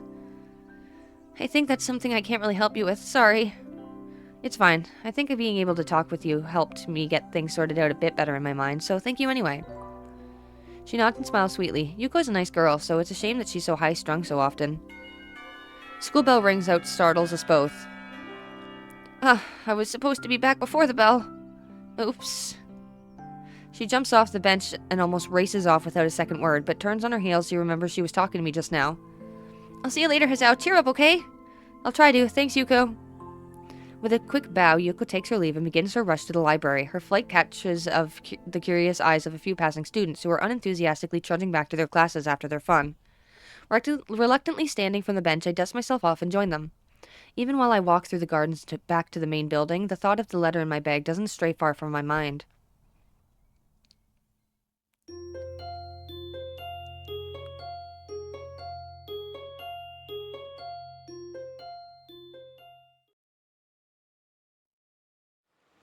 The feeling of walking through the streets is one of very deep nostalgia. While Yamaku may be like the reverse of where I lived in the past, the city at night is amazingly familiar. My eyes are moving constantly from the bright electronic screens glowing high in the night sky to the street lamps piercing the darkness with their light, to the businessmen enjoying themselves after work with the busily talking couples on dates. Even if I didn't want to, I can't help soaking in every aspect of the city. I savor its familiarity like a sweet candy sitting on my tongue. Lily is walking to my left with her cane, swaying to and fro, holding onto her sister's arm for guidance while talking to her. Compared to traveling by taxi or bus, being driven by Akira in her rather nice car was a much more enjoyable experience. Maybe not for the person on my right, though. While Lily was used to her sister's driving style, and I quite liked a bit of excitement, Hanako was holding very tightly to the door for most of the trip. Everything looks so pretty at night. Hanako quickly looks down yet again as she accidentally catches someone's gaze. Yeah, it does. My answer isn't very thoughtful since I'm distracted by so many thoughts I find it hard to keep up on small talk. One of the distractions, aside from the city lights, is how Hanako looks. This is the first time I've seen her in something other than her school uniform or her pajamas. It gave me pause when I first saw her outfit when we met up at the school gate. Considering how much of her head is lowered when people walk near us, I imagine that the hat she wears is more than a fashion statement. While initially I was wary of Lily's plan to take us out into the city, when night fell, it became obvious that she had thought about this. Not many people have paid Hanako much heed, since the darkness hides her scarring well. So, we're in the city. Any ideas on what to do? Akira beams a smile. Something tells me that she's the one who is making this particular decision, even if her sister may have proposed the outing in the first place. You'll see. Just follow us. I nod and try my best to stifle a grimace. After what happened during Hanako's birthday party, I don't trust Akira's judgment all that much. We keep walking, and I notice that we're passing more and more cafes, restaurants, and other eateries. Every once in a while, a drunken man in a suit comes out of a bar, usually being supported by another, but for the most part, the customers around this part of the city look young and fashionable. Different kinds of music come and go as we pass by each business. The discord created by the overlap should be grating, but it reminds me so strongly of the times I spent in the city with my old friends that I don't mind. Hanako and I have started to drift a little apart from Lily and Akira. It comes to a stop when I hear a soft thud from beside me. Sorry. By the time she rights herself from her apologetic bow, the middle-aged businessman she bumped into is walking away after mumbling a half-hearted apology. Hanako looks a little put off by the experience, and as she quickly steps ahead to match my pace, I notice her head hanging low once more. She probably bumped into him because she was looking downwards and not where she was going. I step to the side a little and put one hand on her far shoulder, drawing her closer. Izao? It's okay, you can walk closer to me if you want. Hanako hesitates, but eventually nods in assent. After a couple of times when I thought we had arrived at Akira's destination, we reached our target, and by now we're below the elevated walkways and past the most garish and brightly lit places. I'm a bit surprised. The average age of those around us is distinctly older, and the smells of cigarette smoke is pretty thick. The area is far from seedy, though, and it's a little amusing to see Lily's reaction to the smell of the smoke. While it's masked by the low talking of those around us, jazz music can be heard emanating from inside. Looking up the dimly lit sign, it becomes obvious why. A jazz club. I have to admit, this is not what I expected. Lily gives an amused snort and a smile. Somehow I feel like I should have known it, Akira. As we talk outside, I notice more and more odd sideways glances directed our way. People awkwardly catch themselves staring and looking away, but it just makes it more obvious. I had noticed this occasionally when we were walking, but it's more pronounced now. I'd never experienced anything like that in my life. An average-looking Japanese teenage guy, just a little taller than normal, isn't the type to draw attention without making it an effort. Hey, come on, just because you're teenagers doesn't mean you can't have a taste, right? Well, I don't really mind the music, if that's what you mean. I don't mind it either. She's only just managed to force out the words out. It contrasts heavily to when we were alone in Yamaku, and disappoints me a little that she's so highly strung for what's supposed to be a good time out on the town. It's hard to read Hanako's face as she keeps looking downwards. It's a little wonder if she doesn't often come out into the city because of this, and it makes me a little thankful that my own scarring is easily hidden. Lily has a similar way of attracting people's gazes, but the reason for it is clearly different. She hardly looks like a native, and the same can be said for her sister. That much is far more noticeable than her blindness from a distance. She may not be able to see this for herself, but I have little doubt she can hear the odd whispering phrase from people who think that they're out of earshot. Be that as it may, she doesn't seem to show any sign of either annoyance or pleasure at the attention. Akira still as confident as ever, though. Flashing a smile, she strides in with Lily by her side, and the two of us following behind. I'd expected my eyes to need adjusting to the light inside, but it's not much brighter than outside. The music we'd heard is clearer now, mixed in with the sound of glasses moving on the tables and counter, and the husky chatter of the patrons. Looking to my right reveals the music's source, a jazz group playing beyond some tables. The patrons seem to be mostly men, and though there's a handful of women, nobody looks under 30, aside from us, of course. It feels a little like we've stepped into the 1920s, and the atmosphere is quite agreeable. If I'm not completely comfortable simply because of my age, but were I older, I would probably feel quite at home. Hanako seems a bit more relaxed now, probably due to nobody looking at her. Everybody's talking between themselves, drinking, or watching the band. Akira casually takes a seat at the counter without ever even glancing around. She's probably coming here before. Lily retracts her cane, feeling out the bar stool at the edge of the counter before taking a seat beside her sister. The bartender takes a brief break from polishing a glass to watch her before putting it down and coming over. Good evening, ladies. What'll it be? Just scotch, thanks. Lily? May I have a glass of A black suited elbow hits her side sharply. Orange juice, please. No problem. Coming right up. The bartender starts to pour their drinks. A couple of seconds pass before Akira suddenly remembers that Hanako and I are indeed here and turns around to us.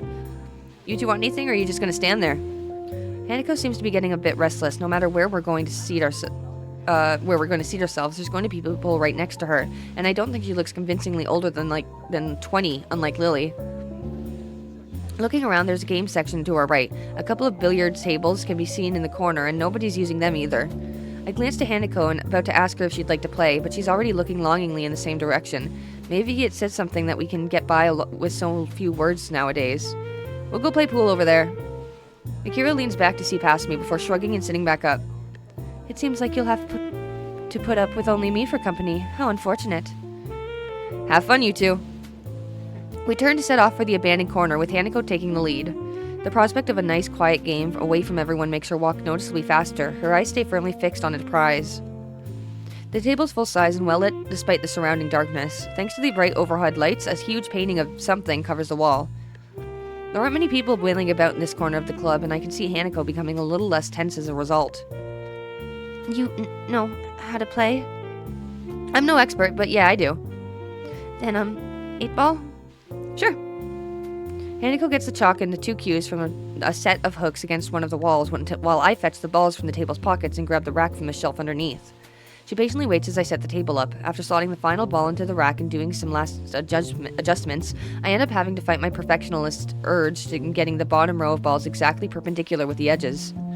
With the balls arranged and ready for play, I step back and take my cue from her outstretched arm.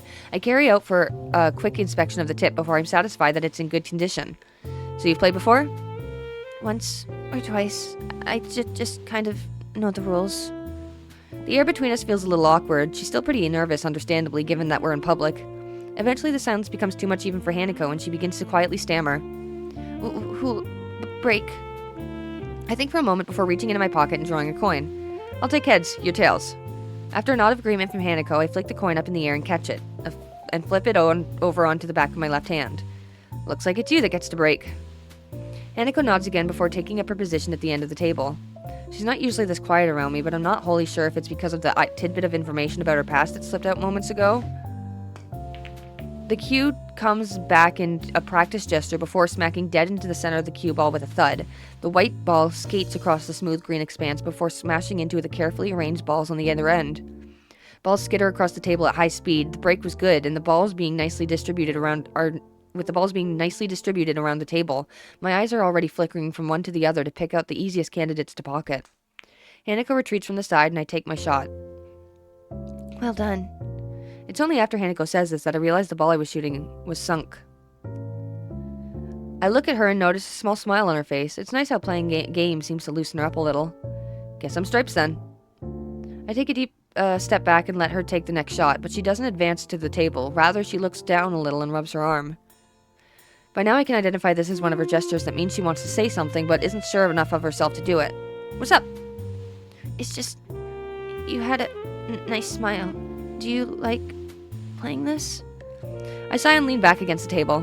I like playing, yeah. I think I was smiling because it's really nostalgic, though. Hanako tilts her head quizzically. Me and my friends used to play pool in the game centers near where we lived pretty often, and at night, too. Wouldn't your parents... My parents both worked, so they didn't mind me not being in the house. I stayed on top of schoolwork pretty easily as well, so there was always plenty of time to do other stuff at night. Our conversation dies down, with Hanako timidly getting Hanako's timidity getting the better of her. In response, I get off the table and let her take her turn shooting. There aren't many solids in easy positions, so Hanako bends down and takes a while to line herself up properly. Hanako's expression is the same as when we play chess, a relaxed but focused concentration. Athletes sometimes talk about getting into a zone where nothing unnecessary enters their mind, and I wonder if that's something she can do. Her posture is good, better than mine to be sure. It's very close to a textbook method of playing, whereas I tend to contort myself into whatever position I feel is most natural for the shot I'm taking. She lines up the cue comes back, and she does a couple of practice movements to make sure that she's lined up correctly. Hanako takes games so seriously, it's the only real hobby I know she has, outside of reading. It feels good to be able to share this kind of experience with her. She takes a shot after careful consideration, and the cue ball zooms off towards the ball sitting at a slightly awkward angle near a corner. Hanako's careful preparation pays off as the cue ball hits and sends the ball rolling towards the corner pocket. For a moment it looks like it'll stop just on the lip of the hole, but it eventually tilts just enough to drop in. Man, that was a hard shot. If you can pull that off, I don't think I have much hope.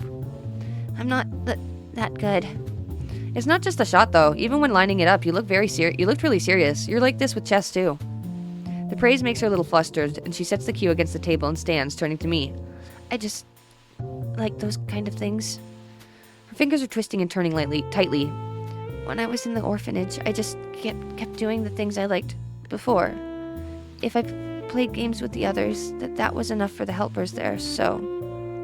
I never thought about it that way. Staff in an orphanage would naturally want to have everyone socialize at least a little. If that's okay for me to ask, was it like for you at the orphanage? Why do you want to know? I've touched a nerve, but the fact that she responded at all shows that there's at least a chance she'll answer my question. Before, she likely would have just shrunk away from it without a word. I'll tell you, but... But? Could you tell me who Nako is? Iwanako? Oh, the letter. I wonder how long she's been waiting for the right opportunity to ask me this. I'm surprised, but don't hesitate. Sharing information is naturally a matter of give and take. She's someone I used to like. Her nervousness subsided, at least for the time it took to ask. Her curiosity is getting the better of her, and I feel a little uncomfortable to be questioned on this, if of all matters. There's no way I could spill out my feelings about Iwanako here. I don't even know myself what my feelings regarding her are, even after talking to Yuko earlier, and I want to avoid the subject around Hanako. Hanako doesn't look overly satisfied with the awkward ending to the discussion, but thinks better of continuing it. She was only just managing to ask me in the first place without knowing that I wouldn't want to talk about it. I move to finally take my own shot. The lack of talking between us is filled by the clatter of other patrons in the band at the other end of the club. Spying a shot that doesn't look too difficult, I try to shoot for it. The cue ball taps the ball, and the trajectory is about right, but I put too much power. It grazes the corner of the hole and moves off the side, just skirting the pocket. I grit my teeth a little. I was pretty good at this game, and it's frustrating to have deteriorated so much. I step back and let Hanako take her turn, glancing towards the counter where Lily and Akira are sitting. They're talking busily between themselves and seem to be having a good time. I turn back to Hanako as she takes her shot. With the same face as before, she lines herself up and sharply pushes the cue. Just as before, she sinks the ball she was aiming for. It drops into the side pocket more cleanly than her last, though it looks as if she's getting a bit more into the groove of the game. Nicely done. She hesitates for a moment and begins to address me without turning her head. The orphanage was nice. It felt a bit like Yamaku does, and the staff was really kind. But as the years went on, I realized something. I was different. It feels strange to hear her speak so candidly about herself. She's audibly forcing the words out. It reminds me of when she insisted she tell me about the fire. Hanako must feel that she has to tell me such things if I'm willing to tell her about my own past. Her grip on the cue tightens as she continues to speak. Most of the children were up for adoption, just like I was, but unlike me, they gradually left, one by one. By the time I went to Yamaku, I was among the oldest children there. For a while, I helped with some of the younger children, but eventually... I lay a hand on her shoulder. She's forcing herself by now. It's okay. She looks mildly surprised for a moment, but then nods before setting down her cue and turning towards me. Do you really think so? Yeah, I think so. Even while Lily's away, I'll be around to protect you, right? Hanako looks at me for a long time, and I'm taken a bit off guard. Her expression hasn't changed from before, still looking somewhat maudlin, and silence between us aren't unusual. I think it's the fact that she's holding such prolonged eye contact that makes me feel a bit odd. It feels as if she's judging me. It's a very strange, vaguely uncomfortable feeling. Hanako? I understand. Thank you. She smiles and looks away a little, but I feel stilted. Hanako isn't very good at faking emotions, and this is no exception.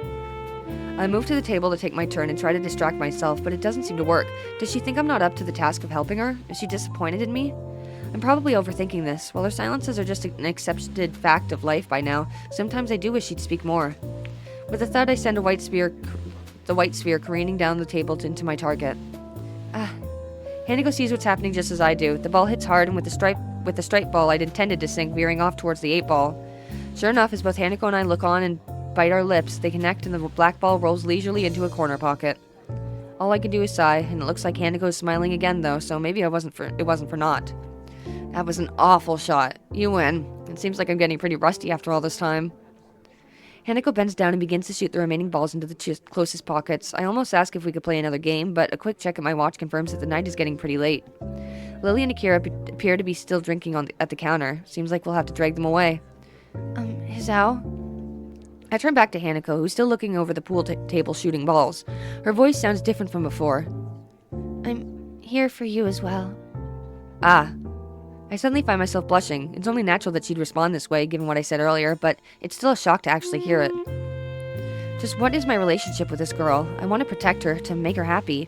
I'm not really sure that it's something like love, but I don't think these are the same kinds of feelings as I have for Lily either. I feel sorry for her, having gone through so much in her life. Her parents died in a house fire, and she lived in an orphanage for most of her childhood. I can't even imagine that kind of life. But I feel like there's so little I can do for her, especially now that Lily is going to be leaving the country. Hanako and I finish tidying up the table and cues, and pick up Lily, Akira on our way out of the club. It feels like something changed between Hanako and me, and I can't quite place what it is, but Hanako is acting differently now. I feel like we're further apart, if anything. So you enjoy yourselves? Hanako and I both nod and agree. The game was good, and we both did learn more about each other, so it's an honest answer. Lily appears to be a little distracted. Worried about the trip, Lily? She pauses before sighing and smiling weakly. A little. It means quite a bit.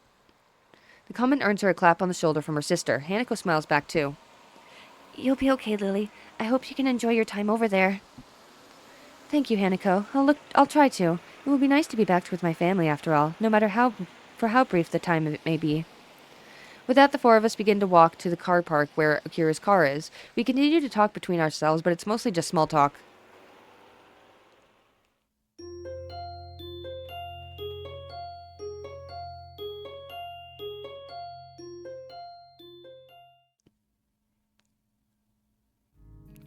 Right then. Are you taking the bus, Lily? Lily motions to a large suitcase standing beside her. I'll have to take this with me, so I've booked a taxi. It'll meet us at the school gates in about 5 minutes. Ah, I see. Lily reaches down and feels out for the handle of her suitcase. Its weight causes her some difficulty, so I quickly offer to take it myself. That is awfully kind of you, Hizao. She has no qualms about accepting, and I end up picking it up. It's not what I'd call light, but it's not exactly heavy either. I don't think I'll have too much trouble carrying it. Well, thank you then. We should hurry, though. If the taxi leaves, then it will take quite a while to book a new one. Are you ready, Hanako? Yeah, let's go. We rush to the gate as fast as we can, only to find that the taxi is yet to arrive. Well, nothing like a bit of exercise in the morning. The nurse told me that I should be doing that. I think he probably had other things in mind, Hizao, and probably with more regularity. Do you intend to be helping people with their luggage every day? I guess not. Looks like we have a bit to wait anyway. How long should we wait for the taxi before calling them again? I would say in another 10 minutes, but they never really let me down before. There's probably just a little traffic. Okay then. So how long is the flight to Scotland? About 16 hours if I remember correctly. It's a bit hard to tell with the changing time zones. So long. It's now that I realize Hanako's been unusually quiet, even for her. She doesn't handle stress well, so she's looking really uptight. Yeah, I can't imagine being on a plane for that long. I've only ever flown on a short family holiday up north, so it really is quite hard to fathom. If Hanako spent so much of her childhood in an orphanage, she's probably traveled very little, let alone flown. It's not too bad. I'll spend most of it either asleep or catching up on my English. I hardly use that here, so I need to refamiliarize myself with it a little. Will your accent be a problem? I wouldn't worry about that too much. It may be an issue initially, but I should be fine once I get used to it. We all move to sit down on the small bench beside the school gate in silence. Strangely enough, even when I know that Lily is going away, I still can't think of anything to say to her. Lily is a reliable person, so it might be because she isn't the one that I'm thinking of most. Lily might not be able to see it, but Hanako's chewing her fingernails nervously. I move to talk to her, but can hear an engine straining up the hill before I get the chance. I think the taxi is on its way. Well spotted, Hizao. I only just heard it as well. A small wave of pride washes over me. To have noticed something at the same time as Lily must mean that I've become more aware of my surroundings. Anyway, we won't have to call the taxi company nor worry about missing Lily's plane. Once the taxi stops where we're standing, the driver rolls down the window and leans out. After confirming that yes, Lily is the same Lily Sato that booked the trip, we sort out her baggage. The driver opens the trunk of the taxi and takes Lily's suitcase, with Lily climbing into the back seat as he loads it into the trunk and slams it shut.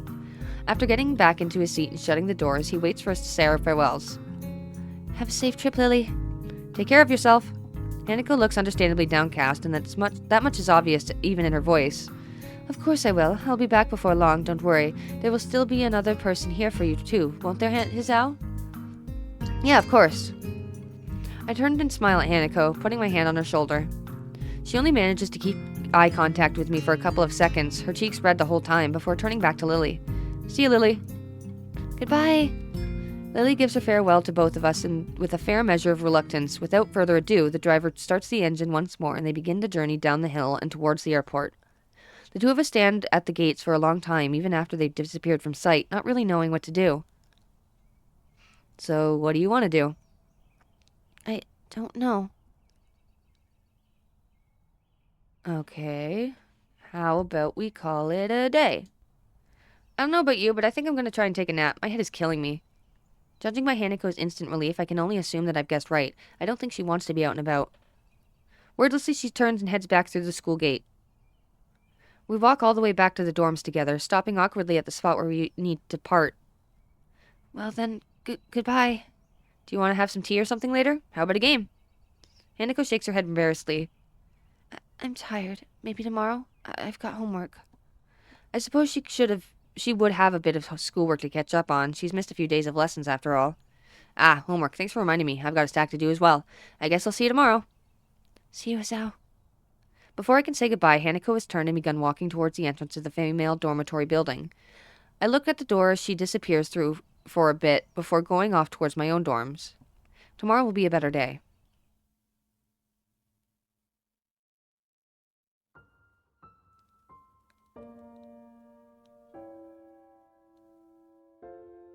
Act 4, Scars.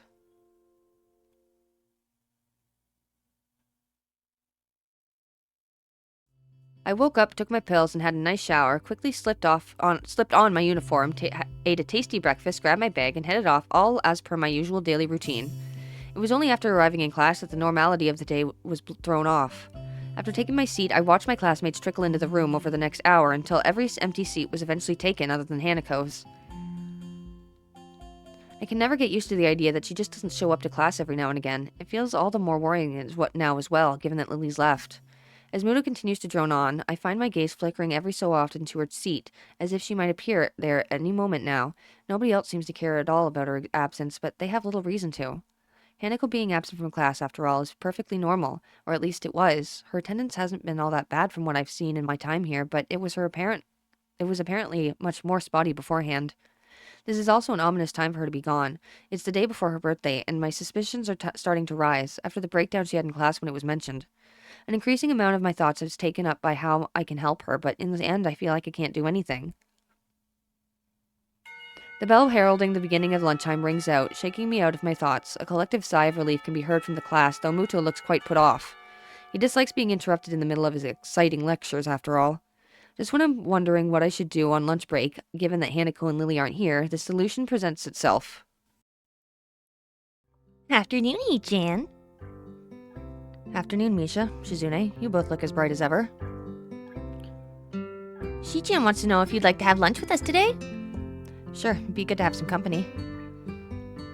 The cafeteria hums with activity, much like my old school did. Yamaku is different, though, in how strangely civilized the lunchtime rush is.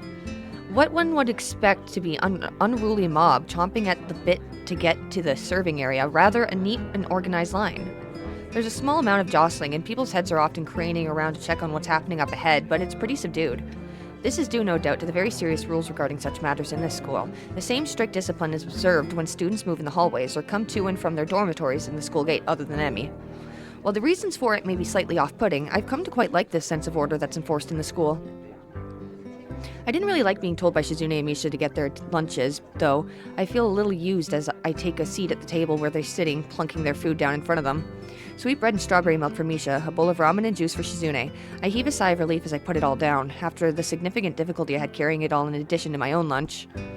Thank you. Misha claps her hands together before popping open the wrapper and digging into her bread ravenously. Shizune simply gives an appreciative nod before giving her steaming ramen a stir and blowing on it a little to cool it down. I open my own lunch, another packet of sweetbread, and take a bite before washing it down with some juice. The bread is very sweet, so much so that I end up forcing myself to stomach it just to get the experience over with. Midway through, I decide to take a break from the difficult task and ask what's on my mind. So, I'm guessing you two had a reason to drag me down here? You two seem to always have an ulterior motive after all. What are you saying, Ethan? We won't have any ulterior motive. Her mouth is full of sweetbread as she speaks. It's a pretty unpleasant sight. Shizune looks a little grossed out before going back to eating her ramen. I wait until Misha swallows what she has in her mouth before speaking again. You're not buttering me up to make me work for you after school? Nope. Not trying to extract information from me that I might not want to give? Nuh-uh. Fine, you win. I guess you just wanted to eat lunch with someone as intelligent and handsome as me then. That's it, Hee-chan. You got it. Shizune looks unimpressed as Misha finishes signing our conversation and sucks in the last of a long noodle as she begins signing her own thoughts. Hee-chan says you shouldn't be so suspicious of us. She's just doing her duty as class representative after all. How is she, are you doing that? As much as I hate to admit it, it looks as if I still have trouble communicating with Shizune. It should be a simple matter of keeping eye contact with her and addressing Shizune instead of Misha in my speech, but when somebody else is doing the talking for her, it's a surprisingly difficult task. It's the class representative's job to ensure everybody's doing all right in class, isn't it? Not really. Wait, how is making me get your food ensuring that I'll go well in class? Shizune huffs and adjusts her glasses disapprovingly. So this is the thanks we get for giving you companionship during lunchtime? That's a total dodge of the question. Wait, hang on. How did you know that Lily's away and Hanako is absent, and since those two are the only people you hang around with, you also made it kind of obvious to see. Ouch. I may have done so, but she didn't need to rub it in. Maybe this is payback for before. Right, well, thanks. I appreciate it, and that isn't sarcasm. The two nod and we get back to finishing our meals. It feels a little embarrassing to be accompanied just because they noticed I was lonely, but it isn't as if they're strangers either. It isn't long before I finish the last of my bread and start on the last of my juice, and as I do so, I find my mind wandering back to what I'd been thinking about before the two interrupted my train of thought. It feels like I'm the only one in the class that so much acknowledges as Hanako not being there. It feels like this is felt like this the other time she skipped class, but now it's even more acutely annoying. Does nobody care if she's happy or not? Have they just written off any possibility of helping to help make her feel better? Even Muto doesn't try to keep her in class, and I'm still not wholly convinced by his reasoning. Hey Hee-chan, is your juice past its expiry date? What? You were pulling a weird face like this. As if it were needed, Misha mimics my own expression. Her exaggeration makes me grimace, though Shizune at least makes some amusement from it. I was just thinking about Hanako. Oh? Misha's interest is piqued, and so is Shizune's once my words are interpreted for her. I'm just worried about her being absent so often, especially now, though, with her birthday coming around. The memories of that incident in class are still fresh in their minds. Their faces alone are telling that much. Do you know anything about Hanako? Anything that might help? Misha shrugs and looks to Shizune, who mulls on this for a while. The only people she's ever talked to for more than a sentence or two are you and Lily. Shizune may not be able to convey Lily's name in a derisive tone of speech, but I feel as if it comes through in her sign language. The effect is lost, however, after Misha's interpretation. There are a couple of things we know about Hanako as student council members, thanks to the records that pass through our hands, but we can't say anything about what's in them. Understandable. It sounds a lot like the nurse's patient confidentiality. Every time I find someone that knows something about Hanako's past, it turns up to be being a dead end. The only way I'll ever find out is by asking her. I don't know if she'll let me know such things, but if it's for her sake, I have to at least try. Don't worry about it, Hee-chan. It happens every year, after all. That doesn't remove my sense of worry at all. I still feel a little at fault for what happened in class, but this feels like it goes further, even without their confirmation of that fact. Misha notes my troubled expression, her own usually happy and reassuring face dropping. Everyone has problems. They have to deal with it, right? Right, Hee-chan? Yeah, I just wish I could help Hanako more with hers. With that, the conversation trails off on a depressing note. Eventually, Misha manages to pick the mood back up through her usual bright and bubbly antics, but my mind remains focused on Hanako. I'll go check on her later. I make sure my door is locked after dropping off my school bag. The dorms are quiet, and Muto has kept me occupied longer than I expected, discussing my studies after classes ended and pressing on me about some worksheet to give Hanako almost as an afterthought. Absorbed in thought, I'm late in registering the shadow that appears in front of me. Looking up reveals the owner of said shadow. Hey man, haven't seen you in a while. Oh, hi. What's with that response? My absent-minded greeting visibly annoys him. I'd probably had the same reaction. Sorry, I'm just thinking about a lot of stuff. Thinking is a pretty poor excuse for not be aiding the war effort. And how goes the war? I'm preparing. Right now I need money to help with those preparations. If you want me to loan you money, just say it. No, man, I'm good. You good? You don't want my money? Hey, man, don't look so surprised. It's insulting. I'm pretty big in the competitive bowling scene, but yesterday I found some guys who didn't know that. I'm fairly sure that betting would be against the school rules. School rules don't matter. This is a war situation. People these days, they have no appreciation for what war means. So what do you need this money for, dare I ask? Non-perishable canned food, building materials, mostly corrugated iron and wood panels, first aid kit, camping heater, portable radio, sleeping bag, flashlight, mechanical clock. At first it strikes me as a rather random assortment of objects and materials, but after a few seconds it clicks. Isn't that a list of materials for a fallout shelter? So you've read a Protect and Survive booklet. It's good to see someone so knowledgeable about how to protect themselves.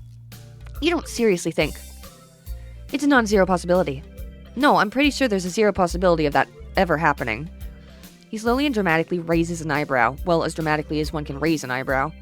The chance is, I don't know, 0.1 to 1 the trillionth place? It's infinitesimal. Besides, where can you build a fallout shelter anyway? Certainly not on campus.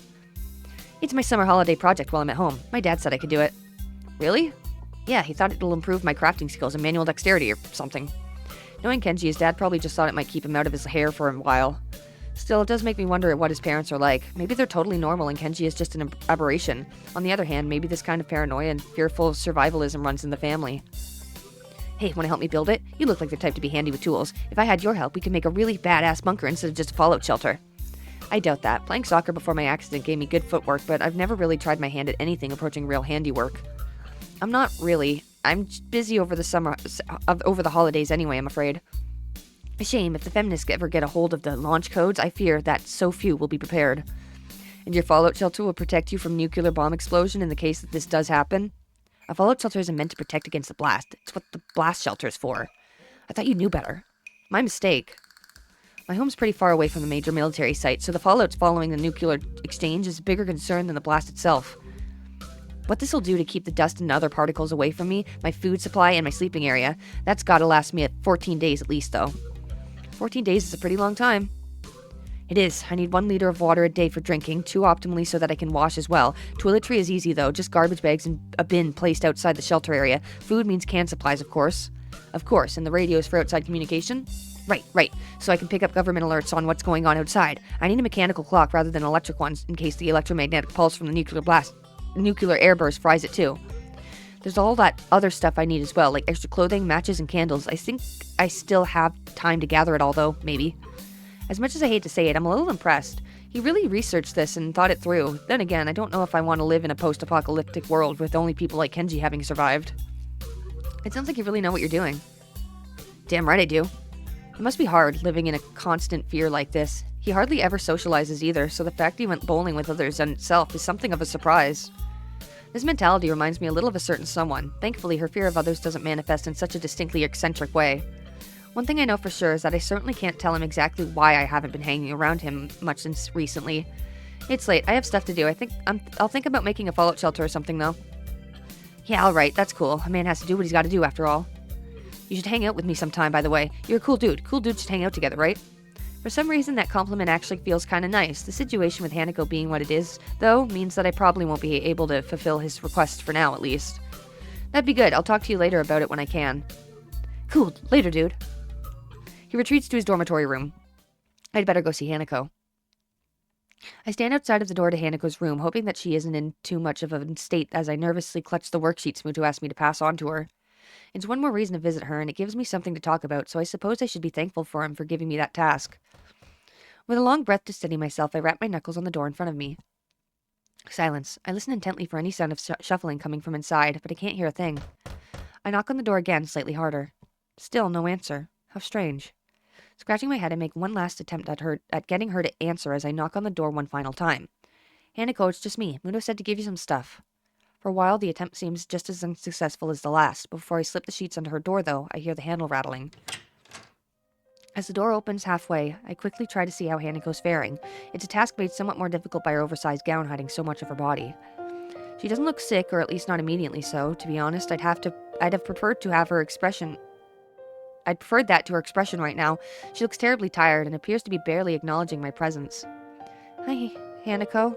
Muto wanted me to give you these since you weren't in class today.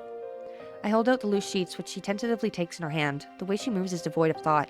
Her posture is slumped in an unusual manner for someone so often tense and wound up.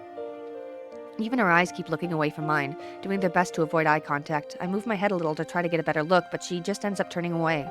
Are you okay? If you're feeling sick or anything, I could go get the nurse.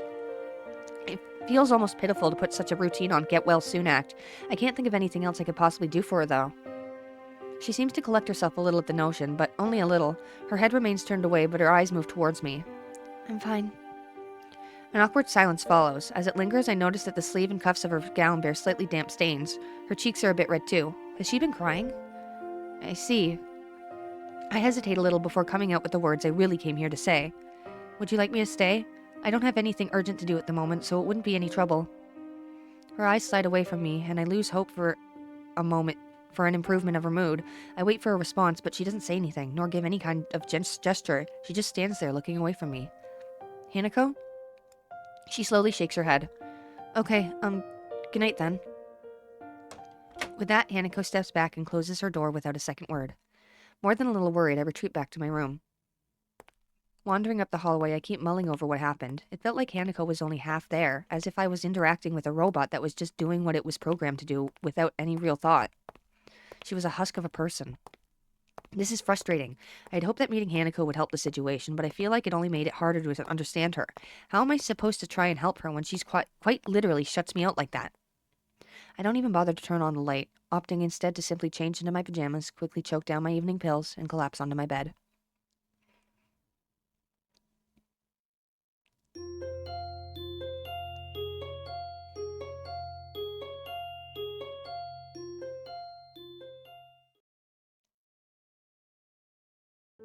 Once again, Hanako doesn't turn up for class. Try as I might to concentrate on other matters, this fact continues to distract me throughout the entire school day, and even as I walk through the school gardens to the dormitories. I don't think today being her birthday is a coincidence either. I don't know the link between the two events though, nor do I have any idea on what she's feeling. Were it physical pain, I could at least provide some limited comfort. With something like this though, I have no idea where to start.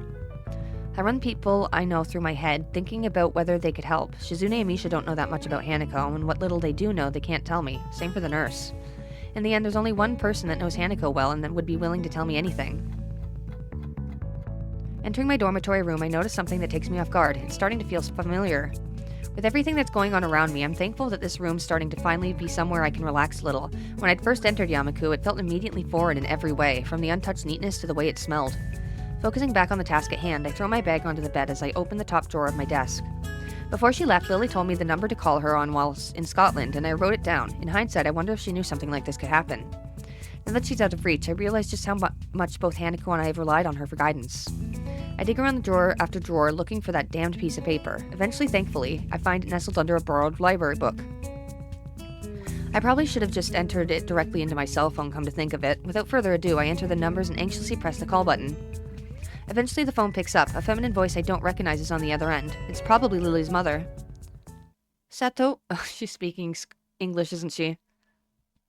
English? Suddenly finding myself unprepared, I realize I can't understand a word she says, either due to my limited vocabulary or her heavy accent. I should have anticipated this, since according to Lily, her mother is a native Scot. I soldier on in the hope that she might know some Japanese, considering it's her daughter's native language. It's Hizao Nakai speaking? An enthusiastic sound of realization can be heard as she recognizes the language. My feeling of relief is immense. You must be one of Lily's friends from school, correct?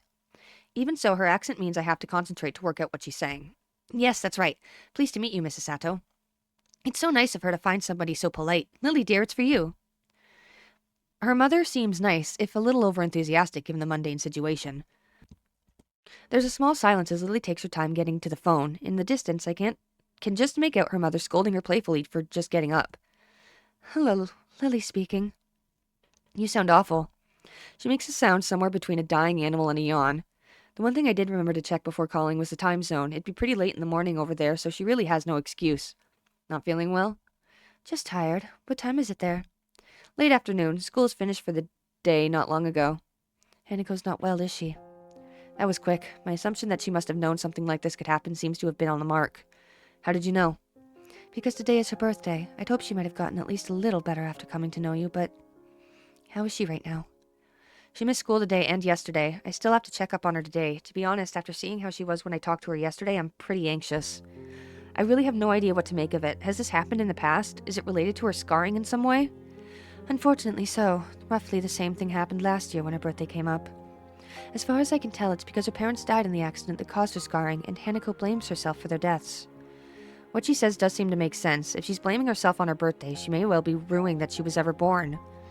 Hanako had mentioned her stay in the orphanage to me. Maybe I should take some heart that she trusts me enough to tell me such a thing.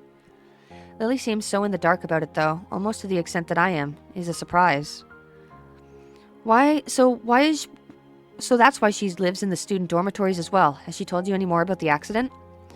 As close as we've come, she's very barely told me anything about what happened. What I know about it is largely conjecture. She sounds depressed, almost defeated. Considering the trauma Hanako must have gone through, I can't really fault Lily for not knowing. Nevertheless, she seems to consider it a personal failing. Don't blame yourself, Lily, with everything she's gone through. There's a long silence from the other end of the line. I begin to wonder if the call cut out before the voice on the other end speaks once again. There's another person, though, that has been a subject of worry for me as of late. Oh? I run through the people she could be talking about in my head. The only friends she seems to keep very close are Hanako and me, though there is Akira as well. That person is you, Hizao. There's another silence on the line, but this time it's caused by me. Making others worry about me is something I've very actively tried to avoid since coming to Yamaku. Indeed, even my interaction with Hanako has helped stave off my major health problems thanks to our relaxed and slow-paced lives. What is there to worry about over me? I apologize. I didn't mean to any offense. Sorry, I was just taken a bit off guard. Still, isn't Hanako a bigger problem at the moment? For some time now, I've thought that the both of you may be feeding into each other's more worrying habits. I tried to amend this before leaving, but it seems to have done little. Worrying habits? When I asked you about what you had in mind for the future, your answer was very similar to what Hanako had said in the past when the question was posed to her. It is well and good to want to protect her, but I fear that treating Hanako like this, as if she were a daughter or someone in need of special care, is only going to achieve the opposite. The situation is effectively turned on its head. After everything that's happened, this is the first time I find myself doubting Lily's judgment. Okay, I gotta agree with Lily. I listen carefully to what Lily has to say, but I can't bring myself to agree with her. Hanako is a delicate person at the best of times, and often after what happened to her birthday was brought up, I think this is the very last situation where we should be leaving her alone if she was deliberately secluding herself. It feels like Lily has very definite image of how best to deal with Hanako in her mind, though. Not just now, but in all the time that I've known her, the two. I'm all over the best course of action in my head, and find myself trying to verbally agree with Lily as softly and as ambivalently as I can. We make some small talk afterwards, but neither of us really has much stomach for it in the light of recent events. We say our goodbyes before I hang up. I want to talk to Hanako myself, to help her as best as I can. The best thing for her right now would be to have someone close to her, not to be left alone. I rap my knuckles thrice on Hanako's door. As expected, there's no answer. I briefly consider knocking again, but I know full well that I'd just get the same result if I did. Resting my hand on Hanako's door handle, I try to prepare what I want to say to her. Try as I might, I can't really think of anything worth saying. I want to comfort her, yes, but I have no idea how to do that. That alone is almost enough to stop me. I told Lily that I would, though, so I feel like I have to follow through, whether I'm confident about it or not. I turn the handle downwards with a large amount of hesitation. It doesn't move far, though, due to the door being locked. Hanako. So she really has locked me out. After everything that happened between us and the time we've spent together, she shut me out completely. I don't know if you can hear me, but I just want to talk to you a bit. If you can hear me, could you unlock the door? I wait in silence. Minutes pass, but eventually I hear footsteps coming to the door and the lock being worked. At least she's willing to hear me out. That's one good thing. I don't really know what to say, but I just wanted to see you. I wanted to make sure you're all right.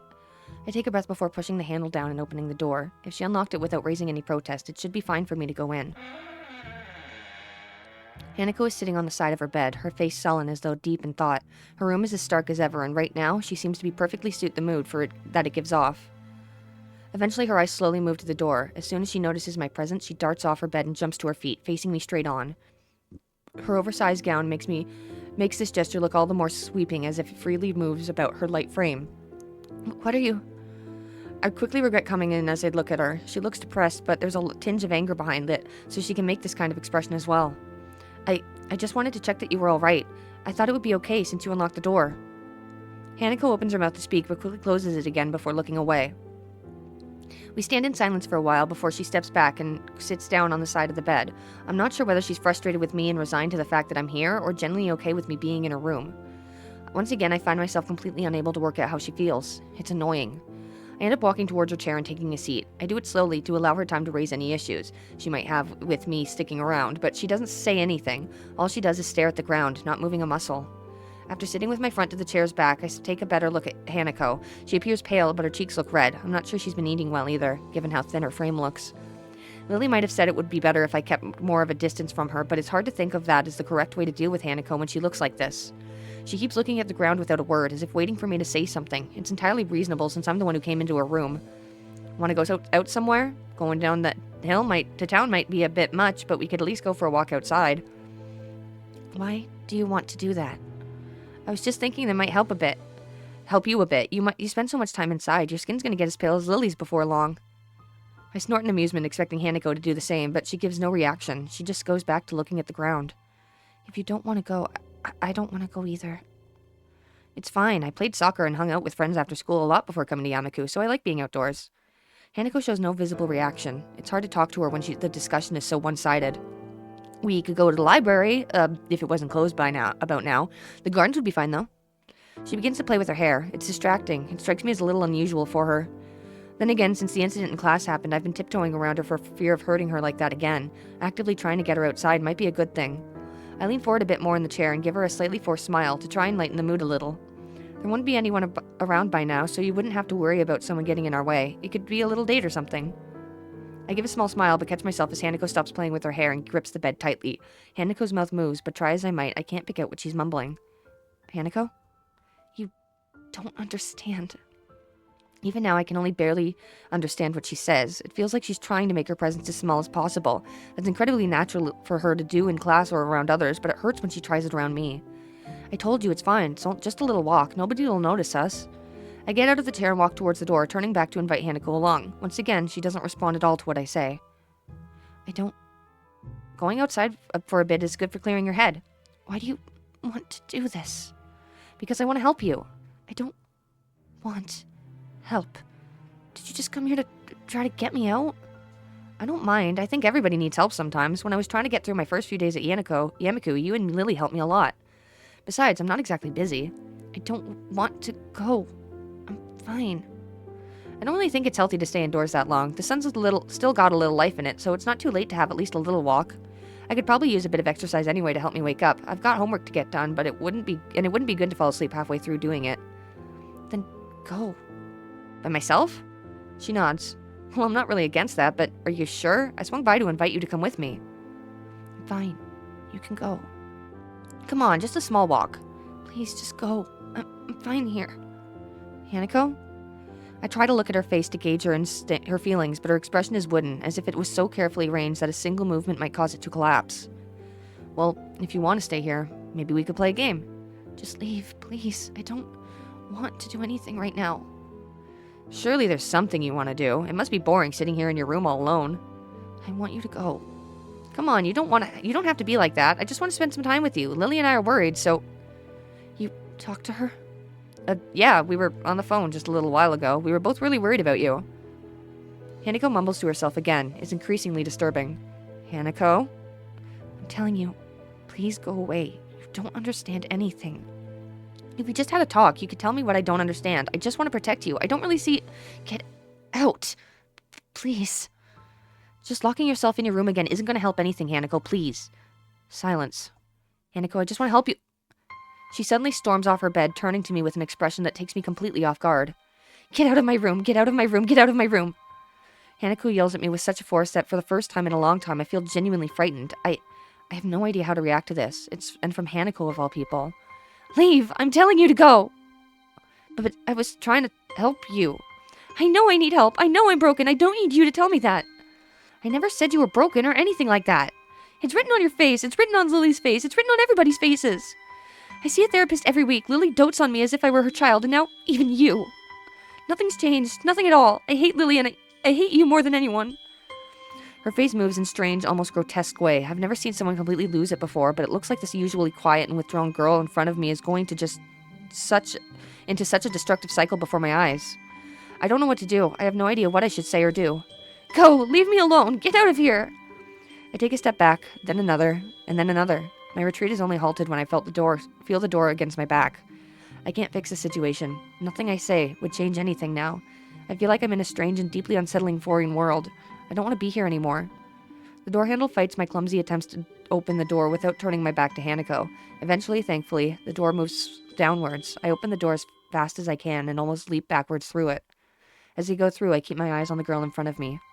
She's not broken. Hanako isn't broken. If she was broken, then I'm just as broken as she is after all that's happened to me. Lily only ever did the best by her, and I only ever tried to protect her as best as I could. Hanako looks down, all her energy spent. Now that I've stepped out of her room, the worst of her fury is gone. But even now, I can't bring myself to argue with her. It's not just the deep shock at what she said. It feels like something else is stopping me. Something deep that makes me feel physically sick. Without a word, I slowly shut the door. The creak of the old hinges sounds almost deafening. With a final thud, the wooden door closes. The Hanako that I felt I knew disappears behind it, and only faint orange slivers of light peek around the very edges. I feel a bit numb. Without anything else to do, I begin to walk back to my dormitory room, mechanically placing one foot in front of the other while barely registering a thing around me. My mind keeps ticking, questioning everything that I thought I knew about Hanako. But one thing is not questioned, that shutting that door brought a close to more than just a single visit. And that was Hanako's bad end. Misstep. Reached Hanako's bad end. Achievement unlocked. Alright. Let's go for the neutral end now. Let's see if trusting my own judgment gets me the neutral end here. I listen carefully to what Lily has to say, but I can't bring myself to agree with her. Hanako is a delicate person at the best of times, and after what happened to her... Oh, wait, this is the same. 1 second. It was exactly the same, so I have to go back a little further. Okay. So they have invited us, Misha and Shizune, to help them in the student council room. So this time I'm going to ask Hanako her opinion. What do you say, Hanako? If we help, it shouldn't take long at all. Hanako's fidgeting answers my question before she can even form the words. I really need to go. Well, that was to be expected. It looks like it's just me and the council girls again. It's easier to resign myself to another afternoon's work in the small council office. I'll catch up with you later, okay? Okay. Right, now that the farewells are over, it's work time. Misha and Shizune frog marched me to the student council office, like never once letting go of my shoulders. I feel a bit bad for ditching Hanako like this, but if this is the price of getting Misha off her back, so be it. So then, what are we up to today? Debrief. Huh? Isn't that supposed to happen after something? Yep, we have to collate all of the information from the festival so that Shi-chan can debrief the teachers. Shizune drops a large pile of paperwork on the desk in front of me and smiles succinctly. You need to sort those out into 2 piles. One for the financial stuff like receipts, one for feedback, one for positive feedback, maybe one for things that look like they could be problems next year, one for problems that probably won't be able to be fixed. That's a few more than 2 piles. Huh? Oh, right, yeah, I thought there would only be 2 piles. My bad. Right, while I'm doing this, what will you two be doing? Well, we missed lunch because we were collecting all of these reports, so we're going to go get some food. Why didn't you just sort them out while you were collecting them? Thankfully, my self-defense mechanism kicks in and prevents me from opening my mouth to further worsening my situation. Eh? How is that fair? I was fretting over the unfair distribution of work so much that I didn't notice that Shizune had kept on signing. If more for Misha's outburst, I probably wouldn't have noticed at all. Shizune seems to be delivering a fairly long string of commands to Misha, and none of them look pleasant. Reaching a conclusion, Misha signs briefly back to Shizune and then sits down at the desk next to me. Shizune waves at the both of us before disappearing out the door. What was that all about? Shi-chan was worried that you'd get it all wrong unless you were supervised. And since she can't tell you how you're messing things up, she's making me stay. Aw, bummer, and I wanted to go with Shi-chan. But she's gonna bring us back some food. How good is that? Misha's flippancy is out of this world. From down in the dumps to on top of the world and over some calories. It's hard to imagine how anyone could operate at that level. Well, it could have been worse. So what are we supposed to be doing? Collation. I gathered that. Well, let's just start on making piles. We'll work out what the piles mean later. Right. We start to separate all of the papers into increasingly complex files. At first, it's just simple categories: financial, feedback, incident reports. Then they split apart into good and bad reports, and further still until it starts to look like we've just thrown the papers onto the desk. This is hopeless. Huh? Why? We were doing what we were told, right? Yes, but it looks like we're just making a mess. No, I think we got a lot done. Shi-chan won't be able to work out the rest from here. So I think we can stop about here then. It's almost as if Misha's common sense left the room with Shizune. Still, there's no point in arguing. Anyway, what's the deal with you and Hanako? Deal? You were hanging out with her today, weren't you? Have there been any fireworks? Any gossip that you're withholding from me? If I told you about my own circumstances, it wouldn't be gossip, would it? I guess not. We're just friends, I guess. Why are you so interested? I thought you and Shizune didn't like her. It's not really like that. You know Shi-chan and Lily don't get along well. And since you can't really get Hanako away from Lily, we don't talk to her much. But that doesn't mean that I can't be concerned for her. What is there to be concerned about? Well, she never hangs out with anyone else, right? It's no good, Hee-chan. If Shizune and Lily dislike each other because of their personalities are different, then I hate to think how Misha and Hanako would get along. I mean, in one way or another, we're all in the same boat here, right? Well, I guess. This one time, she left class halfway through. Shi-chan went to the teacher and asked what was going to be done about it. He said that every student here has special needs and that Shi-chan shouldn't be worried about herself about it. Hanako never does any group work, she just runs off. Isn't that enough to be concerned about? I guess you're right. She still hardly says a word when we're talking. Well, that's more than I've been able to do. Shi-chan and I both tried when she started, but she got scared and ran off. I consider telling Misha that exactly the same thing happened with me, but she seems caught up in a thought. Listening to Misha without Shizune's influence is interesting. I think she needs to realize that people here don't care what she looks like and that she can trust us. If she could, I'd feel a lot better about her. I think this is the longest I've watched Misha without seeing her sign. When she's with Shizune, she's constantly waving her hands about explaining the world to Shizune. That amount of effort probably places a strain even on an agile mind. And let's face it, Misha isn't the world's brightest spark. Well, I'll keep an eye on her for you. But you should probably apologize for earlier. I don't think Hanako is cut out for that kind of joke. Oh? Oh! I didn't even notice. Sorry. Don't say it to me, just mention it to her. Alright, first thing tomorrow I'll speak to her. Good. A cacophony from the door heralds the return of Shizune. I guess she can't really tell how much noise she's making. Oh, Shi-chan, you're back! Shizune appears, completely laden with goods from the convenience store. There was some surplus left from the festival. Since this is officially festival business, I've splurged a little. Nice idea, Shi-chan. 10 points. Is that really allowed? For someone who refuses to join us, you seem to take an unhealthy interest in the politics of this council. I shall punish your insolence by rationing your portion of the feast. Fine, I get it. Misha slides the multiple stacks of paper to one side and makes room for the avalanche of food Shizune is spreading out. As I watch my hard yet misdirected work become wasted, I realize that it's little wonder why these two need help. The convenience store meal isn't overly tasty, but at the very least it's filling. Thanks for helping today. Most of the time, we're just making up the reports for the staff. This year, we can at least make up some relevant headings on the debrief. Are you sure this isn't a corrupt organization? Not at all. We're by the book. It's not our fault if the book isn't specific enough. I thought that was the definition of corruption. You think too much. You know what? You're probably right. Anyway, I must be off. That is, if I'm allowed to leave. Your work has been deemed sufficient. You may leave. Well, thank you. You know, if you stress the free meal side of things over the endless workload side, you'd probably end up with more recruits. You might just have a point. Well, think about it. And think about what we talked about. You don't have to tell that to Shizune if you don't want. What? Oh, right. I'll try to see her tomorrow. Good night, Hee-chan. Night, Misha. Shizune.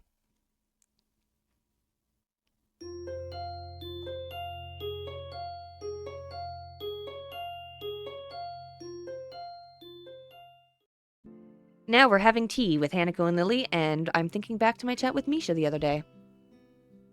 Is Hanako's behavior something to be concerned about, or is she just shy? And there was Lily earlier this morning. The concern from both of them seemed to be genuine, and they know the situation better than I. But really, how could I possibly help? I'm no plastic surgeon, so I can't really help her appearance, nor am I a psychologist who can make her more sociable. So what the hell do Lily and Misha want me to do?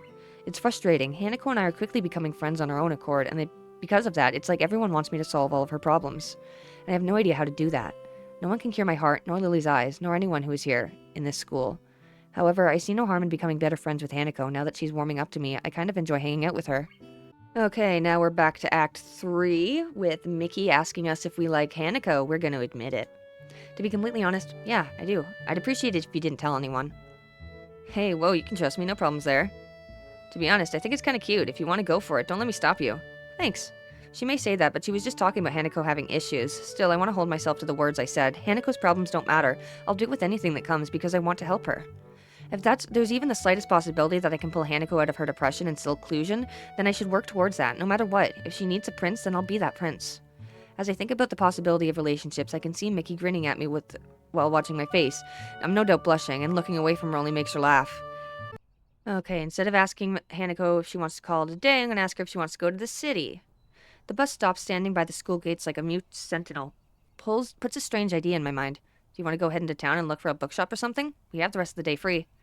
It's a long shot, as Hanako doesn't like going into the city. I count the fact that we managed to get her out there even when it was so dark as a small miracle, but I genuinely want to spend more time with her. Anyway, she's likely to just refuse and go back to... Okay. Really? Really. Let's go. I can't work out why Hanako has decided to agree with me, but I'm not about to ask her to change her mind. Stepping off the bus, I immediately notice that a lot of people are around us. In hindsight, it should have been obvious. Of course lots of people will be downtown on a Saturday afternoon. Hanako retreats close to my side, and I can feel her hand clutching my arm tightly. Her body is held against mine, and her head is bowed so low that her hat hides most of her scarring. So, where shall we go? A bookshop? Hanako's present and my other general living expenses have pretty much drained my budget, but I should be able to afford a few books. There's something I try to reserve a few funds for anyway. For a second, I think Hanako didn't hear me, but then I look to my side and notice her nodding almost imperceptibly. Okay, do you know of one? Actually, I do. We passed a few when Lily and I were looking for your presents. Hanako's expression clouds a fraction. I've got to remember to stop bringing up her birthday. You both spent a lot of time? Or maybe I misjudged the situation. We wanted to make sure we got the right present after all. Hanako smiles and blushes a bit. It's a small treasure when she does. Anyway, there should be a bookshop just up ahead. Do you want to check it out? Sure. The clouds start to build as we head towards the bookshop along the raised walkways. Hanako latches her other arm onto me as well, making our progress a little slower. As we walk, the sound of the traffic makes me think of a possible distraction for her. I was wondering, Hanako, have you thought about yet what you're going to learn when you're going to learn to drive? Driving? Yeah, you're kind of lucky in a way. There aren't a whole lot of students in Yamaku who are allowed to drive. It's not the best topic of conversation, but I want to try to distract Hanako from the situation. She's really highly strung right now. Then again, all I've really done is make her feel awkward, since she probably never thought about it, which I wish hadn't said anything. Before long, we were before one of the bookshops Lily and I passed by during our search. What kind of self-respecting bookshop closes on Saturdays? Bookshops don't make much money anymore because of the internet. Maybe they just had to close over weekends. She seems pretty knowledgeable about technology. I guess it's a pursuit that would lend itself well to someone who enjoys solitude. Huh. I guess that makes sense. It's easier to find books online. Anyway, it looked like this idea is shot. Anything else you'd like to do? If it's not a bother, could you show me where you bought my present? Sure, not a problem. It's not far from here. I head off in the direction of the store, only half sure of its exact location. I don't want to repeat it the last time, spending half the day walking around aimlessly. Here we are, Othello's Antiques. It's small. Well, yes, it took Lily and me some time to find it. Can we go in? I don't see why not. It's open. Hanako pushes through the door and enters before me. Once again, the store is empty, save for the store owner. His face drops a little when he sees me. Oh, you're not here for a return, are you? Wait, that's not the girl you had with you last time. No, we're not here to return anything. We're just here in town and wanted to have another look in here. The store owner considers this for quite a long time. I guess he's not used to high school students coming to his shop on a regular basis. Might this be the friend you bought the gifts for? That's right. They were presents for her. The store owner turns to Hanako, who freezes on the spot like a deer caught in the headlights. He moves to address her, but stops before doing so, looking a little taken aback. He catches himself staring and looks to the side, addressing us indirectly. His expression is awkward and tense, as is his entire body.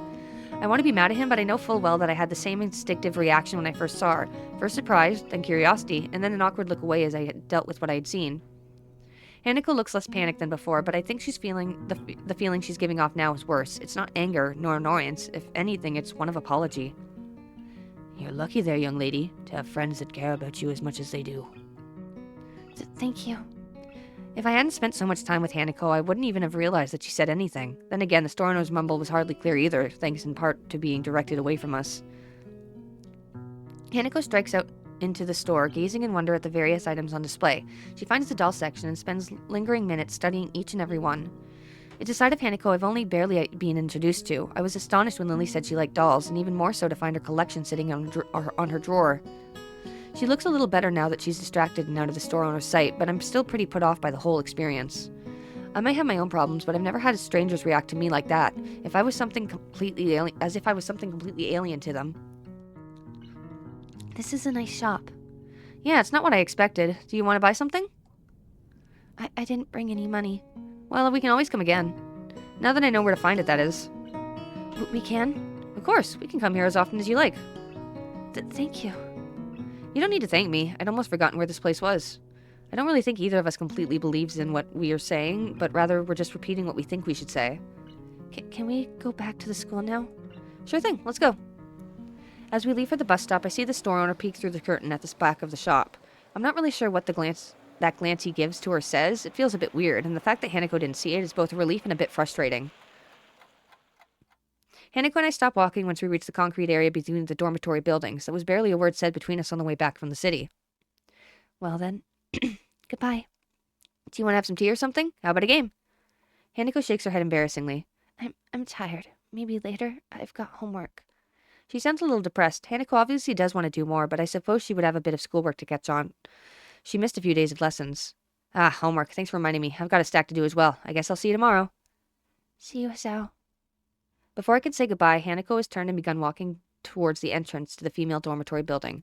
I look at the door as she disappears through for a bit before going off towards my own dorms. Today was a tiring day.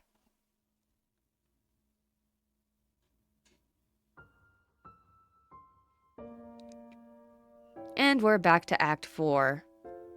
Scars.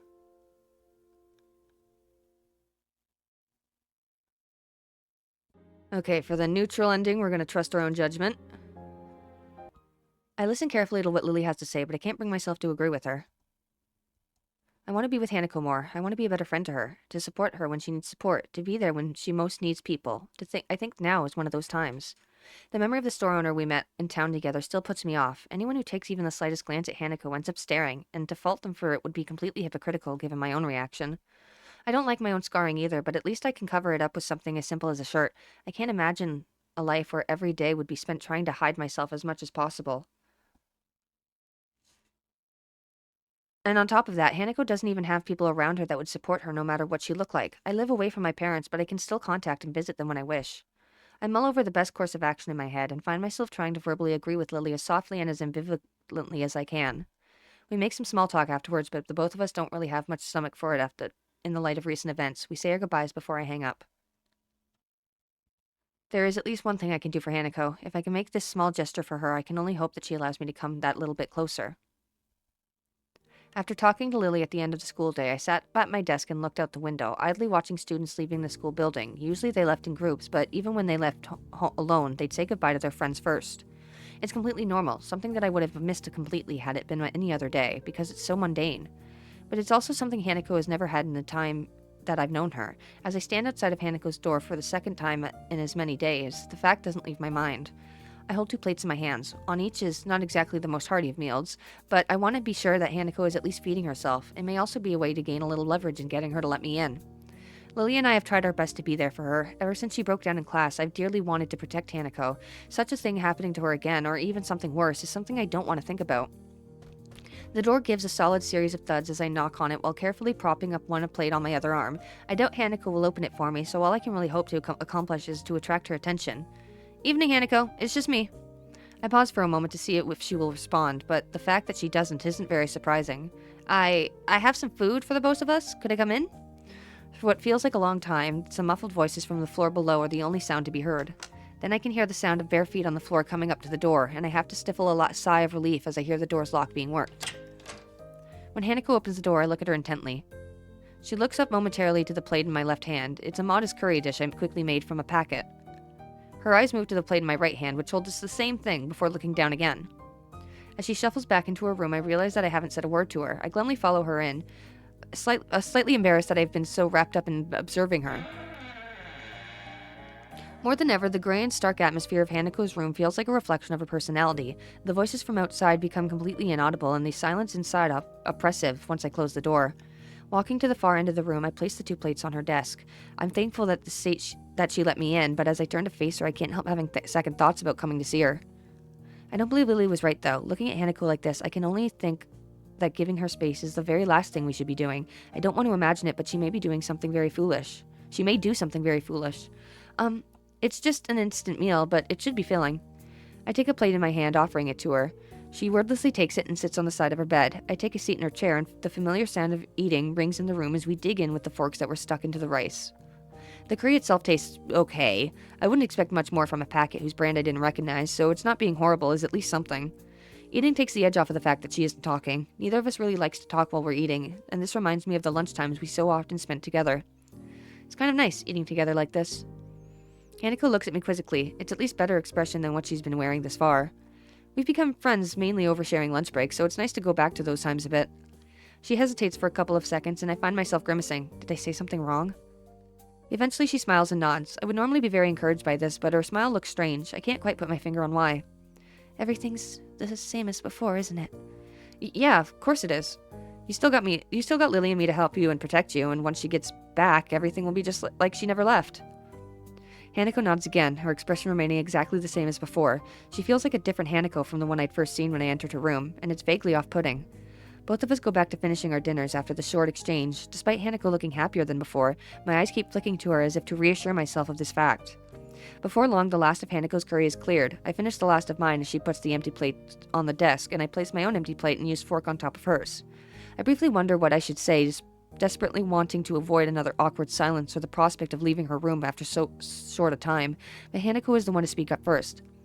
I was wondering, since you're here.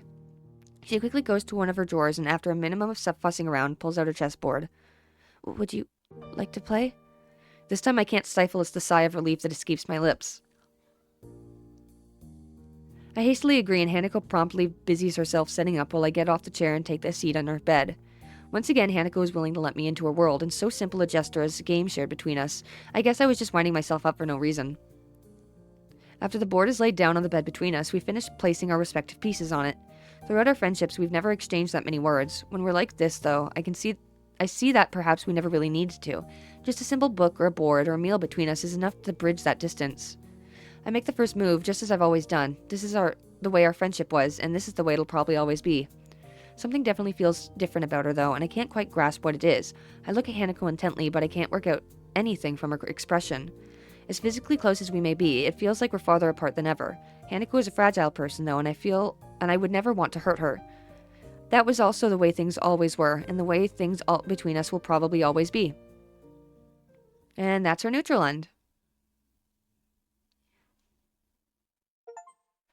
Cut pedals, reached Hanako's neutral ending, achievement unlocked. And finally, we'll get the actual ending. Okay, we're going to agree with Lily this time. I don't want to admit it, but she may well have a point. Something else bugs me, though. And you tried to amend this? Wait, our outing into the city? Quite astute. I thought that it might help if I dragged both of you out of Yamaku and out into the wider world. I'm thankful you became closer for it, though. So she noticed that. I suppose she may well have been paying attention to us, and her hearing's incredibly good, quite likely good enough to have picked up what we were talking about if she tried. This sounds more and more like you were manipulating us. Silence. It's a harsh way of putting it, but I have no intention of stepping back from those words. I'm sorry. I was just worried about you. It's fine. I guess there are more important things anyway. It's not a total surprise that she'd do such a thing. Her motherly nature can be slightly overbearing at times, but she does have the best of intentions. So you think I should think about myself more instead of trying to cater to Hanako? That largely sums it up. Again, I'm sorry for not telling you this in a clearer way before going behind your back. I know I'm at least as guilty as being overprotective as Hanako is you, but I fear that you are neglecting yourself in your efforts to give Hanako happiness. Do you really think that Hanako will be okay? She isn't as fragile as you think. I don't know exactly what experiences she's lived through or what feelings she has in her mind, but she has managed to work her way through them until now. It's also my hope that giving her a little space will allow her to decide what she truly wants for herself and give her the initiative to reach out for it. Please have faith in Hanako. That's all I ask. I guess I'll think about it for a while. That's good. Being rash won't get you anywhere. I know that at times you may doubt your relationship with Hanako, but she does... Lily cuts herself off and takes a moment to reconsider her words. Please keep in mind that I wouldn't have befriended you if I hadn't thought of you a fundamentally good person. You are a good friend, both to myself and to Hanako. Thank you, that helps. We share some small talk and try to lighten the atmosphere, but it feels very stilted. There's a lot I don't know about Lily's stay in Scotland, but after such a heavy subject, I want to be alone for a bit to think. After a few minutes, we end up saying our goodbyes, and I set my phone on my desk. Compared to Hanako's situation, mine feels utterly mundane. I still have both of my parents, and I had a reasonably normal childhood, and unlike many in Yamaku, my condition isn't immediately visible to the public. But then again, isn't this just an attempt to justify the way I've been acting towards her? That may well be what our pasts were like, but when it comes to the future, I still have no idea what I want to do. In school, I've just concentrated on each day's work, and I've put off more and more things to cater to Hanako. I recall the words Muto told me after Hanako's breakdown, about the purpose of Yamaku and my education. In hindsight, he was probably trying to push exactly the same thing. Just what have I been doing in the time since my heart attack? If I ever did manage to get Hanako out of her room and to open up, what then? I look out of my dormitory window as the sun slowly sets. It's a nice sight, but what I really savor is the quiet as the students return to their dormitory rooms. All I want to do now is think. I'm not sure how much time I have left, but I want to work out where I'll go from here.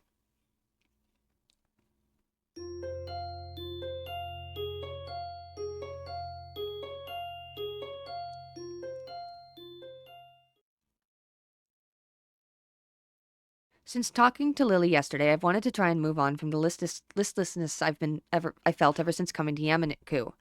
But even if I try to concentrate on the book in front of me, Hanako's empty seat at the back of the classroom looms larger than life. Every time I start getting focused, my eyes flicker over to her desk again and my mind starts spinning.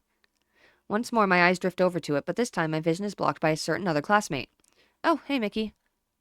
Maybe you should just have lunch. I hear your stomach growling from my desk. I let my head drop in disappointment. She seems to take some amusement from my reaction and hops onto my desk. Her grin as she sits on it reminds me of the Cheshire Cat. So, what you working on?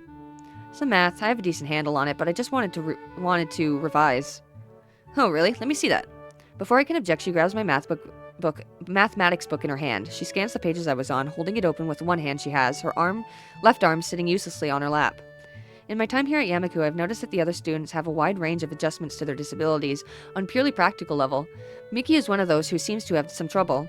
The slump of her left arm tends to be either hanging by her side, slipped into a pocket, or otherwise put out of the way. Sometimes she has a difficult time doing common tasks, which makes her visibly quite frustrated.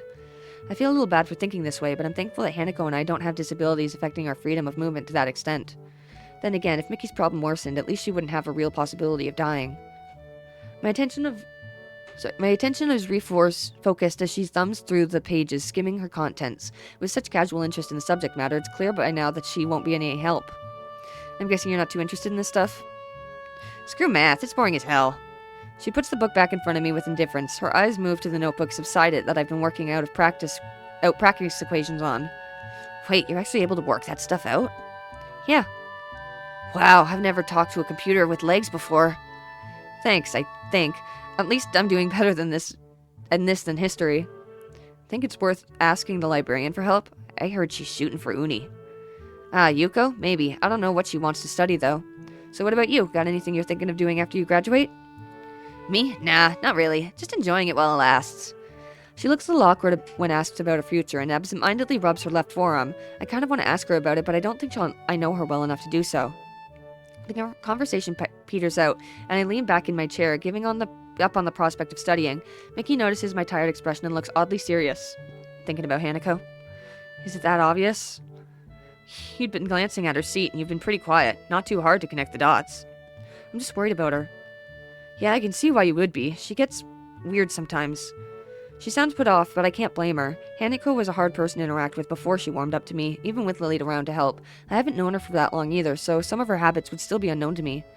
My face becomes troubled. If I hadn't developed feelings for her, this would be at least a little easier to deal with. I mean, no offense. She isn't a bad person, I know that much. I know, I didn't take it that way. It's just harder to deal with when, well, you have feelings for someone. Yeah, I can imagine that. It's hard to forget something like that happened to her during class, too. I wish she hadn't reminded me of that. She just confirmed that it was clearly noticed by others in the room as well. Come on, don't get that down. She's done this before. You just gotta wait it out. She locked herself in her room and acts like an empty husk of a person for a sizable amount of time, ever since she entered Yamaku, if not before then as well, and I'm not supposed to be concerned about that? Well, I might think of that, but there's nothing that I can do. I can't just force her to come out, and she does see a therapist, so it's not like she isn't getting any help for her issues. Maybe it's natural to think that way when you're so powerless to help someone. That's just the way she is, and you'll have to deal with it. As I mull things over, I notice movement out of the corner of my eye. I glance to see who it is and end up doing a double take. Sure enough, it's Hanako. She walks through the door just as she would any normal school day and begins to move towards her seat in her usual silent and humble manner. She looks at me for a moment before blushing and looking away in embarrassment, which makes me realize that I was staring at her. I feel sorry for that, but not doing it is hard after all that's happened. The girl sitting on my desk looks to me grinning. See, your sweetheart's back already. What did I tell you? You be quiet. It might only be meant as a joke, but she hits close enough to make me quite uncomfortable. As we talk, someone calls Mickey's name from the door. She jumps down from her vantage point on my desk before turning to me. Gotta go, Hizao. Remember to eat something, will ya? Fine, I will. See ya. She gives a casual salute before jogging over to the door, where a male student in gym uniform is waiting for her, probably someone from the track and field club. Seizing the opportunity, I get up and make my way to Hanako's desk. Hello. Hi, Hanako. What's up? Nothing. Maybe talking to her this soon after she came back to class was a bad move. Want to come with me to grab something from the cafeteria? I'm pretty hungry. But I thought you were studying. Studying can wait. Turning up for class after all this time must have taken some courage for Hanako, so the least I can do is stay with her. That's just the way she is, and you have to deal with it. Is the way Mickey, and probably the class as a whole, views Hanako. I can do more for her, though. I want to do more for her. After being distracted by Mickey, I don't think I'm going to get any work done. Come on, let's go. She hesitates, but eventually gets up and joins me as we begin walking. These may be small steps for her, but the fact that she's finally out of her room of her own volition lifts a large weight off of my shoulders.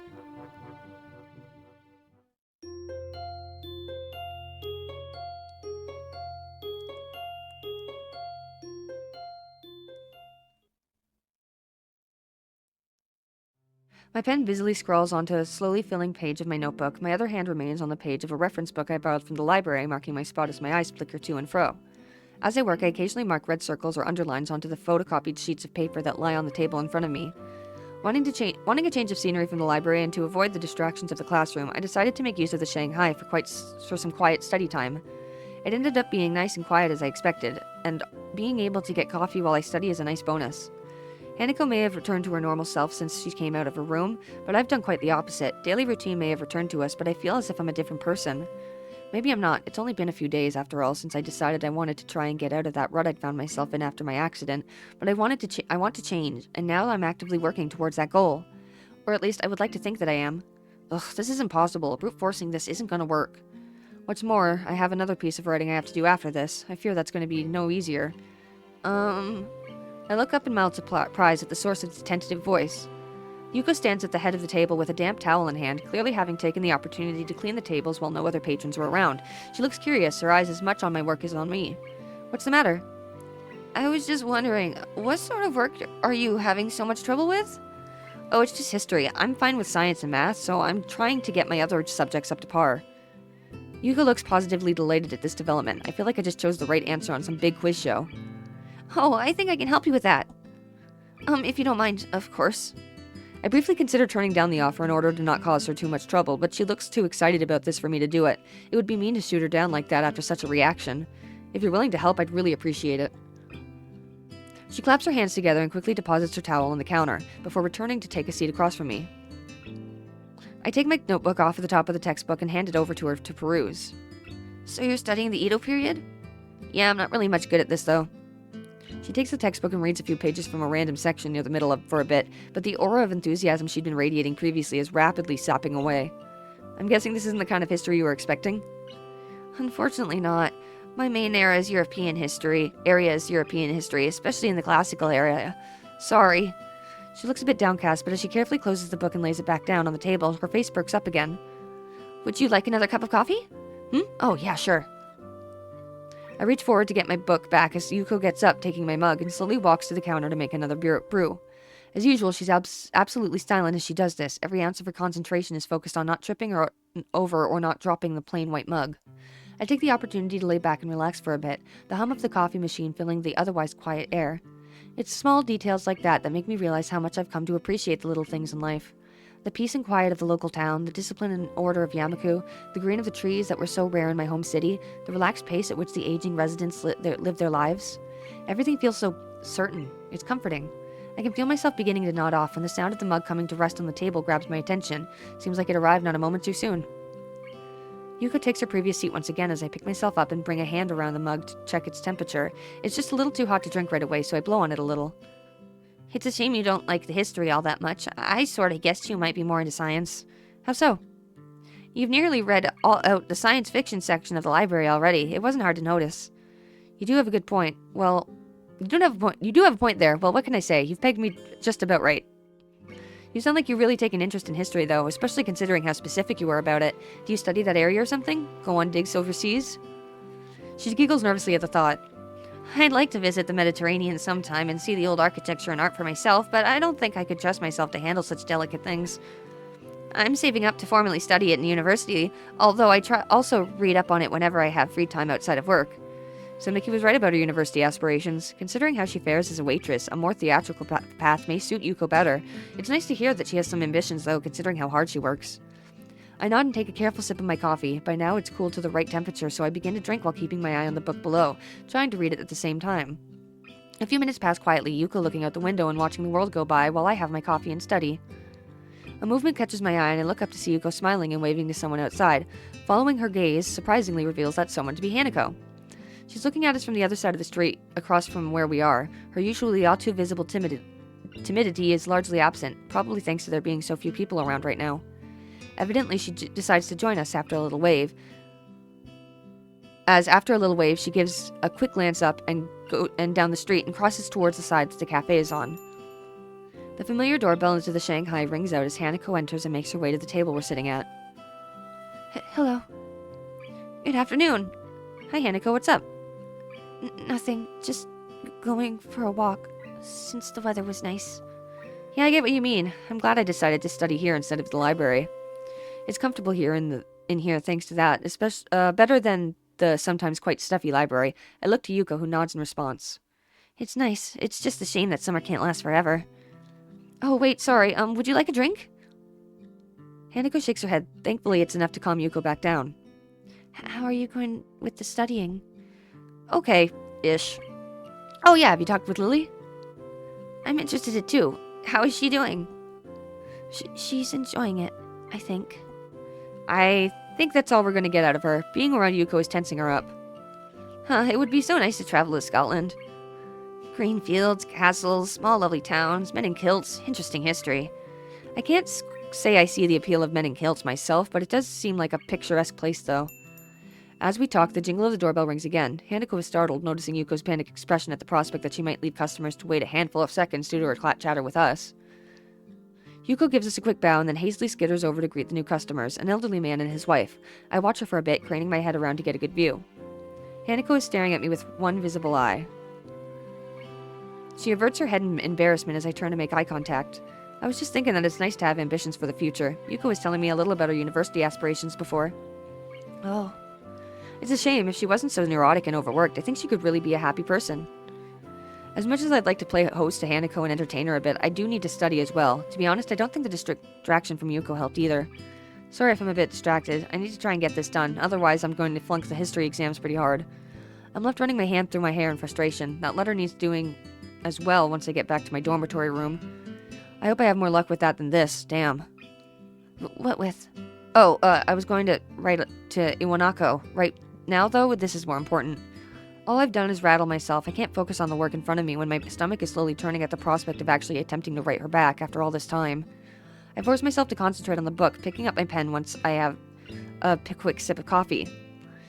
After a few seconds, Hanako stops silently watching me and leans back in her seat, relaxing as much as she ever seems to be able to, looking out the window to pass the time. We stay like this for a long time before leaving for the dormitories together. I'm surprised she had the patience to wait me out. Iwanako's letter lies on my desk beside the blank sheet of lined paper and an unused envelope. The tapping of my pen is the only thing to be heard this late at night. As I feared, my second task for the day turns out to be just as difficult as the first, if not harder. It's been so many months since we even saw each other. Even so, I can still remember what she looked like, what she sounded like, and what she acted like. By now, though, the little details are beginning to slip away. When I first saw her letter, I barely recognized her handwriting at all. Even the pink pen she always used was forgotten until her writing reminded me of it. I wonder why she didn't use it for the letter. She used to write everything with it. Maybe she thinks it's too immature now. I should be thinking about myself and about what I want to communicate to her. My mind can't stop concentrating on her, though, on the past that we shared before it was taken away so suddenly. The bright and slightly garish decorations suit her sense of aesthetics. Picking up the letter to take a closer look at it, I give a long sigh.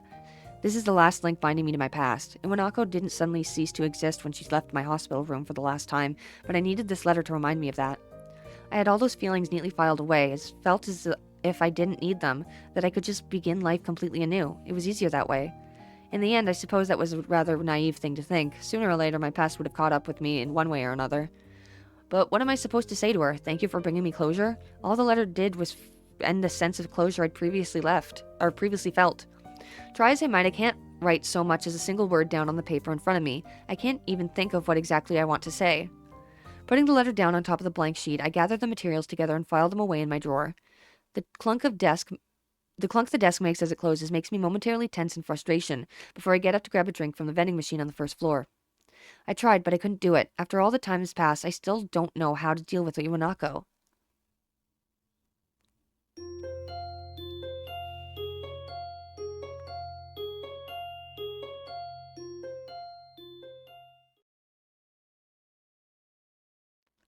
The library, while not humming with activity, is noticeably more busy than usual. Exams are not far away, and that's reflected in the number of students burying their noses in textbooks at the tables around us. I've been studying quite a lot in the past few days, just like them, in hopes of doing well in the exams. This also means that Hanako and I have been playing games less, so she's begun studying as well just to fill in the time. Nevertheless, I found myself forsaken by her on this particular day. The textbook in front of me has remained in the same page for some time. After so much reading on subjects I couldn't care less about, if not for the exams, my mind is beginning to wander. I find my eyes flickering over to where Hanako would usually be.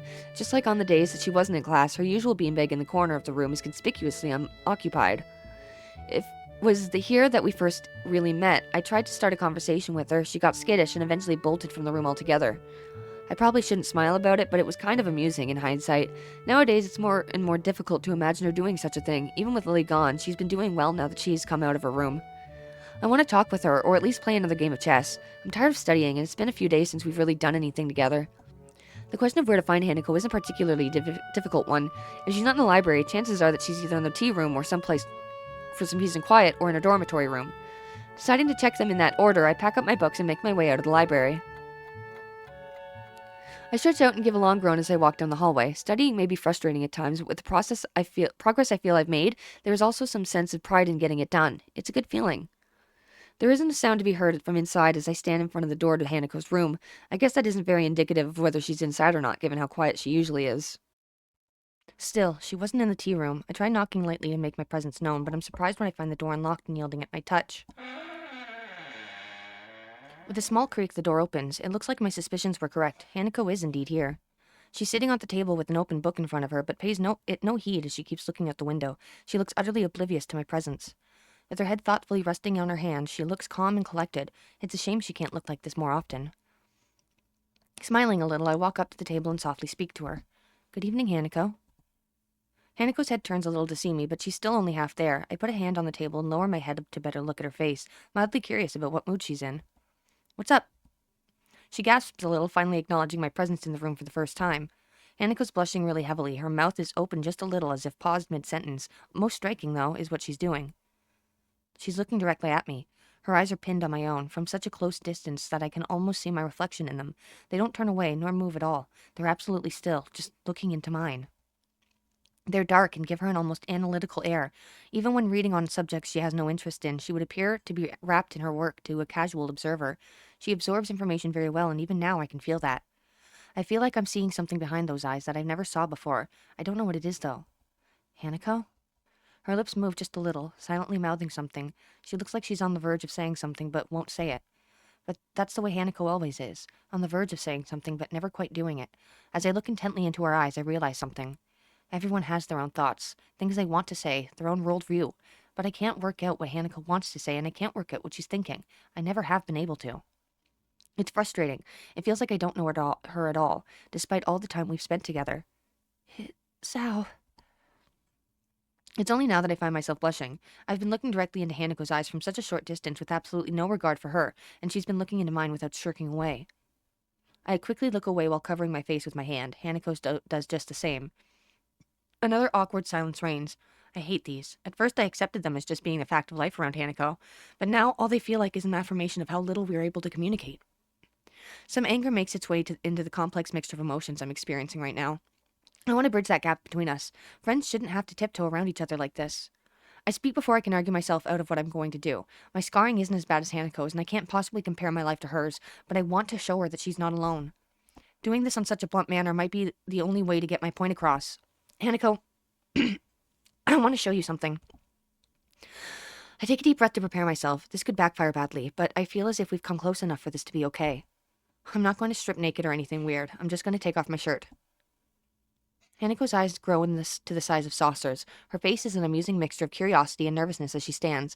It helps take the edge off my own nervousness as I look doing this in front of another person. Slowly, with my entire body feeling tense, I unknot my tie and begin to loose the first of the buttons. I'm trying to mentally block out Hanako to make this easier, but it's not really working. As I work my way down, I expect to hear some form of protest from her. She remains silent, though, which makes this feel even stranger. With the last of my shirt unbuttoned, I take a breath and look at her. Hanako's gaze is fixed on my scarring. As expected, and once I nod to say it's okay, she steps forward and tentatively places her hand on the vertical line running down my chest. The scarring on her hand, a pattern of matte damaged skin across its surface, contrasts with the single uniform line that makes up mine. Her hand isn't trembling at all, unlike what I predicted. This is the scar from the surgery that followed my heart attack.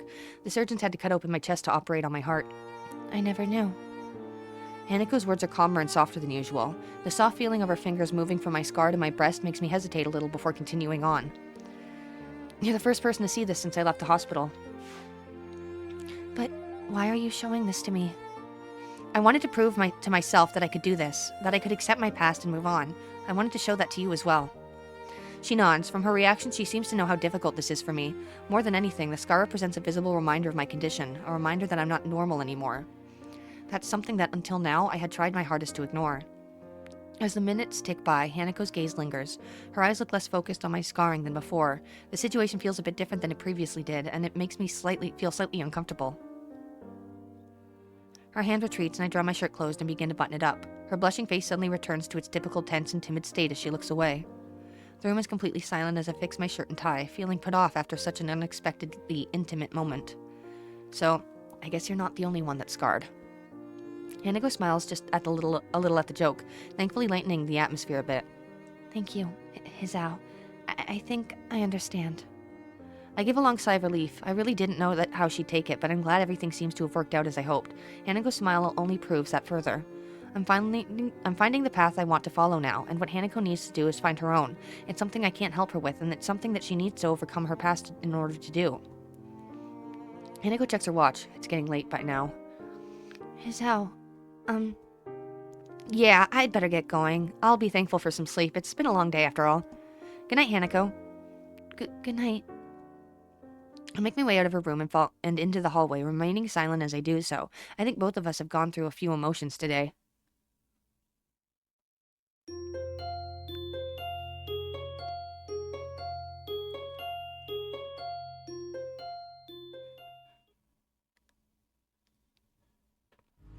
The heat of the summertime sun beats down on my sweating brow. Dabbing with a handkerchief doesn't help too much in making me any more comfortable.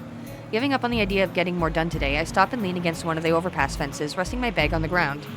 The stores in the town below Yamaku are well stocked and offer enough variety for me to get by, but at least an occasional shopping trip to the city is something that can't really be avoided. I've been here a few times now. The city's layout is getting more familiar, and the nostalgia from its atmosphere is beginning to wear off. I realize that I've begun to wheeze. I sound like an old man. That's overexerted himself, and having to connect that to the fact that I'm the source is a bit disturbing. I put a hand on my chest and concentrate for a bit to make sure that I haven't gone far enough to cause any further problems. Thankfully, my heart is acting normally. There's no dull pain, and the beating is regular, albeit fast-paced, as I recover from overdoing things in this kind of heat. I hate my body. It's frustrating to be held back, even more so to be held back by fear of my life being ended, when doing something as simple as walking around the city for a while. As I ponder on my health, I feel my pocket vibrating. By the time my phone's begun to ring, my hand is already fishing for it. A glance at the screen shows the caller number I don't recognize. Strange. Shrugging, I press the button to answer the call and bring the phone up to my ear. Hello, Hizao Nakai speaking. The sound of a couple short breaths can be heard, but no actual speech is forthcoming. Hello? Hisao? It's Hanako. Her voice is really easy to place, even if I've never heard it over a phone before. Hanako? Sorry, I wasn't expecting you to call. What's up? I, if you're not busy, I was wondering if you would like to meet up? Yes, I mean... She sounds really wound up about this. I can hear muffled voices in the background, and it's about time for afternoon tea, so I guess she'll want me to meet her at the Shanghai or something. It sounds fine. Are you at the Shanghai? I'm in the city. Hanako's here? Alone? That's a surprise. It's a little wonder that she's like this, if she's surrounded by people and entirely by herself. That works out well. I'm just wandering around here there now. Where are you? Hanako manages to stammer out the street name, address, and some basic directions to where she is. Luckily, it's not too far, so I agree to see her soon before hanging up. I look up to the sky. The summer heat is beating down. This is the first time Hanako's asked for us to do something together beyond a simple board game, and the first time, at least since I've known her, that she's come to the city by herself.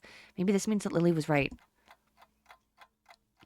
By the time I manage to stagger up to the cafe where Hanako is, I've started to wheeze again. I'm sweating so much that I feel like a melting popsicle, and I can barely hold the bag in my hand. I need to sit down badly. The tables outside are all occupied by busily chatting people and couples and girls gossiping between themselves. The contrast between the different age groups and fashions of the people here and the people from the town near Yamaku is striking. I scan over the people sitting at the tables, but I can't see Hanako. She did say she was sitting outside, so I must be just missing her. Not difficult given how small she usually tries to make her presence. I look around again, more slowly this time, taking particular care to see if I can find Hanako's hat. It's pretty distinctive, and I'd be very surprised if she wasn't wearing it. There she is. Sure enough, her head is kept low, and the table she's sitting at is right beside the building in an inconspicuous corner.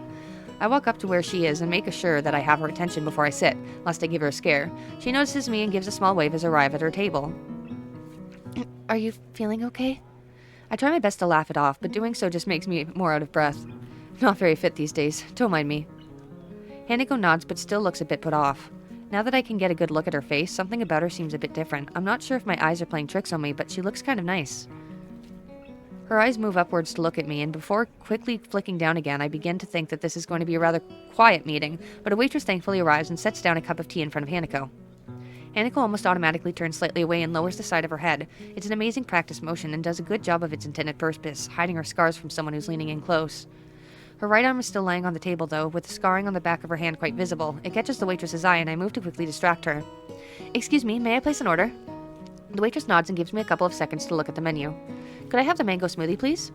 She gives a nod before almost enthusiastically bouncing inside. Everything is so different in the city, in more ways than one. Hanako looks back up towards me and adjusts her hat a little. If she noticed the waitress staring at her scars, she doesn't show it. Not coffee? I think I'd die from this heat if I had something like coffee right now. Resting my head in my hand, I look to my quiet companion. She seems taken aback, a very unexpected reaction to my lame joke. An unwelcome emotion bubbles up inside me as I realize her reason why.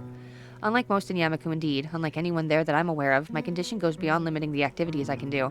Or, to be more precise, breaching those limits could have much more grave consequences. Thankfully, it's something that's very rarely come up since I entered Yamaku. I thought that it was so rare that Hanako and Lily might not think of it at all. It turns out that I was wrong. Hanako silently drinks her tea while I wait for my drink, confirming that it's the right temperature with a small sip before she begins in earnest. I feel guilty for being the cause of an uncomfortable silence, since in the past I've been kind of hard on Hanako for those. Eventually, the same waitress as before bounces up, handing me my drink. I gather change from my pocket and drop it into her waiting hand before she goes off to attend to another customer. My eyes linger on her as she walks away. Do you think that she looks pretty? Hanako is following my gaze, her eyes taking in the waitress as that served us. I can feel my blood slowly going to my cheeks as I rest my smoothie back on the table. Nah, I can't really say that I'm into that look. She just looks like an old friend I knew before my heart attack. Did you have many friends? I had a few at my previous school, though I wouldn't say a lot. The four of us just hung out together after school and stuff. Do you still talk to them? I shake my head. No, we gradually lost contact while I was stuck in the hospital. You're not saddened by that? Or angry? Hanako looks genuinely surprised. I guess that's the right reaction. Well, life did move on for them while I was stuck in the ward. I was pretty sore about it at the time, but now it's just a bunch of nice memories. Besides, once I came to Yamaku, I found new friends as well. That's quite a whitewash of what my feelings were back then. I went through some dark times during my stay in the hospital, and I'm really glad that Hanako and Lily were around to help me after I left it. Hanako blushes as we both get down to enjoying our drinks. She seems to have calmed down since I arrived, and I've started to feel a little better now that I've had the chance to rest a bit, so this is getting to be a nice outing already. Even if she's calmer than before, though, she's still fidgeting a bit. She runs her hand down one of her bangs as I try to think of something to say. That's right, I was going to ask. Hanako tilts her head quizzically. I didn't know you had a mobile phone. How'd you get my number? Lily gave it to me. I should have guessed. You know, you could have just asked. I'd have given it to you. Want to exchange email addresses? Hanako nods, setting down her drink and fishing out her phone from her pocket as I do the same. It's surprisingly the same model as mine. Pink, though. Nice phone. She looks to me with a curious expression before noticing my phone and giggling. It's one of the very few times I've seen Hanako let her guard down enough to do such a thing. I didn't pick it out myself, though. Oh? It was a present from Lily. I never really needed a phone, and I couldn't afford one. She bought me one for Christmas, though, saying that we could use it to keep in touch. They see each other basically every day anyway, both in and out of school. Then again, Lily does have her class representative duties and other friends that she talks with. It'd probably help for situations like this, too, when she's gone away for a while. Lily's a very special person to you, isn't she? She is. I love her. Very much. Hanako looks down and smiles as she thinks of her. None of my friendships were as deep as theirs, and I have to admit to myself that I'm a little jealous of their relationship. We tell each other our email addresses and thumb them into our respective phones, and I get Hanako's number from earlier and put it into my contacts list. Done. That makes 3 now. 3? Lily, Akira, and you. Ah, Kira. She's an interesting person, isn't she? She is. She's also really nice, though. Her suit makes her look a bit cool. I'm a little surprised you know each other well, what with her job taking up so much of her time. Hanako looks down a little and takes another sip of her drink. If I wasn't looking intently at her face, I'd miss the small smile perched on it. I guess when she knows so few people, those she knows must mean a lot to her. How many do you have? Me? About 9 or 10. I hesitate to go into them for fear of rubbing in the fact that Hanako doesn't have parents, or apparently even close relatives. 2 of those are Shizune and Misha, too, which is another can of worms. I imagine that Lily would have more than both of us put together, probably. Hanako gives a childish giggle, and I can't help smiling. It's a good feeling that she's gotten this comfortable around me. At times like this, I feel like I'm getting close to talking to her true self. Do you mind if I ask you something that I've been wondering? Hanako shakes her head as she takes a sip of her tea, finishing it off. You don't seem very jealous of Lily having lots of friends. Don't you want to make some more friends yourself or get to know some of hers? I'm not jealous. I don't like people, so I don't mind not having many friends. That's really not the answer I was expecting. She doesn't look fearful or sad as she says this, but rather quite serious. Hanako rubs her arm awkwardly, having taken my quietness as a reason to continue. I'm not really sure what I should say, so I end up simply giving her my attention in silence. In middle school, I got bullied. A lot. I was called names and got excluded from work groups and sports teams. There were worse things, too. And that's what made you not like other people? She shakes her head. That was elementary school. I feel bad for bringing up this now. Adults have enough problems dealing with Hanako's scarring. Children would be all the worse. I had assumed that the way she tried to make her presence not felt was just to avoid people staring at her, or because she was afraid of them, certainly not because she genuinely didn't want to interact with them in the first place as well. I noticed the condensation from my neglected smoothie forming a little puddle around the bottom of the cup, so I take the opportunity to finish it off. As I drink, she begins to fiddle with her phone. It looks like she's remembered the people around her again and begun to tense up. It isn't exactly a cheap phone. I had to save up for quite a while to afford one when I got mine. If Lily went to a private school, she probably wouldn't have too much trouble getting one for a present, though. Watching her fiddle with it gives me an idea. Hey, Hanako, wait for me. I'll be right back. I put the now empty cup down, slip my phone into my pocket, and begin to move off, carefully stepping around the bag I'd placed beside my feet. Thankfully, sitting around while talking to Hanako has helped me feel a lot better than before. Wait, what? Where are you going? Just stay here. I'll be back in a bit. As much as I'd have liked to have jogged back, I know full well that I couldn't. I end up walking back to the cafe, a little blue bag in my right hand. Hanako notices me quickly, looking about as confused as she did when I left. I deposit the diminutive bag in front of her and I sit back down. Is this... It's for you. You can open it. But... Go on. She looks very unsure about it, but eventually gives in, slowly opens the bag and picks its contents out. A silver chain phone strap dangles from her fingers, ending in a delicate flower. It isn't exactly a masterwork of jewelry, but it's almost about as much as I could afford. Hanako's eyes light up when she looks at it. It's the kind of reaction I was hoping for. The summer sun's light glinters off the silver as it twists to and fro a little. It's not too ostentatious, but looks a little charming. I think it suits her well. Hanako lowers the phone strap to the table and looks to me once more. But it's not Christmas or my birthday. It's fine, don't worry about it. I just thought it might be nice to have something to decorate your phone with. I don't have anything to give you. I told you, it's fine. Friends can give each other things like this sometimes, right? Friends. Hanako lowers her face so much that I can't see her expression. She eventually nods before taking her phone and fiddling with the strap to attach it properly. She looks to me and smiles as she holds up her phone, now adorned with a little flower. Thank you, Hizao. Her smile proves infectious.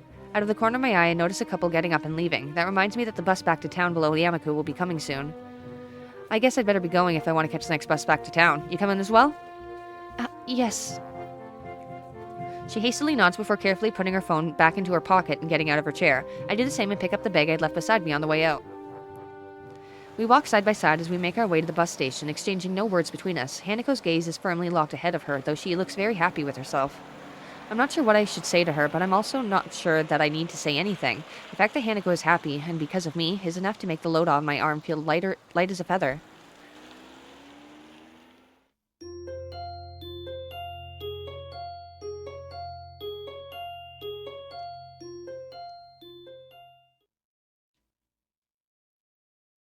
Finally reaching the classroom after the usual walk from the dormitories, I step inside. My eyes immediately turn to the third seat from the left in the back row, Hanako's seat.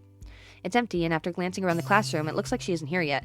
The two girls from the newspaper club are here in the two seats to the left of Hanako's, as are Shizune and Misha, but that's about it. We exchange morning greetings before I take my seat. I have to admit that this is a bit of a relief. This gives me at least a few more minutes to think. Not that I haven't been doing so previously. Ever since our trip to town, Hanako's been on my mind. I still don't know what to make of my relationship with Hanako. I like her, I can admit that much to myself. I want to protect and shield her from the pain she feels. I really don't think my feelings are just those of friendship anymore.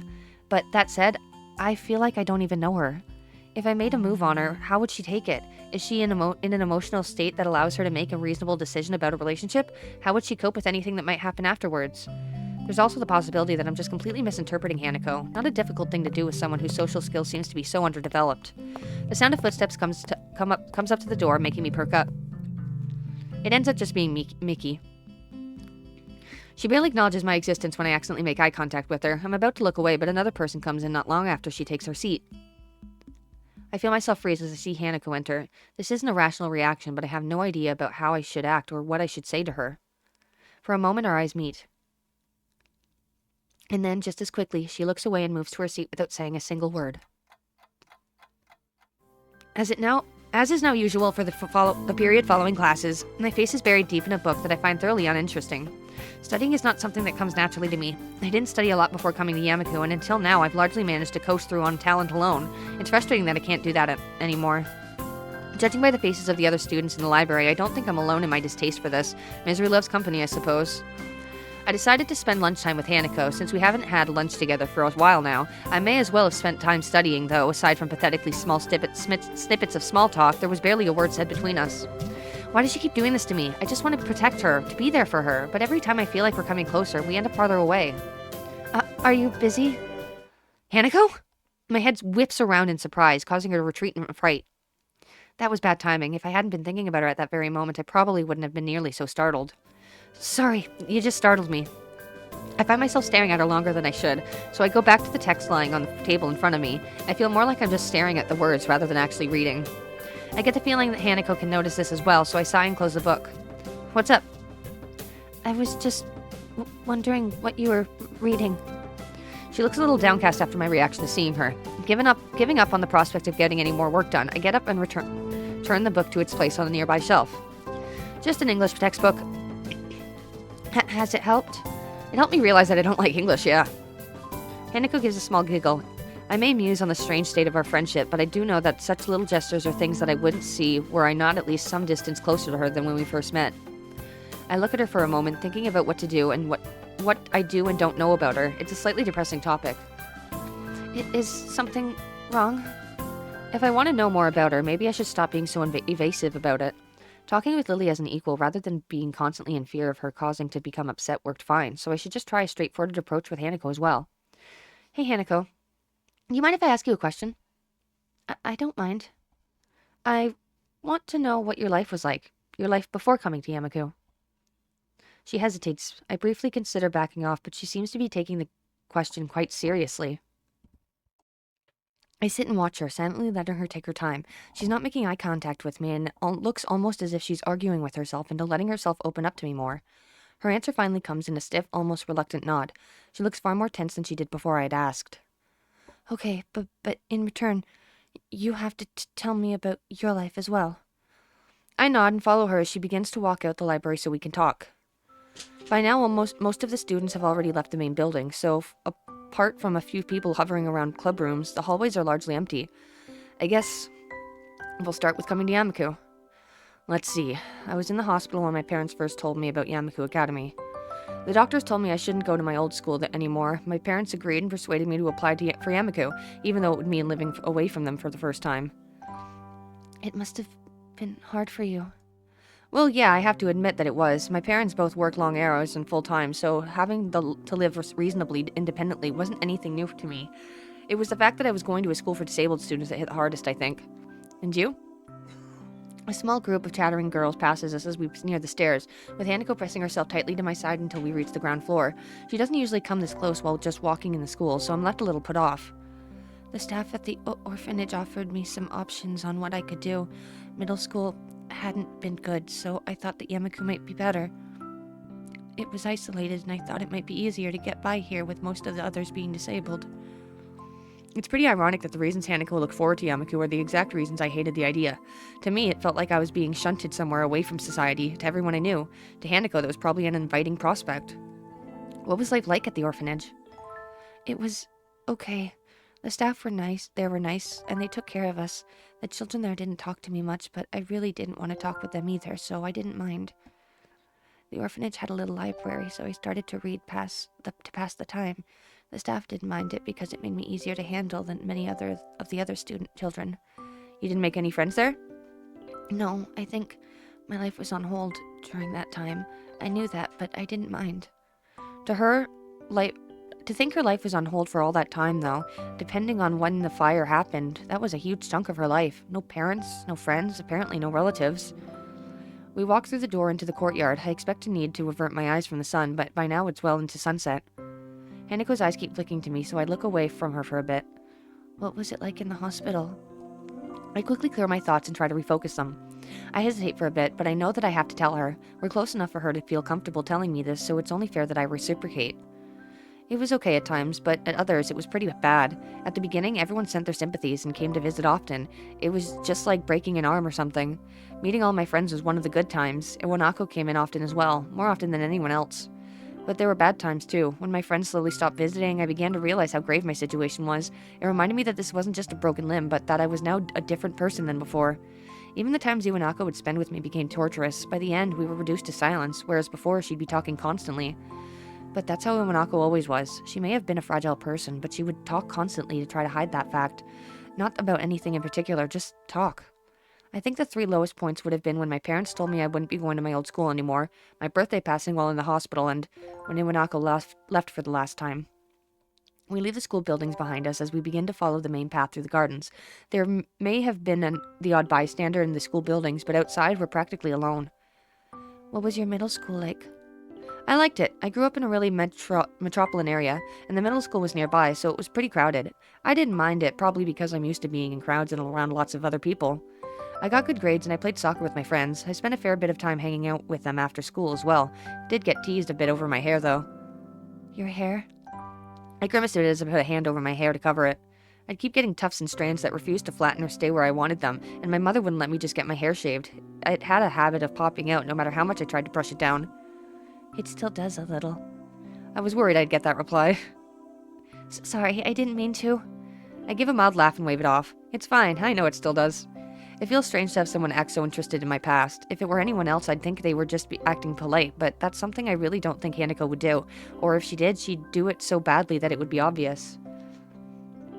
There are a number of girls in the common room on the ground floor, and Hanako presses herself to my side once more as we pass them. I expect her to break off, but instead she continues to cling on to me as we walk towards the stairway. Something about the way she's holding on to me feels different from the usual. I'm left deep in thought as we walk up the stairs and down the hallway. It's only when we stop that I look up and realize that I've been following her without question. Why did we come to your dormitory room? She looks straight at the door, without so much as a glance in my direction. Hanako? She moves to answer, but stops herself. Instead, she silently breaks from my side, opens her door, and steps inside. I look up and down the hallway, a bit lost as to what exactly I should do. Shrugging, I decide to follow her since I don't have any reason to do otherwise. Hanako stands in the middle of her room and looks straight at me. It's unnerving when she does this, as it's such an unusual action for her. I open my mouth to speak, but she preempts me. Could you close and lock the door? Hanako's hand reaches for her chest, grabbing her blouse at her heart. I turn back to shut I turn and lock the door shut, then freeze. The atmosphere is beginning to feel quite strange. This feeling is made only more profound when I hear the curtains being pulled behind me. It's going to be night soon. We're a guy and a girl in the bedroom. She's closing the curtains and I'm shutting and locking the door. She can't really have that in mind, can she? I go up and turn around very, very slowly. Hanako is in the center of the room, but hasn't turned back to face me. You told me about your past, so I have to tell you mine. She takes a deep shuddering breath, and pauses for a number of seconds. Her hands moved to her ribbon and began to tug, all but confirming my thoughts. Hanako. Please, don't say anything. I obediently stay hushed as she slips off her ribbon and continues to unbutton her blouse, before working to the clip of her bra. The process is slow. Perhaps it just feels slow because of what she's doing. I'm not sure. Frozen to the spot, all I can do is watch as Hanako, hands trembling, unclips her skirt and lets it drop to the ground. Finally, she takes her blouse in her hands and draws it off, her bra falling from behind her shoulders, and so Hanako stands in the middle of the room, all but bared, save for her stockings and underwear. This is me. All of me. My eyes are immediately drawn to the scarring on her back. The skin on her right side is the similar texture to that of her face, but it's also stretched taut and covering a much larger area. The scarring is by far the worst on the shoulder, buttock, and thigh. Just as my heart attack redefined my life, this is the event that redefined Hanako's. If I'd seen this when I first met her, I'd have been shocked, not only at the sight, but also at the idea that something like this was survivable. But after having had time to get used to the idea, after seeing the scars on her face, hands, and collar, my reaction is more measured. My reaction right now is not due to her scarring, but to her body. The fire happened when I was 8 years old. It was night, and we were sleeping when it started. Hanako's voice trembles, the shaking of her blouse giving away the fact that her hands are doing just the same. I curled up into a ball when the fire swept over me. My mother tried to shield me. That's the only reason I lived. Hanako's eyes begin to moisten, her voice cracking under the combined pressure of exposing herself to me like this and reliving those painful memories from so long ago. I want to say something, anything to make her feel better. I can't, though. I feel completely useless when faced with a situation like this. She's forcing herself to come so close, yet it's at times like this that I feel most distant to her. I'm sorry for making you see this. There's no point in denying the obvious. I think what I should say now, and what Hanako wants me to say now, is the truth. What I genuinely, honestly believe. It doesn't matter. You're a wonderful person, Hanako. Your body doesn't change that. She looks at me for a long time, her breathing uneven as she tries to remain steady amidst the emotions we're both feeling. It feels less like she's looking at me than she's looking through me. I slowly walk towards her and gently place my hands on her shoulders as she lets go of her blouse. She gasps a little, not in fright, but in simple startlement. Being so close to her causes my mind to become a jumble of feelings. The scarring on her shoulder, plain to see and leather-like to the touch, conflicts strangely with her otherwise soft skin and silky dark hair. Hanako is a girl, with all that entails. She's taller than usual for a woman, but still has her curves in all the right places. The nape of her neck, just visible thanks to her hair slung over her shoulder, is alluring. I know that I'm not pretty like Lily. I just wanted you to see me. The real me. I've already seen the real you, though. You don't need to take off your clothes for that. Her lips are open just a little. She lets out a sharp breath as, without thinking, I breathlessly lean forward and press my lips to hers. The kiss only lasts for a fleeting moment before our faces part, our breathing quick and nervous. The feeling of Hanako's mouth lingers, and her eyes remain locked to mine. And then we do it. Kabocha squash. Kabocha squash.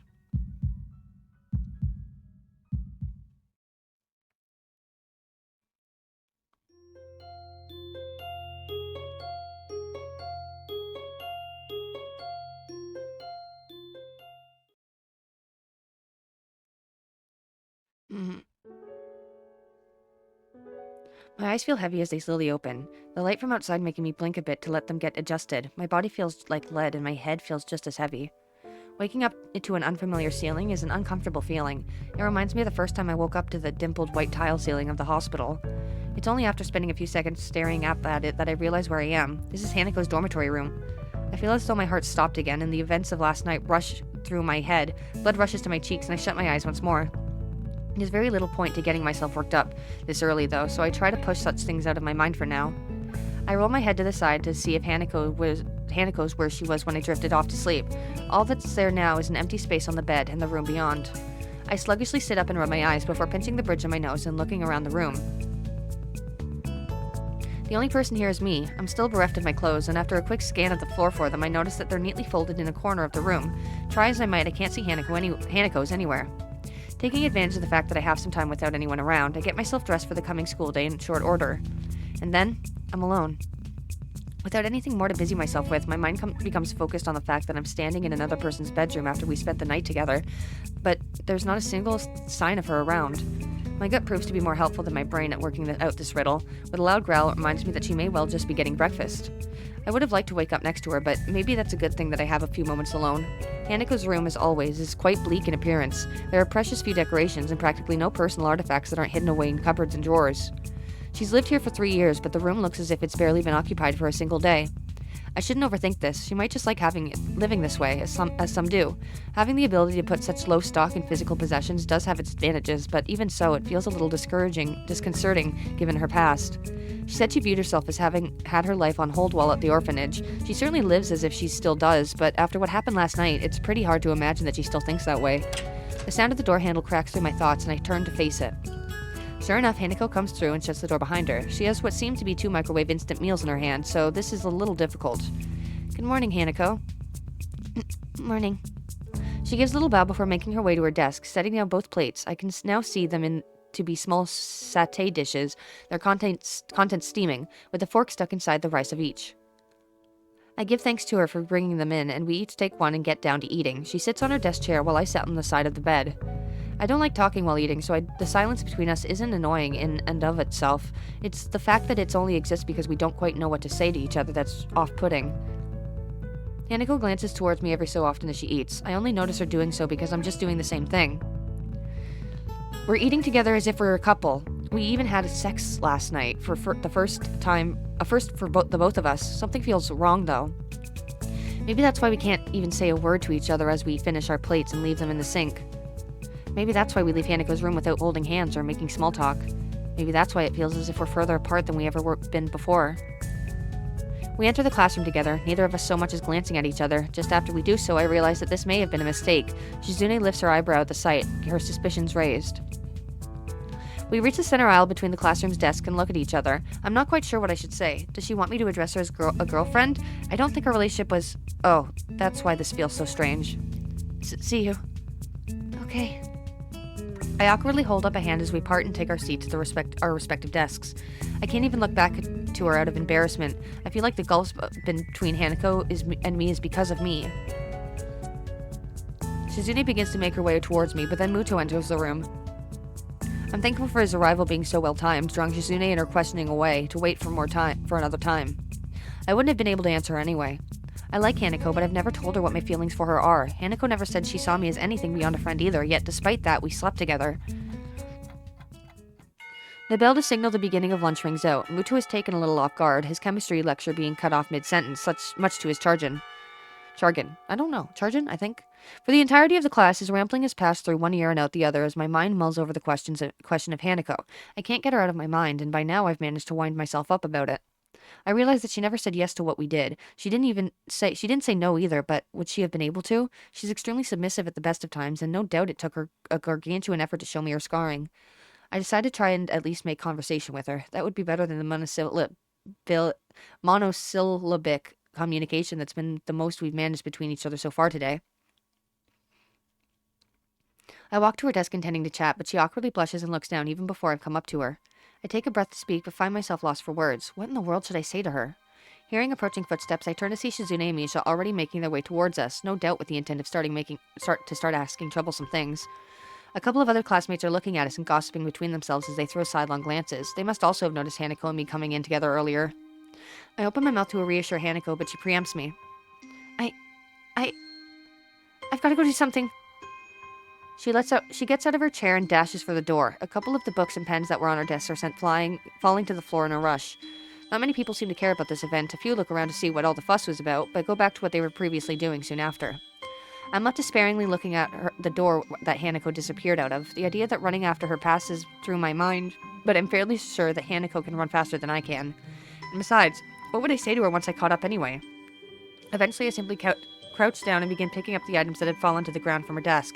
I feel low in every way, reduced to this as students pass by me on their way out of the room.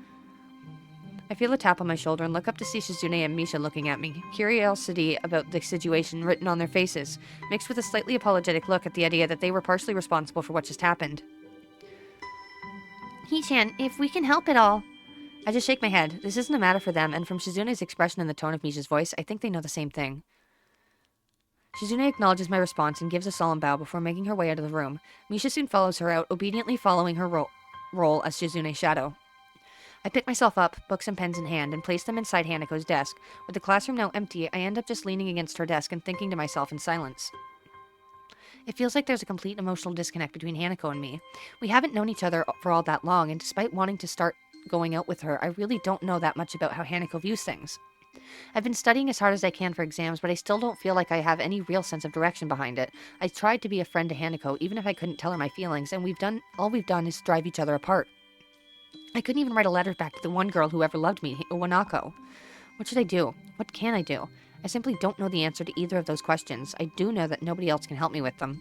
Just going back to the way things were would be enough to make me happy, but I know that it can never happen. Something changed between us last night. Maybe it changed beforehand and it just came to the head then. I know that there's a wall that Hanako has between me and her. I'm hitting that wall every time I've tried to interact with her on any level. But now I'm beginning to think that I have my own wall between us just as much as she does. She had to practically drag my past out of me, and mine was much less traumatic than hers. I want to say it's because I haven't had long to adjust since my heart attack, but I know full well that it would just be an excuse. The one time I can recall that when I really felt like she was opening up to me on her own accord, when we were playing billiards in the city. I don't know. Okay. I was the one who stopped her from going further. I want to know Hanako better. I want to save our friendship, if not begin a real relationship with her. My mind begins to tick as I sit against her desk, thinking to myself in the empty classroom that we'd spent so much time in together. I have to talk to Hanako.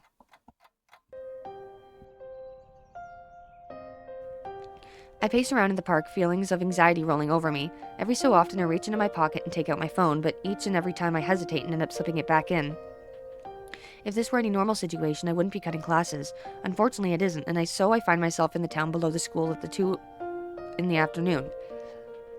Ever since I met Hanako, I've been the one to initiate everything between us, the one that started conversations, went to her wherever she was, and suggested what we should do. Today, this once, I don't want to be the only one doing that. My hand drives into my pocket once more. This time I quickly navigate to the texting menu before I have a chance to change my mind again. Hanako, if you want to talk, I'll be at the park in town for a while. Finding a last measure of doubt, I thumb in my message to Hanako and press the button to send it. And now, I wait. My part in this has been fulfilled. What needs to happen needs to happen now is for Hanako to make the decision. It would be meaningless for me to drag her here. She needs to decide for herself whether she wants to meet me. The apple juice from the vending machine tastes awfully bitter as I swill it down. My grip on the can has caused it to dent slightly in the middle. I shouldn't be this tense, but it's probably inevitable. Hanako is dear to me. What happened in the last couple of days has put a lot of pressure on both of us. The idea of losing all the progress we've made and coming closer to one another and losing our friendship as a whole is deeply unsettling. But even then, I still don't really know how close we are. We may have had sex, but before that, all I knew was all I knew us to be was friends. Maybe we are more than that, but if so, I never realized it. Maybe that's why I feel so uneasy right now. I don't understand Hanako, despite all the time we spent together. The minutes are ticking by and I still have no idea whether she'll show up. Hizao? I pause for a moment, almost not believing that I'm hearing the voice I'm hearing. I drop the can and stand up with a start. Hanako. We look at each other for a few seconds before Hanako becomes too embarrassed to maintain eye contact and begins to nervously fiddle with the roughly cut lock of hair covering the side of her face. When I went to see Hanako in her room by myself after her breakdown, I had no idea what to say. That was fine, then, after all, that was fine. All either of us wanted was for each other's presence. Now, though, I feel like I need to talk to her directly. I want to break down this wall between us before it forces us apart for good. Hanako, what we did last night. How should I interpret that? Hanako stops playing with her hair and looks at me, her head cast slightly downwards. She looks ashamed, which is probably a good mirror of how I would look now if I weren't so concerned. I thought... You might eventually go away if I was only someone you needed to protect. I thought that if I let you do that, you might see me as someone more than that. My first reaction is disbelief, but I did do it with her, after all. I had plenty of opportunities where I could have stopped things, stepped back, and questioned what we were doing. In the end, though, I didn't. A horrible feeling rises in the pit of my stomach. She offered herself to me because of what she thought I wanted, and now it feels like I took advantage of her. She may have been willing, but only under false premises. I've never been good at hiding my emotions from physically showing, and now is no different. Hanako looks down once more, a strange mixture of depression, regret, and sickness written on her face. Thick silence hangs in the air, save for the breeze blowing through the trees around us. I knew you couldn't look at me that way. Hanako's words are said in a little more than a whisper, seemingly directed just as much as herself as to me. In what way? What do you mean? All I ever was to you was a useless person. Just someone to protect. Someone like a child. I wanted to be more to you than that, but after so long, I got used to it. The tone of her voice is unlike any I've heard her use before. She sounds disgusted, not at me, but at herself. After I came out of my room, I saw that you had started drifting away. I felt like I was going to lose you because you wanted somebody you could have that kind of relationship with. You were more quiet in school than before, and you were getting on so well with Yuko. I thought that I might lose you. She thought I was bored of her because I wanted a romantic relationship. But we're friends, right? I wouldn't just abandon you like that, even if what you were saying was true. Friendship was something I thought I'd given up on. I stopped believing in others after what happened after the incident. Before the accident happened, I got on well with people and other children. I didn't have many friends, but I didn't mind because I treasured the ones I had. Afterwards, though, I was called names by the others and teased a lot. It hurt, really deeply. The teachers tried to help, but they couldn't do much, and even many of them recoiled just at the sight of me. Among those calling me names and teasing me were the ones that I thought were my closest friends. From then on, I believed that it didn't matter if nobody else acknowledged me. All my existence ever did was make people troubled after all. It was easier if I just didn't exist. But after meeting Lily, and then you, I tried, but I couldn't make myself think that way again. All that time, she didn't trust me. She thought, just like everyone else in her life had, that she was worthless, someone to throw away once I got bored of being with her. That hurts. That's the one kind of person I never ever wanted to be seen as, because I know better than most just how terrible it feels to be thrown away by those who I thought liked me. She's cracking from the memory she's bringing up. I feel useless, completely unable to console her. In a strange way, though, I'm almost thankful that she's allowing me to know this. The wall between us is going away, even if it hurts so badly to bring it down. Hanako, if you just told me. Was I wrong? Of course you... She wasn't. Hanako wasn't wrong. It's difficult to force myself to admit this, but I know trying to deny it is pointless. To me, and to Lily, she was someone we tried to protect. She had become to me what I'd become to my friends after my heart attack, a broken person. I liked her, possibly even loved her, but I never acted on that precisely because I thought she was so fragile. I mean, I don't look at you that way now. I got worried about you after what happened to you in class, and I thought I should try to protect you. When you locked yourself in your room, though, I got afraid. I thought you were rejecting me, and it forced me to think a lot of things. About different things.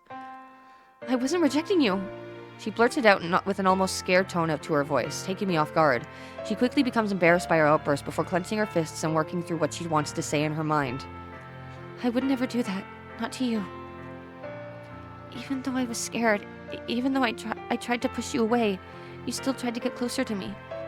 I locked myself away because I was just a burden to you, to Lily, to everyone. Every birthday was the same. Everyone doing their best to pretend that I mattered. Everyone pretending everything was all right for that one day of the year. I didn't want to exist, but they wouldn't let me. Even after meeting Lily, everything was the same. I was as useless as I'd always been, unable to do anything for her or for myself. I didn't want to be that same way to you. Lily and I were completely wrong. From what she'd said, everything we did for her, it would have only made her feel worse. Even what little I thought I had right about her was a complete misjudgment.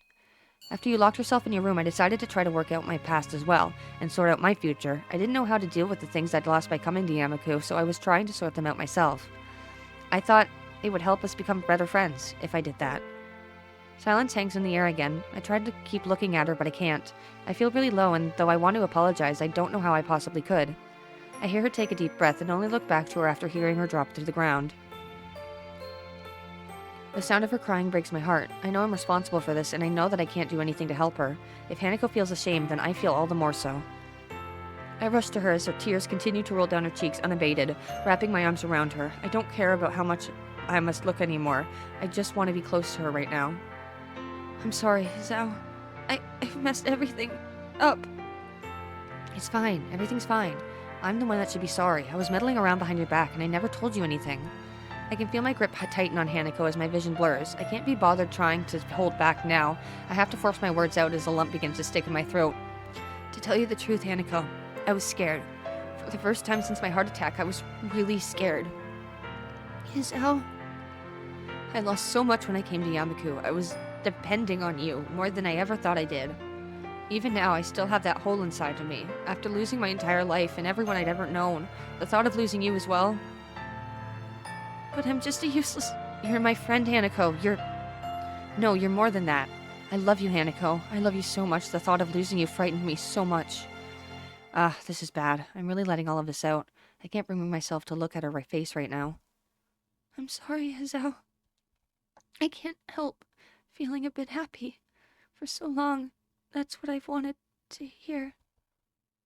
The last bit of the floodgates breaks, the sound of her crying permeating the air as her body jerks against mine. We hold each other tightly, connected more closely than ever in our shared grief and our shared happiness. I don't know how things are going to be like after this. Right now, though, I don't care. There's no other person in the world that either of us could possibly share these memories and emotions with. Nobody. After dropping the dirty can into the bin next to the bench, I take a seat beside Hanako. She puts away the handkerchief I gave her to clean herself up, which hasn't helped much. Then again, I doubt I look much more presentable. Even now, I feel emptied and a bit embarrassed after letting my emotions out in public like that. It's not so bad. It's not a bad sensation, though. I think Hanako feels the same way, too. Have you calmed down a bit? Yes, thank you. For a while, we just sit and take our time before talking again to one another. We both need a little time to collect ourselves. The weather is nice at this time of year. Yeah, it is. I close my eyes for a moment, relishing the feeling of the sun's heat and the cool breeze against my face. The weather really is nice today. Really, really nice. You know, I don't really want to go back to classes right now. Do you?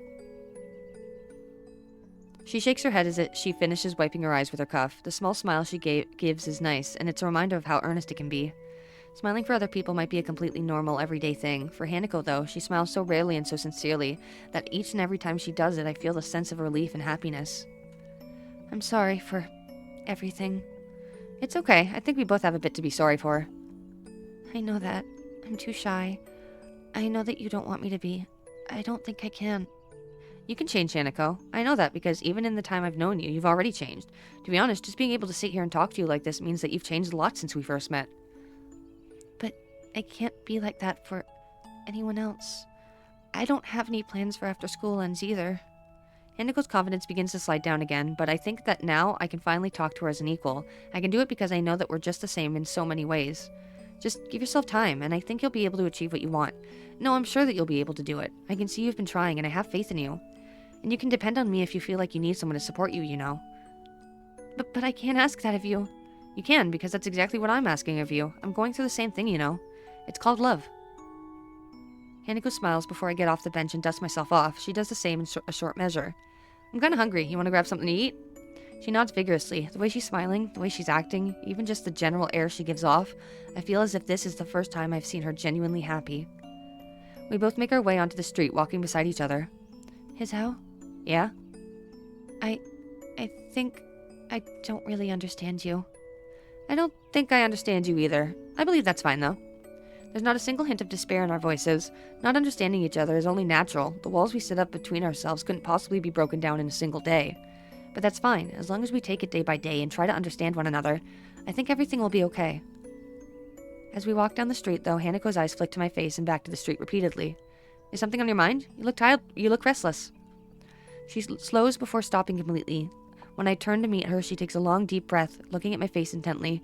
This expression, I saw it once before on her face, just once when I accidentally surprised her in her room. I think I have something I need to give you. What is it? You don't have to be so evasive about it.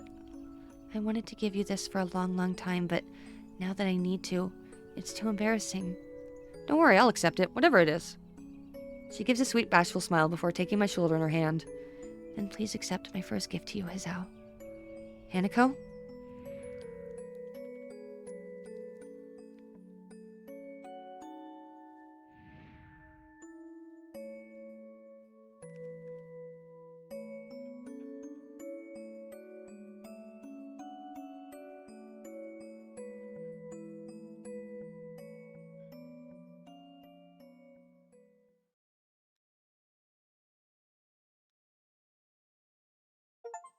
Can you face your fears? Reach Hanako's good ending. Achievement unlocked. Alright, that was a little longer than Emmy's, but we got through it. Thankfully. Hanako's was a bit more sad than Emmy's. I didn't really like that you had to start all the way from the beginning. Well, not the beginning, but chapter 2 or whatever. Act 2, sorry. To get the good ending after getting the bad ending, but it was nothing because they had to skip red dialogue, which was fine. I like Hanako as a character. I related to her a lot as a teenager. I was also very shy. I used my hair to cover my face, not because I had scars, but just it made it easier to avoid eye contact. I like that she didn't want to be babied. I like that she wanted to be independent and she wanted to be seen as a person. I think that really helps with the very shy archetypes and showing that there's still people who have wants and needs. Alright, I'll see you in the next video. For Lily. Bye-bye.